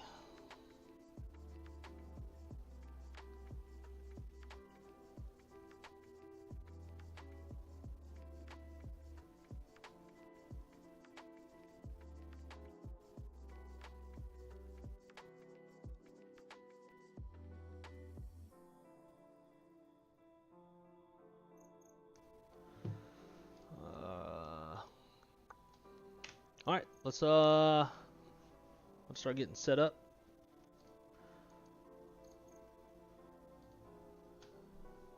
The hell with this terrible music. Alright, ground, GPU, LSU, chalks, ACU, low gate config, fuel truck, da. Sim brief. Your fuel weight is 251.3.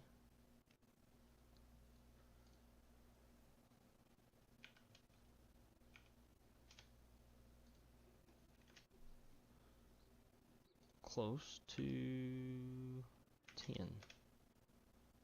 252.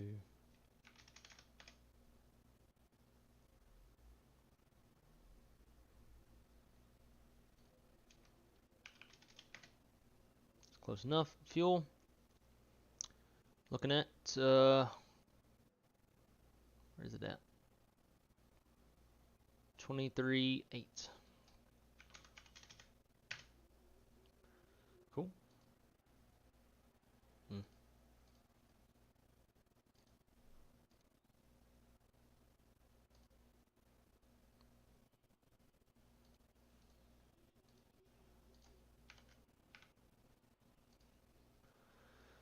Let's go battery. Standby. Ground power. Do.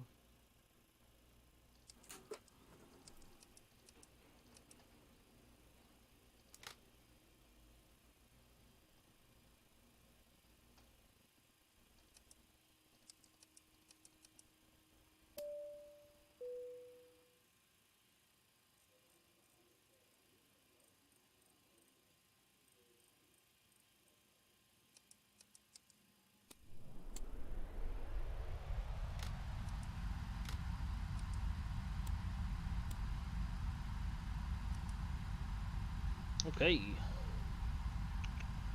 Get rid of this effects, custom effects. Look at that dirt.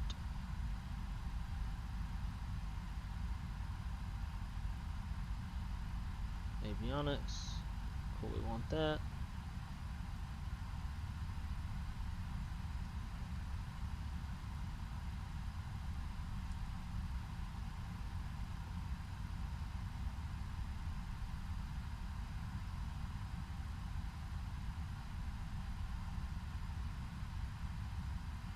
That. Let's connect to Vatsim. Kdal. Who are we again? 8953.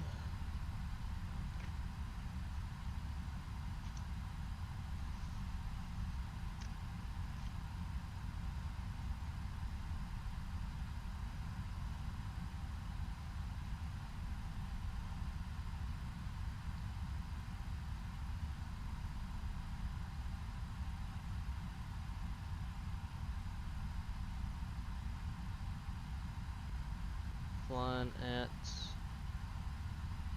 cruising altitude 35.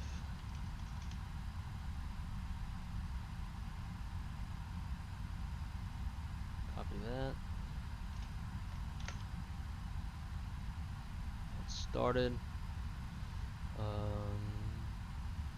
Download. Save that.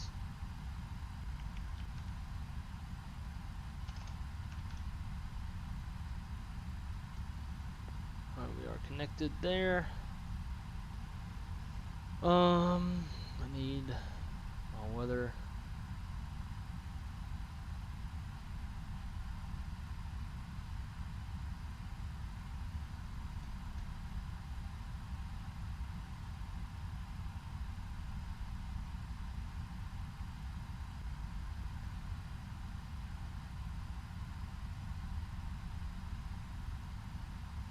And did it turn overcast?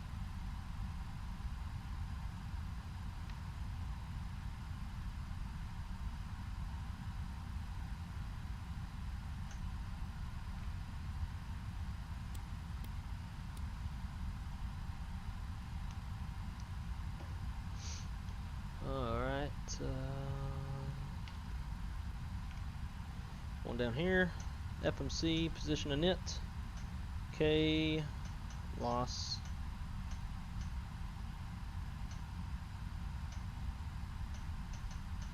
Kdal.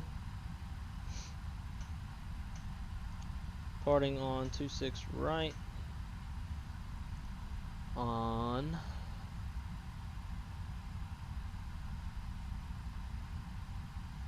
Gidget 2.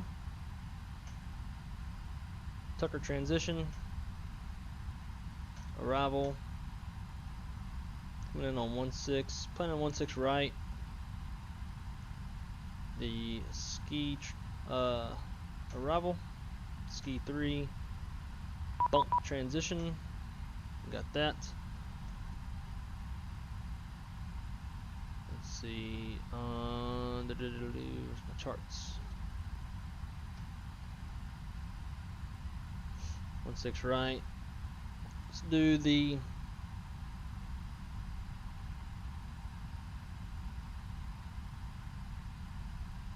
tail kipper. Let's do kale, I guess.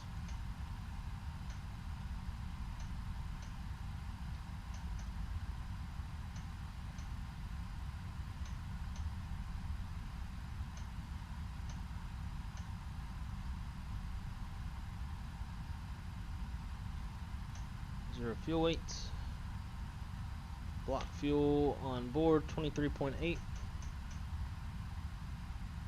That's in there already. Reserves is going to be 5.6. Cruise altitude 350. 50 on the CI. Takeoff. Flaps 15. CG, that's so wrong. 1.6.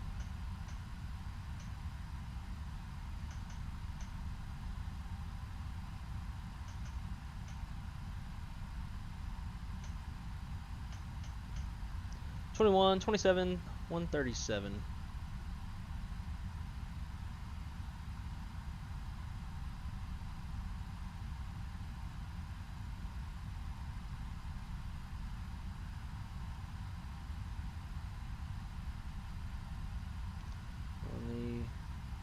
Jet 2, 26 left.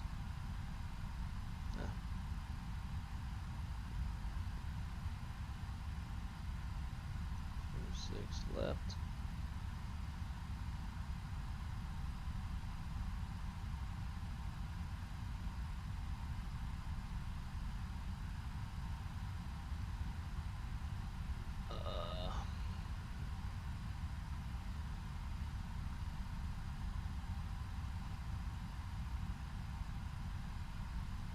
Tucker bump. This will be ski 3, 16 right. Kdal.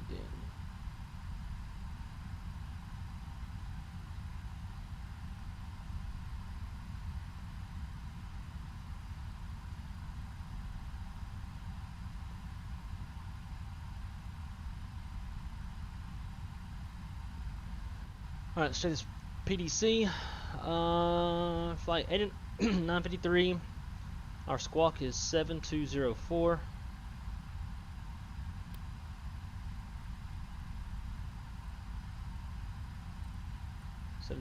is in there. Gidget, Tucker, Bump, Ski 3, Denver, climb via SID. Expected 5:05 5 minutes after departure. Frequencies 3555. Contact ground on 3555. When ready for taxi. Cool. Let's get that APU on.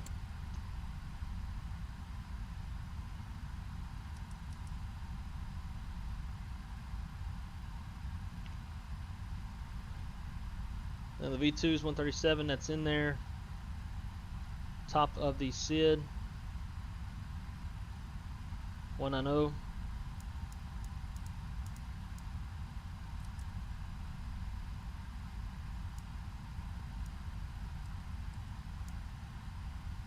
It's all set. Las Vegas. Info November. Altimeter's 2990.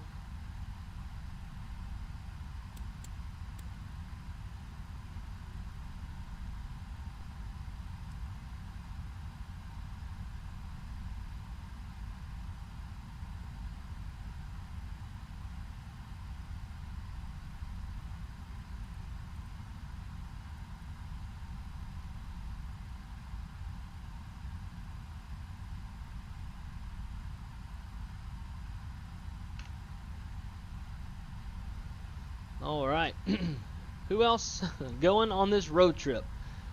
I, for one, am going. We got Hillbilly Gypsies going as well. I believe my buddy Rio may be with us. Rio, if you're in here, give me a holler. Let's see.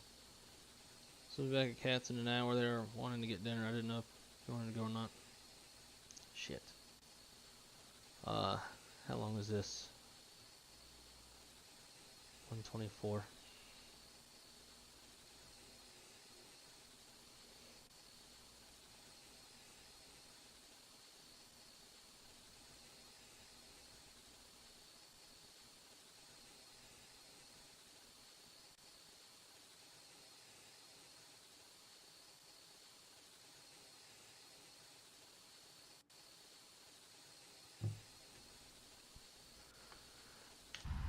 Okay, let's get everything buttoned up. Of course, my girlfriend sprang some shit on me. She said, "Oh, I didn't know if you wanted to come to eat with us or not." Well, last minute doesn't cut it. Alright, APU gen is on. Disconnect ground power. That's all. That's good.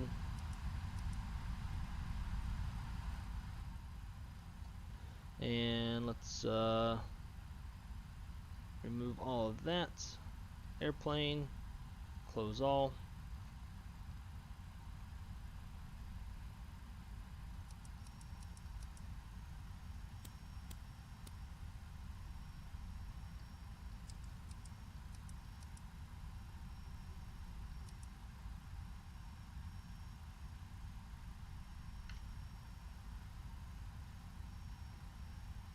Alright, I'm getting ready to push out, guys.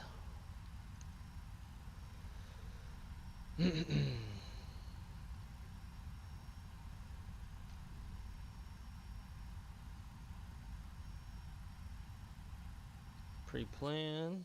Oh Lord, this is gonna be.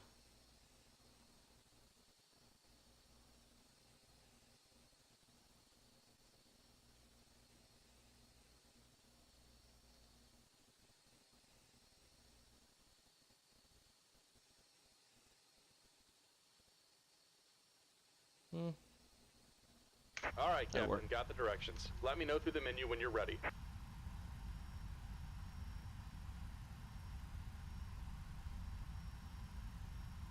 Great news, Captain. Your tow's coming.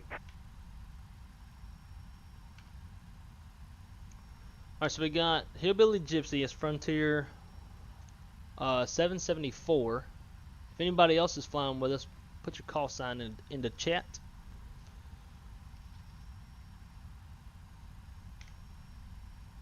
$33.55 is still in there.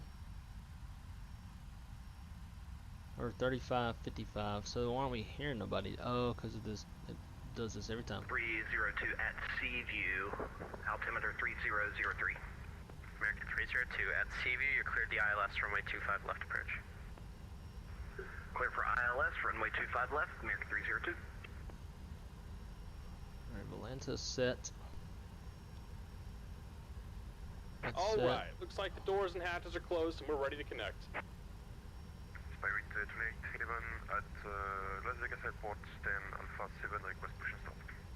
Bearings 2811, not showing your correct squawk. Make sure you have the correct squawk in 7344, push and start at Tubbs. Discretion and advise ready for taxi. 7344, push and start at Hey Captain, let me know where you want this thing. Great news, Captain, your tow's coming. Damn it, hit the wrong button. I don't know why I did that. Pre-flight checklist, don't care. Frontier 1353 request radio check. Loud and clear. Altimeters are set. Flash yeah. Parking brake is set. Taxi.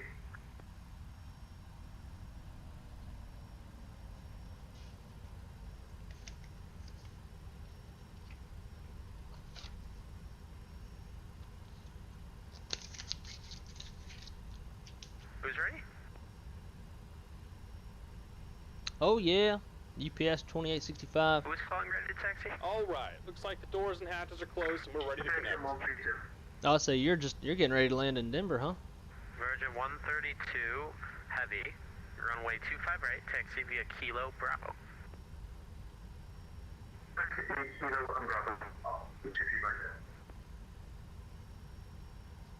LA Center UPS 91 heavy is back on frequency. 1549, ready for taxi.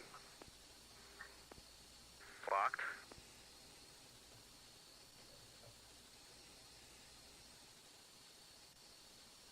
Two people called with a request there, but they blocked each other. Say again. UPS 91 heavy is back. Roger. Welcome aboard, Calling Captain. for taxi. Toast What was the connected, call sign? bypass pins inserted. Go and kill the parking brake when you're ready to go. Southwest Here comes the 1549. pushback. Line them up. Check your squawk, please. Runway 15, taxi via Alpha, cross runway 8. Your correct squawk should be 473, or sorry, I gave you the wrong one. Give me 1 sec.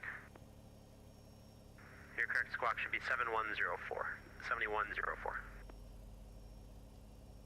Roger, Fox 7104 and taxi to runway 15 via Alpha, Southwest 1529.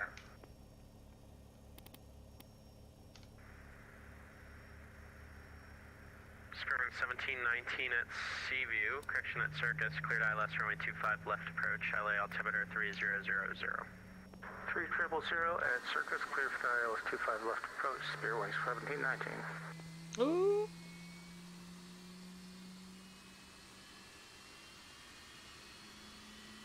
LAX Center, good afternoon. This is helicopter 690 Papa Delta at the Hawthorne Airport, ready to taxi TPR departure to the east. 690 Papa Delta, helicopter 690 Papa Delta, LA Center, Roger, did you want to taxi to the runway 25 or depart from present position? I'll taxi, air taxi runway 25. Our 690 Papa Delta, air taxi 25 is approved at or below 200 and advised ready to go. Alright, taxi approved, at or below 200, advised and ready to go, helicopter 690 Papa Delta.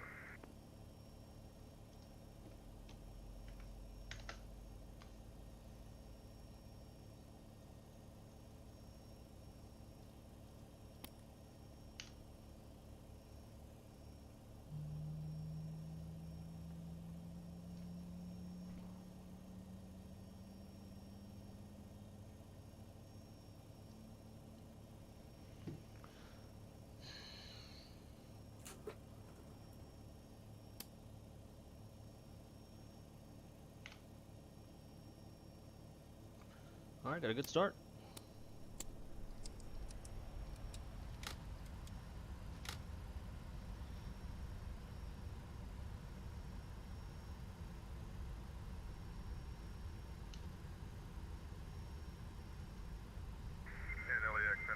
just about done here. Go ahead and set your parking brake. EPS 91 contact Albuquerque And Center we'll disconnect your tow. 127.85. Give me just a moment. Albuquerque Center 127.85 EPS 91 heavy. See you next time. CN 0 Papa Delta, that was a southbound departure, correct? Eastbound. 0 Papa Delta, eastbound approved, runway 26 clear for takeoff. Correction, runway 25 clear for takeoff. Runway 25 clear for takeoff. Helicopter 690 Papa Delta. Where's the damn? And let me grab the winds for you. Hawthorne wind 250 at 11. Copy 25011. Helicopter 690 Papa Delta. Bearings 562, descend via Ironman, correction, Angel 4 arrival, LA altimeter 3000. Descending via the Angel 4 arrival 3000. And we're disconnected. Signal and pin on the left. Take it easy and have a safe flight. Southwest 131 is holding short runway. Why am I not getting Southwest 131, runway 26 right, clear for takeoff. left and right? Clear for takeoff, Skywest Engine 131. EFC mode. That's one. Every time. Alright. Here. Last 15. Trim. Trim down a little bit. Not as much as it says to. It's always full of shit. I think we're ready. Southwest 2220, depart, J-word, heading 290 vectors for your descent, maintain 6,300. Depart J-word, heading 290, descend to 6,000 for Southwest 2220. That's 2220, that's 6,300. 6,300 Southwest 2220. Los Angeles Center, Frontier Flight 774 at hold spot 2, holding short Charlie at Vegas, ready to taxi. Frontier Flight 774, LA Center, runway 26 right, taxi via Charlie, and November current. Have information November, taxi 26 right via Charlie, Frontier 774. LA Center, Delta 8953 heavy. Just pushed off of the Echo gates with information November. Ready to taxi. 8953 heavy, LA Center, runway 26 right, taxi via Charlie. Taxi via Charlie, short 26 right, Delta 8953 heavy. Here we go. Southwest 2220, the John Wayne Airport, 10 o'clock to 11 o'clock in 15 miles, report in sight. Alright, it's closer to 18 miles, Southwest 2220. 220 has a fuel in sight. Southwest 2220, cleared visual approach, runway 20 right. Cleared visual 20 right, Southwest 2220. Boeing 28, anyone request taxi for 19 on left.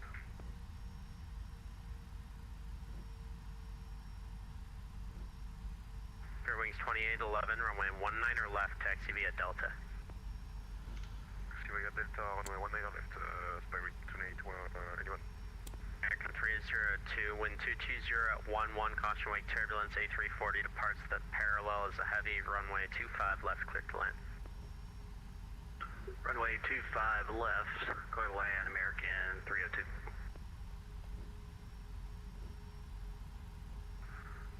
Skywest 131, Joyce, you climbing through 160. I'm sorry, 1,600. Skywest 131, SoCal, American LA Center, radar contact, climb and maintain. Give me a second.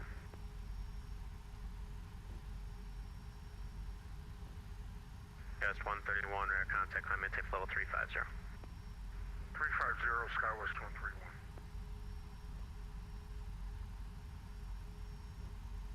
Skywest 131, just verify squawking 7240.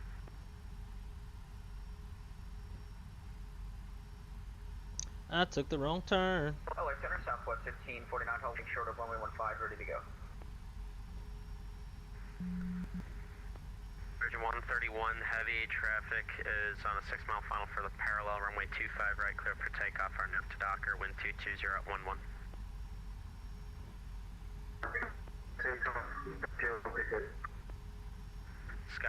Southwest 1549 or runway 15 clear for takeoff. Runway 15 clear for takeoff, Southwest 1549. Plus 2220, runway 20 right clear to land. 20 right clear to land, Southwest 2220.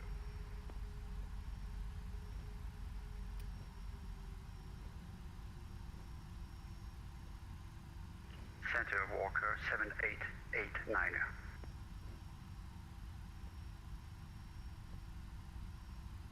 Call sign? Center of Walker 7889.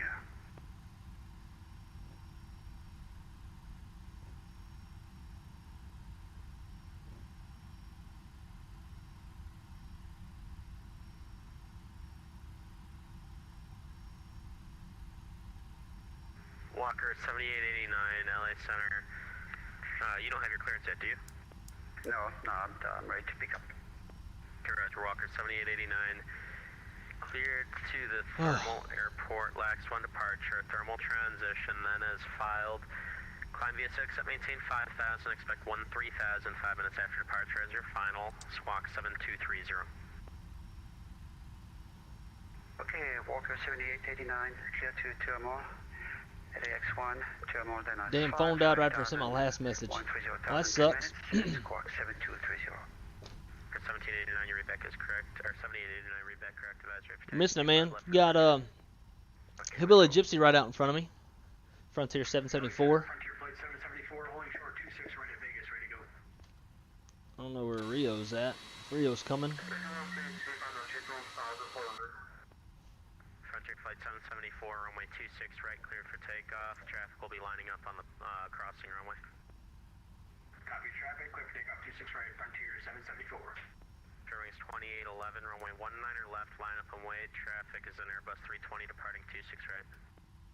Illinois, runway 19 left, spike 2820, Delta 8953 heavy, runway 26 right, line up and wait. Traffic is an Airbus 320 departing runway 19er left before you depart. We'll line up and wait, runway 26 right, and we'll be looking out on that traffic departing, crossing us for Delta 8953 heavy. Southwest 2220, did I clear you to land, runway 20 right? That's where we cleared us. Welcome to LA, exit right, hold short on 125 right. With the weather, it's copy Africa, just Seattle, south, please. Good God. 8 block, 906 is ready to taxi for runway 2. There he goes. Nope. Hillbilly Gypsy's on Microsoft Flight Sim. Sorry, I think I might have your call sign incorrect. What was the Virgin that just departed LA? Virgin 137 radar contact. Sorry, it's not coming up. My apologies. I had an issue with client on my end. Can you just type a message in the chat, please?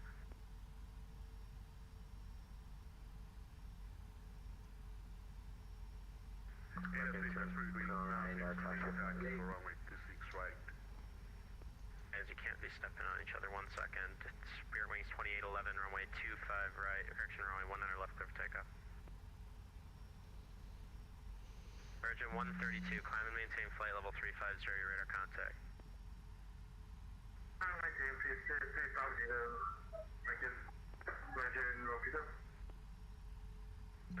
LA, Delta Charlie, my telephone, ready for taxi. Hey guys, you're all stepping on each other. Door 2 at 1. Yeah, he can. Julie Charlie Lima, runway 25, taxi via Sierra. Since we're all on Vatsim, we can all see each other. Thanks, and who else called? LA Center, United 5546. Was this wondering if you're doing a TBC clearance or if it needs to be verbal? Literally every transmission, you guys are stepping on each other, just one at a time.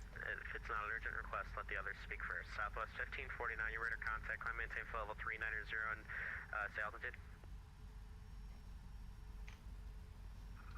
Passing through 2004 Southwest 1549. I'm showing you 2,800 now, Southwest 1549, confirm.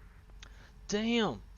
Dude, Vatsim traffic shows up on 4Flight. Confirm your current altitude is now 2,900. That is crazy. I can see Hillbilly Gypsy climbing out on 4Flight in the synthetic vision. 1549, thank you. Just climb and maintain flight level 390, you're clear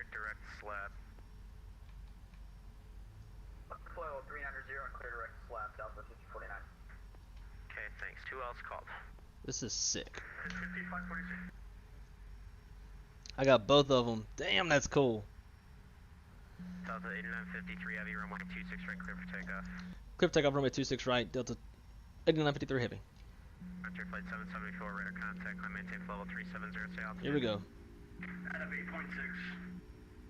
Roger, Spirit Wings 2811, climb and maintain flight level 380, your radar contact, stay altitude. Climb flight level 380, what's by reach 2811. God, dog. Thanks, and Frontier flight 774, just verify your climb and flight level 370. Climb maintain 370, Frontier flight 774. Southwest 1549, verify 80 you're making knots. a right turn direct slap. I think Delta 8953 heavy is my call sign. Southwest 2220 via Alpha, good day.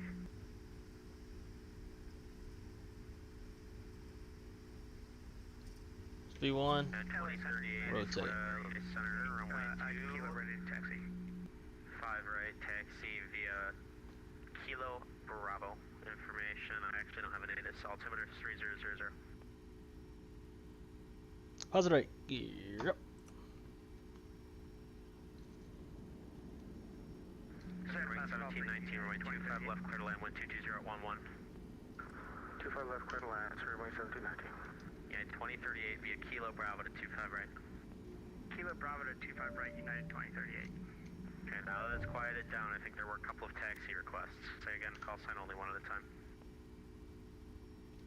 Spring Beings, 906 is requesting taxi for runway 26 right.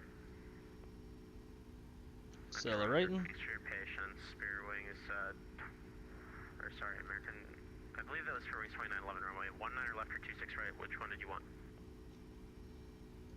If it's not 2911, but Spirit 2911, we can take 19 left.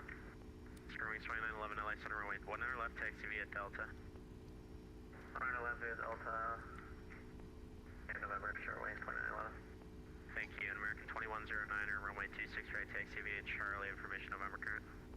26 right via Charlie, American 2109. I believe that was who was calling. Is it also Delta 906, LA Center, runway 26 right, taxi via Charlie? That was the Spirit Wings 906, Charlie 426 right, thank you. It's, I see a Delta 906, maybe that was the issue.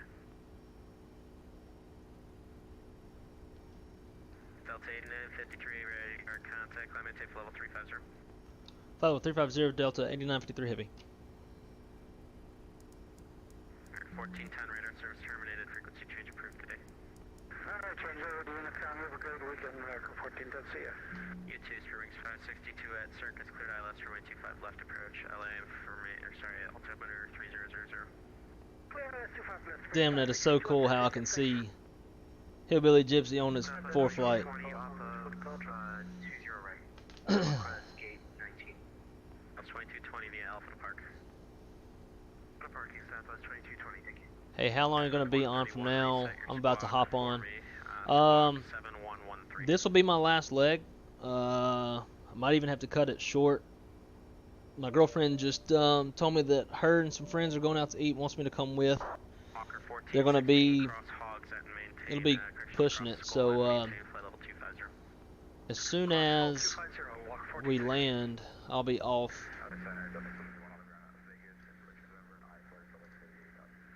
I can't think with these dudes are so loud.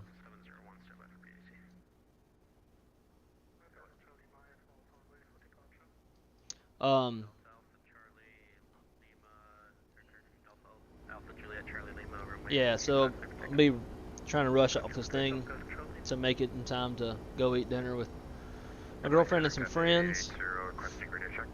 But we'll be on the ground in about an hour 15 or so. American 2109, runway 26 right, cleared for takeoff, wind 0206. Do you have to pass Vatsim exams or Vatsim exams to even get on? I don't know you have to do that. Yeah, people are stepping on. It's not Vegas, it's all of LA Center. You got one guy controlling all of LA Center, so of course it's going to be busy.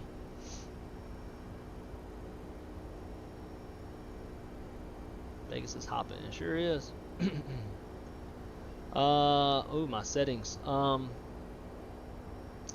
Most of everything is turned up. We can take a look once I land.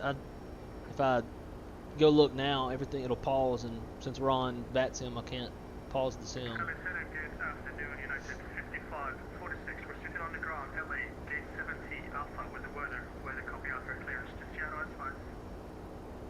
United 5546, LA Center. So I'm gonna try to show, see if we can see Hillbilly Gypsy. So here's FliGht, and that's Hillbilly Gypsy right there. Scatter, transition, NS file. Climb via 6 at maintain 5,000. Expect flight level. It's pretty cool. 5 minutes after departure. Squawk There's 735. me behind him. And if I was closer, we would see him on synthetic vision as well. But we're not. But I could see him climbing out whenever I was waiting to take off.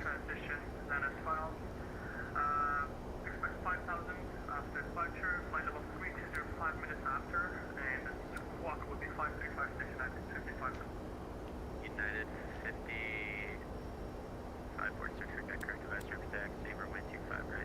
Delta Alpha Juliet Charlie Lima, radar contact, climb maintain level 350, turn left, direct, thermal, Tango Romeo Mike, and say altitude. Oh shit, I forgot to eat my chicken nuggets. Damn.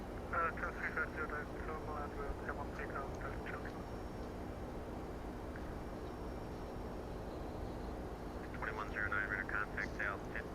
Copy 4,000, Oregon 2109, roger, climb maintain level 290. 906, runway 26, right, cleared for takeoff, wind 20206. Not like a nice little heart pan of chicken nuggets. Is the only like all of our pans are too big.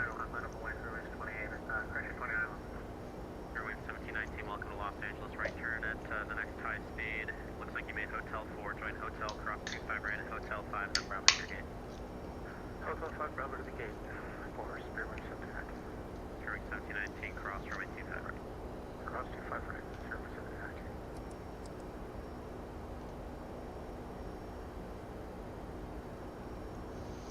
We are in the soup.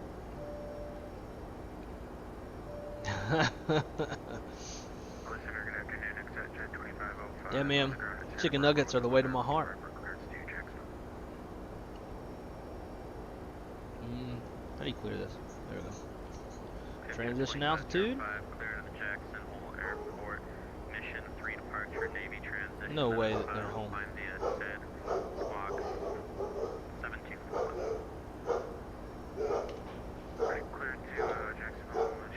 Hang on, guys.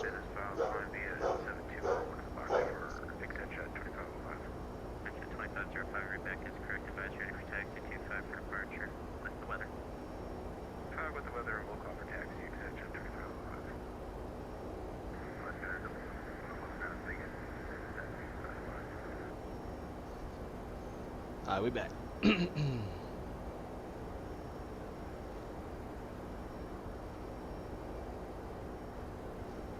Shorewing 2911, runway 19 left, clear for takeoff. 19 left, clear for takeoff, shorewing 2911. Sorry, last caller, second.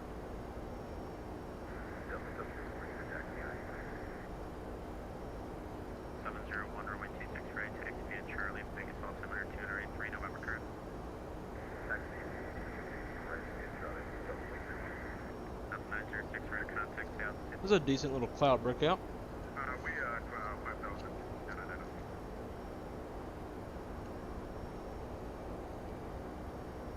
South 906, climb maintain level 350. The cloud stands by the 350. So we got ground control in Denver. That's nice. Jetline Center, United 2038, holding short at 25 right at Bravo 1. Yeah, 2038, runway 25 right, clear for takeoff, wind 22011. Runway 25 right, clear for takeoff, United.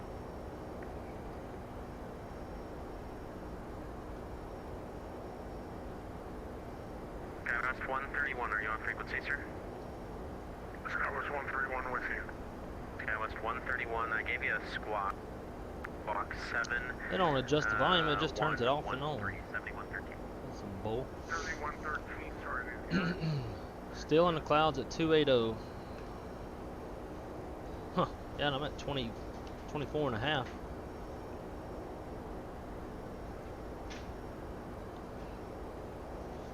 Yeah, I'm running Active Sky XP. I think it comes with clouds. 2785 Walker 1416, great job today. Take it easy. Thank you. Spear Wings 2911, radar contact, say altitude. 395 down, Spear Wings 2911. 2911, climb maintain level 360. 360, Spear Wings 2911.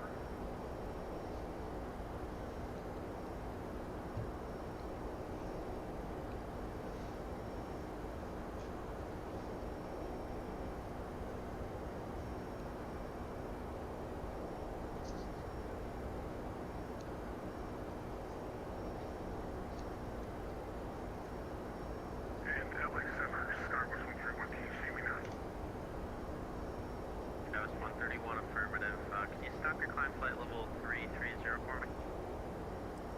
330, probably.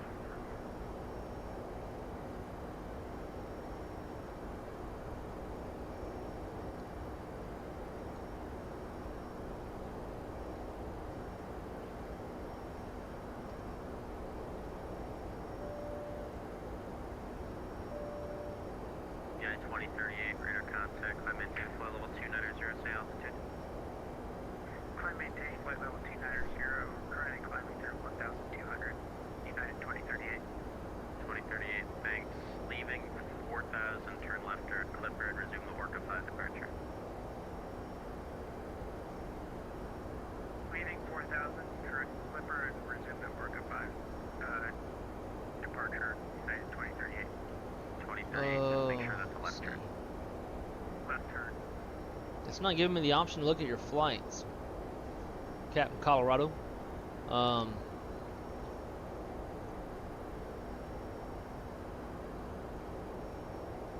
wonder if it's because you have like an active flight going, or.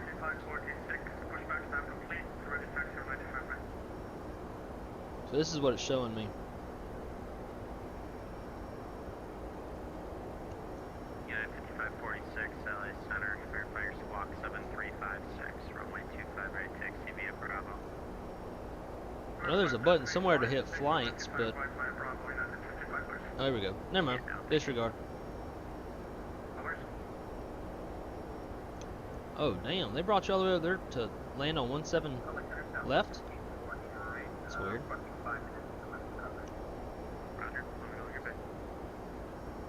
I mean 17 right, my bad.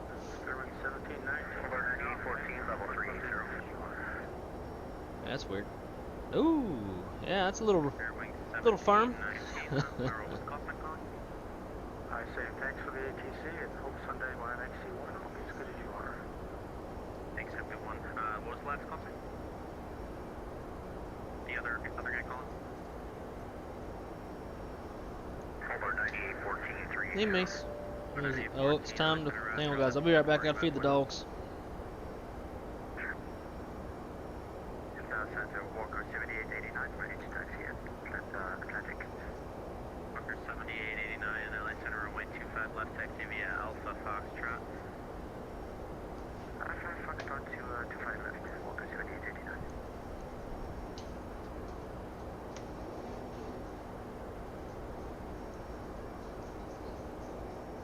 Delta Alpha Juliet, Charlie Lima, cleared direct needles. Direct needles, Charlie, thank you very much.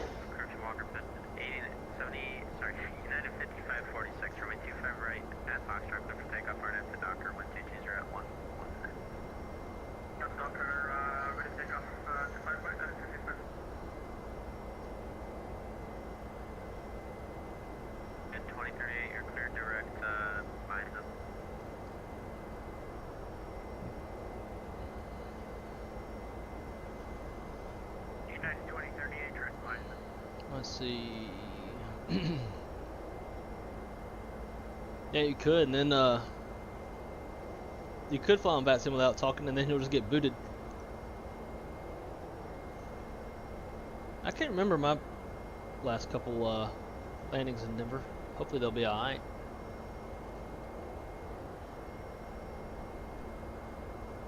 I'm going for 1-6 right in Denver. That's what I got planned as well. If I get too close to you, I'll just sidestep over to 1-6 left. Well, I guess it's actually being controlled, so I'm gonna do a parallel landing. Rio, I'm right behind you guys. I am the gatekeeper. Sounds good. Yeah, Rio, what is your call sign? Well, actually, I think I see you. Yeah. I don't know. Rio, are you on Vatsim? Center, Walker 7889, how do you rate?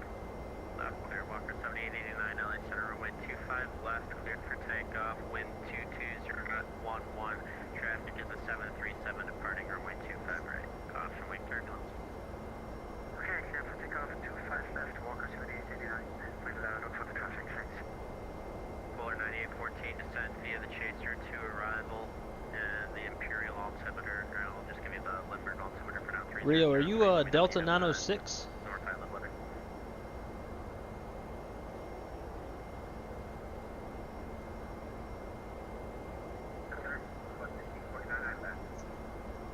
Roger, Polar 9814, Soviet chaser to arrival at Limburg altimeter 3003. 3003, descend by the chaser to Polar 9814. Yeah, Jay, Hillbilly's right on that. That seems one of those kind of things you just jump into it head first, and then you'll get better as you go. So that's flaps 121 right there, Malawi 365. That's him. But on Vatsim, I believe his call sign is 906.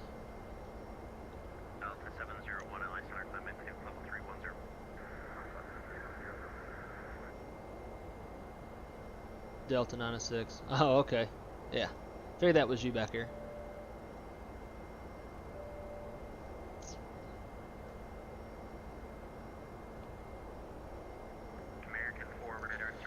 And then I got Hillbilly Gypsy on my TCAS. 1,500 feet above.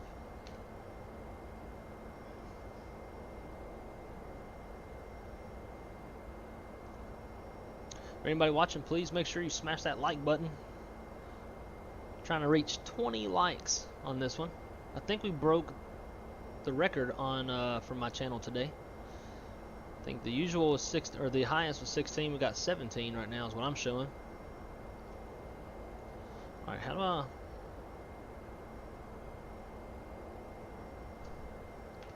Let's see.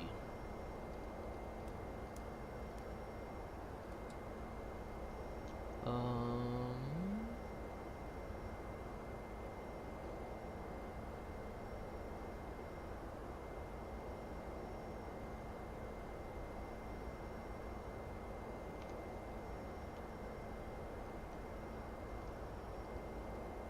don't know why that door won't open.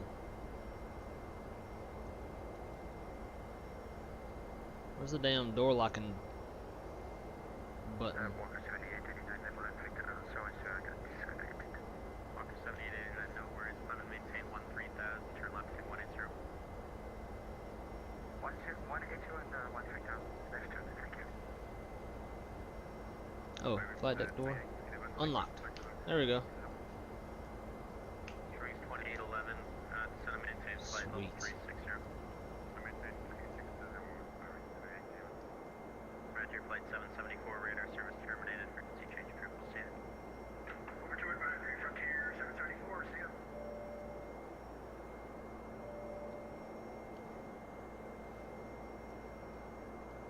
Hey, that helicopter, I think it was 908 Papa Delta, are you on that frequency?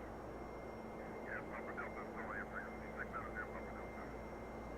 Yeah, 690 Papa Delta, LA Center. I didn't give you Bravo clearance. What were your intentions there? You setting some views, don't mind me. Okay, Roger, 690 Papa Delta, I can tag you up. Are you planning to land at one of the helipads out there? Yeah, I'll be landing at one of the helipads. Okay, 690 Papa Delta, I'm gonna just tag you up anyways, when able, squawk 7325, you're cleared in the Bravo airspace. 7325, sir. Going up there.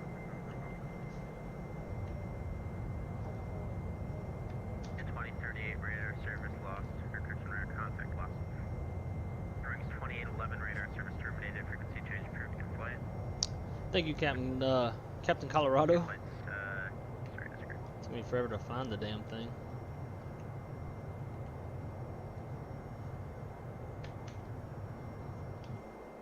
Center, Dogcom 145, Santa Barbara, for clearance to Jacksonville, or Jacksonville. Was Dogcom 145? Dogcom 125.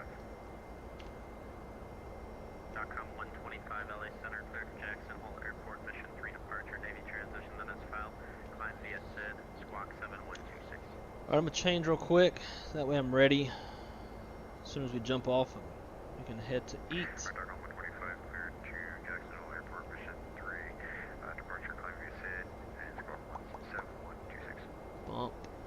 Dogcom 125, right back correct. Advisory for taxi, runway 25. UMMP. Call ready for taxi 25, Dogcom 25. Delta 8953 radar service terminated. Frequency change approved. Good flight. There we go. Cool. Virgin 132, contact Albuquerque Center 127.85.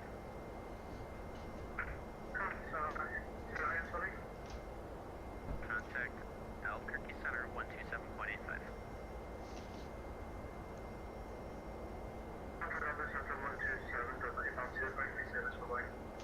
Walker 7889, turn left direct thermal. Just because I did give you a 180 heading, not sure how you turned to like 140. I thought you said 130 on the heading, so my mistake. And we're going to thermal now. No worries, it's a classic transpose error with the altitude. It's 600 Papa Delta, you are radar contact 10 miles east of Los Angeles Airport. Welcome.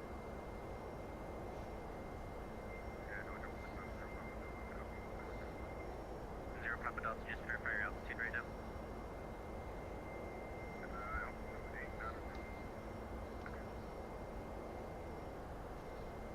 Listen, that's United 651, rover ground at San Diego. Stop 39, looking to pick up IFOC clearance over to San Francisco as well. Touch PDC. Thank you very much. Beaver 5612, LA Center, sorry for the delay. Runway 24 left, taxi via Echo, the altimeter 3000.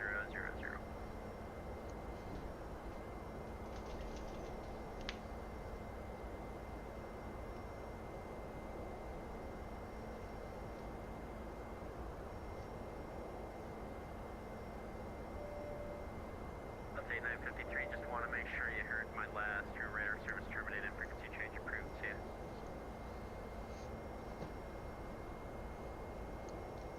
There you go.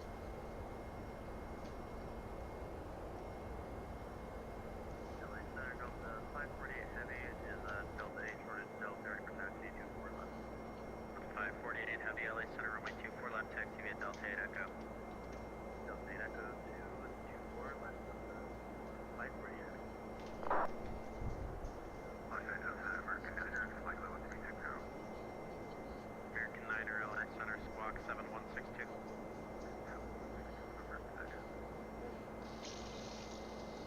Los Angeles Center, this is Lufthansa 4 Kilo Heavy with you, flight level 400, inbound Berg. Lufthansa 4 Kilo, LA Center, squawk 7265. 7265. Beamer 5612 Heavy, squawk mode Charlie, runway 24 left, taxi via Echo, altimeter 3000.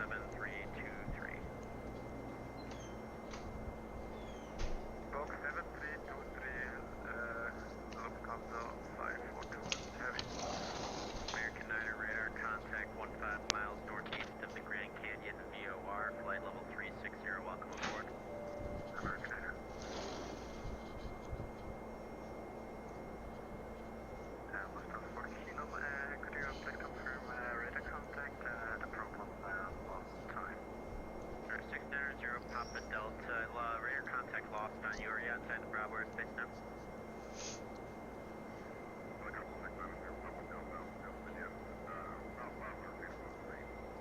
Okay, roger. I'm not sure where you are laterally. Are you to the north of the Bravo airspace now, or do you need to remain with me?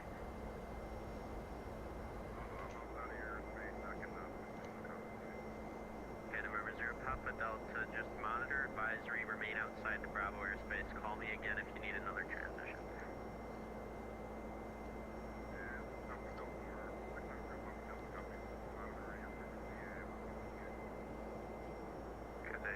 Heavy taxi. Cathay 880 Heavy LA Center, runway 26 right, taxi via Charlie, the Vegas altimeter 293.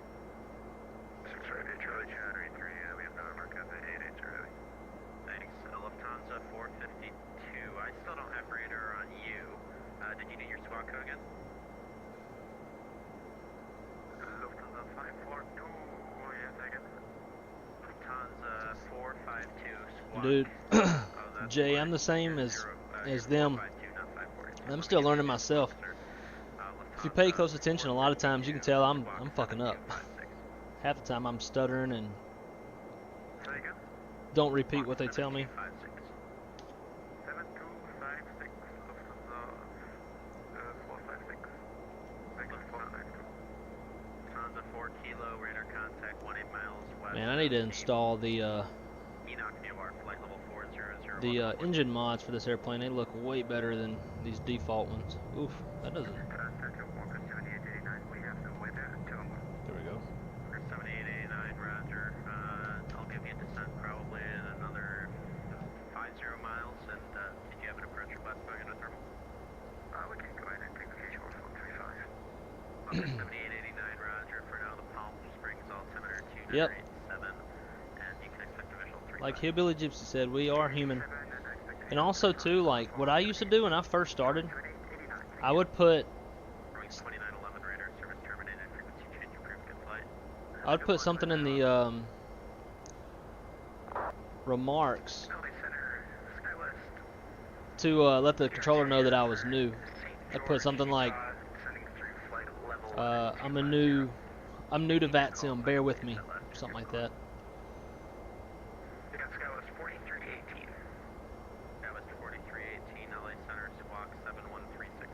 That cap shirt isn't gonna fly. Nope. I don't know if y'all could hear it or not, but I was throwing shirts in the dryer to try to get the wrinkles out. Because, you know, I'm a bum.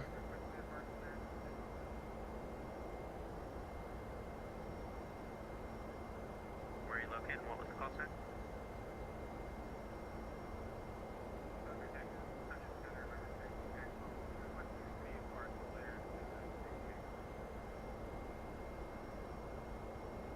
November Tango Echo Socal departure. Christian LA Center. If you're going VFR, you're cleared out. Hillbilly Gypsy, did he ever give you hand you over to Unicom? Because we're outside of his airspace. Squawk 7263.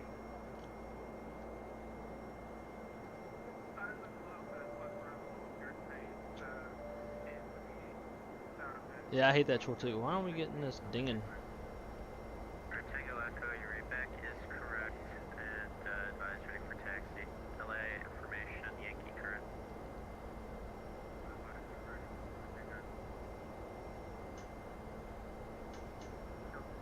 Heavy, short of Newport, ready to go. 1190. Honda 452, radar contact 35 miles northeast of Mormon Mesa, flight level 400, welcome on board.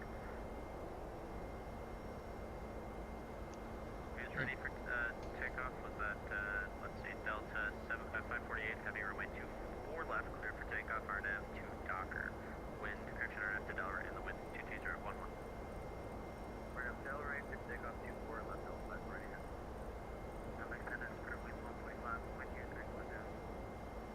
Air wings 145, LA Center, squawk 7234. 7234, Spirit 145. Skywest 4318, radar contact over Enoch VOR, flight level 200, descent and pilots discretion, maintain 13,000. Advise when you have the weather at St. George. I don't ever remember hearing him tell me to go to Unicom. Request RNAV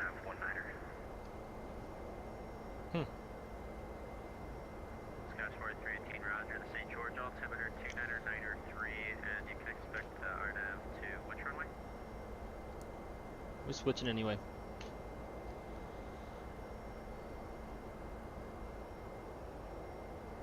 Long time ago.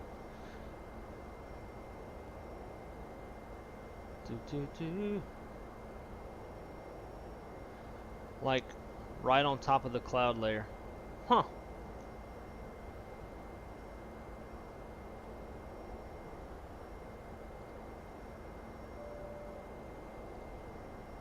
And what's your altitude? You're higher than me, shit. I'm showing you're 1,400 feet higher than me, which is kind of weird because that would put you at 36,500 feet, 400 feet. Not gonna let the dogs in.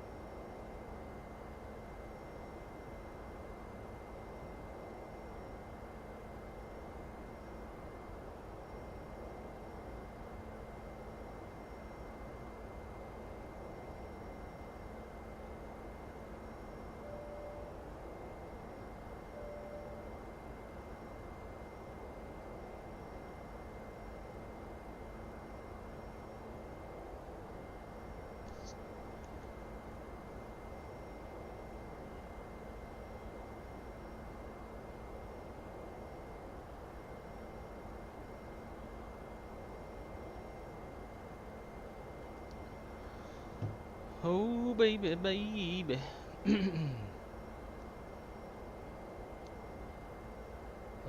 Damn, 41 degrees. I'm trying to start my grill. I wish it was 41 degrees here. It is freaking hot. Let's see.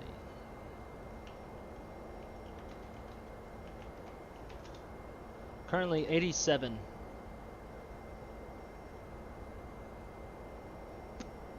Where I'm at. Feels pretty damn hot outside too. 370, okay. It's weird TCAS is saying 1,400 feet. I think it would say 2,000. Windy as hell. Cloudy and 60 in Connecticut. Man, that's so far north.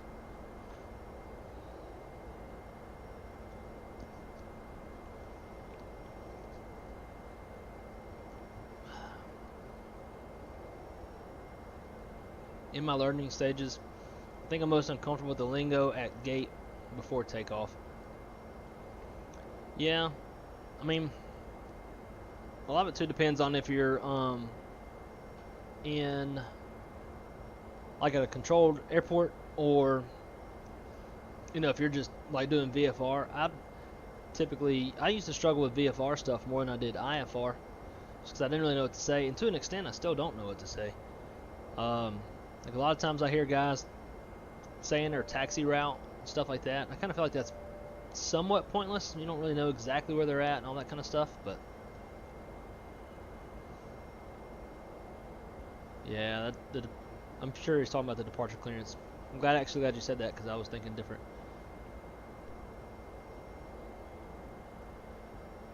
Yeah, the departure clearance is probably the hardest. But like I was saying earlier, I like to type it out or write it out first. for the most part, you're gonna get what you planned on. Like when I got my PDC, PDC is the best thing. You don't even have to do through all that shit. They just give it to you right here. But like, so they let me know, like the squawk code, my route, which is the same as I filed, so there's no change there. Climb via the SID, so that's basically just leave the airplane on autopilot, let it do its thing on the SID. Expect flight level 350, 5 minutes after departure. It gives you the frequency, which was LA Center, and then ground control, which is still the same, LA Center. Contact ground control on 135.5 when ready for taxi. So that lets you know that you can push back at your own discretion and do what you want to do. You don't have to talk to them until you know, you push out, or until you're ready to taxi, I mean. So a lot of those places will give you a PDC. You don't even have to do all that departure clearance anyways.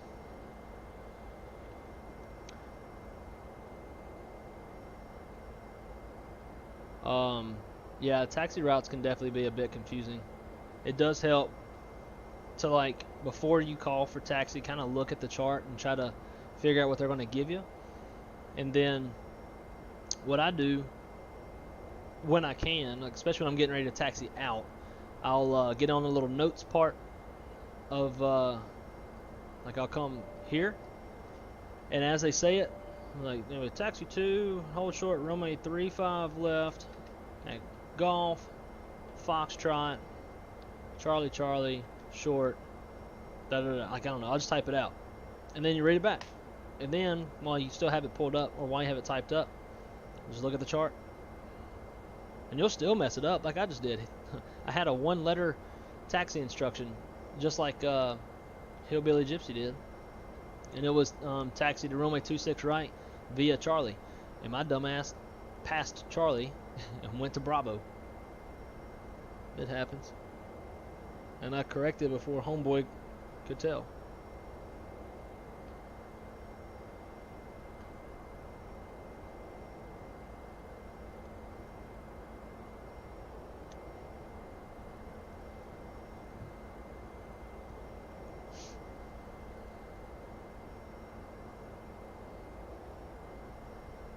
Yeah, like Gypsy's saying, it's all very scripted. Once you do it a few times, you kind of know what's coming next.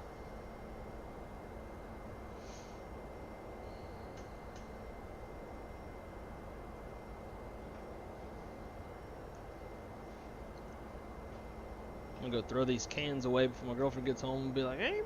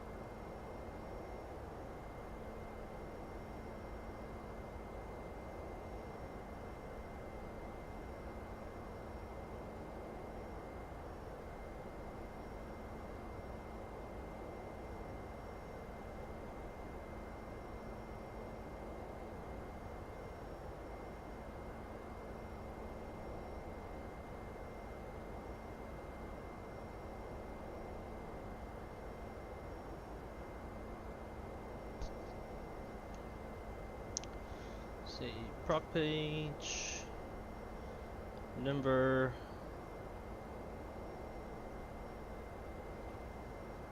2239. There's a damn clock in this airplane.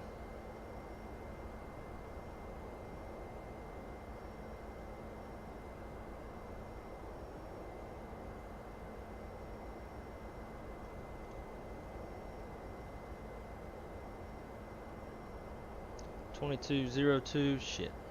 That's almost 40 minutes from now. Yeah, I'm probably not gonna be able to finish this one, guys. Girlfriend's gonna be here in 15, then she's changing quick. Which, a quick change could be 40 minutes. I know, we'll see. We'll ride it as long as we can. That's what she said.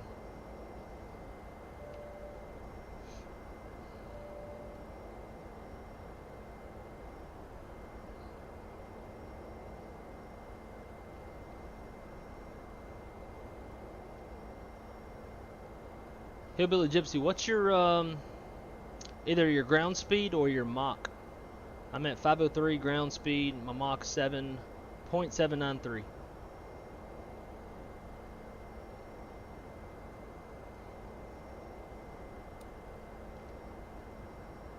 About 19 miles ahead of me.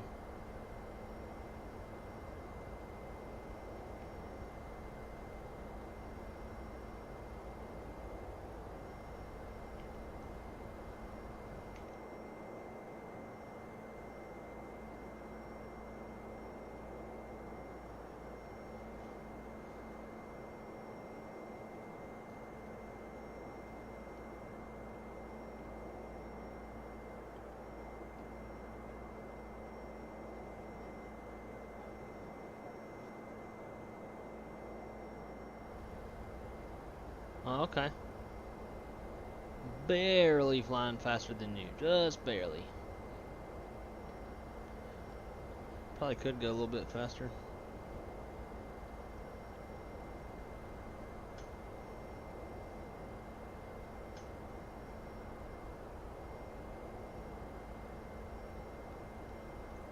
But we're going to keep it how it is so we maintain some separation. Oh, come back. What the hell?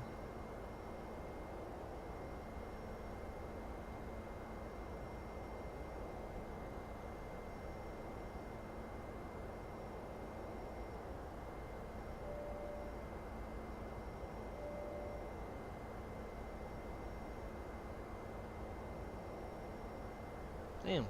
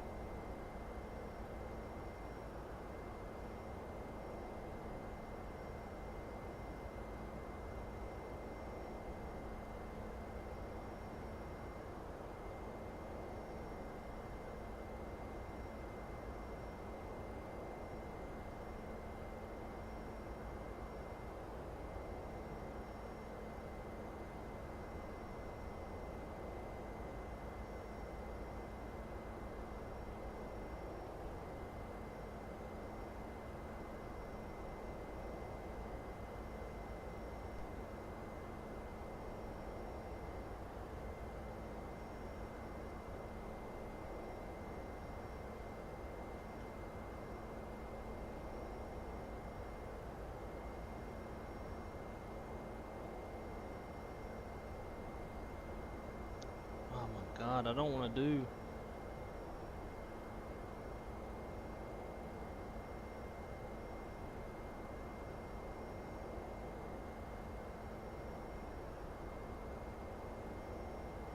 There we go.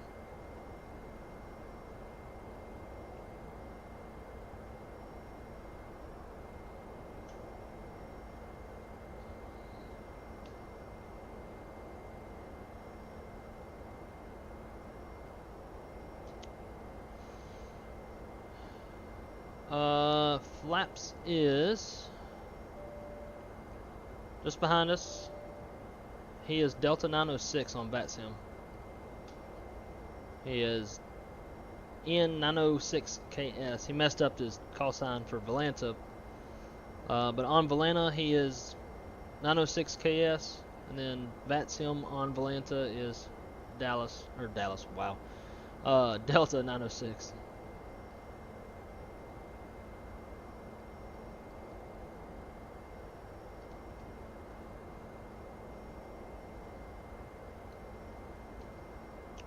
Marco 2321, can you recommend your Corsair?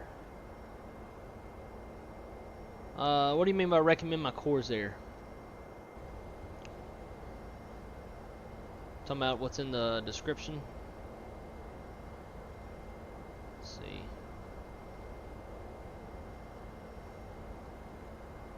Stream.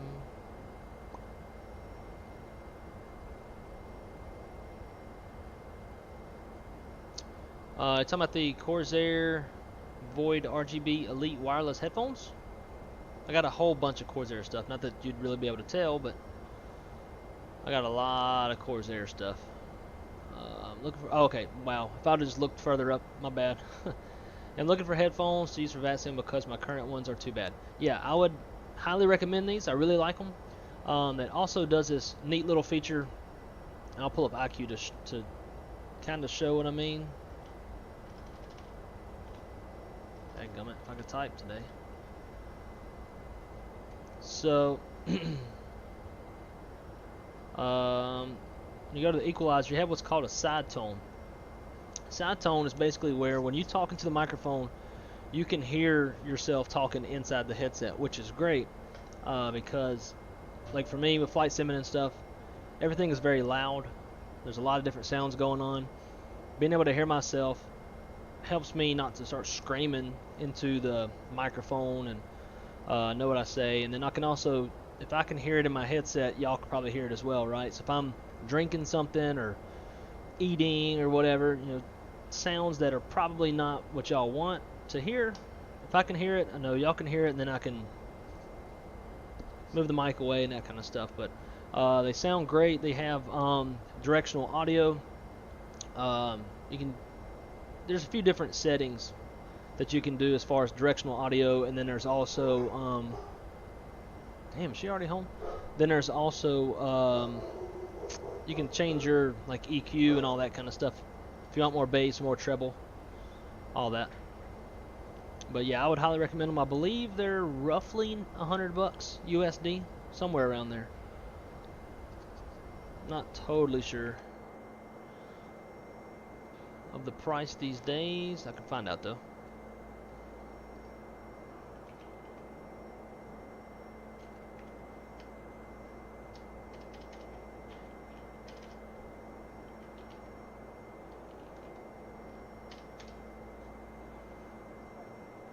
Oh, they're cheaper. Amazon for $67. Even black or white. But they MSRP on Corsair.com, $100. I really like them. Alright guys, hang on one sec. I think my girlfriend's here. I'll be back with y'all. Might have to be cutting this one off.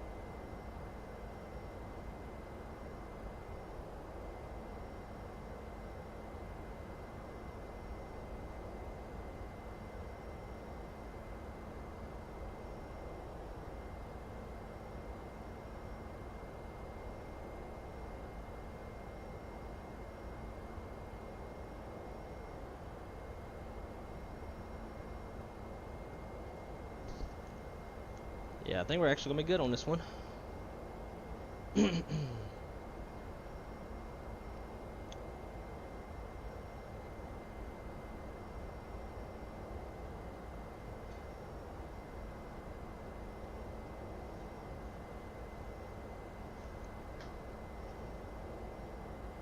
Top of descent's finally coming into view.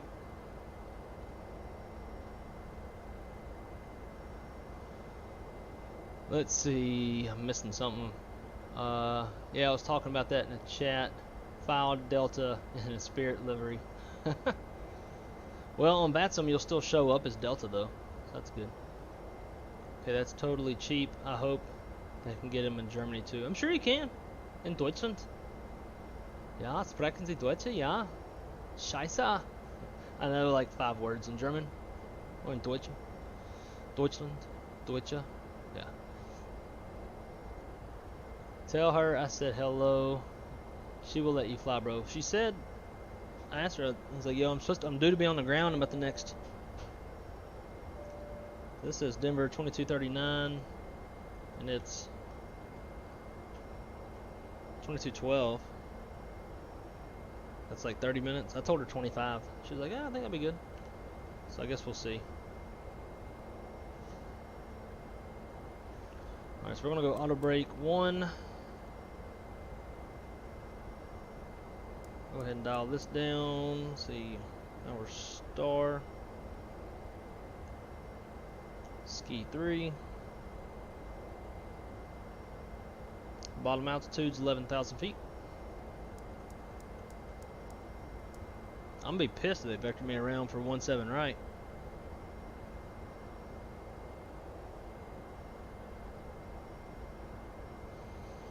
Oh goodness.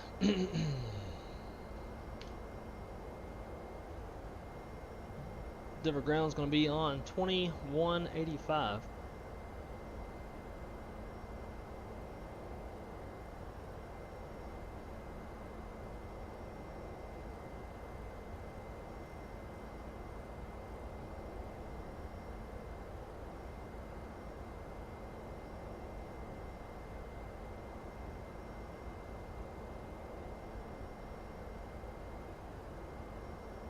Oh god, yeah, I don't think I'm gonna be able to see, I ain't got enough time.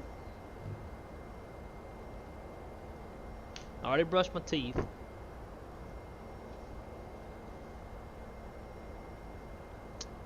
Let's see. Man, I'm terrible with schedules on this stuff. I'm off all day Monday, Tuesday, and Wednesday, so I'll probably be flying all three of those days more than likely. What's a good schedule for you, and I'll try to do it around that. I gotta go to my 92-year-old's veteran's funeral Monday. Oh man, that's terrible.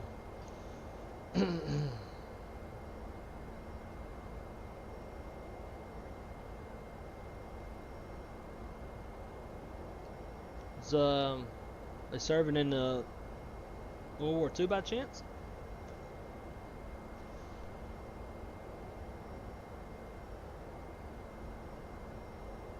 I'm gonna go change my shirt real quick, make sure I'm like ready. That way we can stay on this thing as long as possible.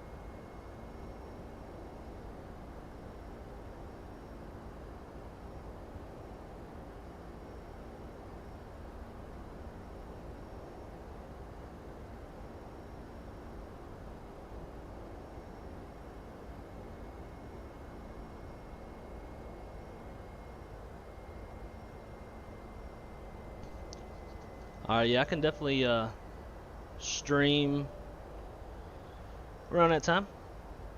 So we can kick off streams at like 4:15, something like that. I might do some flying before but I'll try to like aim for a specific flight departing around 4 p.m., 4:15 p.m. Eastern time, something like that. Well, you missed them saying that Rio made shots at me.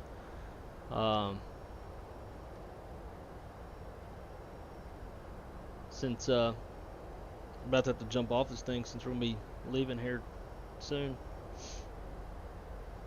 How far is Cheesecake Factory? It's got to be at least 20 minutes.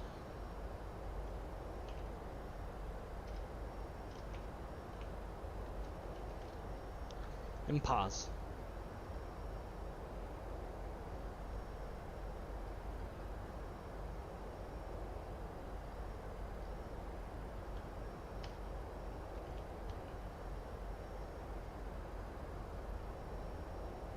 $20 minutes.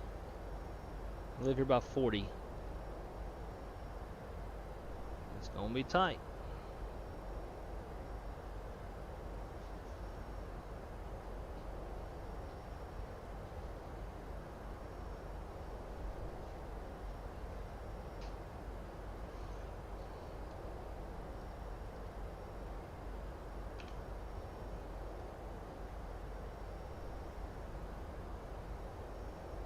$87 degrees outside. Do I wear shorts or do I wear jeans and boots?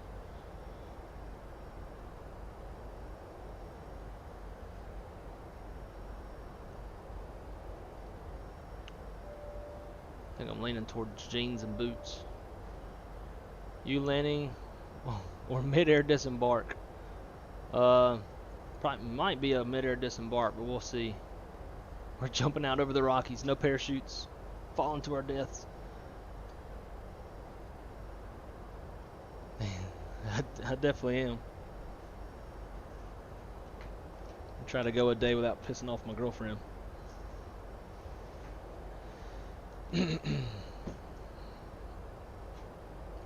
Fortunately, we're eating inside, so if I wear jeans, ain't that big a deal. Sitting outside, I'll be burning up.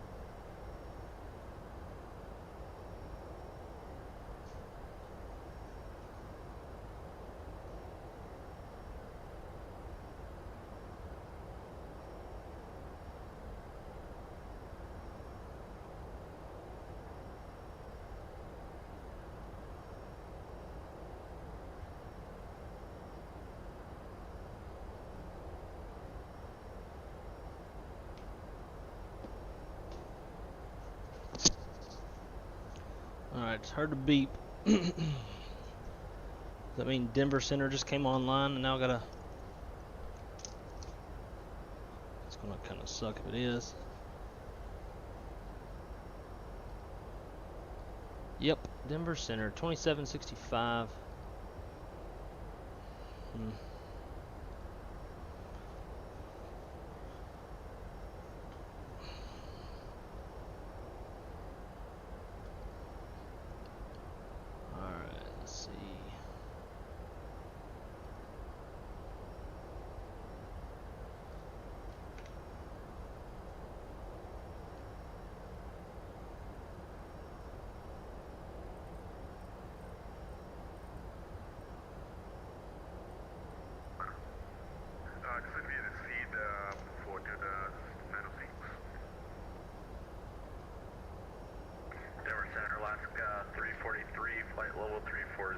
about 15 miles northeast of Durango. 343, Denver Center, radar contact position is reported close. Just ident. Ident. It's actually a pretty good place. And Foxtrot Flight 774, radar contact 37 miles southwest of the ski Kmco VOR. Continue descent via the ski free arrival, runway 16 right. Expect visual approach, runway 16 right, Denver altimeter 3001. Copy the weather at Denver. Descend via the ski 3, expect 16 right. Visual approach, Frontier 774.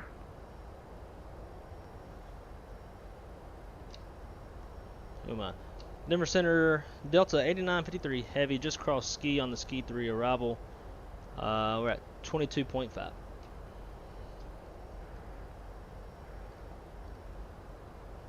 8953, Denver Center, radar contact position as reported. Yeah, thanks.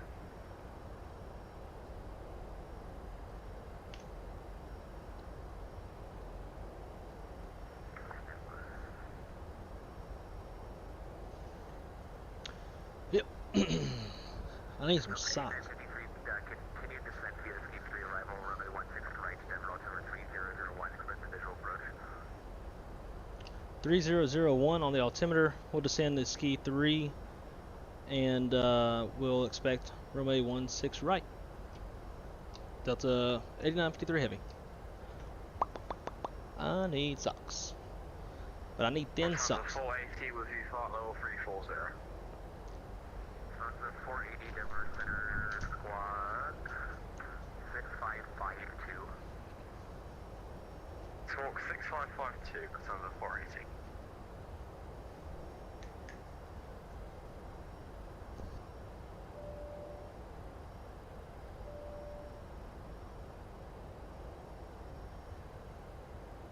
Sunset 480 radar contact 40 miles southeast of the crazy woman flight level 340. Welcome.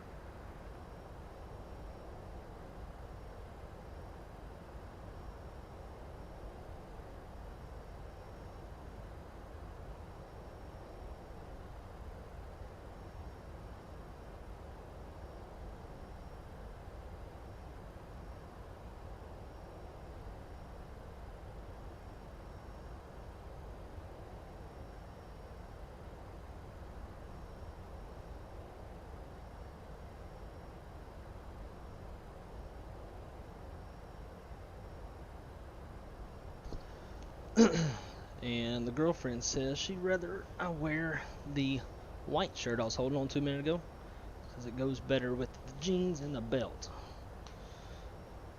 I guess I have to defer to her. I don't know if I can. Oh my god, I think these socks are too thick.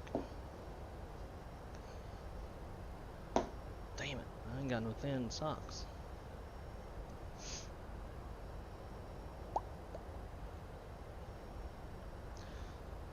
I'll put my black boots on that are in the truck. Y'all getting to see a day in the life. Live action. Denver Center, good evening, good afternoon. Delta 3421 with you, level flight level 30. Delta 3421, Denver Center, squawk 6537. 6537, Delta 3421.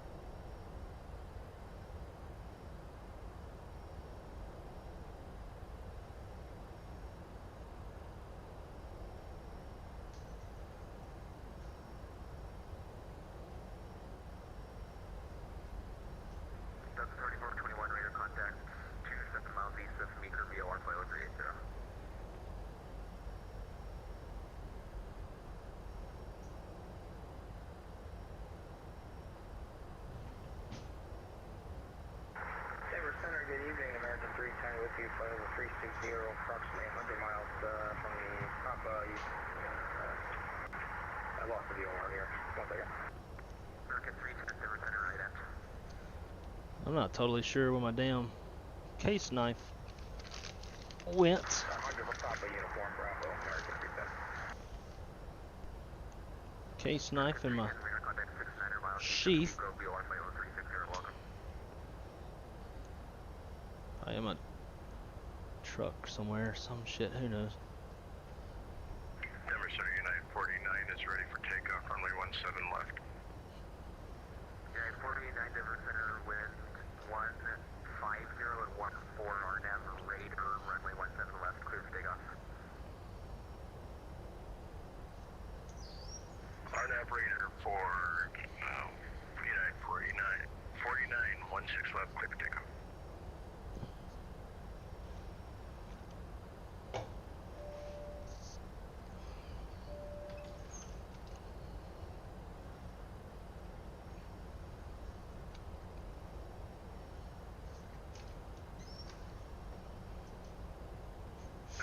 Denver Center, good afternoon, Delta 4211 with you, flightable 370. Delta 4211, Denver Center, can you refile your flight plan first? Refile 4211.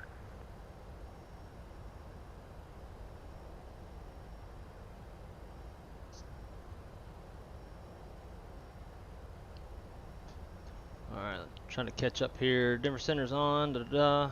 It's cloudy out. Crazy how women have that kind of control. Yep.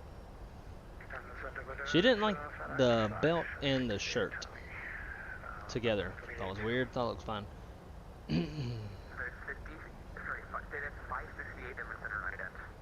About 2,000 foot descent rate. I'm at like 1,200 right now. I thought about requesting priority, but I didn't want to be an asshole. 6524 on the box for Delta 4211 Heavy.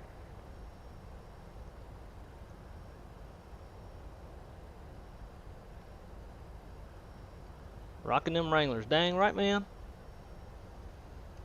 Wranglers and Ariats. Or Justins. I got some, ooh, maybe I'll wear what my girlfriend calls the Pikachu boots. The Piracuru. I think that's how you say it. I don't know. Some.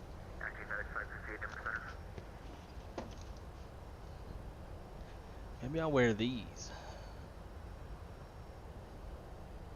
I think they're called Piracuru. Some sort of fish hide type shit. Delta 4211, radar contact 55 miles southeast of Cheyenne, VOR file 370. Roger that. Thanks, Delta 4211. Cheyenne. Frontier flight 774, descend to maintain 8,000. Descend to maintain 8,000, Frontier 774, over.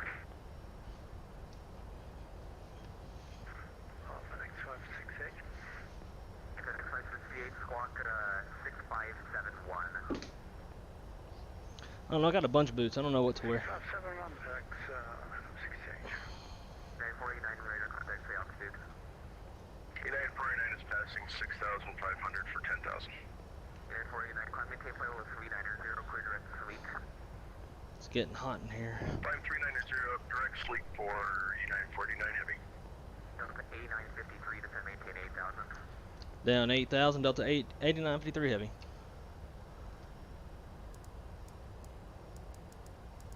Bada boom, bada bing, now.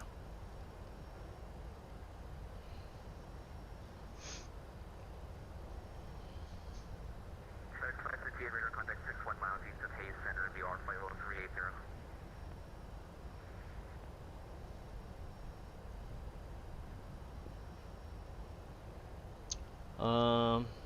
I'm not sure where my brain went. If found, please mail it to me. These are different issues. Nah. That's just typical bullshit.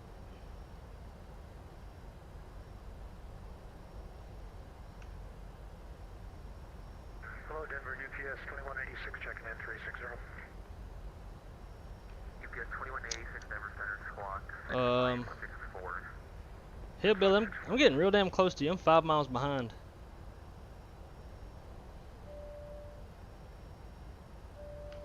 We're slowing down now.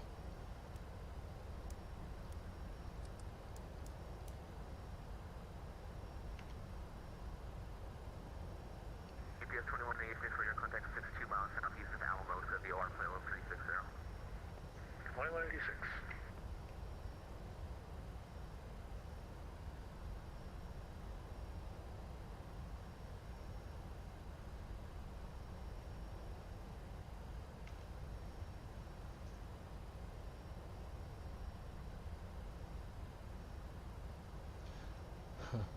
Fresh boots, and I thought that's a stereotype that you wear boots in Florida.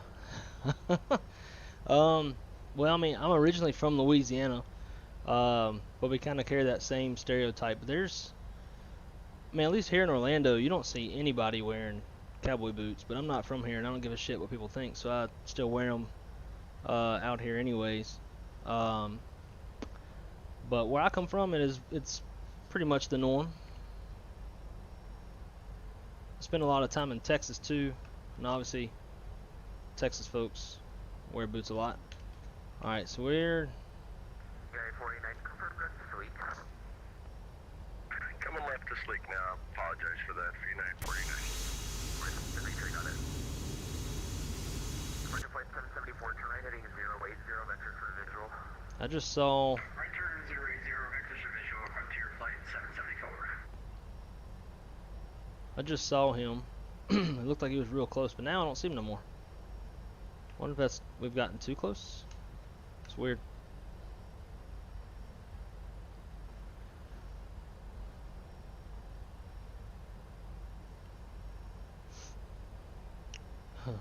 Back to the Cap Shack shirt. Actually, this is a different shirt.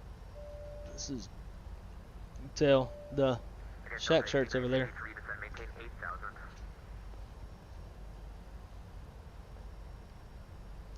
Down to 8,000 for Delta 8953. Thought I went down there.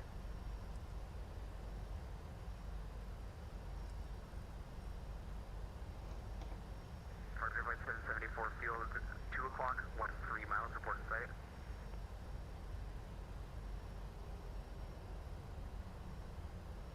Field in sight, Frontier 7074. Frontier flight 774, clear visual approach, runway 16 right. Good, the visual approach 16 right, Frontier flight 774.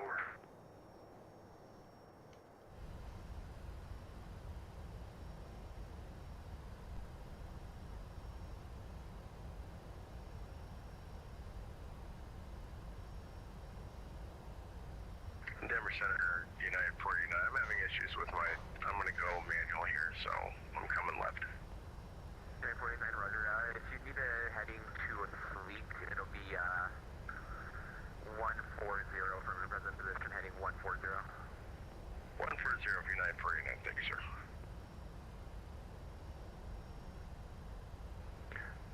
Denver Center, hello, Delta 1547, flight level 380. Delta 1547, Denver Center, squawk 6527. Squawk 6527, Delta 1547. Delta 8953, fly heading 080, vectors for the visual. 080 vectors for the visual, Delta 8953 heavy. Denver Center, good afternoon, FedEx 3328 Heavy, flight level 350, overhead Cherokee VOR. FedEx 3328, Denver Center, radar contact position is reported, squawk 6531.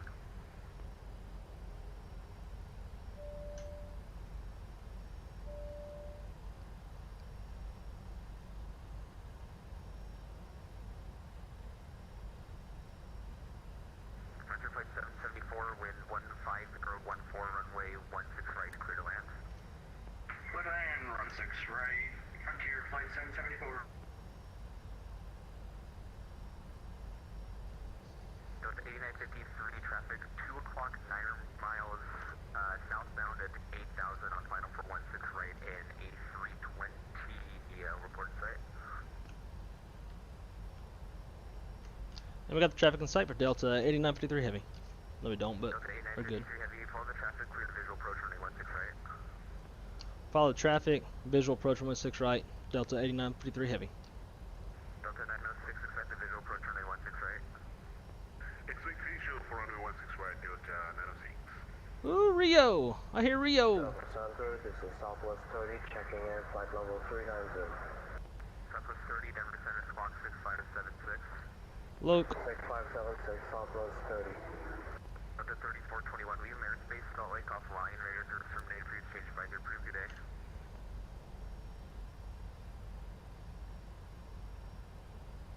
I hear Rio. 3421, we have airspace, radar service terminated. Got that African accent. Roger, going off offline here. Have a good day. 3421. See you, contact line. Southwest 30, radar contact. Why is it doing that? Canyonlands, VOR flight over 390. To do a test every time?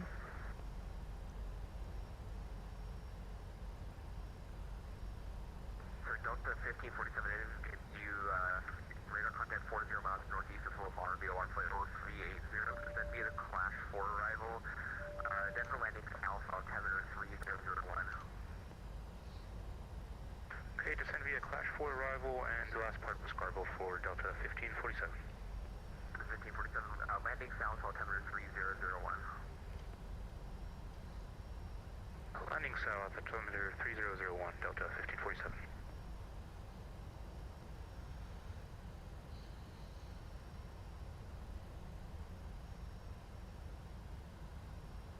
Lufthansa 480, leave my airspace, Salt Lake offline, radar service terminated, please change advise approved today.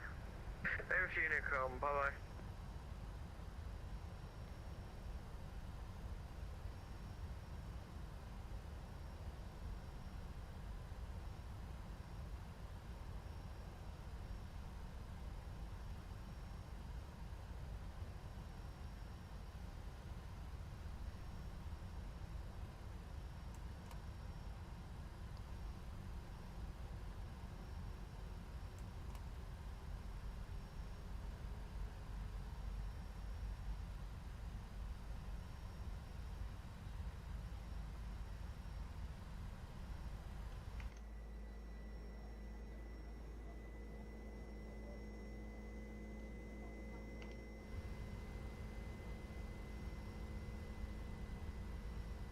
Denver Center, good evening, United 320, holding short runway 8 at Denver, ready for departure.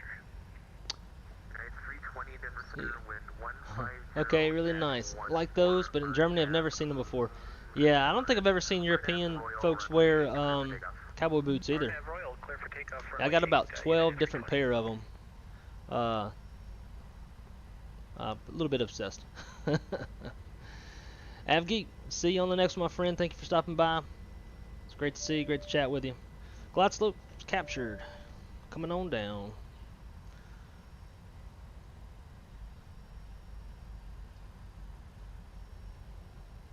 Let's go gear. Now we'll wait. We're about 10-mile final.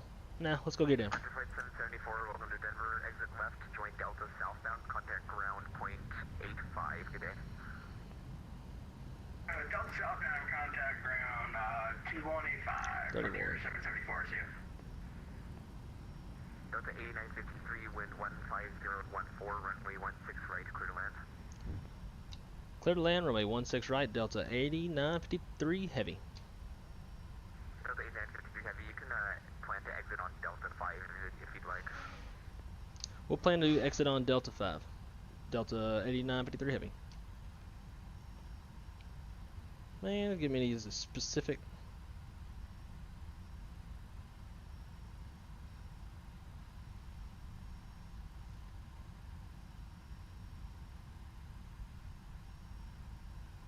Delta 5, okay. It's gonna be a long takeoff roll.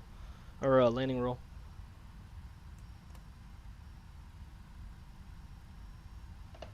Flaps full. Alright, gear down, flaps full. Spoilers are not armed because you do it on here, it doesn't work right.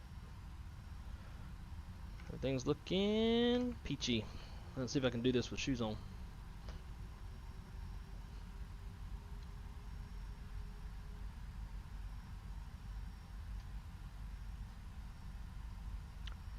Waiting for the incoming butter. Boy, I hope so. It was butter about 2 legs ago. 320 radar, contact the altitude. Yeah, United 320, 6,500, climbing the other side. How do I shut this up?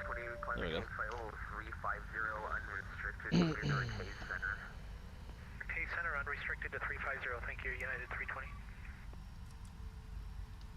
1,000.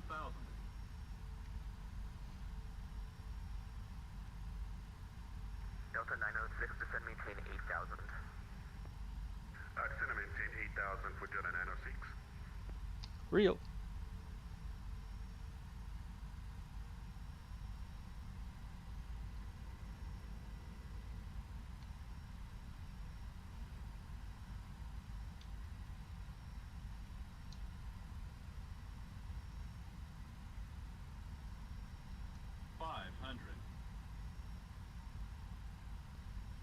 A little bit of a left quartering crosswind.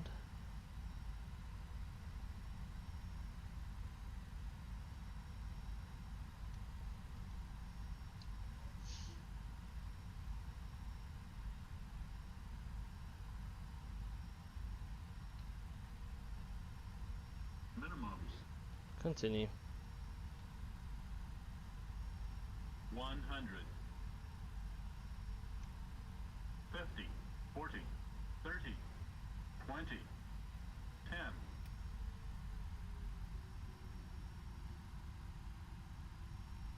Today. Hey.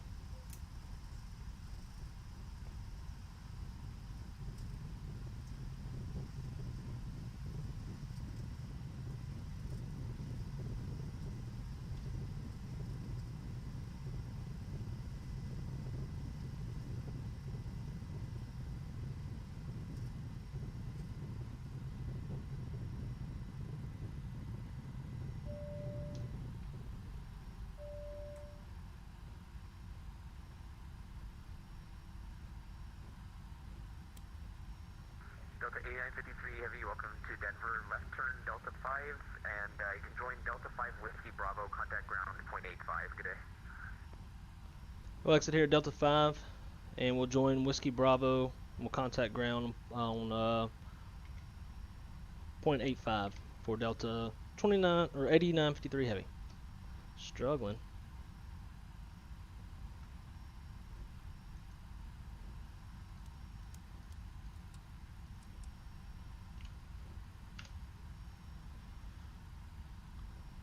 Alright, keep on going this direction.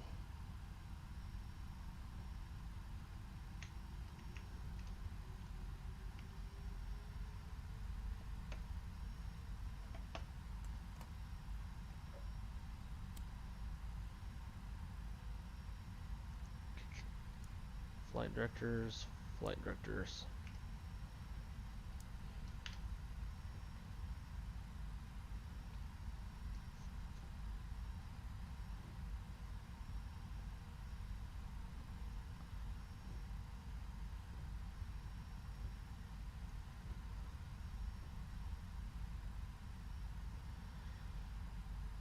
Denver ground, Delta 8953 Heavies on joining Whiskey Bravo. Delta 8953 Denver ground, where are you parking? Anywhere sounds good. We're gonna be jumping off here about as quick as we can. Delta 8953 taxi to the north off Converse Gates, Foxtrot Bravo Sierra. We'll taxi to the gate on the north side via. Oh my god, hang on, pulling off the taxiway. Foxtrot. What was that again? Foxtrot Hotel Sierra. It was Foxtrot Bravo Sierra. Foxtrot Bravo Sierra for Delta 8953 Heavy. Alright, tell you what. And Denver ground, Delta 8953 Heavy. We're gonna go ahead and jump off now. We gotta get out of here to go on a date night with the girlfriend. Delta 8953. That's perfectly okay. Awesome. Appreciate your help. Have a great night. Denver ground, American 1164, ready to copy your 5 streams to LA 54. Alright, so we're going to jump off here real quick and let's get the replay in real fast.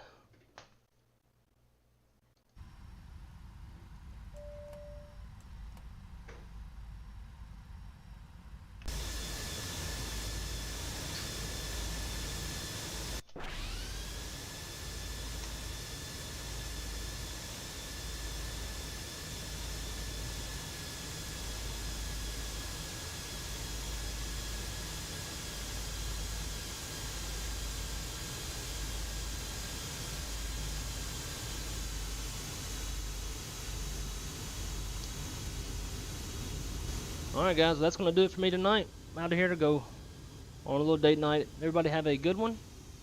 And we'll catch y'all on the next one on Monday. Take care.